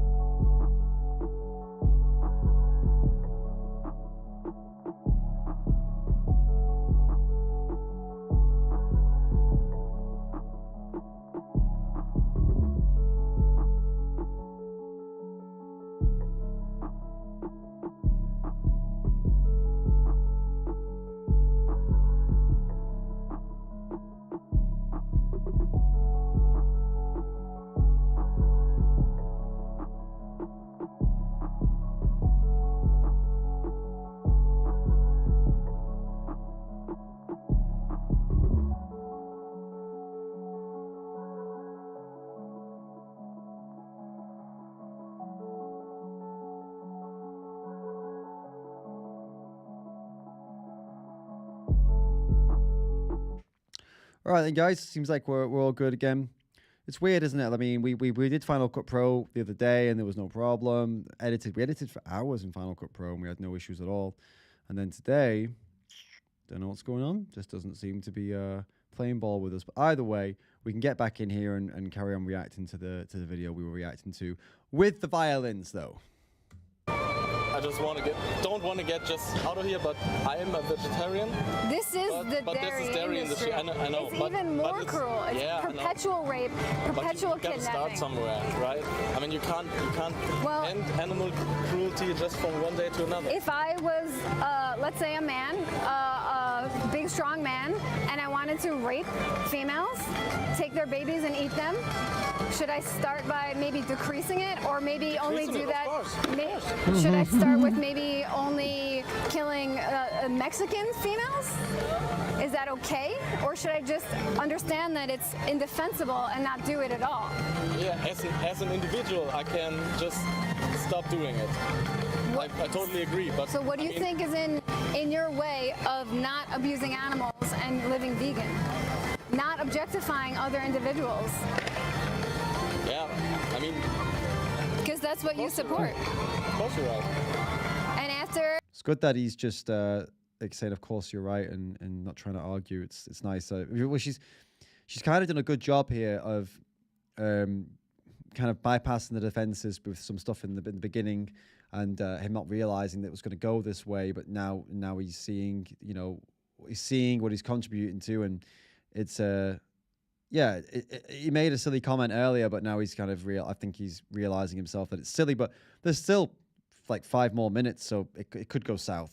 That she's been raped multiple times in her life. Multiple children have been stolen from her. She goes to a slaughterhouse and has her throat slit so that you could have her breast milk. Yeah.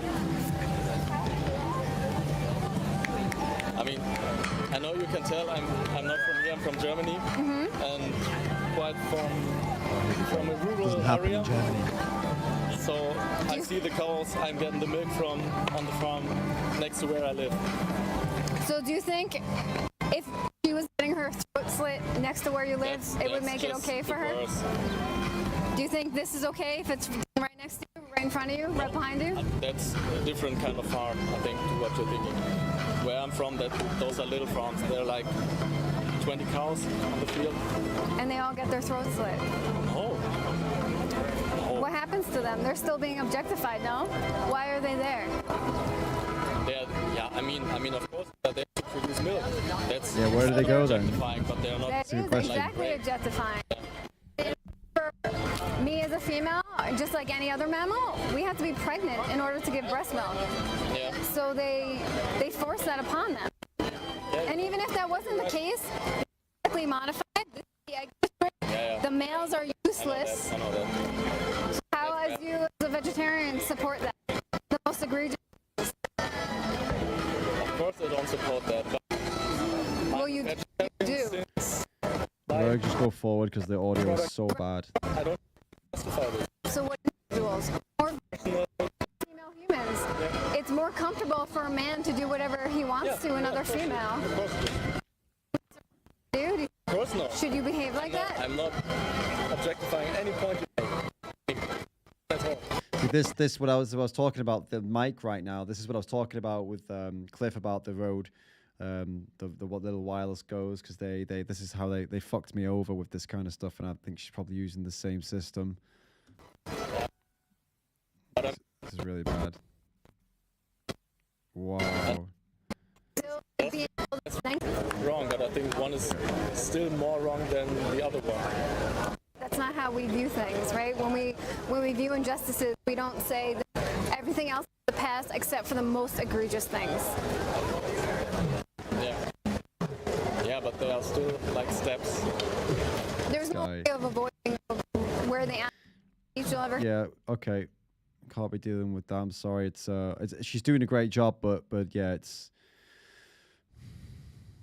not working out.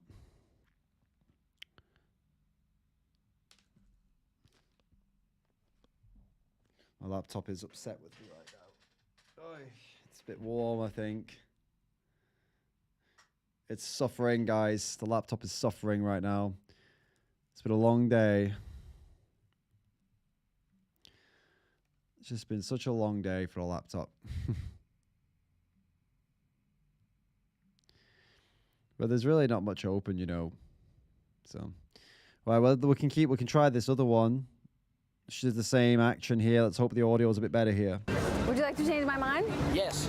Okay, shoot. So if the females are just a piece of meat and baby making machines, change my mind. Yeah. Okay, so you are a piece of meat since you have flesh. Yeah. You make babies. Yeah. But just don't agree with Josh, right? Yes. You are more than that. That's the part. Okay. Why? I don't know, because you are able to do so many things as a part of that. Like what?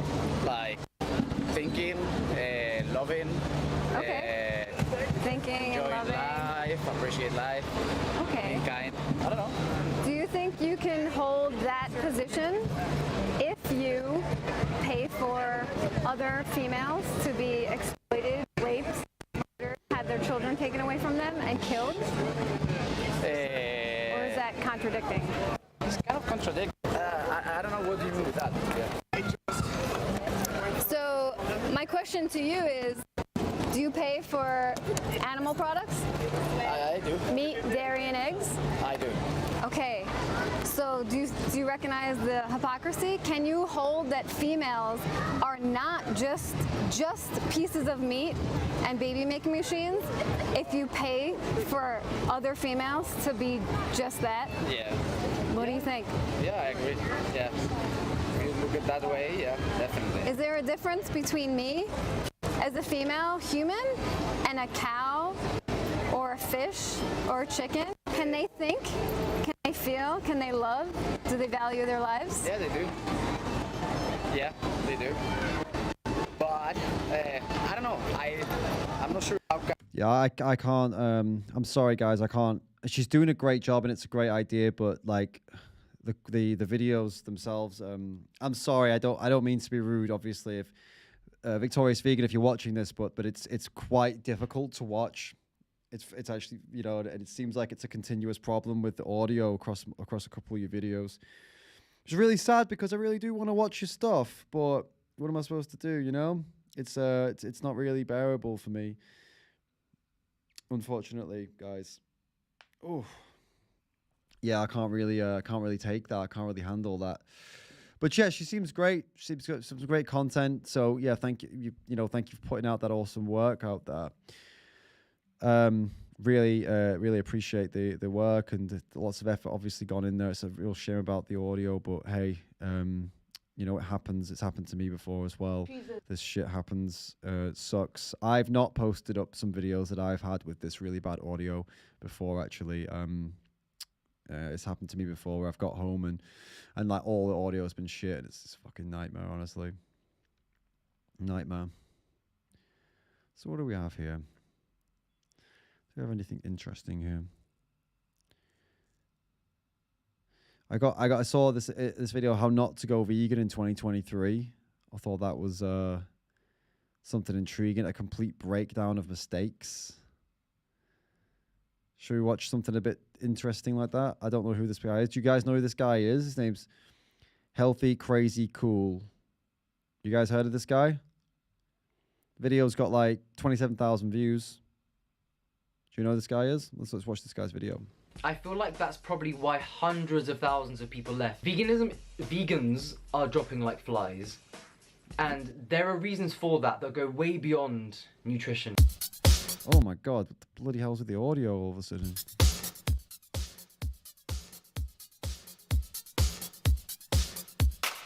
Interesting.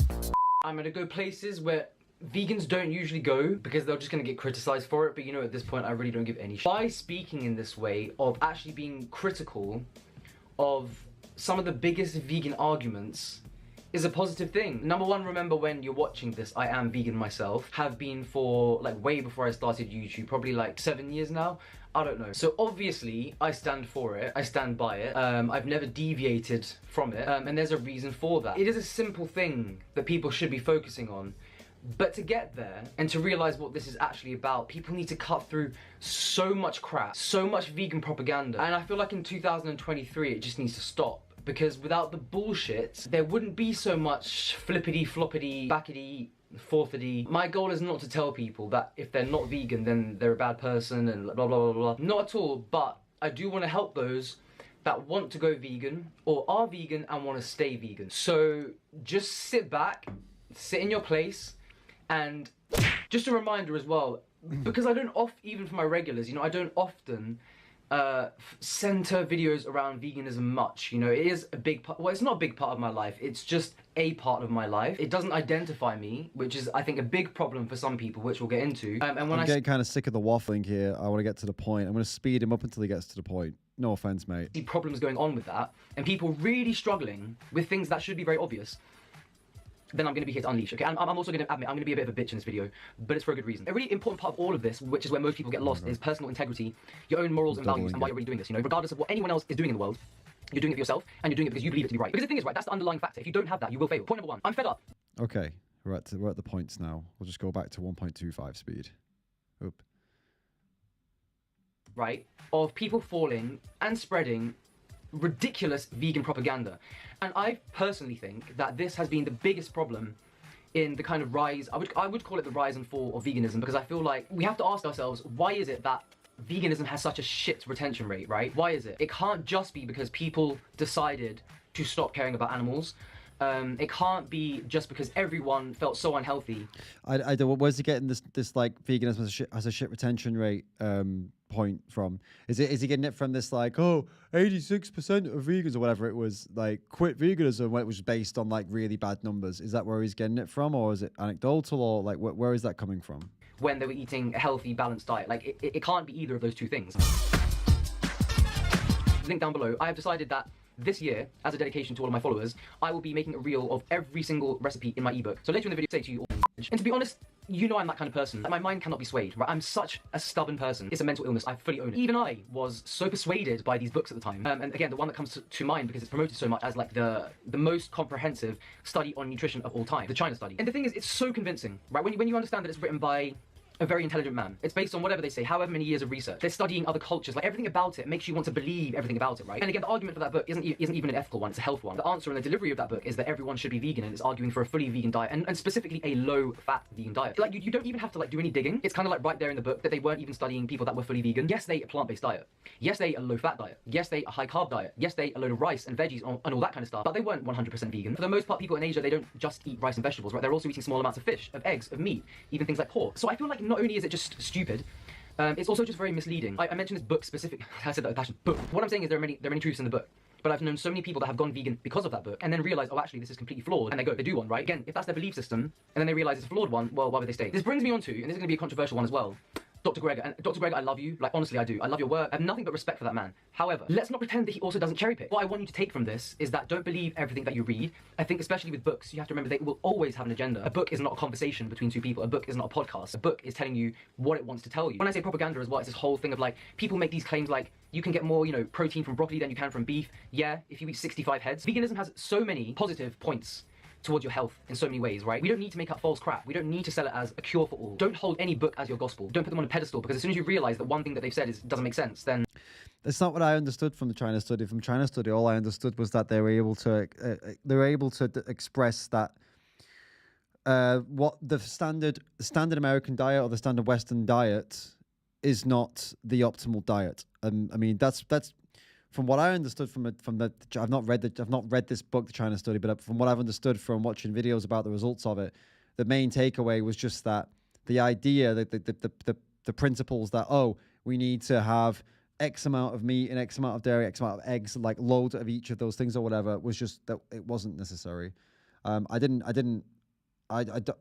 heard people try to use it to make people be vegan, but from what I understood, the best thing you can just take from it is that it's not the standard diets in the West are not actually the optimal diets, and that it is possible to rid all of animal products out and be fine, or in that case, like the majority of them. So I'm not sure. I don't think I've ever met a vegan in real life who said, "Oh yeah, I tell people about the China study to make them go vegan or plant-based." I've never heard that, so I'm not really sure. I guess we're in different circles. I don't know. Everything else goes down the toilet. Do you know what I'm saying? This kind of vegan, when I say this kind of vegan, I mean, I feel like you guys know what I mean. You see that? That's a stupid bitch. There are people that come... Jeez, man, the audio keeps blasting out.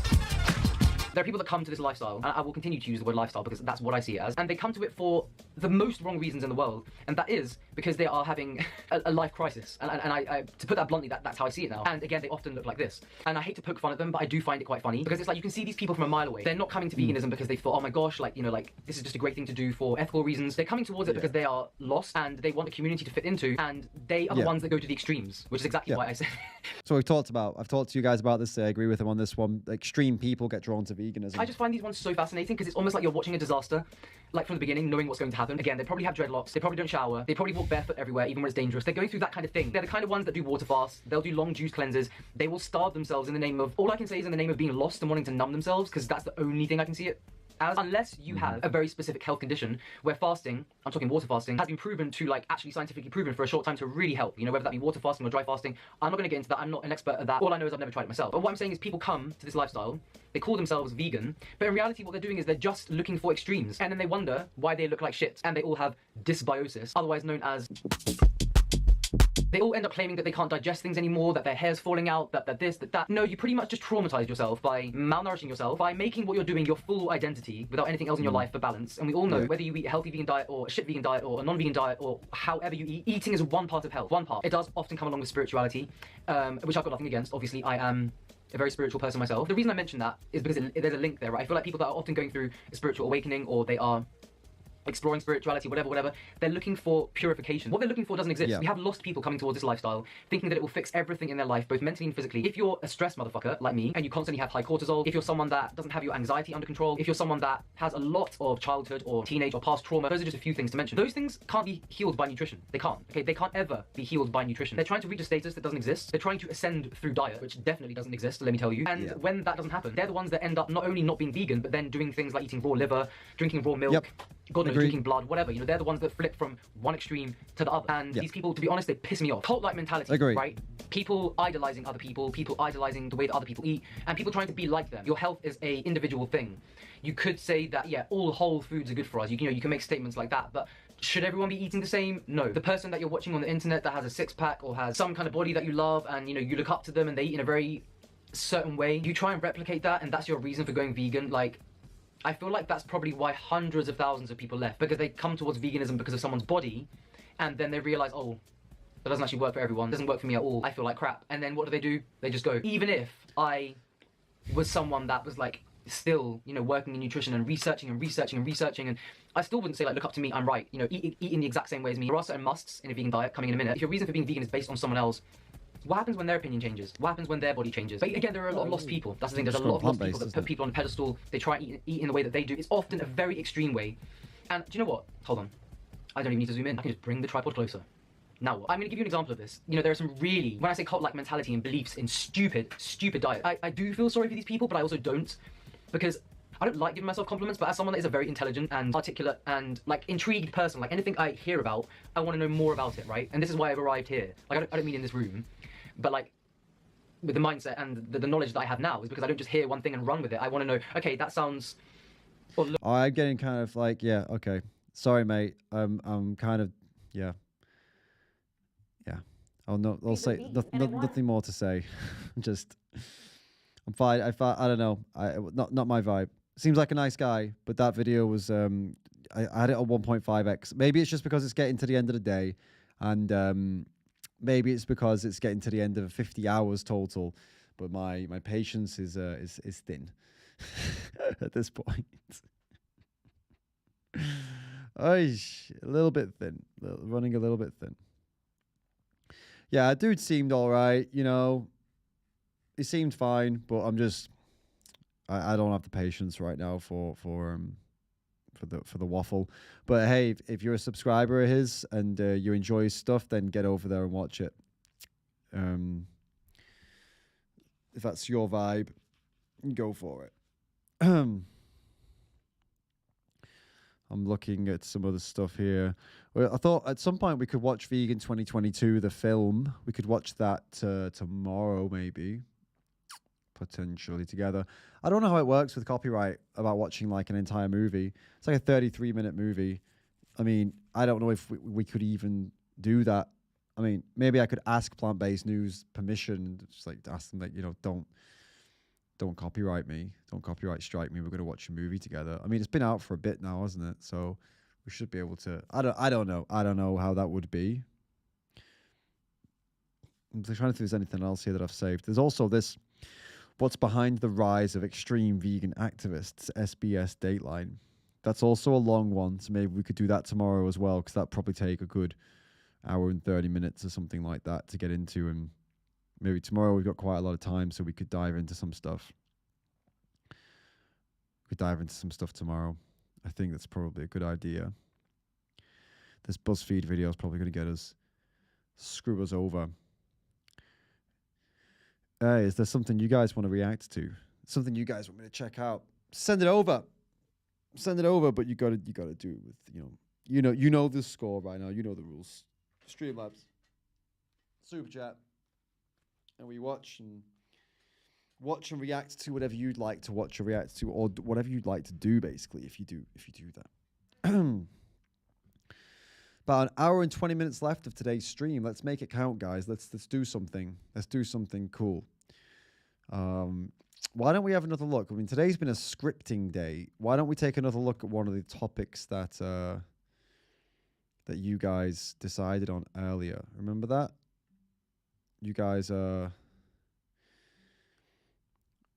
we had a few topics earlier, remember, that we were going to make videos about. Do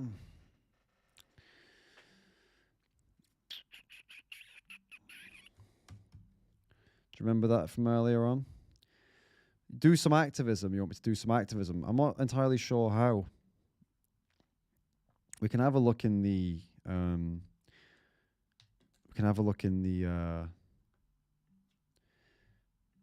Discord, I suppose, and see if anyone's what's going on here. See if there's anything going on in this vegan world that we were in last time. Looks like there's a couple of chats going on there. Maybe. We can have a little look if you want. See if there's any opportunity for us to dive in. This is like a debate Discord. See if there's any interesting debates happening there or not. Okay, let's have a look. I'm not sure. No, way. I think once you turn 18, No you're way. not a child. Holy shit! What's good? What's good, Dave? Hey, hey, what's good? How's it going? Holy shit! Oh, dude, we're going awesome. We're just talking about some stuff right now. Are you streaming right now? You're Yeah. doing your Yeah, still Oh, streaming. dude. Oh, that's so sick. Oh, that's so awesome. Such a pleasure to talk to you. Oh, nice to meet you, man. Yeah, I came here to see if there were any debates going on.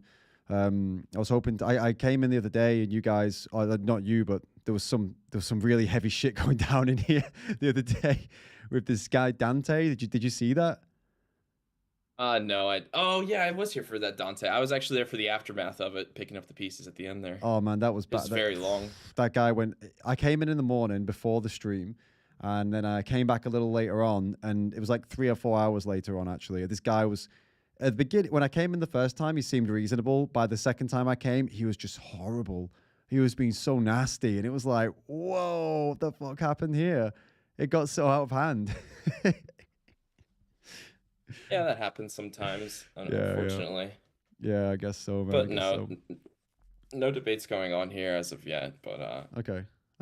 Oh, cool. I mean, I was. Do you know? Are you a mod here, or do you know the mods here? yes, I am. Oh, perfect. Cool. So tomorrow I've got quite a lot of time during the day.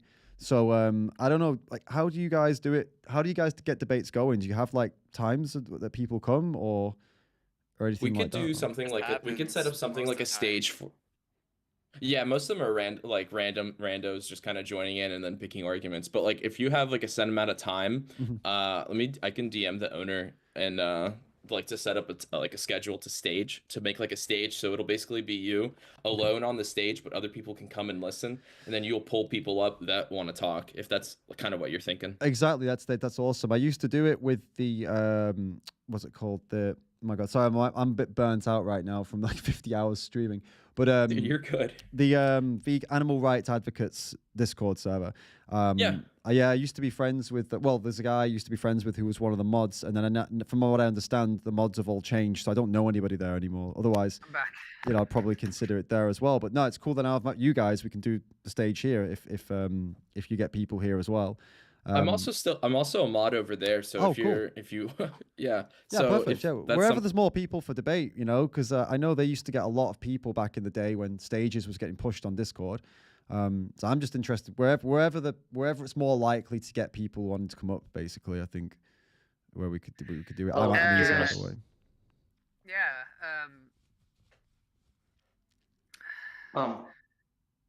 ARA Just to used ask. to be like the place.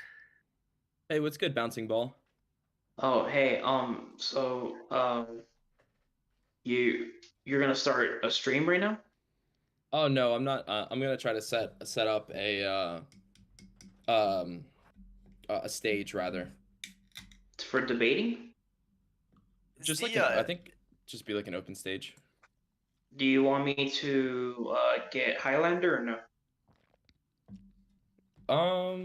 Dave, have you ever had the pleasure of talking to Highlander before? No, what do I have to know here? It sounds like a pretty epic intro for somebody. No, I'm just saying, like, do you guys feel like debating him? Because, like, I think he's like a nutritionist, and he says that meat is more nutritious than like vegetables and stuff like that. I mean, if that's his argument, that doesn't, even if that's true, it doesn't change anything. So that would be kind of a weird debate for me. Because that's not a position that would change my mind, if you know what I mean. And it doesn't debunk veganism. If that's true, it just means that you. Well, he says that, like, if you go vegan, that it can cause a lot of problems, like health problems, stuff like that. Yeah. Cool. Well, yeah, it could if you were eating badly, same as if you're eating a non-vegan diet badly, you cause a load of health problems. Well, yeah, I mean, we could do this if he wants to come do it. It seems like a weird position it's a strange anti-vegan position to hold, if you know what I mean. Yeah, he would go against a lot of vegans on this server. He would go against a lot. Like, he said, like, I don't think he thinks that he ever loses debates, I guess. Let me. Okay. Sounds fun. Okay, so let me see if he's awake real quick. Hold on. Oh, right now? Okay, yeah, sure, why not? Well, I don't know if he's awake. He might be sleeping. But... That'd be awesome. Highlander is always fun. Okay. Oh no. Please no. Please don't invite him. Is he that bad? Invite him. I like Highlander. He makes really good points. I think it's a good argument. He makes interesting points, but it's like whenever he brings up the scientific consensus of his own positions, they always debunk his own positions, and it's oh really? all over the place.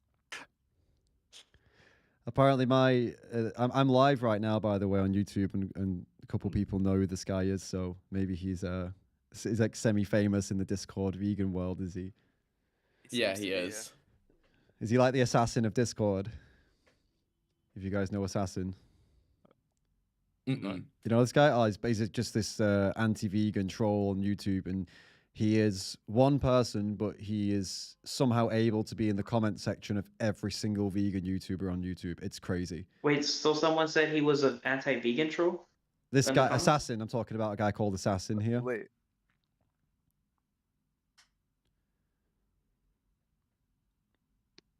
You guys following me here? Or have I lost you? I don't think I've seen. I peruse quite a bit of vegan online content. I don't think I've ever seen it before. Sick. That's interesting. They've made videos about it. There's people of actual like full meme videos about this guy. I thought he was more famous than he is, I suppose. I guess if YouTubers, we know him, like, and people spend a lot of time on the in the vegan community, vegan YouTuber community. I suppose he's known in that, but I think he's been blocked by a lot of people. Maybe that's why his reach is a bit limited these days. Is he actually sincere? So they made memes about Highlander? No, sorry. I guess we're getting confused. I'm talking about the YouTube version of Highlander.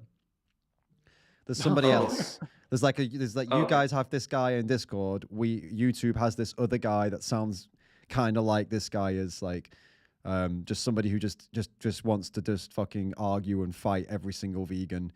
But he exists on YouTube. So they're different persons. Okay. Different person, yeah. Well, it could be the same person. Who knows, man? Who knows with these people, man? These anti-vegans. So I'm just gonna quickly duck out because I just want to just quickly do some stuff on YouTube. So I'm gonna mute myself. Good. But if this guy pops up, let me know. And also, yeah, about tomorrow. So if he doesn't come now, I'm gonna be finishing in the next hour on YouTube. So, but tomorrow I can be available from like, I don't know what time zone you're in, but You can just use GMT or whatever. All right, fine. Let me just shit, I need to just because I'm not in GMT. I'm in Turkey, so I'm trying to figure out the. Damn, Turkey. Oh shit, doxed. Okay, now we know. where to come for ya. Everyone knows. Everyone knows. Don't worry. All right. So, yeah. So I'll be streaming from tomorrow from like 7 a.m. till 5 p.m. GMT. So it's like pretty much like all day, and the only time that's not so it'll be so basically from 10 a.m. through to 6 p.m. GMT. I at any point I could come in and do some stuff. Let's say 5 p.m. From 7 a.m. till 5 p.m. GMT, I could come in and do some stuff, but after that and before that's not an option. So you just let me know what you guys can do, and we'll try and work out some discussions and stuff. Yeah, sounds good. I'll send you a friend request and message you, or maybe someone else will get to you if anything. Okay. No, sounds good, mate. Thank you for that. I really hope we can set it up because I know it's been a while. Actually, I'm kind of like I'm kind of worried about how if I even remember how to have these discussions, or if I'm just either useless or brutal. I'm not sure which way it's gonna go. You know. Yeah. It could go either way. Well, I'm kind of hoping out for a little bit of brutal. Yeah, I think I'll edge that way. I don't think I could be useless, but I think I might go a little bit brutal because I just kind of forgotten on how to have like I don't know how to be kind to people in these kinds of discussions. And we've been watching a lot of stuff on YouTube, reacting to stuff. So ready to get back in there and see how it goes. So I'll look for you. Maybe you should watch try watching a few of the videos where you get positive results, where it's not just a bunch of really thick people being talked to, where it's like it has a good conclusion, makes you feel good. Yeah, we have. Fortunately, we had a good couple of those today, so I'm more positively inspired than I am negatively inspired. But yeah, it's definitely been a while though. I've been focusing on other stuff, so I'm excited to get back in and talk to some real people. Ideally, not only the Highlanders of the world, but actually maybe some real people with aren't just wanting to argue would be pretty cool as well, right? So yeah, we'll see how it goes then.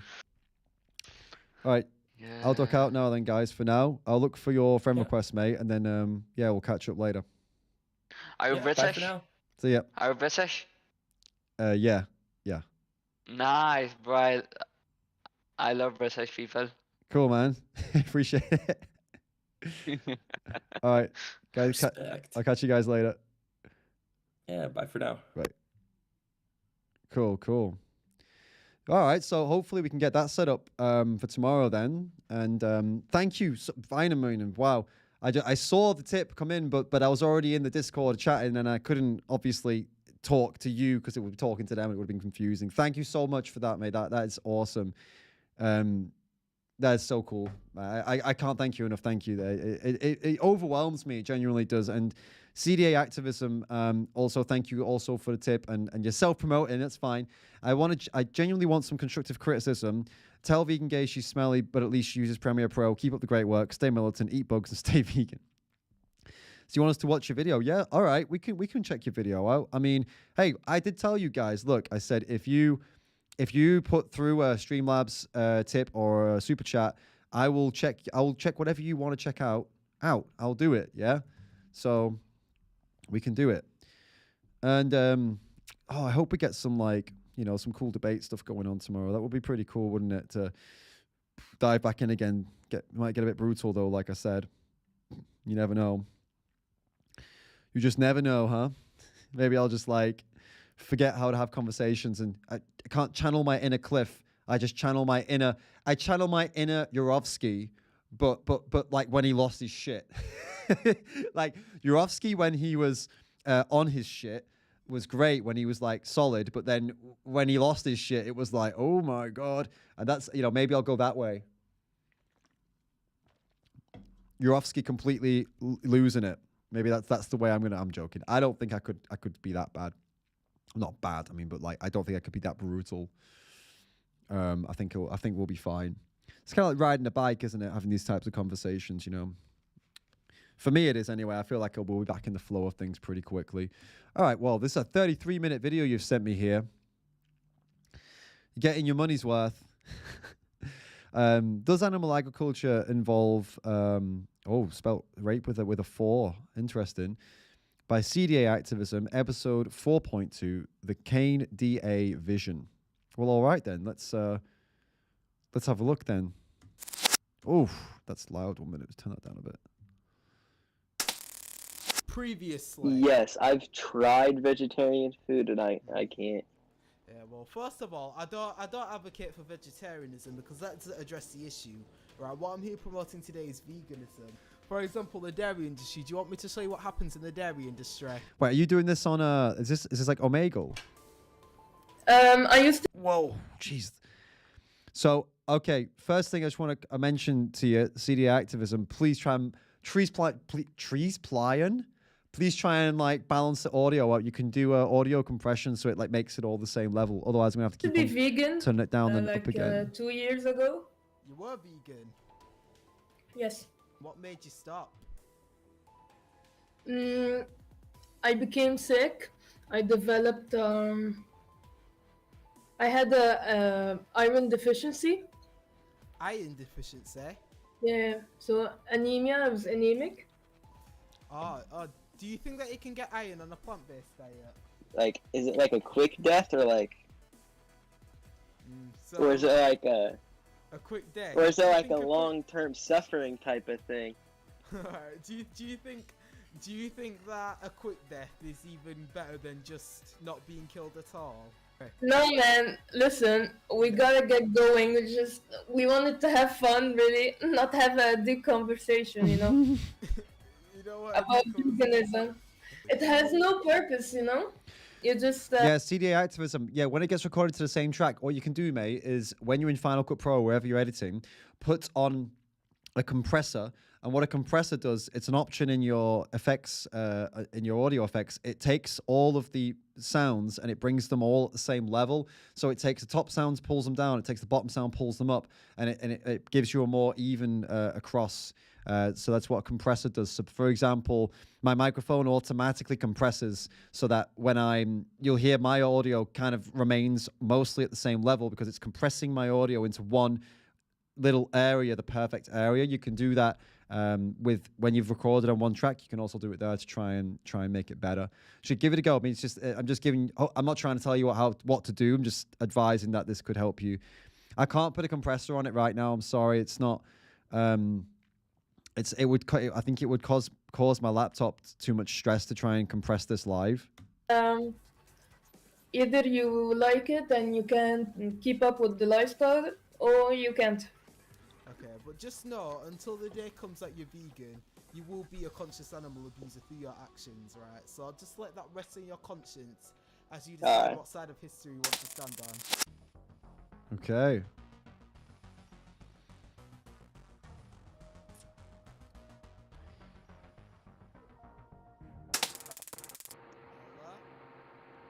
How's it going? I'm good. How are you? Oh man. I'm doing all right. Oh, it gets better. Okay, good. Hey, do you want to know why I'm here? It doesn't look like you're here for the reason the other guys are here.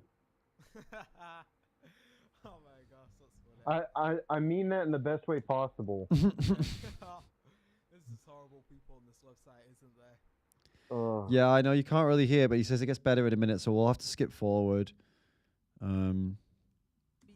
It's still bad. Is it better after this one? Because we can't. High school. If I turn you up, unfortunately, mate, it's gonna turn him up and it's gonna fucking deafen everybody. The word humane? Yeah. Right, still. Is this the one? Do we have another conversation after this? I'm sorry, mate. I'm gonna have to skip through because we can't hear you and he's too loud. I don't mean to be rude, man, but you know that you know how audio is. We got to be able to hear you because. All right.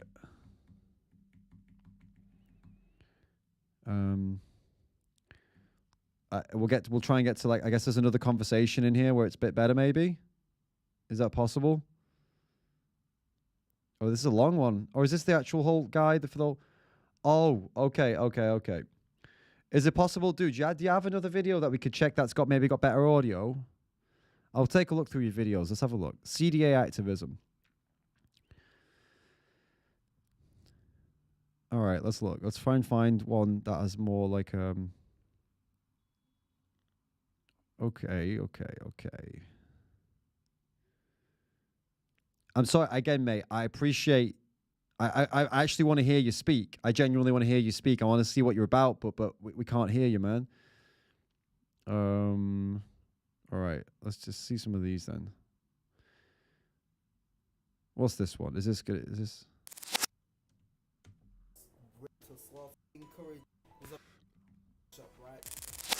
Is this like with a? Are you debating somebody here? Vegan. It's kind of hard to type when the microphone's in the way. How to win an argument against a vegan. Okay. No, I want to find one of your debates, bro. Thank you, Andrew Gotti, for the super chat. Thank you so much, mate. It says, watch the latest inspirational video from Bite Size Vegan. Should lift your spirits as an animal rights activist. We will check that out as soon as we've got one of CDA Activism's videos. Once we've seen one of these, so I actually want to see you in a debate, bro. But could you tell me, dude, which one you think has like audio we can? Okay, what about? Okay, 6-year-olds humiliate a vegan. That's funny. Is this all right? Let's watch this one. I hope it's audio's good on this one. Let's check. These are the males.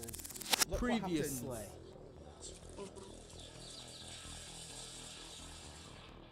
This is what happens to the male chicks in the egg industry. Audio's better they here. don't lay eggs.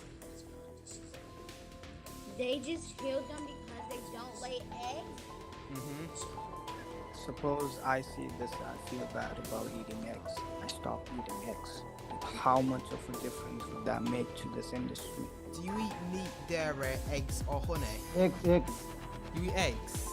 So who do you think's responsible for this? You don't know. Well, who buys the products?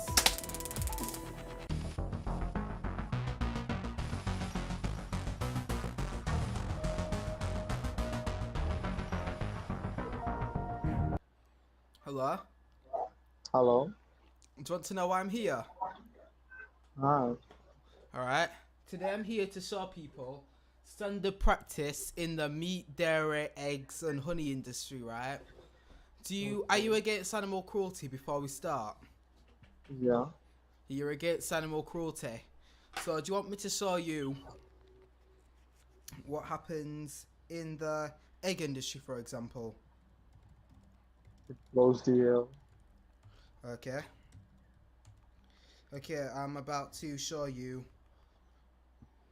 These are the males, right? And the weaker females. They don't lay. The male and female chicks are sorted onto separate conveyor belts. We'll skip forward. We all know what this looks like. 252. Okay, let's keep going with this conversation. For the industry.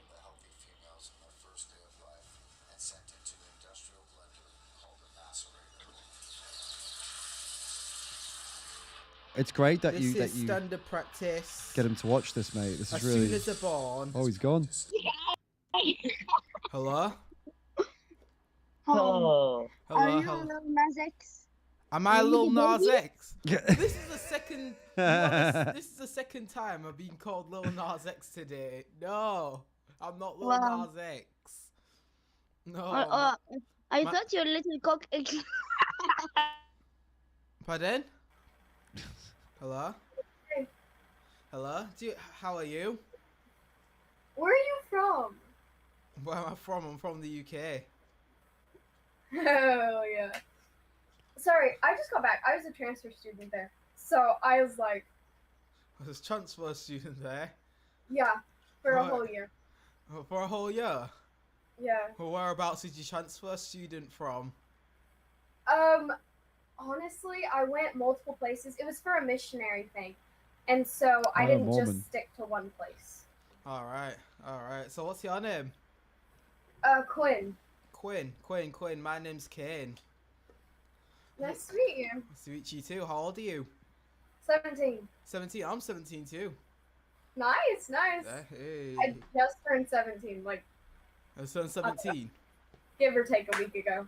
Alright, about a week ago. Cool. Hey, Yeah. do you want to know why I'm here? Why? Why? I'm here to show people standard practices in industries that abuse animals. So, meat industry, dairy industry, egg industry, honey industry. First of all, how do you feel about animal cruelty? I hate it. hate it? Honestly, I have a farm, so I have a lot of animals, and I don't hire anybody to take care of them for that fact of I'm scared that they won't treat them the way that they need to be treated, so. Alright, so you live on a farm? I do, yes. What kind of farm? Just a dairy farm. A dairy farm? Yeah. Alright, so do you know about the standard practices in the dairy industry? I just do it how I do it, and if it works, it works. You do it how you do it. So, Yeah. Do you know why dairy cows produce milk? No, I don't. I just. Yeah, That's me to work, so. So why do human women lactate and produce breast milk? Oh, she seemed nice and she just bailed on you, bro. Oh, she skipped me. Oh man. Hey Kane, listen, mate. This is really good work that you're getting out here and doing this. Omegle's really tough, you know, and you've got a quite unique approach. You're 17 and you're out doing this, which is really cool. And I think Omegle is a good place for you to do that, at like being 17 as well. And I think what's interesting is I guess like people have this image in their head of what they think a vegan looks like, and what they think, especially what they think a vegan activist looks like. I mean, they look at vegan activists on the streets and on the TV and stuff like that, and they probably have this idea. And you don't look like a vegan, that you would be a vegan activist at all. And I think that's not an insult, by the way. That's actually what I think it's a kind of a benefit you have, because then when you're like, guess why I'm here? Do you want to know why I'm here? They're probably never thinking that that's what it's going to be. And then when you tell them, you kind of catch them off guard, I think. And they're like, oh, what? Oh, wow. Dude's a vegan activist. You know, they probably, one, you're on Omegle, they never expect that. And two, you don't like fit the like stereotype of a vegan activist. You got this like, you seem like, you know, you're like, well, you're 19 now, cool, not 17 anymore. But like, you know, you're young, you're like pretty cool. You seem like pretty cool, like pretty like chill. Like they don't get this vibe that like, oh, this guy's gonna start talking to me about important shit right now. This guy seems like he's just here to chill and like hang out. So I think you've got this, you got a unique benefit here that you can catch them off guard. And actually, she was so surprised. Did you see? She was like, "Oh, you're here. Oh, that's why you're here." You know what I mean? I think that really works to your advantage, bro. You got a big advantage there. This is really cool. So this is an old video, is it then? This I didn't catch that. If this video is like, it must be. Well, oh, it's posted a month ago. So you've had these. Wait, you're 19 now. So you've had this video sitting for 2 years before you put it up, or like what do you mean exactly? But yeah, I mean, cool. This isn't a pickup app. No, Omegle is like it's a chat app. Basically, it's like it's just you have random chats with random people on the internet, strangers, and unfortunately, lots of people use it for just fucking doing some disgusting shit. Like there's some nasty people on here. But yeah, there's lots of opportunities to have chats as well. To be totally honest with you. So it's a good opportunity for getting active. By the way, dude, I'm trying to pick your accent up. You sound like kind of like, I can't figure out if you're from somewhere in Yorkshire or Lancashire, but it's like one of the two. Kane, where are you actually from, mate? I'm feeling like I'm edging towards Yorkshire, but not anywhere near like Hull. I'd say probably more towards like Sheffield or something. Am I right? Am I getting that right? Is that where you're from? Or is it more I'm feeling like you're either from like Sheffield area or maybe like somewhere like outskirts of Manchester. I can't quite put my finger on your accent, mate. Let me know where it is from.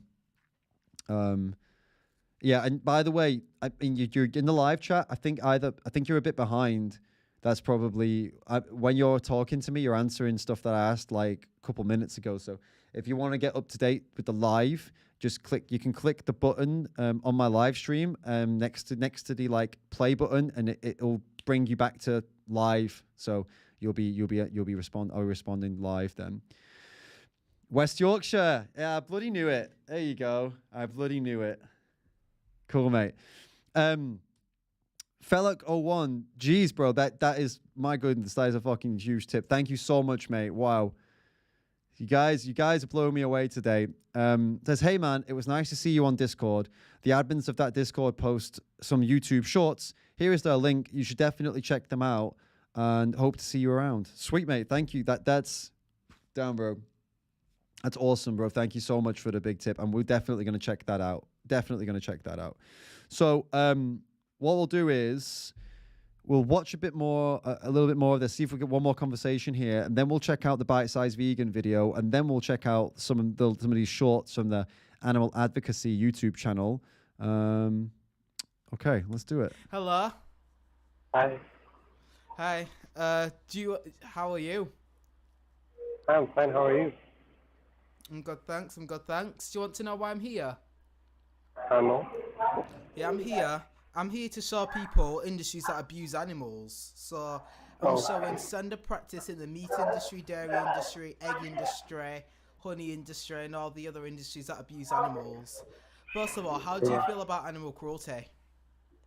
Animals, they are very good. It's not very good. Yeah, they are very good.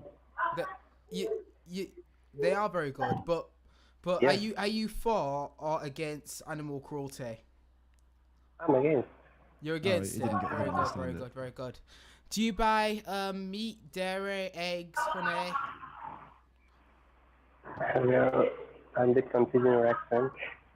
Pardon? He doesn't understand your accent. Is that what he's I'm a bit confused in your accent. Yeah, he is. You're a bit Do you buy meat, dairy, eggs, No. honey? I'm vegetarian. Pardon? I'm vegetarian. He's in India, this guy. Do you buy meat, I think. dairy, eggs, and honey? No, he's vegetarian. No. No, you don't. No. I think he's vegetarian, and he doesn't buy meat or eggs because in India that's not. The eggs aren't vegetarian, but he probably buys honey. Obviously. You a vegan? Yeah, I'm vegan. I said I'm vegetarian. Oh, you're a vegetarian? Yeah. But do you still consume dairy and eggs? No, not eggs. Sometimes. Eggs. Sometimes eggs. Once in a month. Once in a month. So But do you want me to show you what happens vegetarian on that once in a month when you buy eggs? I'm sorry? Do you want me to show you what happens when you consume eggs? He's gone. Hey mate, but like we've watched a bit of that. I mean, Kane, if you know a video that you really like that you want us to check out at a different time, let me know. We can check it out tomorrow, maybe. We can come back to you because I'm intrigued to see how this goes, mate. But yeah, dude, I think you're doing a good job there. And at 17, bro, that's awesome that you were doing that at 17, and keep that shit up, man. Thank you for sharing it with me, mate. And for some reason, when I saw CDA activism, I always assumed that it was like a place, like a location activism, like some people doing some activism in a location. I thought that's what CDA meant. I didn't know it was your name. That's really cool, man. Great to catch your content, and thank you. Thanks for bringing another activist. I didn't know you had a whole YouTube, man. So thanks for bringing that up and showing everybody. That's really cool. All right, let's watch this bite-sized vegan video then. That we've been recommended as well. Replying to Earthling Head 6 years late. That's funny. Which one did you want us to watch? What was it? Watch the latest inspirational. Was it this one you want to check out? Is this the latest? Is this the latest inspiration? Yeah. Okay. Well, okay. Let's watch that then. Replying to Earthling Head 6 years later. So I recently had the most surreal experience. I stumbled upon a comment from Earthling Ed. He posted it about 6 years ago, back when he was getting started with his channel. And this comment completely blew my mind. While I did finally respond to the comment, I wanted to make a proper video reply, not only to Ed, but also to every activist out there fighting this fight every day and wondering if they're making an impact. This is more than a message to Ed. It's a message to everyone trying to make a difference for the animals, the planet, and our society. It's a message that I believe we all, myself very much included, need to hear. Let me say up front that making a response video is not something I do, but as uncomfortable as this makes me, I decided to make one this time in hopes of reaching other activists who may be struggling and doubting themselves. So I found Earthling Ed's comment on my 2016 Draw My Life video, Never Known Hunger. Emily, I have taken so much inspiration from your work. Your videos have inspired me to make my own educational content, which I hope also further educates others in veganism. How surreal That's cool, to see isn't it? Earthling Ed, someone so profoundly influential, hoping that his content will further educate about veganism, having no idea the impact he would make in the 6 years it took me to finally see his comment. Sorry about that again, by the way, Ed. So Ed, if you do see this, I cannot possibly tell you what this comment meant to me. It's come to me at a time when I am so doubting my efficacy and whether I'm making a difference for the animals. Learning that I had even the slightest part in inspiring your work means more to me than I can ever express. But more importantly, I wanted to thank you for deciding to educate. It is astounding to see all that you've accomplished in these 6 years. So thank you for following that kernel of hope.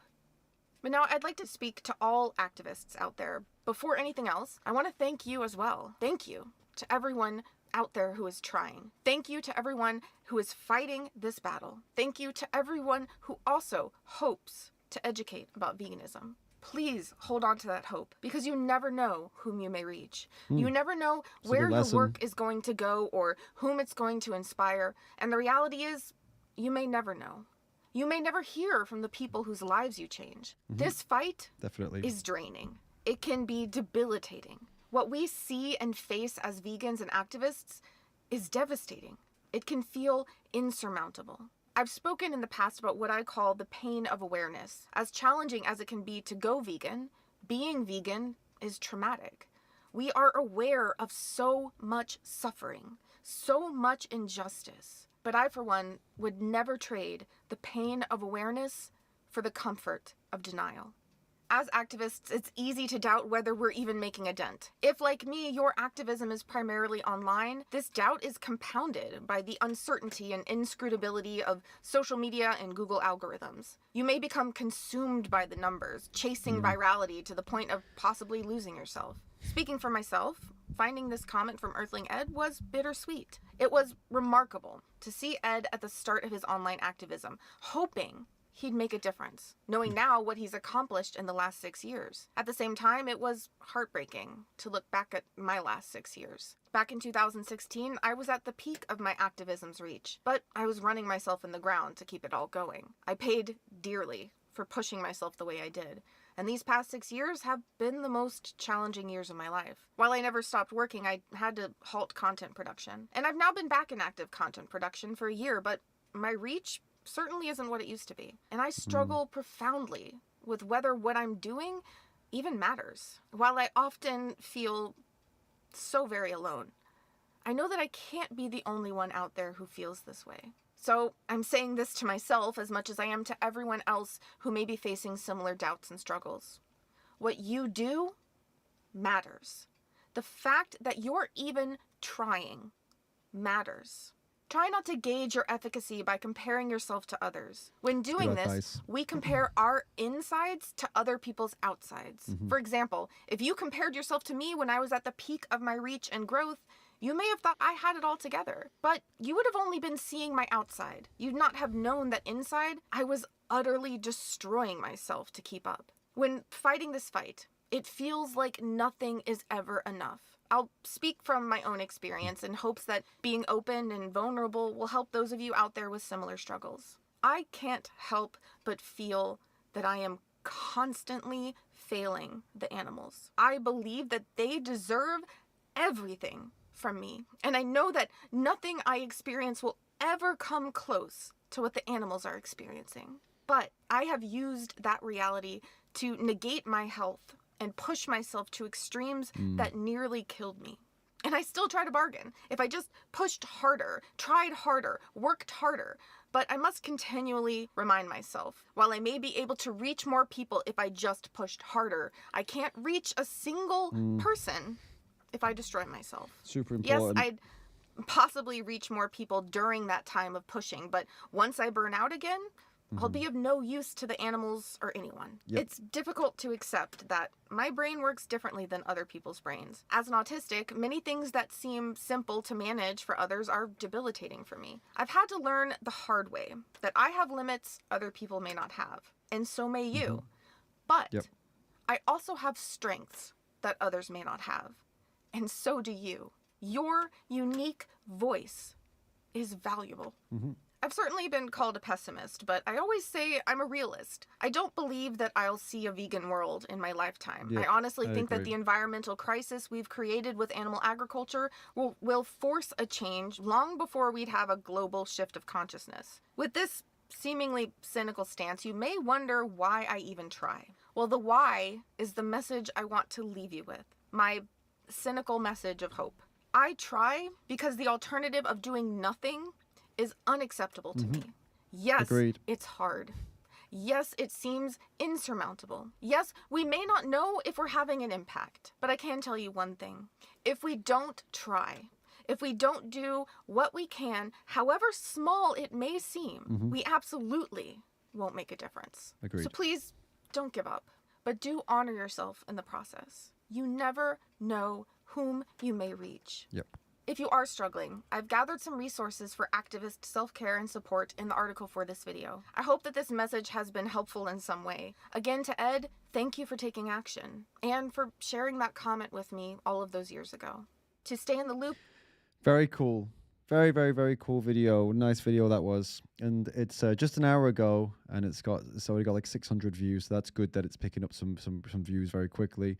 She said her reach is not as good as it used to be, but I mean, last video pulled in 18K. A couple of videos pulled in videos ago pulled in 33K. It's not bad. I get it though. Some of them are like 4K, which considering she has 183,000 subs, that's shit. I mean, it's shit as in it's not fair. I mean, she should have better reach. YouTube should give her better reach. She's got the subs, you know. But that's a great video, and yeah, really cool, really nice that she put that together. And 6 years later, huh? Nice video, good messages. I agreed with everything that she said. So very cool. Very, very cool. All right, let's take a look then at the YouTube, the advocacy YouTube, the shorts they make. I think that's pretty cool. Let's have a look. Vegan world, animal advocacy. So they're putting shorts out on YouTube, which is definitely the right thing to do. Look at this, 79 subscribers, and some of their shorts have reached over 1,000 views. That tells you need to do shorts, guys, if you're going to go on YouTube. And they've got quite a few as well. So, okay, let's have a look then. That vegan teacher bans me on Discord. What? Are these supposed to be like fake or something? I don't know. Let's see. That vegan teacher banned me from her Discord server, and it was legendary. That was legitness. Yeah, it was. So I joined the server here. It's discord.gg/vegan. Let's just say she was not expecting what happened next. No. I don't know. And so what I would say to you is that remember that being vegan is about the animals. And it is about doing the least harm possible. That vegan teacher... I think I'm missing something with that one. I don't really get it. Is that like some kind of like Discord thing? Okay, that's okay.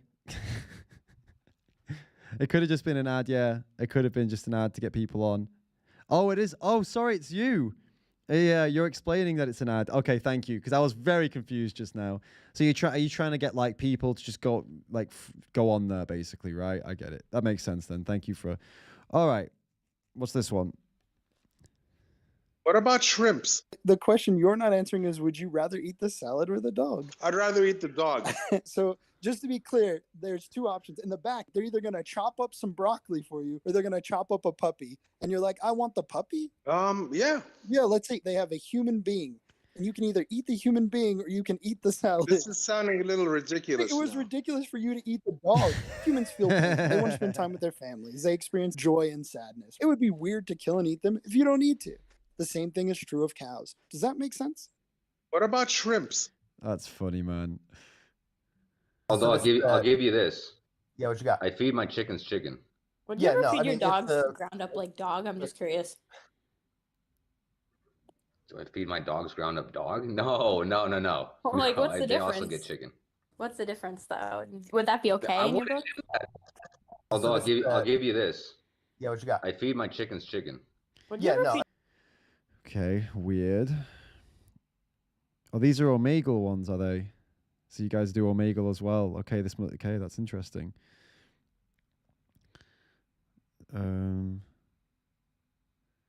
Kid has absolute meltdown over vegan tacos. Get out my face, Dad. You're vegan? Yeah, No, yeah. no, get the hell out. We're fucking vegan around No, here. fuck, we're not. We're not fucking vegan. Jesus Christ, man, people are weird. Vegan gets roasted humanely. You don't even know if you're alive. You don't even know if this is simulation. That's the problem with vegans. You are too stupid, man. You just don't understand. You know how many germs you are breathing in right now? You're killing these germs while you're breathing. Do you know how many? For somebody to continue living, do they need to breathe? Mm-hmm.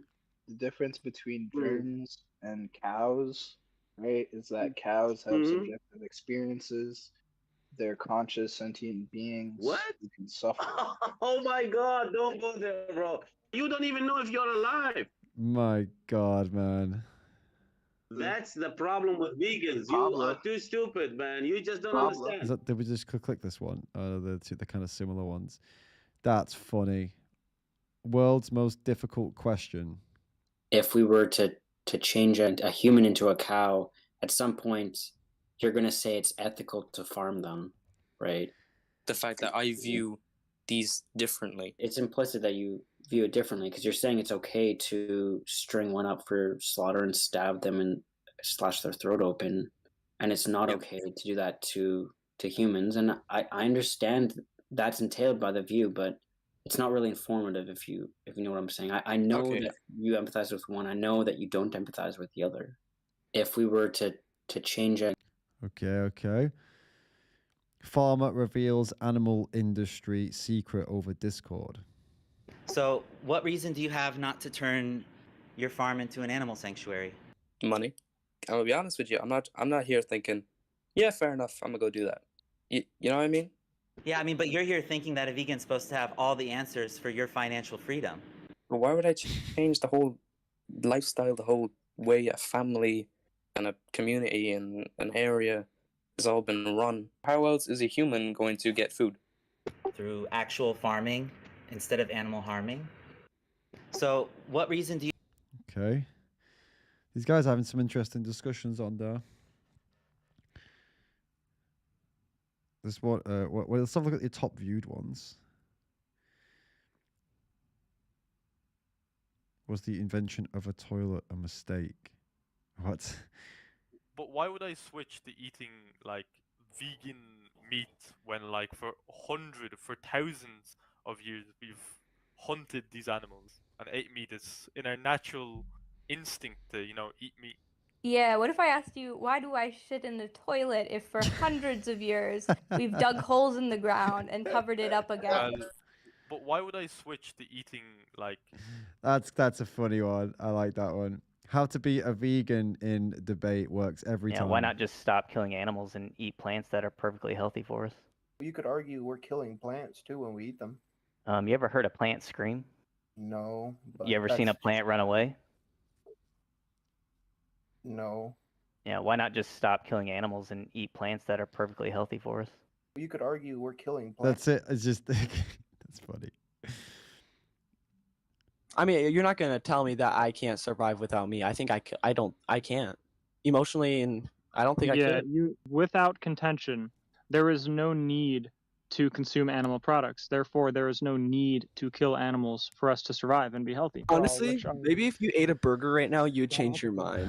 It's just that when I see a corpse, there's not a shred of my nature that compels me to want to eat that corpse. What's your justification for needlessly contributing to the exploitation and killing of animals? To eat them. So if I had a Higher, puppy, better.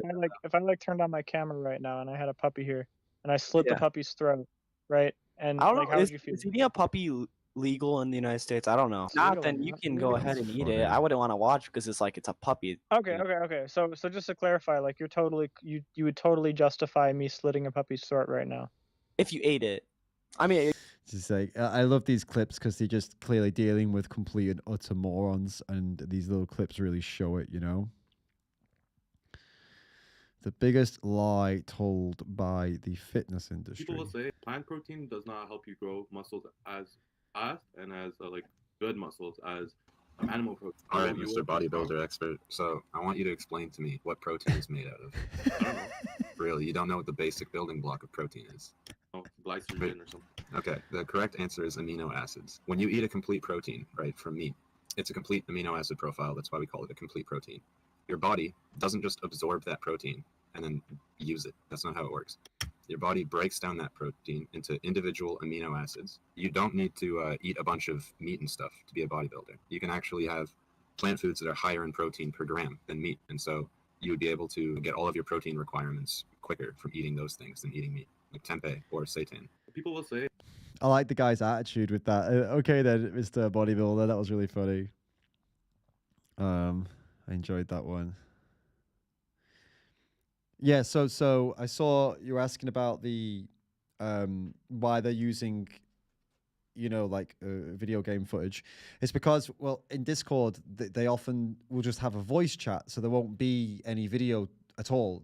No cameras or anything are on. So you got two choices when you post this up to YouTube. You either post a screen recording of just Discord, you know, audio things turning on and off, or you could just put something there that's nice to watch while you listen and read the subtitles. So that's why it's a good idea to do that. If all you have is audio and you don't have anything else, then that's a pretty good idea.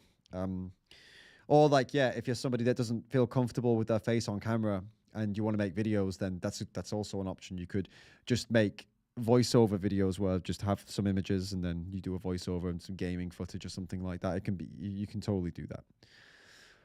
Very cool. Thank you for the suggestion, Felic01. And I'm sure we'll be I'll be seeing you again in Discord in that server, because we're gonna go do some debates and stuff. So that'll be pretty cool. Hopefully we get in there and chat with some people.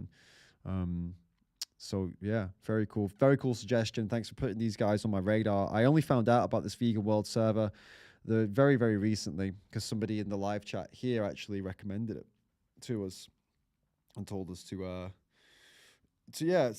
advised me to go check it out, because I was, you know, in the Animal Advocates server before, and then apparently this new one was another option. So it's pretty cool. Hooey.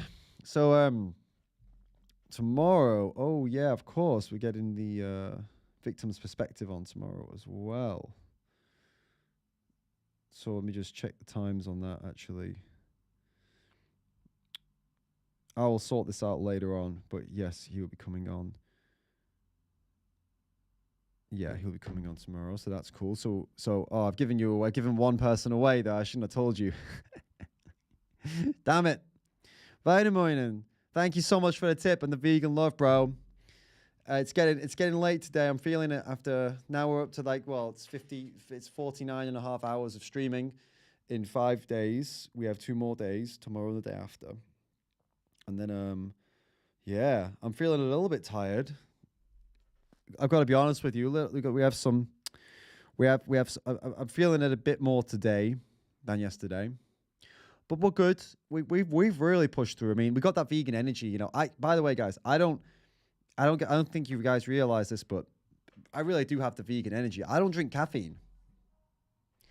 Just think about that for a second. I've done this whole thing, this whole 49.5 hours. No caffeine. Not one drop. I don't take any stimulants at all. And I'm still here. Still smashing through it. How many coffees do streamers normally nail while they're doing this kind of stuff? Well, not me. No. All I need is the energy that you guys pass on through the screen, and that tasty ass vegan food I've been eating all day. That's all I need, guys, to drive me forward. Smash it. Yeah, let's talk about what we're potentially going to do tomorrow, maybe. So we got those debates, so hopefully we can set that up. What else should we do tomorrow, guys? Should we do some more? Maybe. We could possibly try to record a video. We could possibly try to record the video that we made today, this script that we made today. I'm just thinking that, yeah, the thing is, I kind of want to use the camera to record it, but I'm thinking maybe, Now I'll tell you what we'll do tomorrow. We'll make another video. We'll make another short. I think we'll do that. Okay, we'll make another short tomorrow. A different one that we can film on the phone, one that's easy just to put together, as opposed to like the skit. Because the skit, we could do the skit, you know.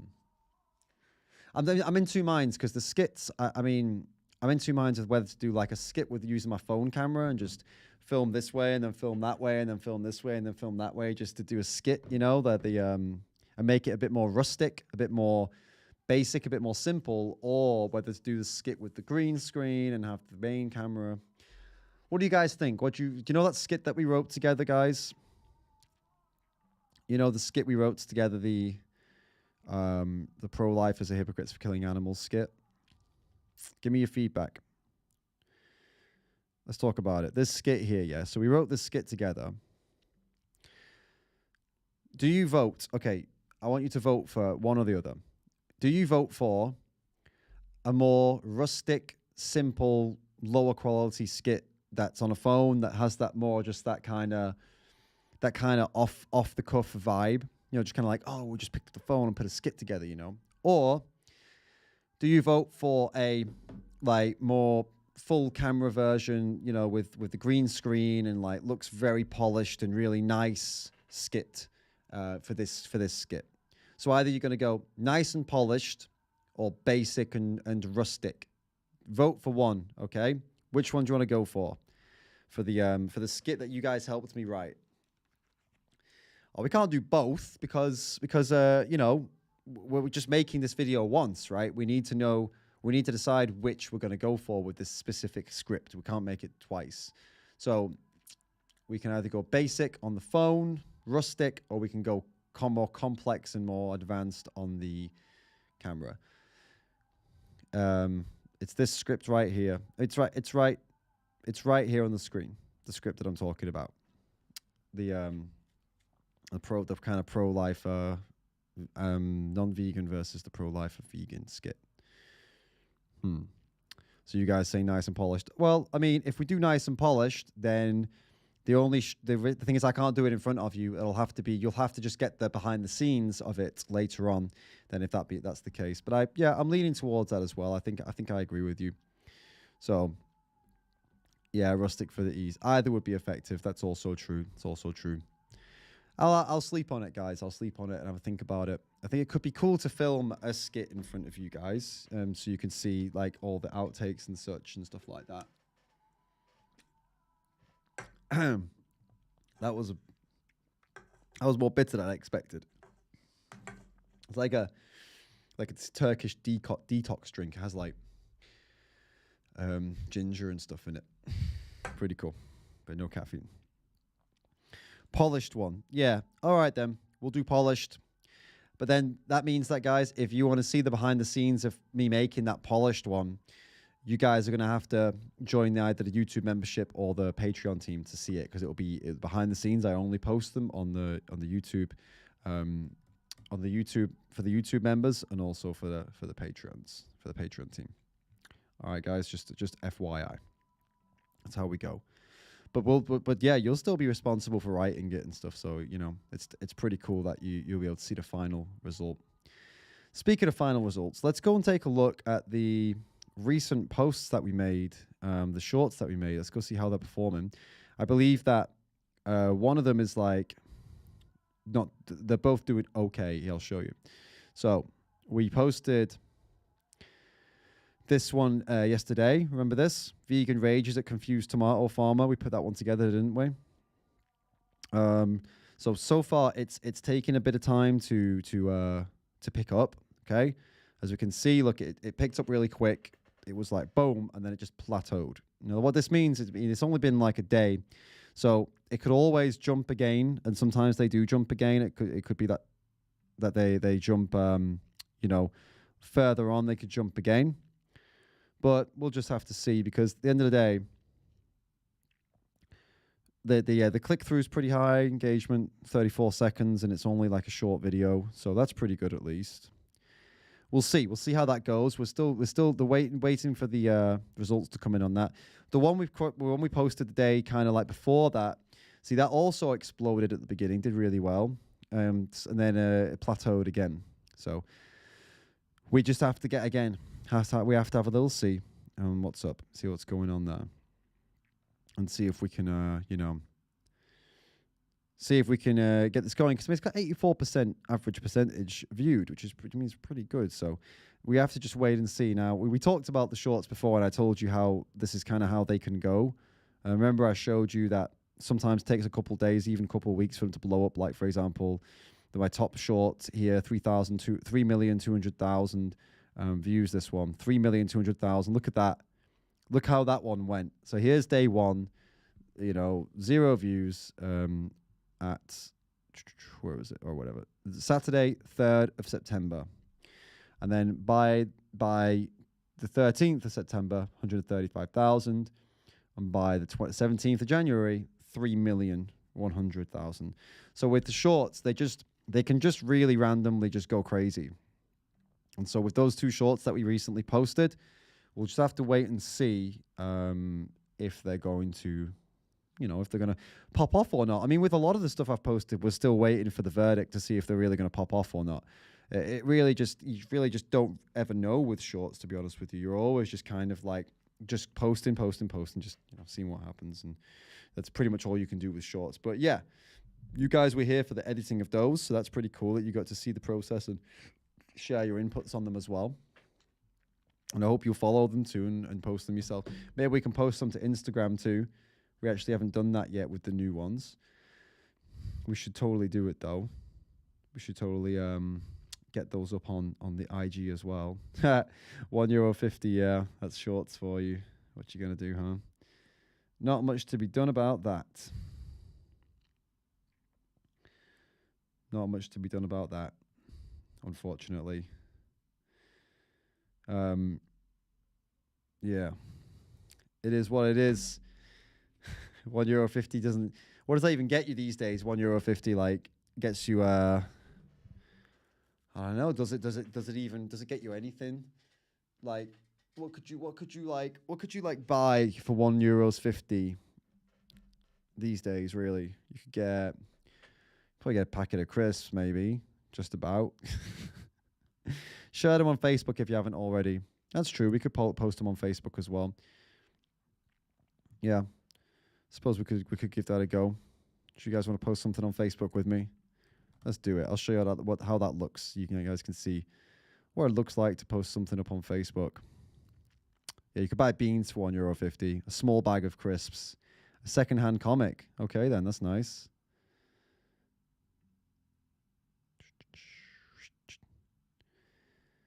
Not bad, not bad. A trolley. What do you mean a trolley?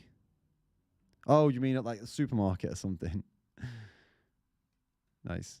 So, all right then, let's post up one of these shorts then. I mean, there's actually a pretty good time to do it right now. So we'll put up the canines guy maybe first. Yeah, let's put the canines guy up. Video options. Let's I don't know anybody long. No, I don't want to hear this guy again. Where's the option to pick the bloody thumbnail? Do we not have that option anymore? I guess not. I don't know anybody long. Could you stop? Could you stop, please? Well, I guess we can't choose the thumbnail anymore. You used to be able to choose the thumbnail here, but I guess it doesn't really matter.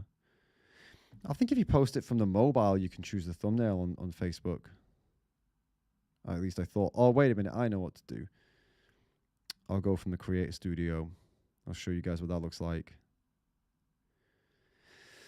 So there's like a Facebook Creator Studio. I'll show you what this looks like when you come here.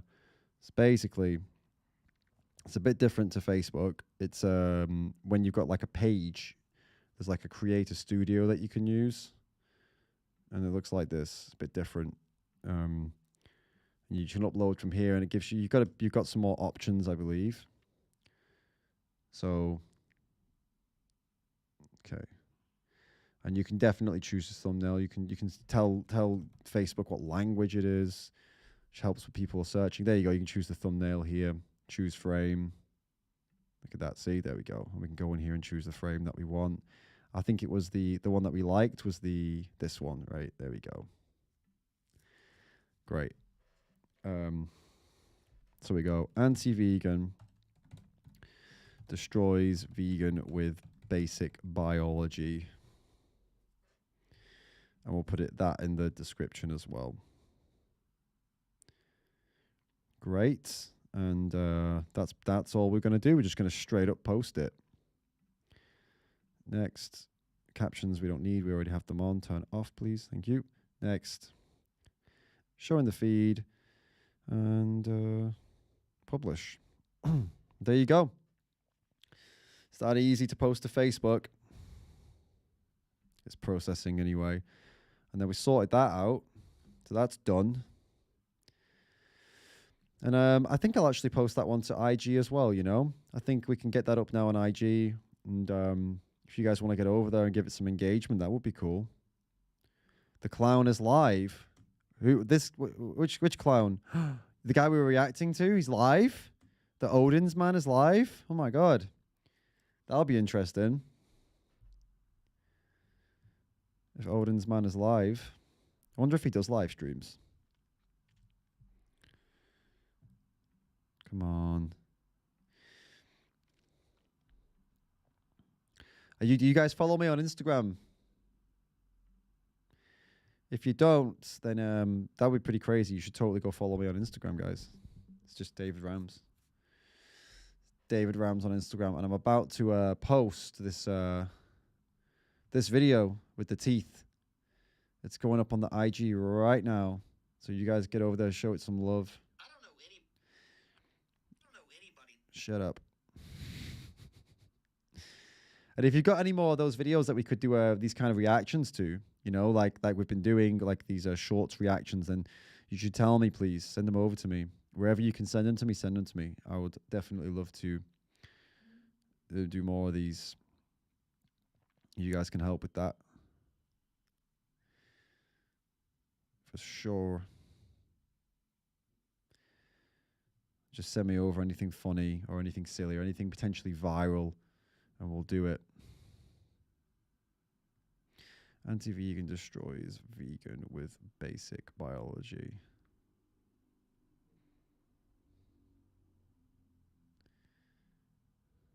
Cool. We're ready to go. I'm not sure how much fun this is for you to watch me doing this, but hey, you know.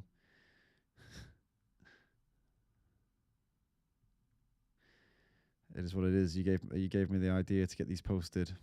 Well, maybe I gave myself the idea, to be fair. I don't think this was you guys. Canines, though. I should tag the guy, right? On IG. Oh, he's not on IG. That's a shame. Puppy Box. Good point, yeah. I should react to Puppy Box. Cool, and we are posted. That is up on IG right now. Sweet. Oh, thanks Lee for giving the video some love on the Facebook. Appreciate that. So the puppy box video, I think, is potentially a good one too. I could cut that down and then do like a little reaction after it. That's a good one. I'll go and grab that now actually, and get it saved. Okay, let's go look at that puppy box. That was hilarious, wasn't it? Puppy box. Does it come up? Yeah, it's here. Oh wait, but it's the. That's the actual. Oh no, it's real. Hold up. I thought it was not based news. They actually made a full page for it now. That's funny.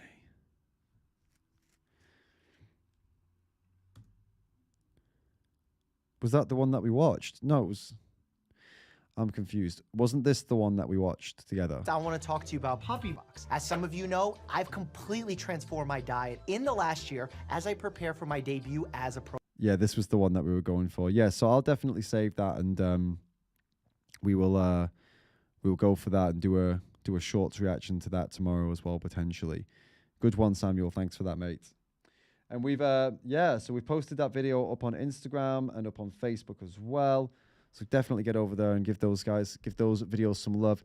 I'm just gonna check out this the Puppy Box actually exists as its own channel. They did a Philip DeFranco one too. From that, I want to thank a sponsor of today's show, Puppy Box, for offering you beautiful bastards free dog ribeyes for a year. Puppy Box is a premium dog meat delivery service for those that enjoy high-quality meats at the utmost convenience. 100% grass-fed dog, free-range, organic, French Bulldog, and wild-caught German Shepherd at an affordable price. I've personally enjoyed cooking more as I've gotten back on my health goals. And our go-to with Puppy Box is the custom box. We can choose exactly what we get, right? Burgers, wild Alaskan, German Shepherd, and dog tenders for the boys are our summer favorite. Puppy Box makes it so easy to customize for your specific lifestyle needs. You can meal prep just for you or the whole family from just one box. And the best part is that Puppy Box partners with farmers who meet the highest quality standards, with the meat frozen at the peak of freshness and packed in an eco-friendly 100% recyclable box. And during a rare flash sale, new members will receive 2 100% grass-fed and pasture-raised dog ribeyes free in every box for a year. Yes, you heard that right. Free dog ribeyes for a year. That's brilliant. I'll do the math for you. 24 dogs. So order today at puppybox.com/DeFranco. That's ridiculous. I can't believe these videos just didn't get, like, look at that, 26 views, man. It deserves so much more. It's very well done. I guess this is the same person as the Nut-Based News one, right? It must be. It must be the same one as the Nut-Based News one. They've been making some shorts, but Nico goes back to KFC chicken farm. What's that? Boot stitch. Oh my god. Look at all those chickens. Oh, you so look they've like my like... friend AJ. All right, Tony, I want you to address a conspiracy theory, which I've seen on Twitter. We're very proud of our animal welfare here. Nobody grows chicken like that. We don't grow chicken. But I saw it on Twitter. It has to be real. It's definitely not. So you really do care about these chickens, then? No. Definitely not. We don't. There is no animal welfare here. They've edited Nico, it, cut it. Do you want to hold a chicken? Yes, please. Yeah. Oh my gosh. We're really gentle. Oh, that's such a good edit. Do I want to hold a chicken? Oh, hello, mate. That's a crazy Nico, edit. I've now got some work for you. I'll show you what to do, and then you can take over. I'll put that bail under my arm like that. Just chuck a chicken on the floor. Let's do this. Hot. Oh, God. Oh, my God, Timmy, I'm the king. Once they get to know my character, then at the very end, they're all going to be... You just watch that. Oh, my God, man. That is such a good edit. Damn, the Nut-Based News guys are pretty solid with these edits. It's unnecessary. Why do you Well, need I like breast milk. milk? Joey, it You is don't not- need breast milk from a cow. You're not a baby cow, bro. It is not I'm not a unnecessary baby now, cow. You're not bro. a baby cow. Guys, You're a human being. Guys, it's not I am unnecessary. certainly not a baby cow, bro. It's That's not for sure. unnecessary. I am certainly not a baby cow, bro.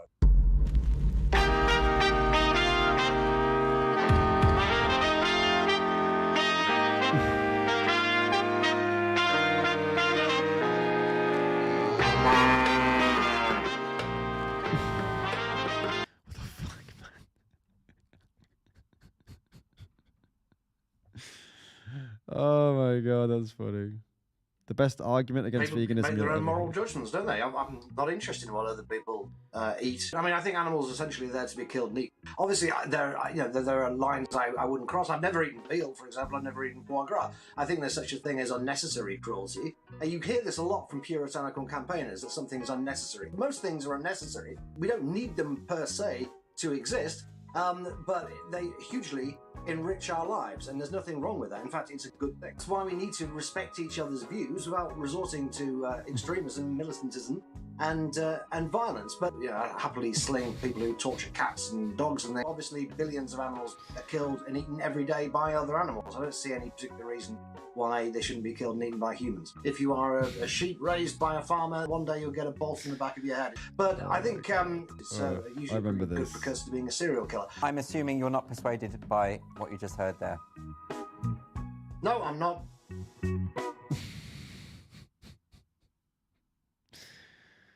Brilliant. God, that guy was terrible. I remember him. A proper numpty. What a complete numpty that guy was, honestly. Terrible. Terrible, terrible, terrible. That was some years ago, wasn't it? I think. I'm kind of sad that Nut-Based News hasn't done more videos. I feel like they've got some solid editing going on. I'd like to see more videos from them. I guess they're doing more stuff on Instagram. But still, I think YouTube Shorts is a very good ground for them to do lots of really cool stuff that's similar to what they've already been doing, to be honest, on Instagram. So maybe they could come back to it and, get back to it again. Now that the YouTube Shorts has really picked up, Because I'm taking a look at their IG, and yeah, I mean, let's have a look. I'll show you. It seems like they've been still active here. Well, actually, not so active with the videos. More like the post content. Like, oh, it's too small for you guys to see from that. Yeah, we can't really show the posts here. They just kind of like messed up when they're like too small. Look, that kind of works. I suppose make it smaller like that. Imagine that aliens invade the Earth and capture us all. Would it be wrong of them to do to us what we do to animals? My milk and babies are yours to take. What is this? Okay, I guess that takes a bit of reading. Yeah, I'd like to see. I like they obviously make solid video content, so I'd like to see more of that. There's solid post content there too, but I'd love to see some more solid video content from those guys. So yeah, Nut-Based News, if you're still in here, I know you were here earlier. Like get back on the editing and all that kind of stuff. Also, we need to write down. We need to make the script for the Joe Rogan video we wanted to make. I'm going to write that down. Remember that? I'm going to write that here as number 8.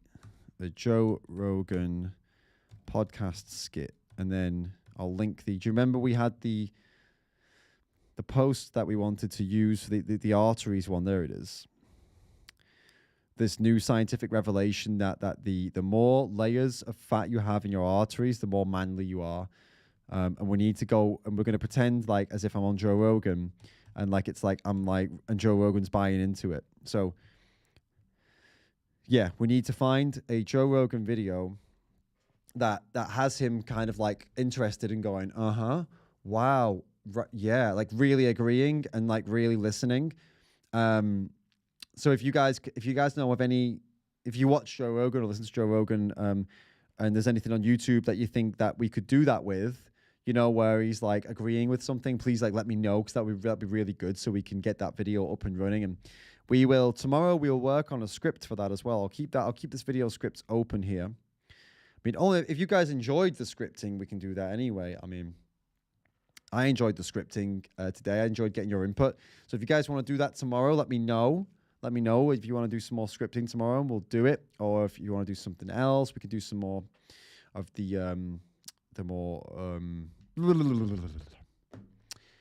Whew. I'm losing my mind right now, guys. We could do some more shorts edits. We could do some Switch gaming. And of course, we're going to do some debating tomorrow. That's what we're going to try and do tomorrow with the debating. And hopefully that happens. I'll keep you up to date on that. And hopefully we get some guests as well. Like we'll get, I told you I already have a guest confirmed for tomorrow. that you don't know. I've not told you yet. And there is another guest who you already know will be coming tomorrow because I told you already by accident, but whatever. And that should be the victim's perspective. So we'll be able to, in the morning, watch some of his stuff. And hopefully we'll be able to get him on in the morning. We'll try and figure that out. But that does it for today, guys. That does it for today, guys. We'll call it a day. We'll call it wraps. Good one today. Good one. Good productive day. We met some cool people. We had some cool conversations. We wrote some cool scripts. You guys came out and really supported big today. Look at the tips that we got through today. Over $290. Wow, guys, that's awesome. Like you've genuinely the fucking best community. You're absolute legends. It's been amazing. Big day. So thank you to everybody who was part of that, who contributed today. Thank you to all of you. Thank you to everybody who has picked up a t-shirt over the past couple of days, and for everybody who's picked up, joined the Patreon team and the YouTube memberships team. You guys are absolute legends. Remember, guys, that those are the best ways to really kind of, support on like a long-term basis. So please do consider it.